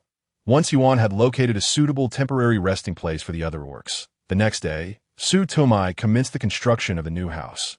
First, she cleared the ground, followed by laying the foundation, a task that proved more troublesome than the house itself. In addition to ensuring the structural integrity of the framework, it was imperative to establish a solid foundation. Otherwise, the structure could easily collapse. As a first-time supervisor, Su Tumi appeared quite serious. She had previously studied architectural methods similar to bamboo houses in Yuan, but recalling the details now was challenging, and she feared missing any critical points could lead to errors, leaving her somewhat anxious. Along the way, she had sketched numerous blueprints on leaves, including floor plans and three-dimensional diagrams, as well as furniture designs, detailed sketches filling an entire stack. When it came time to build, she produced the blueprints for Yuan, guiding him step by step. To her surprise, Yuan executed the tasks with remarkable proficiency. Many actions she found ambiguous were performed flawlessly by him. Su Tumi began to wonder if Yuan had prior experience in house construction, only unaware that this was indeed what a house entailed. This realization struck her as amusing, yet before she could fully appreciate the humor, Yuan returned with the orcs, carrying bamboo and wood. These were fine purple bamboo, which in a modern world would command a hefty price for transplantation, yet here in this strange realm, they were cut down as if they were of no value. "Thank you for your hard work," she said, approaching Yuan with water, wiping the sweat from his brow. Yuan smiled at her, revealing 8 gleaming white teeth. Just as Su Tumi was momentarily caught off guard, Yuan had already resumed his task with the bamboo. She then inquired, Yuan, have you built houses before? As Yuan turned his attention to her, Tumi pointed towards the well-prepared foundation and remarked, You've done an excellent job. Did someone teach you? Yuan replied, Yes, but it's different. In what way is it different? It's not the same as what Tumi described. Yuan furrowed his brow, uncertain of how to articulate this. Tumi did not press him further, but instead smiled and gently tousled his hair. Yuan was truly impressive. He seemed capable of mastering any task. His intelligence allowed him to grasp concepts with little explanation, and his execution was commendable. In contrast, despite her wealth of knowledge, understanding the principles was one thing, while practical application was another. Thus, she felt like little more than someone who could only engage in theoretical discussions. Fishing, chopping wood, building houses, harvesting herbs and spices, and searching for salt mines, Tumi and the orcs were bustling with activity. 2 months passed, and through the relentless efforts of Tumi and the orcs, the house was finally completed. It appeared quite respectable, having undergone numerous modifications and tests. The structure could withstand the impact of ordinary orcs. Inside, there were several rooms designed according to Tumi's specifications: a master bedroom, a kitchen for cooking, 2 auxiliary bedrooms, and even a balcony for drying clothes. Tumi was utterly satisfied. The bamboo and wood had been treated for moisture resistance, and she found a type of pine mixed with insect-repelling herbs to create a simple adhesive paint for the interior walls. This not only prevented the wood from rotting and affecting the living experience, but also deterred mosquitoes. Upon entering, one was greeted by the delightful aroma of pine mingled with the subtle fragrance of bamboo, creating a refreshing atmosphere far superior to modern paint. Naturally, to promote the adoption of houses, Yuan would need to showcase their benefits to the orcs. Some orcs found the concept appealing and set about constructing their own, while Tumi tailored each house to the individual needs of its occupant. Some chose simple straw huts, while others opted for tree houses. However, the intricate craftsmanship of her bamboo house proved too complicated for most to replicate, that a few orcs still found the process cumbersome and chose to reside in the rear caves or other tree hollows. To prevent a repeat of past rejections, Tumi allowed the orcs to make their own choices without pressing them unduly. Furthermore, she had Yuan create a series of furniture based on her designs and sketches, including chairs, tables, stools, and cooking utensils. However, after completing the bamboo house, Tumi realized a significant issue. The orcs possessed remarkably sharp nails, and Yuan's were particularly so. Consequently, they used Yuan's claws as tools for splitting bamboo and wood. Noticing how effortlessly he worked, she had not given it much thought. However, that night, she discovered that Yuan had broken 2 of his nails. He remained silent, and she only noticed when she went to the riverbank to wash his animal skin skirt, where she found bloodstains on the fabric. Tumi's eyes momentarily glazed over, and her first thought was whether she had leaked during her menstrual cycle. It was only then that she realized the blood came from the animal skin wrapped around Yuan's waist. Concern flooded her mind, and as soon as she finished washing the clothes, she hurried home. That moment, Yuan was busy lighting a fire to cook. Yuan, Tumi called out, rushing forward to grasp his arm. Are you hurt? Let me see. Does it hurt anywhere? Yuan was reluctantly pulled up by Tumi, who scrutinized him from head to toe. His expression was dazed, yet he stood still, allowing her to examine him, insisting, I'm fine. However, Tumi could not find any visible injuries on him. It was only when Yuan reached out to touch her face that she noticed his right hand, stained with blood, and 2 of his fingernails were broken. Her pupils constricted in panic as she hurriedly took his hand, inspecting it closely, her heart aching at the sight. How could this happen? Your nails are supposed to be strong and sharp. How did you get hurt? Yuan looked at Tumi, his brow furrowed deeply, appearing quite pained, and he could not help but say, Tumi, I'm really fine. It doesn't hurt. How can bleeding not hurt? Tumi shot him a fierce glance before pulling him back into the house. Let me take a look at it. I'll apply some medicine. After a thorough examination, she confirmed that Yuan's fingers had only minor injuries and that his nails would soon grow back. And she finally breathed a sigh of relief. Thank goodness it's nothing serious, Tumi said, applying the ointment with eyes filled with tenderness and guilt. I'm so sorry. Yuan, I've been so caught up in my own matters these past few days that I didn't pay enough attention to you. Which led to your injury. Yuan's injuries were a result of overstraining his nails while chopping wood and bamboo. He shook his head, seeing her on the verge of tears, and in the next moment, he embraced her tightly. Tuming, don't be sad. I really don't feel any pain. You fool. Tuming couldn't help but scold him softly. Today, I'll make dinner. You just rest well. They had been eating roasted meat for the past few days due to their busy schedules. So that evening, Tuming decided to roast a whole lamb for dinner, paired with freshly picked fruits and a drink of honey mixed with water, since their previous seasonings had been buried and the new ones were not yet ready.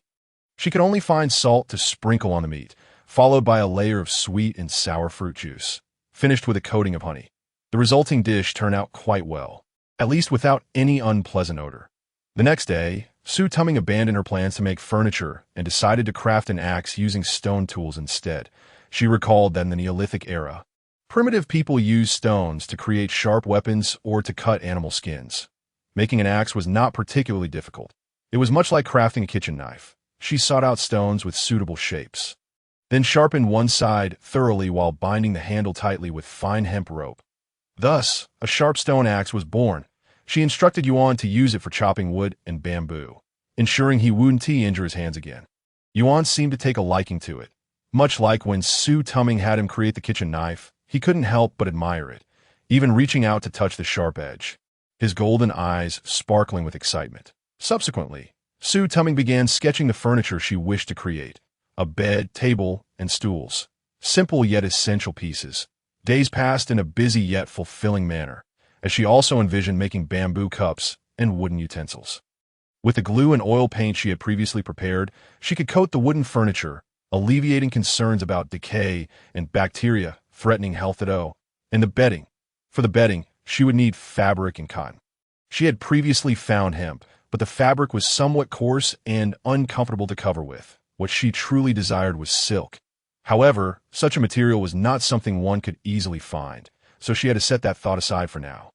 As for cotton, it matured between July and August, and since spring had just begun, that was also impossible. Sigh, such a hassle, Tuming mused, lost in thought until Zhang Qianqian entered, exclaiming in awe, "Wow, this is stunning. I almost thought I had stepped into the dwelling of a reclusive master. It smells delightful, and the furniture.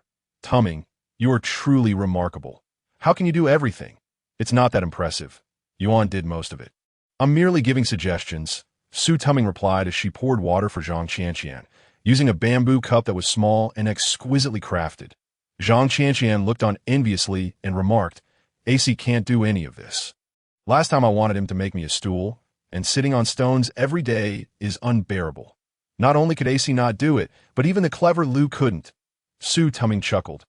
"You need to tell him exactly how to do it, what shape it should be. Perhaps draw a detailed blueprint." As she spoke, she handed Zhang Qianqian the leaf blueprint she had sketched a few days prior. "This is what I drew. If you want to try, this leaf might work. It's quite paper-like and not easily torn. You can draw too? I can never make my drawings resemble anything. They always turn out poorly." Zhang Qianqian waved her hands dismissively. "It seems I misjudged them. Perhaps, but I've already asked Yuan to teach them, so results should come soon," Tuming replied calmly. Zhang Qianqian held the bamboo cup in her hand, hesitating to speak. "Tuming, do you know about Yun Man?" "Yun Man?" Tuming almost forgot about her, then quickly added, "She's been relatively well-behaved lately. Nothing much has happened. Don't you find that strange?" Zhang Qianqian's eyes darted.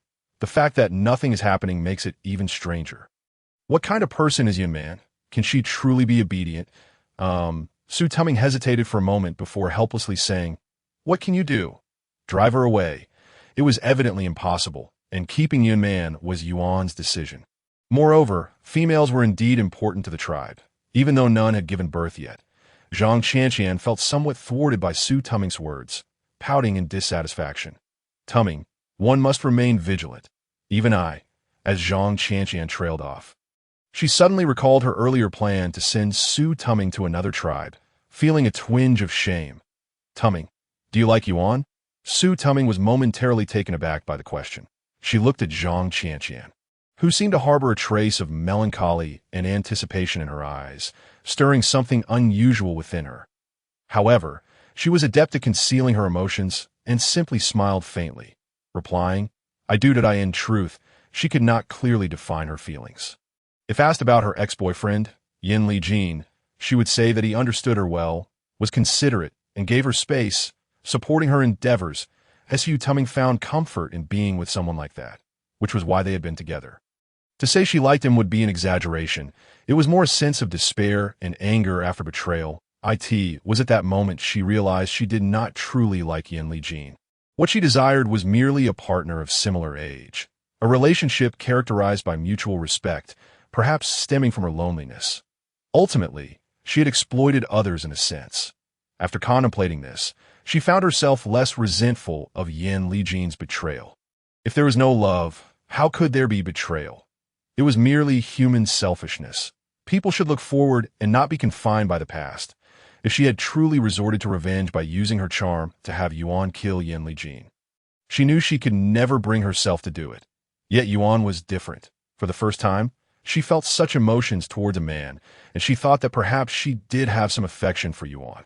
Indeed, after hearing Su Tuming's words, Zhang Qianqian's eyes sparkled with a flicker of hope before she lowered her head.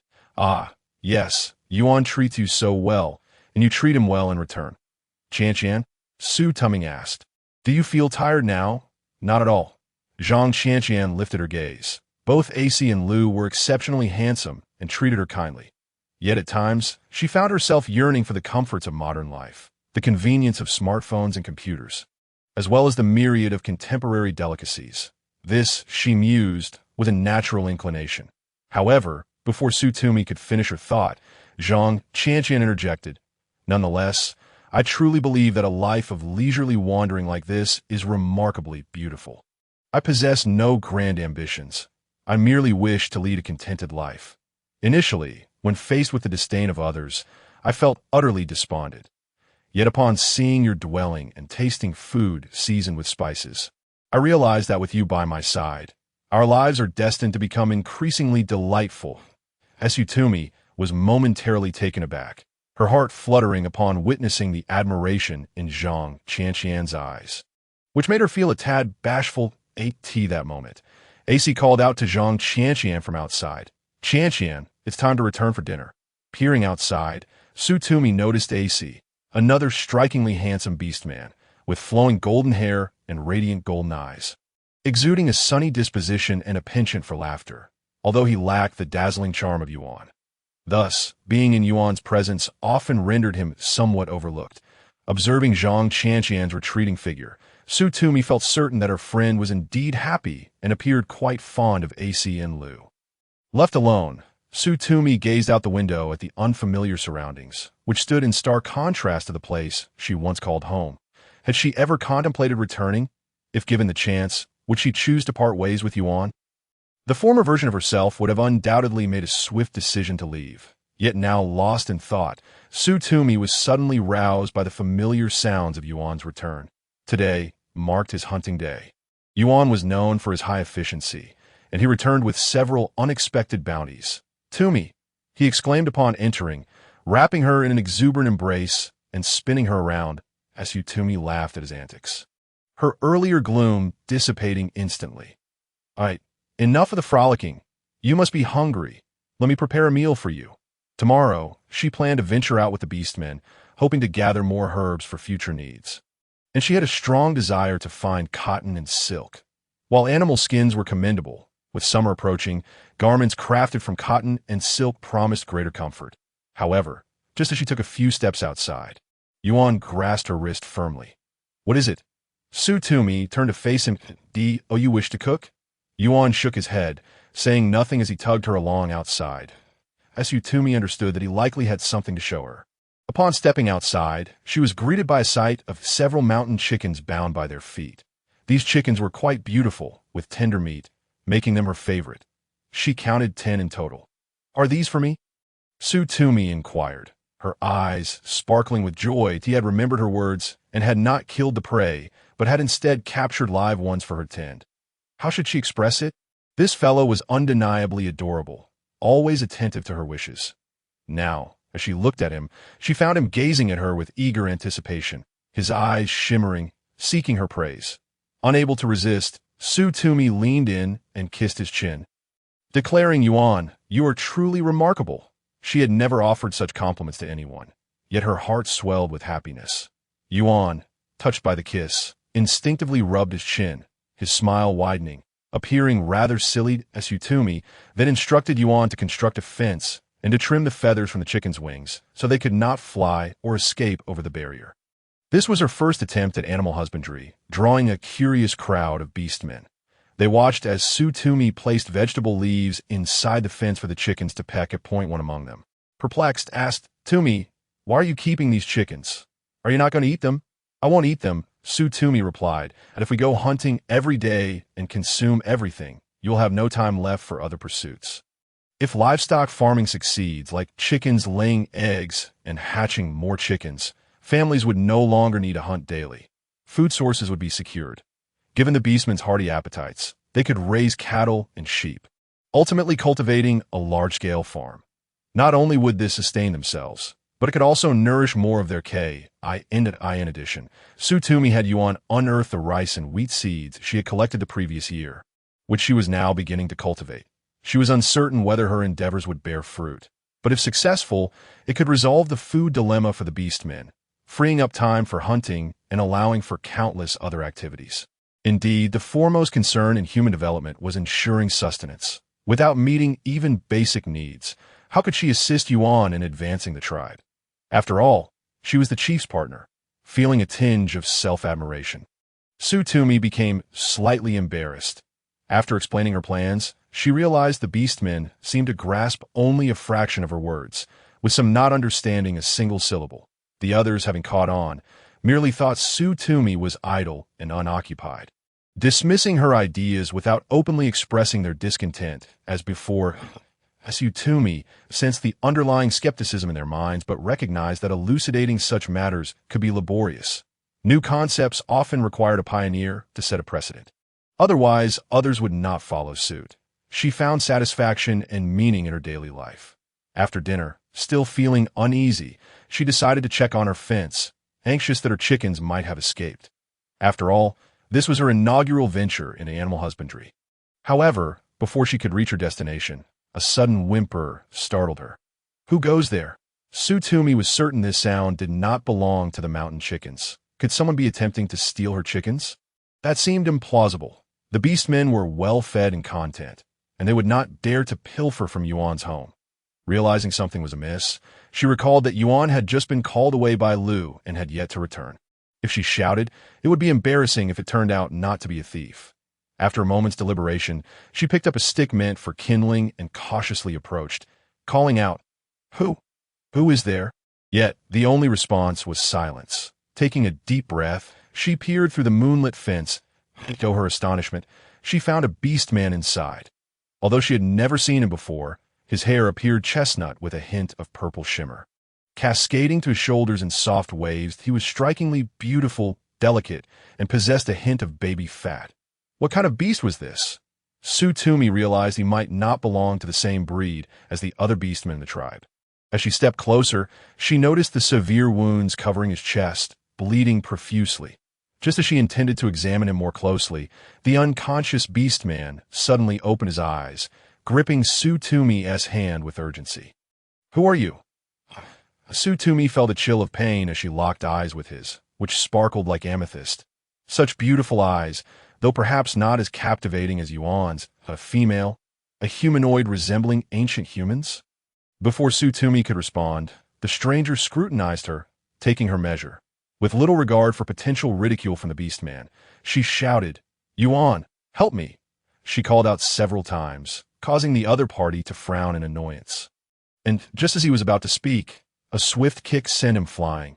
The force of the kick struck his ribs with tremendous power. He gasped sharply and promptly lost consciousness again. Tumi stood there, momentarily dazed, as she observed Yuan's fluid movements. His long hair seemed to have grown even longer, shimmering under the moonlight. At the instant he turned, his golden eyes glinted with a sharpness that made Tumi's heart skip a beat.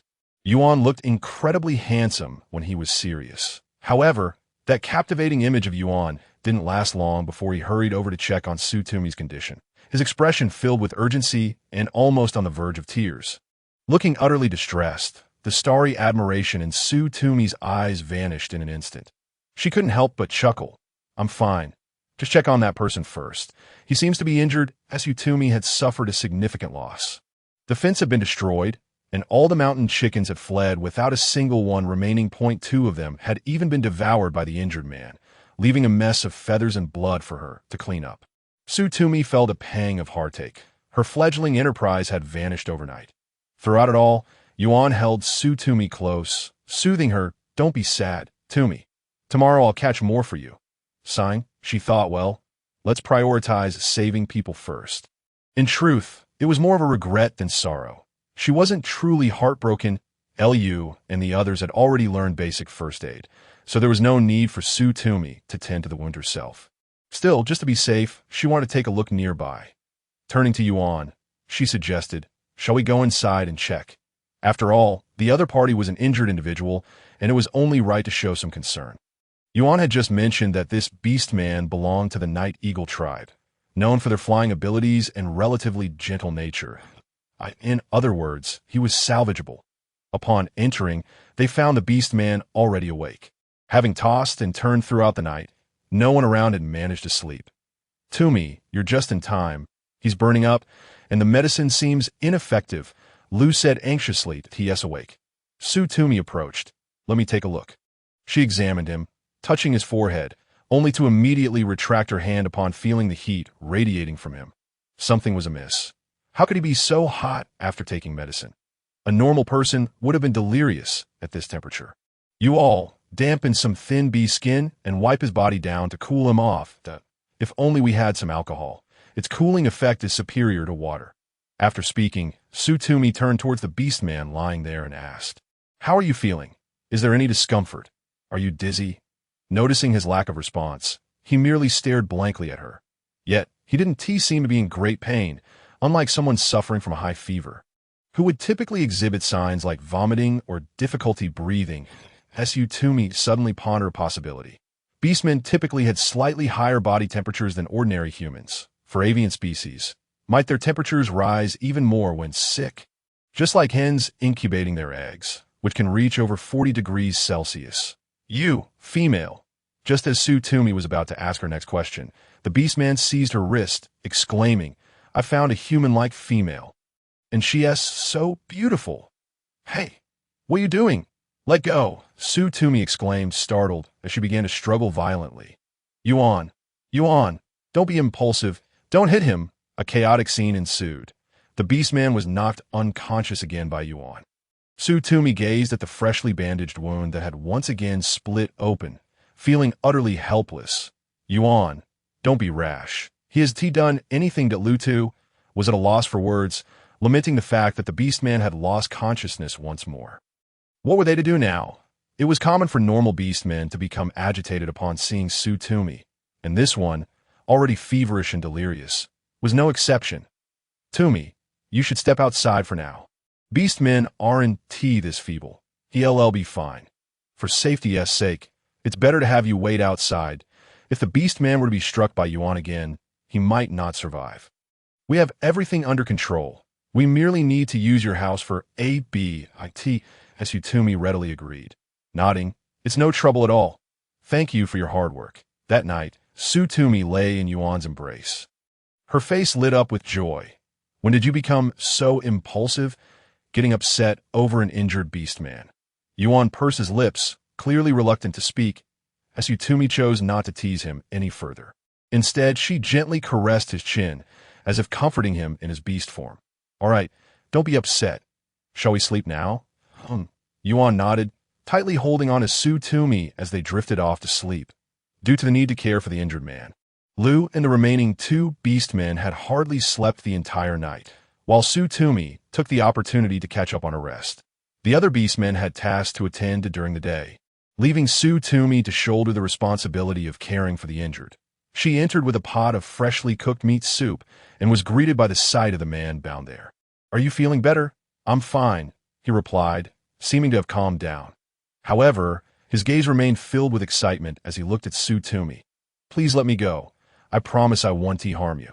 That's not possible. Tumi shook her head, clearly skeptical of his assurances. Your wounds aren't healed yet. You mustn't move around, but I'm not interested in your explanations. Tumi smiled slightly, maintaining her stance. Are you hungry? I cooked something for you. Have a bit. The bowl was quite large, yet still rather small for a beastman. The enticing aroma wafting from Tumi's bowl clearly caught his attention. And as soon as she offered him the spoon, he began to devour the soup ravenously. In no time, he polished off an entire bowl of soup. More. He licked his lips, his eyes sparkling, the purple irises resembling gleaming gems. Tumi couldn't help but chuckle at his childlike demeanor. All right, don't rush. There's plenty more. Just wait a moment. She turned and stepped out. He ultimately consumed 3 bowls of soup and 2 hefty pieces of roasted meat before finally pausing. Tumi, feeling a bit weary, sat beside him to rest. You're feeling much better now, right? As she spoke, she reached out to touch his forehead, confirming that it was still quite warm. However, his eyes were bright and clear, indicating he was in good spirits. It seemed her previous assumptions were correct. Due to species differences, a beastman's body temperature could vary, much like the earlier mention of Limu, a cold-blooded creature whose body was devoid of warmth. He nodded, staring intently at her once more. Tumi laughed. Why are you looking at me like that? You're beautiful. Well, that was quite direct. Tumi decided to change the subject. What's your name? Zilu, he replied without hesitation. Tumi paused for a moment, appreciating his straightforwardness and disliking of circumlocution. I'm Tumi. It's a pleasure to meet you. How did you get injured? Where are your kin? As soon as these words left her mouth, she regretted them, for the bright spark in his eyes dimmed, replaced by an expression of profound sorrow, tears welling up. Indeed, how could such a tall man be brought to tears by a single sentence from Tumi? Please don't cry. I want to ask, she stammered, feeling quite flustered at witnessing a man weep for the first time. Our tribe was attacked. My kin are all dead. I managed to escape. You escaped? Tumi's mind conjured a tragic image of battle, filling her with sympathy for the man before her. Unsure of how to comfort him, she could only offer a few reassuring words. Don't worry. Your kin will be safe. For now, rest here. It's secured. Zilla nodded, her violet eyes misty and enchanting. Truly a sight to behold. Tumi felt a slight urge to laugh, but deemed it inappropriate to do so at that moment. So she turned and said, I'll fetch you some medicine. Please wait a moment. Thus, the days passed. Zilla's injuries healed rapidly, perhaps due to his youth. As Yuan remarked, Zilla was likely in the age range of an adolescent, akin to the human teenage years. This provided him with ample room for growth, quite similar to Yuan's situation. Furthermore, being so young, the beastmen in his clan instinctively tended to him, and Tumi treated him like a younger brother, even allocating a room for him to stay. Tumi, why do you always gather so many herbs, grass, and such can't be eaten? Zilla remarked, still recovering from his injuries, hence unable to perform strenuous tasks. He merely assisted Tumi by sunning herbs, fishing, foraging for wild fruits, and engaging in light activities like inspecting seedlings. Upon hearing this, Tumi felt no anger. Instead, she smiled and popped a fruit into his mouth, saying, Aren't you a little bird? Why are you always craving meat? Don't you enjoy bugs? I am an eagle, a majestic night eagle. I'm not some little bird. Zilu grumbled discontentedly as he reluctantly accepted the fruit from Tumi. However, after taking a bite, his eyes lit up with delight. Wow, what is this? It's delicious. Children are indeed simple beings. A morsel of food brings them such satisfaction. Tumi's smile deepened as she remarked, This is a fruit. Isn't it sweet and tangy? Quite tasty, isn't it? Yes, it's delicious. Tumi, why is everything here so delectable? The meat is also exquisite. I never knew it could be prepared so deliciously. Zilla munched eagerly on another fruit, then gazed at Tumi with wide, expectant eyes, clearly wanting more. Tumi was unwilling to let him have more, swatting away his outstretched hand. What are you thinking? If you want to eat, go pick some yourself. Remember the shape of the fruit. Don't pick the wrong ones, some might be poisonous. Zilla sheepishly withdrew his hand, muttering, All right, stingy. Tumi was likely still miffed about him sneaking a mountain chicken earlier. Truly a petty female. However, considering her beauty, he decided not to hold it against her. "What are you scheming, you little rascal?" Tumi's nonchalant voice snapped Zilla back to attention. "Nothing at all," feeling her gaze upon him. Zillu straightened up, grinning as he declared, "I was thinking of catching a few mountain chickens for Tumi." With that, he sprinted off. This boy, Tumi shook her head, yet her heart swelled with joy, with his presence. The tribe felt more vibrant, and she was glad to have Zillu as her assistant. Tasks that tired her were effortless for him. However, before long, a sharp cry pierced the sky. "Tumi, let me take you flying. Do you want to join me? Let us go catch mountain chickens in the forest." Upon looking up, Tumi spotted a massive eagle hovering in the air, its black body shimmering with a purple hue. The dark violet feathers glistening beautifully in the sunlight. After some contemplation, Tumi thought that if Zillu carried her, they could traverse further, perhaps uncovering new wonders. Resolute, she nodded. "All right. Wait, Tumi, I want to go too." At that moment, Zhang Qianqian dashed out, her eyes sparkling with excitement at the sight of the soaring eagle. Who would have thought that flying beastmen existed in this world? How marvelous. I want to fly too. "Zillu, take me along." She turned to Tumi, tugging at her arm. "Tumi, let Zillu take me flying too. I promise I won't be a bother." As Tumi first smiled at her, then looked up at Zillu, asking Zillu, "Is that all right? Can you carry two people?" "Of course," Zillu replied without hesitation. He had never imagined that humanoid females from ancient humanity were so rare in this tribe. There are 3 of them here. Although one appeared rather fierce, these 2 were quite pleasant, especially Tumi, whom he genuinely adored. Unfortunately, she was already tied to a formidable male, whom he could not best. What a pity! Tumi grasped Zillu's feathers tightly. It was her first experience soaring through the air, and it felt absolutely exhilarating. Zhang Qianqian shrieked with delight. "Wow! So high! This is amazing! I can fly! This is even more thrilling than a roller coaster." The 2 girls showed no fear, their eyes wide as they gazed down. Just then, Tumi sensed something amiss. "Wait, Zillu, let's check out what's happening over there." Zhang Qianqian, puzzled by Tumi's sudden change in direction, inquired, "Tumi, what's wrong?" "Over there, it seems to be Yuan and the others." Tumi replied uncertainly, "Zillu, be cautious and fly quietly. Don't let them notice us." She had an uneasy feeling, but could not pinpoint why.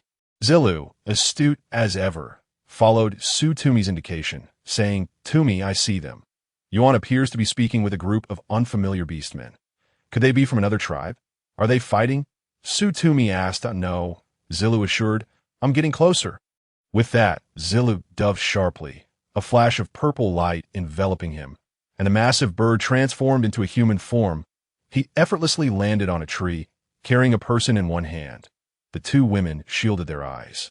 And Tumi quickly retrieved clothing from her animal hide backpack, handing it to Zillu.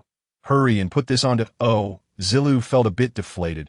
His body was quite robust, so why were Tumi and the other female averse to seeing him? Once Zillu was dressed, Tumi peered down.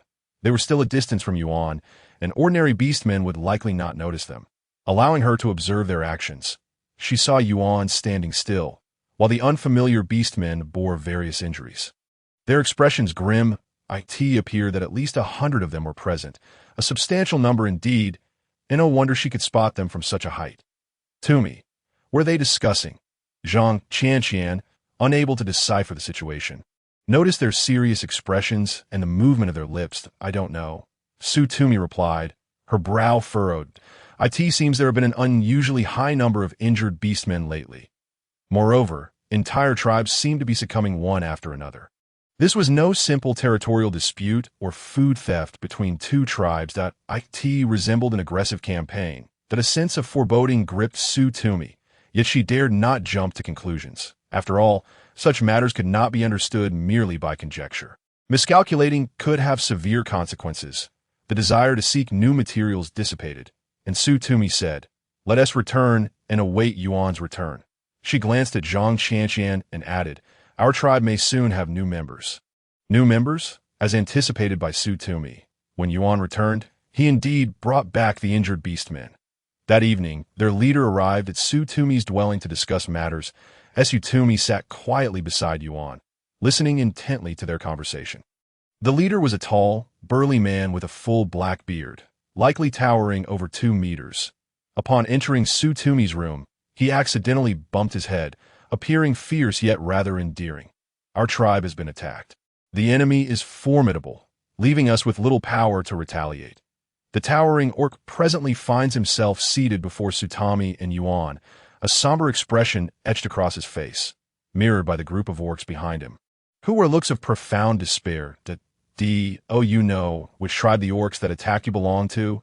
Tumi inquires. What are your plans now? There were various forms, making it impossible to discern which tribe they hailed from. When they transformed into humanoid shapes, they donned peculiar headgear, rendering their true appearances unrecognizable. We have already reported this to our clan. The response came with a shake of the head, the orc appearing utterly bewildered.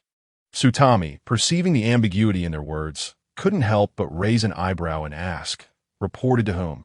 The Nightshade Beast tribe is the sovereign of the entire forest, endowed with formidable powers and a sense of justice. If we inform them of this incident, they are sure to assist us. Sovereign tribe. Is this world not comprised of independent tribes, each surviving on their own? Why then does a ruler exist? Tumi's perception was once again refreshed. Choosing not to speak further, Tumi fell into silence, as did Yuan. The orc, however, took the initiative to continue. We intend to remain here, hoping you will grant us a place to reside and allow us to join your tribe. Just as Yuan was about to agree, Tumi interjected, providing you with shelter is possible, but we too need to sustain ourselves. We cannot solely play the benefactor. What do you intend to do? The orc frowned, gazing at the humanoid female before him. It must be said, was far more beautiful than any female in their tribe. Fear not, we shall not be unreasonable, Tumi replied coolly. We can allocate territory to you, but on the condition that you assist us with labor. Additionally, you shall procure your own game, and upon each return from the hunt, you must submit 1/4 of your catch to us. 1/4. How much is that? The orc clearly did not comprehend Tumi's statement. Tumi chuckled softly and clarified, it means dividing all your game into 4 portions. I shall take 1, and you will keep 3. This is akin to collecting protection fees. She mused, though she felt it was somewhat shameless. She did not find these orcs, whom she had met only once, trustworthy enough. Today's events had already subverted her understanding of this world. She realized she must remain vigilant against outsiders. The orc, evidently taken aback by Tumi's words, stood in stunned silence. What do you mean by that? My meaning is quite clear, Tumi asserted. You wish to stay, but you must learn to be self-reliant. Otherwise, we cannot take you in. How can you be so heartless? One of the orcs behind them, unable to remain silent, stepped forward to glare at Tumi. Who do you think you are? Your leader is yet to speak. Yuan, what is your stance? You promised to help us at their surprise. Yuan replied calmly. She speaks the truth. All she says is valid. His tone was tranquil yet resonant, imbued with unspoken authority. The surrounding orcs fell into an immediate hush, the atmosphere thick with an uncanny silence. It was Tumi who first broke the stillness. Have you considered this carefully? We cannot harbor those who are merely idle. Moreover, we are not of the same tribe. Certain matters necessitate adaptation and compromise, do they not? This condition is neither difficult nor harsh. If you encounter hardships, we shall assist you. After much deliberation, the orc finally relented. Very well. I accept your terms. Tumi's demeanor brightened as she smiled. A deal. Once the other orcs had departed, Luke could no longer contain himself. Tumi, do you think you acted too rashly? Yuan and I intended for them to join our tribe. Might they harbor ill feelings towards us? It is of no concern, Tumi replied, that if we extend excessive goodwill from the outset, it may backfire. Why is that? Lu asked, perplexed. What are you thinking? Nothing of great import, Tumi replied. You will understand in due time. For now, I want you to keep a watchful eye on their every move, and you shall oversee the collection of their game. Lu had more to say, but with Tumi's resolve firm and Yuan now heeding her every word, he found himself with no recourse but to acquiesce through gritted teeth. That evening, as Yuan held Tumi close, he still felt a twinge of uncertainty. Tumi, why treat them this way? Tumi looked up. meeting Yuan's gaze. And seeing a hint of confusion in his eyes, she understood and spoke. I realize you too doubt my recent decision, believing I should not treat those orcs in such a manner, correct? Yuan remained silent. Yet his intent was unmistakable. Tumi embraced Yuan gently, saying, "Fool, if you do not trust me, you could simply ask. Why hold it in?" "I believe in you," Yuan stated to her surprise. "That I will always believe in you." Tumi's voice was tender as she reassured him. "It's not that I wouldn't share my reasons. However, you must not divulge them to anyone, not even Lu." "Very well," Tumi then explained. "After all, they are outsiders. You know that others may encroach upon your territory, and, at any moment, they could become adversaries due to the struggle for sustenance. Even if you treat them kindly, they may not reciprocate that kindness." "What do you mean?" Tumi gently stroked Yuan's long hair, noting the clarity in his gaze, unmarred by ulterior motives. "Yuan, you must understand, as a leader, mere strength is not sufficient." As she spoke, she pointed to his head, then to his heart, emphasizing the necessity for both to be fortified to earn their loyalty. Mere friendliness and assistance will not suffice. A balance of benevolence and authority is required. I shall teach you gradually, and you will grow ever stronger. Tumi gazed into Yuan's eyes, her own shining with determination. Yuan paused, captivated by the woman in his arms, feeling profoundly moved by this precious gift from the heavens. "Tumi," he murmured, tightening his embrace, his voice low and husky, "you are truly my goddess, and you are my guardian spirit," Tumi replied, her eyes glistening with emotion. "Yuan, we shall surely thrive together." Then, recalling something, she added, "By the way, regarding your ability to control fire, refrain from using it unless absolutely necessary. It must not be seen by others." "Understood." Tumi hoped fervently that all of this was merely her imagination. Why dwell on such thoughts? Rather than overthinking, she should focus on how to become stronger. That night, Tumi's sleep was restless, plagued by nightmares. She dreamt of suddenly being transported to another world, only to wake in terror from visions of her tribe being attacked once more. Upon awakening, she found herself drenched in cold sweat. "What on earth is happening to me?" she sighed, murmuring to herself, instinctively clutching her chest.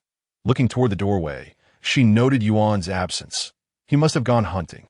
Today, she too had tasks to attend to and could not indulge in sleeping. As she stepped outside, she spotted Zilu waiting by the door. "What are you doing here?" "I'm waiting for you," Zilu replied cheerfully. "Tumi, yesterday you mentioned wanting to go out, but before we even got far, you sent me back. How dull. Let's go out again today."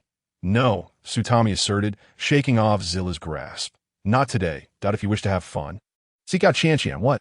Zilu pouted. "If you aren't going, it will be boring. I want to play with you. You know so much about all sorts of fruits and peculiar things. It wouldn't be fun without you." Sighing, Tumi replied. "No means no. Doubt if you want to tag along. You must remain silent." "All right, I promise not to make a sound," Zilu responded without hesitation, obediently agreeing. Tumi sighed again, exasperated yet resigned, beckoning him closer. "Come here." The reason for declining the offer from Zilu is that today she is genuinely preoccupied with matters of great importance.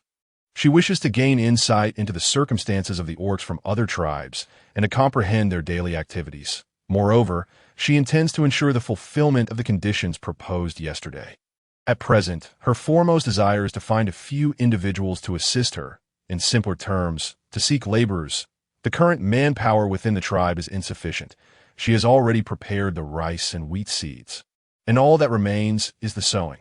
However, the orcs within the tribe have their schedules fully booked, and there is an urgent need for new labor force. The arrival of these new orcs presents an opportune moment to enlist their help in cultivating the rice and wheat.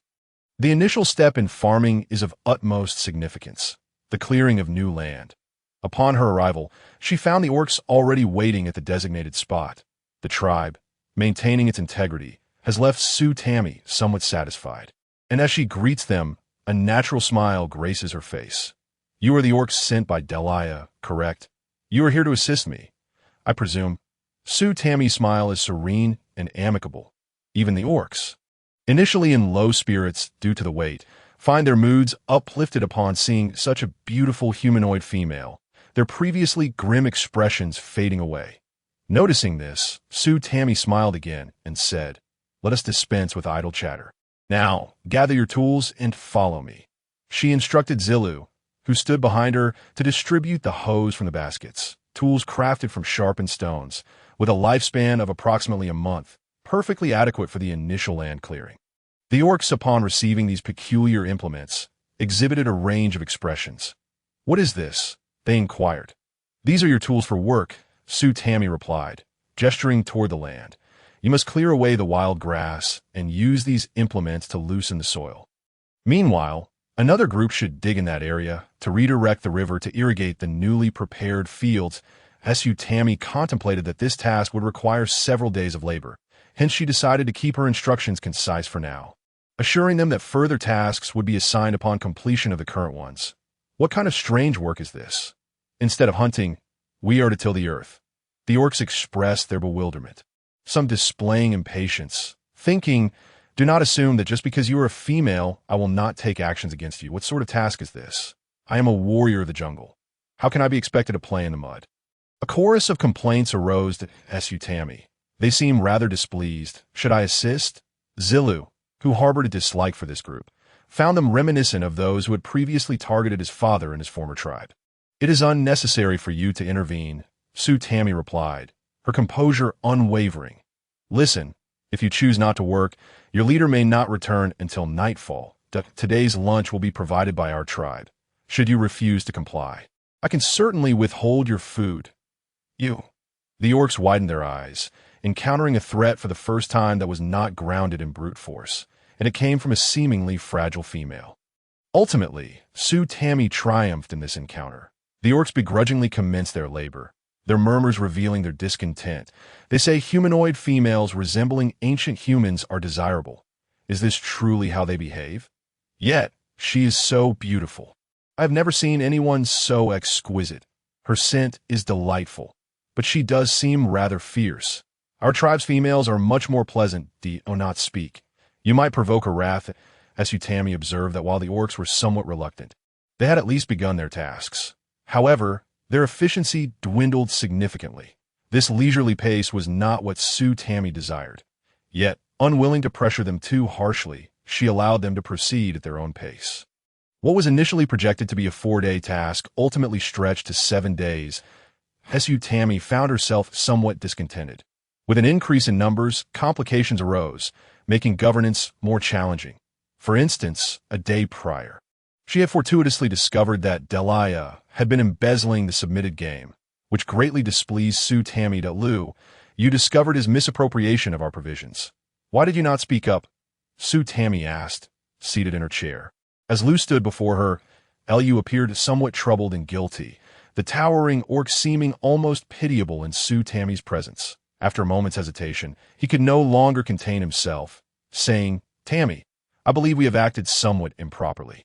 The implication was clear. He did not entirely endorse her approach. "Oh, you think my actions were excessive?" Lu, taken aback by her inquiry, eventually nodded in agreement under her scrutinizing gaze. "Indeed, they harbor considerable dissatisfaction toward us. I hope we can coexist peacefully and integrate them into our tribe." Tumi sighed, having anticipated his response. Resigned, she rose and instructed Lu, "Follow me." Lu sighed as well, but trailed after her nonetheless. "This is what I have accomplished over the past few days," Tumi indicated toward the newly cleared land. "Once fully developed, 2/3 of this land will be allocated for planting vegetation and food for us, while the remainder will be theirs for constructing dwellings and establishing homes, at their discretion. This. Lu gazed at the now pristine hillside, astonishment flickering in his eyes. "Is this the reason you sought their assistance?" "Indeed," Tumi affirmed with a nod. "You wish to retain them to strengthen your tribe, which I wholeheartedly support. After all, there is strength in numbers, but it is essential that they share a common purpose with you and are capable of providing assistance. Furthermore, do you have adequate accommodations for them should they join?" Lu stood momentarily speechless before shaking his head. "No, I've been troubled by how to accommodate Delia and the others. The caves here are insufficient, and if we were to construct houses, there is little open space. Many orcs are crammed into a single cave, resulting in overcrowding. Tammy's incisive observations left Lu a loss for words, as she had already devised a solution. Very well, this matter cannot be dismissed lightly. Observing Lu's expression of shame, she chose not to press him further, instead shaking her head and continuing, in any case, this evening, let them see the land. It is reserved for them. Teach them how to build houses so they need not crowd into one cave or dwell in trees beset by mosquitoes. Recently, I instructed Yuan to find several caves in another area, providing shelter for those unwilling to construct homes. Understood, Lu exclaimed, a spark of admiration lighting his eyes. Tammy, I apologize for my earlier misjudgment. Your ideas are indeed commendable. Otherwise, we would be at a loss regarding how to manage the sudden influx of individuals in the tribe. Tammy merely smiled in silence, hoping for a smooth progression of events. That evening, upon returning from the hunt, Delia expressed his astonishment upon learning this news. He gestured toward the substantial territory before him, exclaiming, "This is for us?" "Indeed," Tammy confirmed with a nod. "I did not intend to put you in a difficult position. I genuinely hope you can appreciate my intentions. That I may not know you well, but it is evident that the majority of your tribe are industrious and kind-hearted individuals. That be why granting you this land. We can share resources, and in return, you shall assist me.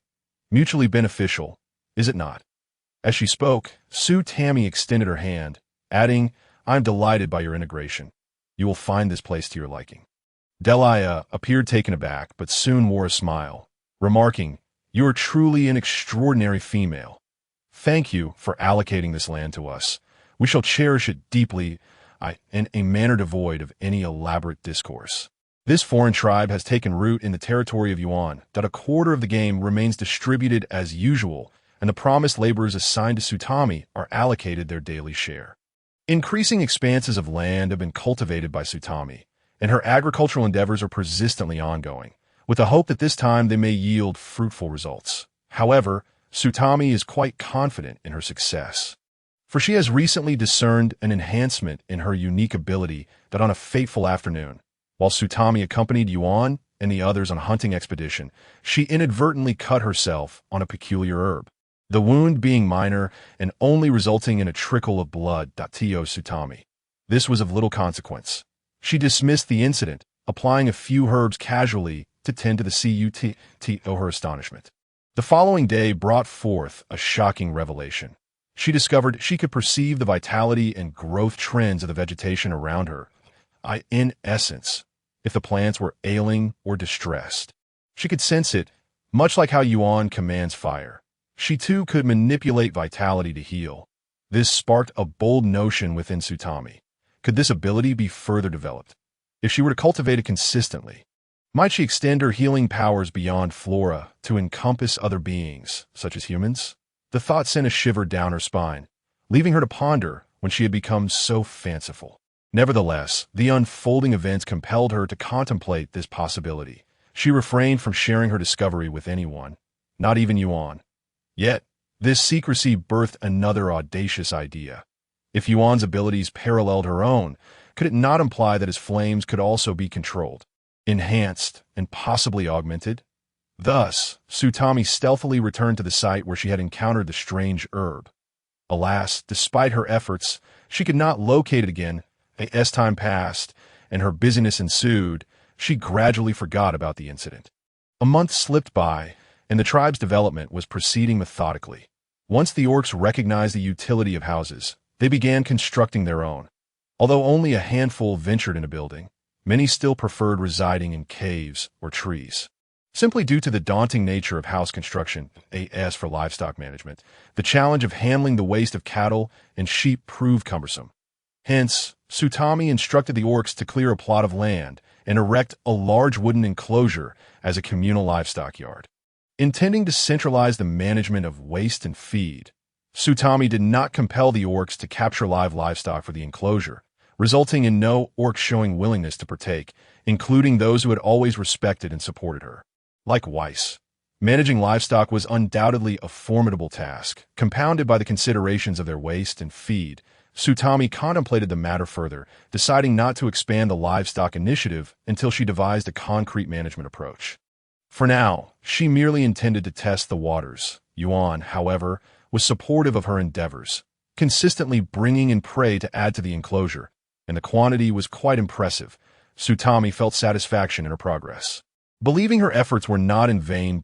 One day, as she set out to inspect the livestock project, she unexpectedly collided with a figure. Yuan man? Tami furrowed her brow, having encountered her frequently of late. Yuan man seemed to wander aimlessly, contributing nothing, which irked Tami. Yet to avoid unnecessary trouble, she chose to overlook it. Please make way, Yuan man said, eyeing Tami up and down. Tami appeared increasingly radiant, her skin fair and flawless, devoid of any visible pores, her features delicately refined, exuding a graceful and elegant aura. In stark contrast, Yuan man, deprived of cosmetics and sunscreen, had become noticeably darker, her previously average beauty now glaringly apparent when compared to Tami's. Feeling discontent, her words lacked warmth. Being the leader certainly has its advantages. Doesn't it? You're treating everyone like pawns now. Speaking so haughtily, Tami replied, I have no desire to quarrel with you. Kindly step aside, as I have matters to attend to. Yuan man glanced at the seedlings in Tami's basket. Smirking, go on, then. Her tone suggested she was bestowing a great favor. Tami said nothing further and turned to leave. Yuan man watched Tami's retreating figure. A shadow flickered in her eyes. Enjoy your triumph while it lasts. Soon enough, you shall find no cause for merriment. With a cold smirk, she turned only to find a slender man standing behind her. He possessed long, dark hair and a gentle demeanor, his smile quite charming. It was said he was a female in this world, the companion of one named Delia. Yuan man scrutinized him once more. To her eyes, he appeared unequivocally male. Yet, he bore the capacity to bear children, which disgusted her, leaving her bemused by the oddities of this world. Unwilling to linger, she walked away. However, the man seemed intent on stopping her, approaching with a query. Excuse me. Don't touch me. Yuan man retreated a step. Faced with her rejection, he appeared innocent. I merely wish to ask where Tami is, and what business do you have with her? Why does everyone seek Tami? What spell does she cast? The fierce countenance of Yuan man bewildered the man, who stammered, I just wanted Tami to teach me how to roast meat. That Yuan man's expression shifted slightly. The disdain that had marked her features melted into a smile. You seek Tami? She pointed in a direction. She went that way. Keep walking, and you will find her. The man, clearly convinced, nodded. All right. Thank you. He then turned to leave. Yuan man watched him depart, a cold smile gracing her lips. When Tami returned, it was quite late, and she fortuitously encountered Yuan, who had just returned from a hunt with Delia. Yuan, upon seeing Tami, eagerly presented her with a gift, a pair of live sheep, one male and one female. When she discovered that the female was pregnant and producing milk, Tami was elated. This meant they could enjoy fresh sheep's milk every morning and potentially raise a litter of lambs. Yuan, you are truly remarkable, as was her custom. Tami approached him and delicately pecked his nose while standing on tiptoe. Yuan, slightly bashful, rubbed his nose, his smile radiant as ever. Tami, still beaming, took his hand. You must be hungry. I prepared a meal. Today we shall feast on grilled steak, accompanied by a delightful vegetable soup. The mere mention of food. Yuan's eyes sparkled with excitement. Previously, his understanding of sustenance had merely revolved around satiating hunger.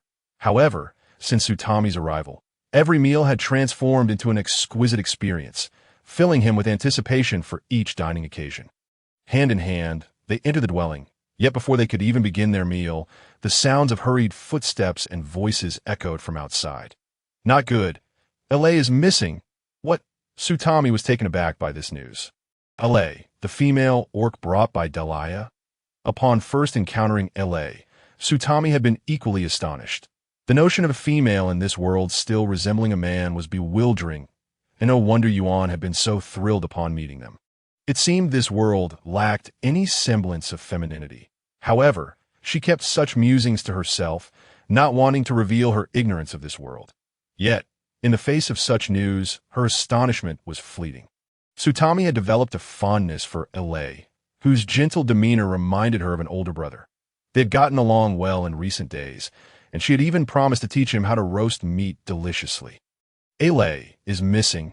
The first thought that crossed Sutami's mind was that he had been captured by members of another tribe. After all, even in this world, females were highly sought after. The scarcity of those capable of reproduction made them a prized commodity. However, she quickly dismissed this notion, considering the current tumultuous times. Even if individuals from other tribes had abducted someone, it is inconceivable that it would solely be a female. Their tribe still possesses provisions, as well as beings like Yuan, who represent a primitive form of humanity. Surely, such a specimen would be far rarer.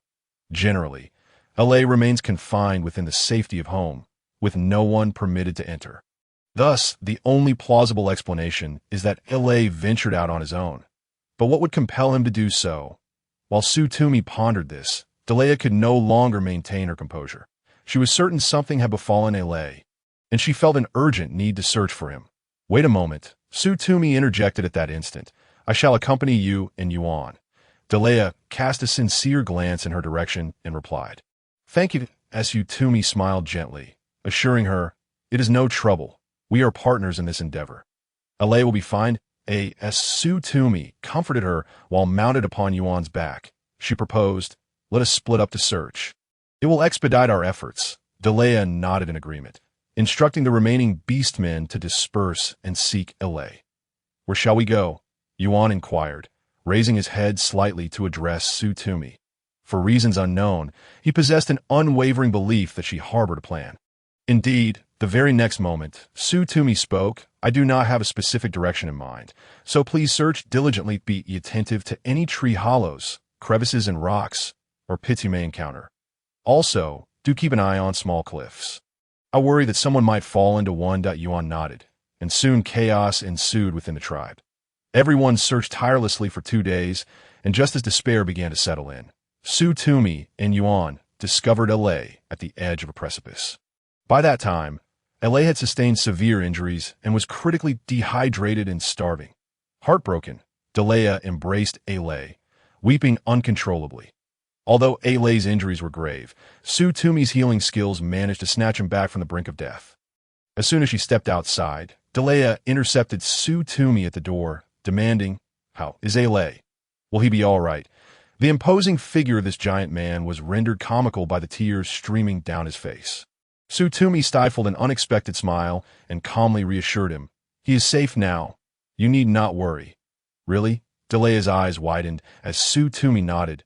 Indeed, and with proper rest and attention to his diet. He should recover within a fortnight. Allure recognized Tumi's medical prowess, knowing she had healed many injured members of the tribe and utilized herbal remedies, making her an extraordinary female, with Tumi's assurance. Allure finally exhaled in relief. That is wonderful news. Thank you. With allure found, the remaining beastmen were able to relax, returning to their meals and rest. Allure, however, remained gravely injured, only regaining consciousness the following day when Tumi came to change his bandages. With allure present to their surprise, as soon as allure opened his eyes and saw Tumi, he turned pale, screaming, Do not come near me. Do not harm me. What? Tumi was taken aback, bewildered by his accusations. Allure, what are you saying? I saved you. Zhang Qianqian, who had come to visit allure, also expressed her astonishment, defending Tumi. Yet, allure was resolute, repeating, Do not come near. You are the one who harmed me. You pushed me down. Tumi frowned as she looked towards allure, who indeed appeared dangerous. Tumi, why did you harm allure? I did not, Tumi replied calmly, her voice devoid of any hint of panic. You did not. Then why did allure say it was you who pushed him? Allure's expression darkened. He is the only female in our tribe. You must provide an explanation that I did not commit such an act. Why should I offer an explanation? Tumi retorted. Allure, you may choose not to believe me, but I bear no guilt. Whether you trust me or not, I assure you I am innocent. Allure, infuriated, huffed as his thick black beard quivered. Tumi, do not think that just because you are a humanoid female, I am powerless against you. If anything happens to allure, our tribe will demand a humanoid female in exchange. Hey, Allure, do not be unreasonable. Why would Su Tumi want to harm him? La's death would bring her no benefit, especially since she is the one who saved him. Zhang Qianqian found his thuggish demeanor amusing, adding, "You're just jealous that our tribe has so many humanoid females and are trying to orchestrate a scheme to deceive another, only to be exposed by Su Tumi, which has left you furious." "Rubbish, I did not." Delaya's face flushed with rage, his voice booming like thunder. Zhang Qianqian was so intimidated by his bluster that she instinctively hid behind Su Tumi. Feeling somewhat disgruntled as she added, "You lot, haven't you found Allay? Besides, it was Su Tumi who healed him. Why would she harm him just to rescue him? That would be utterly foolish." Delaya's face turned crimson with anger. Realizing that this little female had a sharp tongue, "Enough," Su Tumi interjected, halting their quarrel. "Let us cease this bickering." She turned to Delaya and then glanced at the terrified Allay, stating, "It is futile to argue. We shall address this matter when Yuan returns. You may choose not to believe me, but with Yuan present, you cannot lay a finger on me." Before Delaya could respond, Su Tumi added, "However, I will investigate this matter thoroughly and provide you with an explanation and the truth, whether you choose to believe me or not." Having spoken, Su Tumi left the medicine she had brought, saying, "This is for you. Qianqian, let us depart on their way." Zhang Qianqian remained dissatisfied. "Su Tumi, why did you stop me earlier? This tribe is filled with muscle-bound brutes. They might very well desire women. You should consider that. Just the other day, a dark-skinned beastman stared at me for ages. It was unbearable." "Hey, Su Tumi, why are you not responding?" "What is the matter? It is not them," Su Tumi replied calmly, showing no signs of distress. "What do you mean?" Zhang Qianqian exclaimed incredulously. "What do you mean it is not them? Su Tumi, how long have we known them? How can you trust them so readily?" "It is not about trust," Su Tumi sighed, finally halting her steps. You truly believe the beastmen would devise such a convoluted scheme, even when it pertained to food? They merely reduced their rations, and it was quickly discovered. This indicates that their cunning is rather limited." Zhang Qianqian fell silent, realizing the flaw in her reasoning. "Right? They lack that level of intellect. So, when you spoke to them like that, you were merely adding fuel to the fire? If the beastmen had not been averse to striking women, you might have been in serious trouble," Su Tumi teased. Zhang Qianqian blushed at Su Tumi's laughter. "I was only trying to look out for you. You have been wronged. How can you remain so calm? Are you not angry?" "I am," Su Tumi replied, a hint of exasperation in her tone. "I am not a deity. Of course, I feel anger, but what good does it do?" As Su Tumi observed her surroundings, she noticed that news of the incident had spread, and the gazes of the beastmen from Delaya's tribe had turned peculiar. The once warm greetings were now replaced with avoidance. These people are truly fickle. Whenever you possess something valuable, they flock to you. Yet now, not a single soul believes me. Zhang Qianqian fumed, feeling as though she were the one wronged. Su Tumi turned to Zhang Qianqian and asked, "Why do you believe in me?" "What?" Zhang Qianqian was still absorbed in the glances of the other beastmen, and, coupled with Su Tumi's soft voice, did not catch the question. As Su Tumi patiently repeated, "Why do you believe in me?" "Me." Zhang Qianqian chuckled. "How could you possibly do something like that?" Su Tumi turned her head back, saying, "I am not as virtuous as you might imagine." "Perhaps," Zhang Qianqian replied, "you may be capable of misdeeds, but you would never stoop to this level. Besides, the motive is far too conspicuous. Someone from the modern world. I have seen enough idle dramas and novels to possess some discernment." With a light chuckle, Su Tumi found herself amused by Zhang Qianqian's words, her earlier vexation dissipating like mist in the morning. Avoid unnecessary complications. She resolved to return to her quarters and await Yuan's return to take charge of the situation and initiate an investigation. However, as she approached her door, she discovered a throng of people blocking her path. At the forefront stood none other than Yuan Man. "I told you, it would be Yuan Man. Truly excessive." Sighing, Su Tumi felt too weary to voice her grievances and simply shook her head, advising, "Let us remain calm and composed. Do not let your tempers flare. Then aren't you going to incriminate her?" Zhang Qianqian asked with understanding. It was undoubtedly Yuan Man's treachery at play. Only she possessed such cunning. "Ah, this woman has become quite astute," Su Tumi remarked. "How do you propose to incriminate her? Do you possess any evidence?" Zhang Qianqian faltered momentarily and then meekly responded, "Do you think your authority will not sway the beastmen?" "I possess no authority," Su Tumi replied with a faint smile. It was Yuan who held the true authority. Without him, who would heed her words or act upon them? The beastmen did not regard her as a human female, but feared Yuan's formidable strength. Gently shaking her head, Su Tumi stepped forward and inquired, "What is the meaning of this? Do you seek my counsel?" The leader, Delea, stood with bulging muscles and a face etched with fury, entirely devoid of his previous affable demeanor, presenting a rather intimidating sight. Yet, Su Tumi was unfazed. She had encountered far stranger individuals in her past. At that moment, Yuan Man stepped forward, declaring, "Su Tumi, is it not evident? You have harmed a lay. Thus, you must provide an explanation. How can such a malicious person expect others to heed your counsel?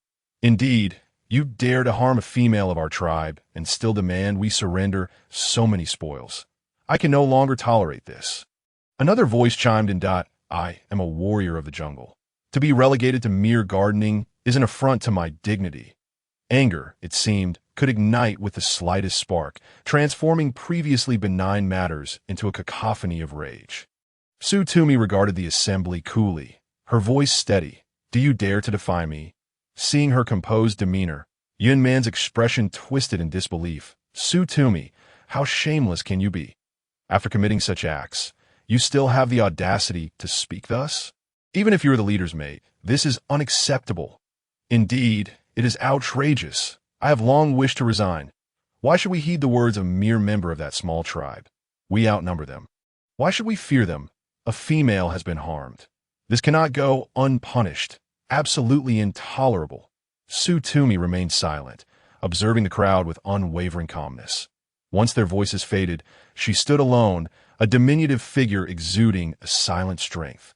Gradually, the surrounding clamor diminished. "Have you finished?" Su Tumi's voice cut through the stillness, calm yet imbued with an unspoken authority. Her demeanor left the crowd exchanging glances, uncertain of how to proceed, until Yuan Man finally spoke. "What do you intend to do?" "Shouldn't that question be mine? What do you wish to achieve?" Su Tumi retorted, inwardly sighing before finally making her move. Under the puzzled gazes of the assembly, she approached Alea, bending slightly, a gesture of apology akin to that of the beastmen, executed with relative ease. As the crowd registered their confusion, Su Tumi continued, "I apologize, Delea. Regardless of my involvement, this incident occurred within our tribe. And as Yuan's mate, I bear some responsibility." Upon completing her apology, she lifted her gaze to meet Delea's, her eyes resolute and bright. "However, I assure you, I will provide an explanation. Please grant me some time to uncover the true culprit." The phrase "true culprit" was pronounced with remarkable emphasis, as if to convey a hidden significance, and she turned her gaze toward Yuan Man. Yuan Man's expression shifted, instinctively taking a step back. "What are you implying?" "La has already stated that you were the one who pushed him. The true culprit is you. What more evidence do you require?"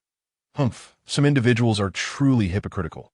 It's laughable," Zhang Qianqian interjected with a hint of sarcasm. "Yuan Man, you have certainly broadened my horizons these past few days. You become quite clever. You speak nonsense, Zhang Qianqian, you traitorous wretch, following others like a dog for a few treats. How ridiculous. Who are you calling a dog? You are the one who resembles a sycophant, a vile creature. How dare you call me vile? You are the truly despicable one. Better to be called vile than to possess such a wicked heart." The two women engaged in a verbal duel, their exchange of barbs serving to suppress the fury of the surrounding beastmen, who were aware of Su Tumi's extraordinary status as a human female. A rarity possessed only by the Nightshade tribe and a few select others, she was said to be of unparalleled fertility. Her apology was nothing short of an honor. Ignoring the escalating quarrel between Zhang Qianqian and Yuan Man, Su Tumi turned her focus back to Delea. "Delea, LA's injury pains me deeply. Please allow me some time until Yuan returns." She needed to wait for Yuan. Without him, she dared not venture out. Delea hesitated. And Su Tumi's demeanor instilled a sense of calm within him. As his anger subsided, doubt began to creep in regarding the situation. Eventually, under Su Tumi's unwavering gaze, he nodded, "Very well, but you must provide me with an explanation." Thank you for your understanding, she replied. Upon returning to her quarters, Tumi could no longer suppress her furrowed brow. Internally, she felt a tempest of emotions. Alone in her room, she curled into a ball. Troubled by the increasing number of injured beastmen, her heart was restless, and she often found herself plagued by nightmares. Previously, Yuan's presence had brought her solace. Yet now, with such turmoil brewing, she felt utterly lost. After forcing herself to regain composure, she had reached her limit with the earlier confrontation. With a sigh, she was suddenly stirred by the sound of footsteps outside her door. Her eyes brightened momentarily, only to dim again upon recognizing the voice. Zilu, you have returned. Yes, I gathered a bounty of fruits for you. Zilu beamed as Tumi smiled in response. Thank you, but if you enjoy them, feel free to keep some for yourself. Having spent the day frolicking, Zilu was blissfully unaware of the day's events, but sensed Tumi's discontent. He stepped closer. Tumi, what troubles you? You seem a bit downcast. Yes, a little, Tumi admitted, nodding as she forced herself to uplift her spirits. Zilu, where did you venture today? I didn't go far, just nearby did I discover a cliff brimming with delicious fruits. Zilu exclaimed, My injuries have mostly healed, and I can soon join Yuan and the others for hunting. Is that so? That's wonderful. Tumi replied with a gentle smile. Practice with Yuan. He is an excellent hunter that I understand. I've seen how swift Yuan is that I cannot match him yet. Zilu pouted, but I will strive to become strong. Just like my father, a powerful night eagle, and avenge my kin. Her heart warmed at his enthusiasm. Indeed, you are full of vigor, Tumi remarked, shaking her head. Now go, but remember to return for dinner. Noticing Tumi's lingering gloom, Zilu felt disheartened and prepared to leave. You know, when Yuan isn't around, you should not remain cooped up in the tribe. You are far too timid. Unlike other females who roam freely, even to cliffs. Yuan is absent, yet I can protect you. I'm strong as well. Zilu, what do you mean? Just moments ago, the despondent Tumi was suddenly captivated by the words of her companion. She sprang to her feet, grasping Zilu's arm, and pressed, Zilu, you mentioned seeing other females on the cliff. When did this occur, and who did you see? Zilu, momentarily taken aback by Tumi's insistence, recalled it was Alay and Yuan, those two females. However, it seemed Alay did not notice Yuan and kept calling your name.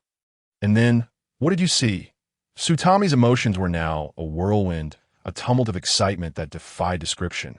What did I see? Nothing much, just the two of them. And then I returned because it was quite late.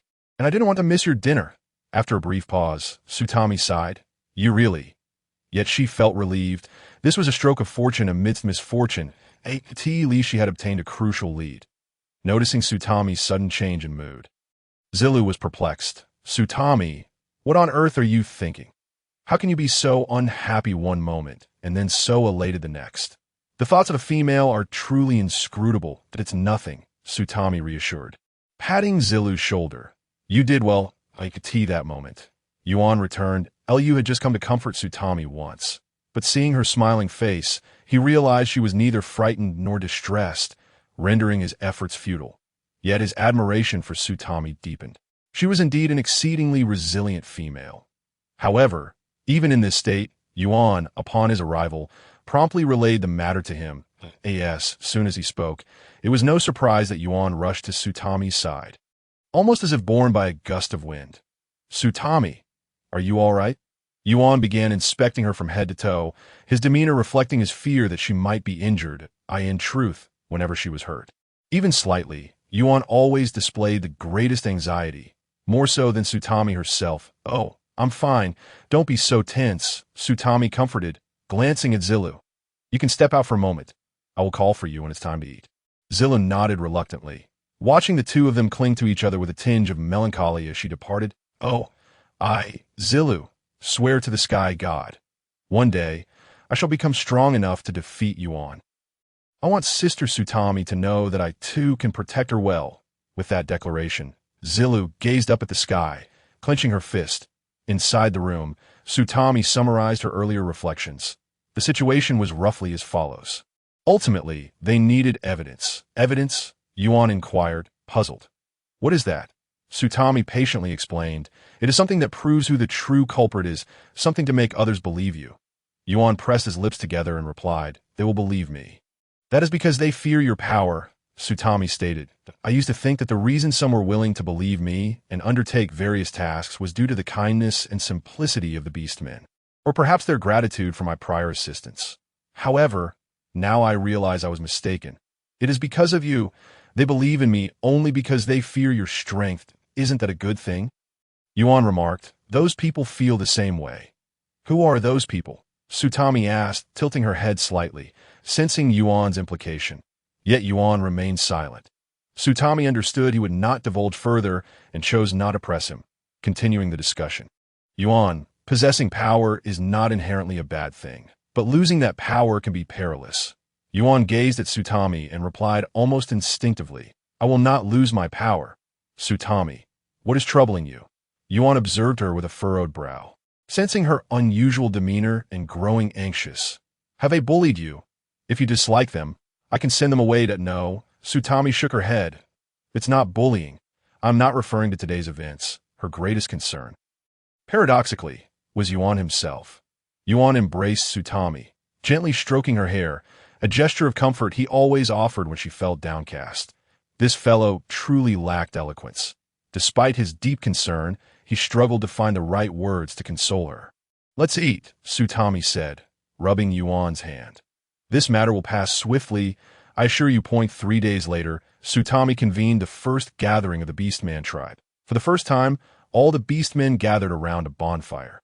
Engaging in face-to-face discussions, Sutami surveyed the surroundings and, seeing everyone present, turned to Lu. "Please distribute the meat." "Understood," Lu replied after a final glance. Although unaware of Sutami's true intentions, he could not defy Yuan's orders. "Tonight, all the food is on us. Please enjoy to your heart's content." Sutami stood up, her face illuminated by the firelight, enchanting and beautiful. Yuan glanced at the meat in her hands, its tender quality indicating it was freshly hunted. Yet she did not eat. Instead, she directed a scornful gaze at Sutami, her words dripping with sarcasm. "What do you mean by this, Sutami? Have you committed wrong and now seek to placate us with meat?" Upon Yunman's utterance, the members of the desolate tribe, who had just been relishing their meal, abruptly ceased, demanding, "Sutami, what is the meaning of calling us here? Do not think that a mere offering of food can absolve you. The grievances suffered by Ailments cannot be overlooked." "Indeed, cannot be overlooked." Sutami glanced around, silently acknowledging the significant role females played within a tribe, far beyond her previous assumptions. Facing the collective outrage, Sutami maintained her composure and replied calmly, "Of course not." "Then what is it?" Yunman's expression shifted, her unease palpable as she perceived Sutami's serene demeanor, giving rise to an ominous premonition. Why is Sutami so unfazed? What is she plotting? The crowd, now increasingly perplexed, lost interest in eating, clamoring. "What is going on? What do you intend, Sutami?" The leader of the desolate tribe set down her meat, enduring hunger as she fixed her gaze upon Sutami, furrowing her brow. "That if you think this can settle prior matters, I may have to decline your food." The beastmen were resolute, unwavering on matters of principle. Sutami had recognized this trait in Yuan and the others long ago. Thus, she smiled warmly at Delia and said, "Delia, you may enjoy the food. I did not summon you here to apologize, for I believe I have done nothing wrong." Sutami surveyed the crowd once more. "I gathered everyone to convey an important truth, the reality behind Ailments' injury." "What? The true culprit is you, isn't it? What more is there to say?" Yuan could not restrain her derision, clearly intending to shift all blame onto Sutami. "That it is not me." In response to Yunman's persistent provocation, Sutami's voice turned icy as she directed her gaze towards the loudest corner, her eyes reflecting a glimmer of coldness. "I will prove to everyone that I am not the murderer, and I will reveal who the true culprit is." With that, she turned to Zilu. "Zilu, would you kindly step forward?" Then she looked at Delia. "Delia, although Ailments is injured, I must ask you to bring her here. I have some questions for her." "What?" Delia frowned, appearing somewhat troubled. "You wish to see Ailments? Aren't you afraid? I am not the true culprit. Please bring Ailments here. I merely wish to ask her a few questions." This. Yuan could no longer contain her agitation. "Delia, she is the one who harmed Ailments. How can you allow her to see Alay again? Aren't you afraid Alay will suffer further harm? Delia appeared somewhat hesitant. Alay's current emotional state was indeed quite unstable. At that moment, Zhang Qianqian suddenly turned her gaze towards Yuan Man and exclaimed loudly, "Hey Yuan Man, what's wrong with you? This has nothing to do with you, so why are you butting in? Who do you think you are?" Yuan Man's countenance darkened as she glared at Zhang Qianqian, retorting loudly, "And what are you, Zhang Qianqian, interrupting my conversation?" Zhang Qianqian, however, remained unfazed. After a disdainful snort, she mockingly remarked, "Oh, you're so nervous. Could it be that you are the culprit? Crying thief? How could that be? I was nowhere near when Alay had her incident." Yuan Man screamed in vehement denial. Yet, as if realizing her reaction was inappropriate, she glanced at Delia, her eyes shimmering with a pleading light. "Delia, you must believe me. Tumi is framing me. And besides, Alay said it was her." Before Delia could respond, a voice from behind interrupted. Zilu spoke up, "That's not true. You clearly went out. And with Alay, no less you're talking nonsense." Yuan Man yelled, turning to Zilu. She had attempted to curry favor with him only to be rebuffed, as he trailed behind Tumi like a pet dog alongside Zhang Qianqian. Now he had come to ruin her chances. However, this time she had learned to be clever. Without revealing her true feelings, she calmed herself and said, "You and Tumi are in cahoots. It's only natural that she would have you lie to deceive everyone. Right?" Zilu's violet eyes widened in disbelief. He was not particularly eloquent, and could only reply, "How could that be? I would never lie. I'm a jungle warrior. The Night Eagle clan never tells falsehoods. As it is our clan's code, that I truly saw her with Alay." Following behind her, while Alay continuously called out Tumi's name. Upon hearing Zilu's words, the beastmen exchanged glances and began to murmur amongst themselves. Tumi lingered for a moment, waiting until the beastmen had finished their discussion before casually stating, "Everyone understands the rules. The Night Eagle clan is a noble family that serves the sky god. Although they may not be the strongest, they are ever loyal." Zilu felt a flush of shyness as Tumi reiterated his words, yet pride gleamed in his eyes as he declared, "Indeed, our Night Eagle clan is exceptionally noble." The crowd collectively rolled their eyes. Yet, this was an undeniable fact. Zilu was the son of the Night Eagle clan leader and could not lie against the sky god. For doing so would curse the clan and strip them of their ability to fly. The beastmen, being more steadfast in their principles and values than ordinary humans, would never dare to breach such a rule. Thus, the murmurs resumed, but this time they were directed at Yuan Man that I don't recall ever seeing Yuan Man. One said, "Yes, I distinctly remember Tumi helping the beastmen in the fields that day." Another chimed in, "Right? I was there too. She was with us when we found the abyss." Seeing this, Delia finally relented and addressed one of the beastmen beside her. "All right, please bring Alay over, but be cautious." Tumi turned her gaze to Delia and expressed her gratitude once more, her tone earnest. "Thank you, Delia." Delia glanced back at Tumi, saying, "No need. Perhaps we truly misunderstood you this time."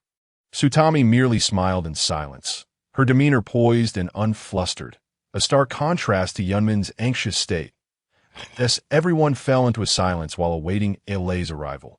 Even the meat went untouched, despite their growling stomachs. Tumi appeared to be the calmest among them, calmly using wooden chopsticks to pick up pieces of meat and savoring them, occasionally sipping from the juice she had prepared. She had made herself, utilizing stones as a mortar and leaf with holes as a filter to extract the juice, which was delightful and fragrant with the aroma of leaves. Tumi adored it. Her leisurely demeanor stood in stark contrast to the surrounding tension and silence, drawing the gaze of everyone nearby. Yet, due to Tumi's beauty and the elegance of her eating posture, the beastmen found themselves entranced, having never encountered such a noble and exquisite female. Could such a beautiful creature truly commit wrongdoing? Doubts began to fester in their minds that Lu, unable to bear it any longer, softly urged Tumi, "Tumi, perhaps you should stop eating." "Why?" Tumi turned to Lu, glancing at the equally unperturbed Yuan beside her, a deeper smile gracing her lips. "You should eat too. Why so serious? Look at how deliciously Yuan is eating." Lu's lips twitched, an expression of frustration crossing his face. "You are the victim. How can you remain so composed?" He averted his gaze. Falling silent, Sutami, undeterred, continued with her own affairs. The meat Yuan consumed was all prepared by her own hands, far more delectable than any other. Thus, Yuan devoured quickly, and just as she intended to place another piece of meat before him, her delicate hand was suddenly grasped by Yuan. Sutami looked up to meet Yuan's golden gaze, where she saw him smile reassuringly at her, his eyes radiating a sense of safety. Sutami, don't be afraid. I'm here to— Sutami's eyes momentarily widened, realizing that while he appeared to be eating nonchalantly, he had been closely observing her and the beastmen's every movement. Should the beastmen show any signs of aggression, he would instantly stand before her to shield her from harm. Her heart softened, and disregarding the oil on his hand, she grasped his hand in return. That I'm not afraid. With you protecting me, how could I possibly be? As she spoke, she wrapped a piece of meat in a leaf and placed it before Yuan. Eat more. Only your meat is made by me. Is it tasty? Delicious, Yuan affirmed without hesitation. Taking another bite of the crispy, flavorful roasted meat, the two shared a tender moment, their atmosphere harmonious and sweet, causing the other beastmen to feel a pang of envy. This peculiar ambience was only disrupted when lair was brought in. He had regained some strength, but his leg injury had yet to heal, requiring assistance to walk, his gait a painful limp. Upon witnessing the scene before him and spotting Sutami seated there, a wave of deep terror washed over him. I want to go back, Sutami set down the meat in her hand. Ignoring lair's fearful gaze, she rose and walked towards him. Don't come any closer, lair shrieked, covering his eyes. Stay away. Don't come closer. Sutami frowned and stepped forward, grasping lair's wrist. He turned pale with fear, nearly fainting, yet Sutami would not permit him to escape. She regarded lair, intending to speak when he interjected. That's enough. lair is terrified of you. Why must you frighten him? At that moment, Yuan stepped forward, attempting to pry Sutami's hand away. However, before she could reach her, lair shoved her aside. Stay away. You ancient-looking females are all bad news. You said if we kept moving forward, we would find Sutami, but you didn't save me. lair was genuinely frightened. After experiencing a brush with death, anyone would become paranoid. Furthermore, he was a female who had always been well protected and had never endured such harm. lair's unintentional remark caused the situation to spiral out of control. What did you just say? Lair's face darkened ominously as he seized Yuan's wrist. His towering and formidable stature made him all the more intimidating when enraged. Yuan was taken aback by his booming voice, but by the time she regained her senses, she found herself lifted off the ground. What do you mean by that? Let me go, Yuan screamed in terror. What do you mean? Sutami released lair's hand and turned her gaze towards Yuan, her lips curling into a cold smile. What you meant is already quite clear. I assent it. You were the one who pushed lair down. Whereunto you? I didn't tea. The voice of Yuan suddenly rose in pitch.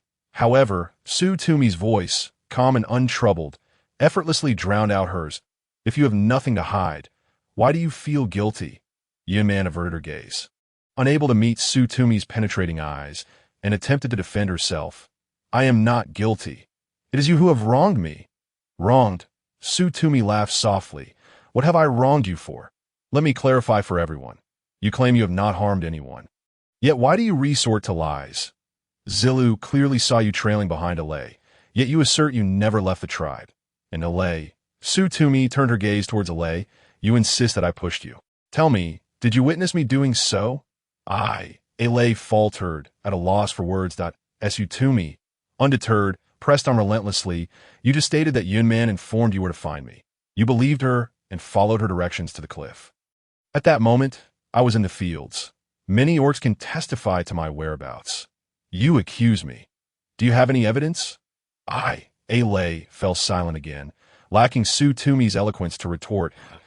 As the crowd regained their composure, realization dawned upon them, and they glanced at Yuan with expressions that grew increasingly complex. Could it be? Was it really her?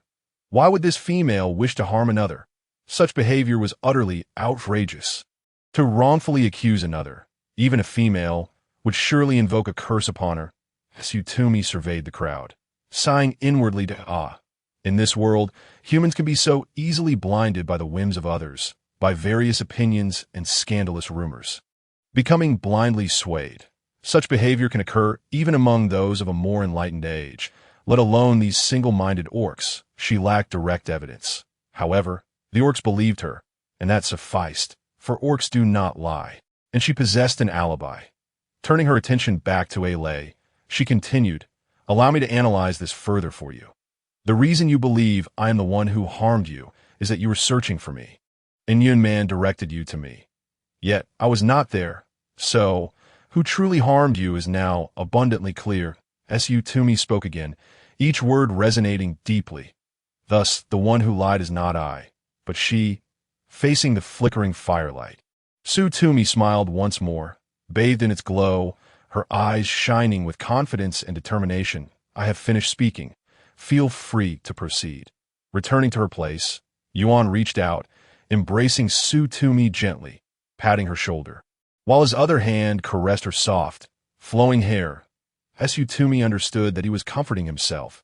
She reciprocated by brushing aside his silver hair that had fallen upon her and offered him a piece of meat. Yuan did not eat it, but instead fed it to Tumi. After this exchange, he turned his attention to the others, his voice resonant and authoritative, declaring that no one was permitted to harm her.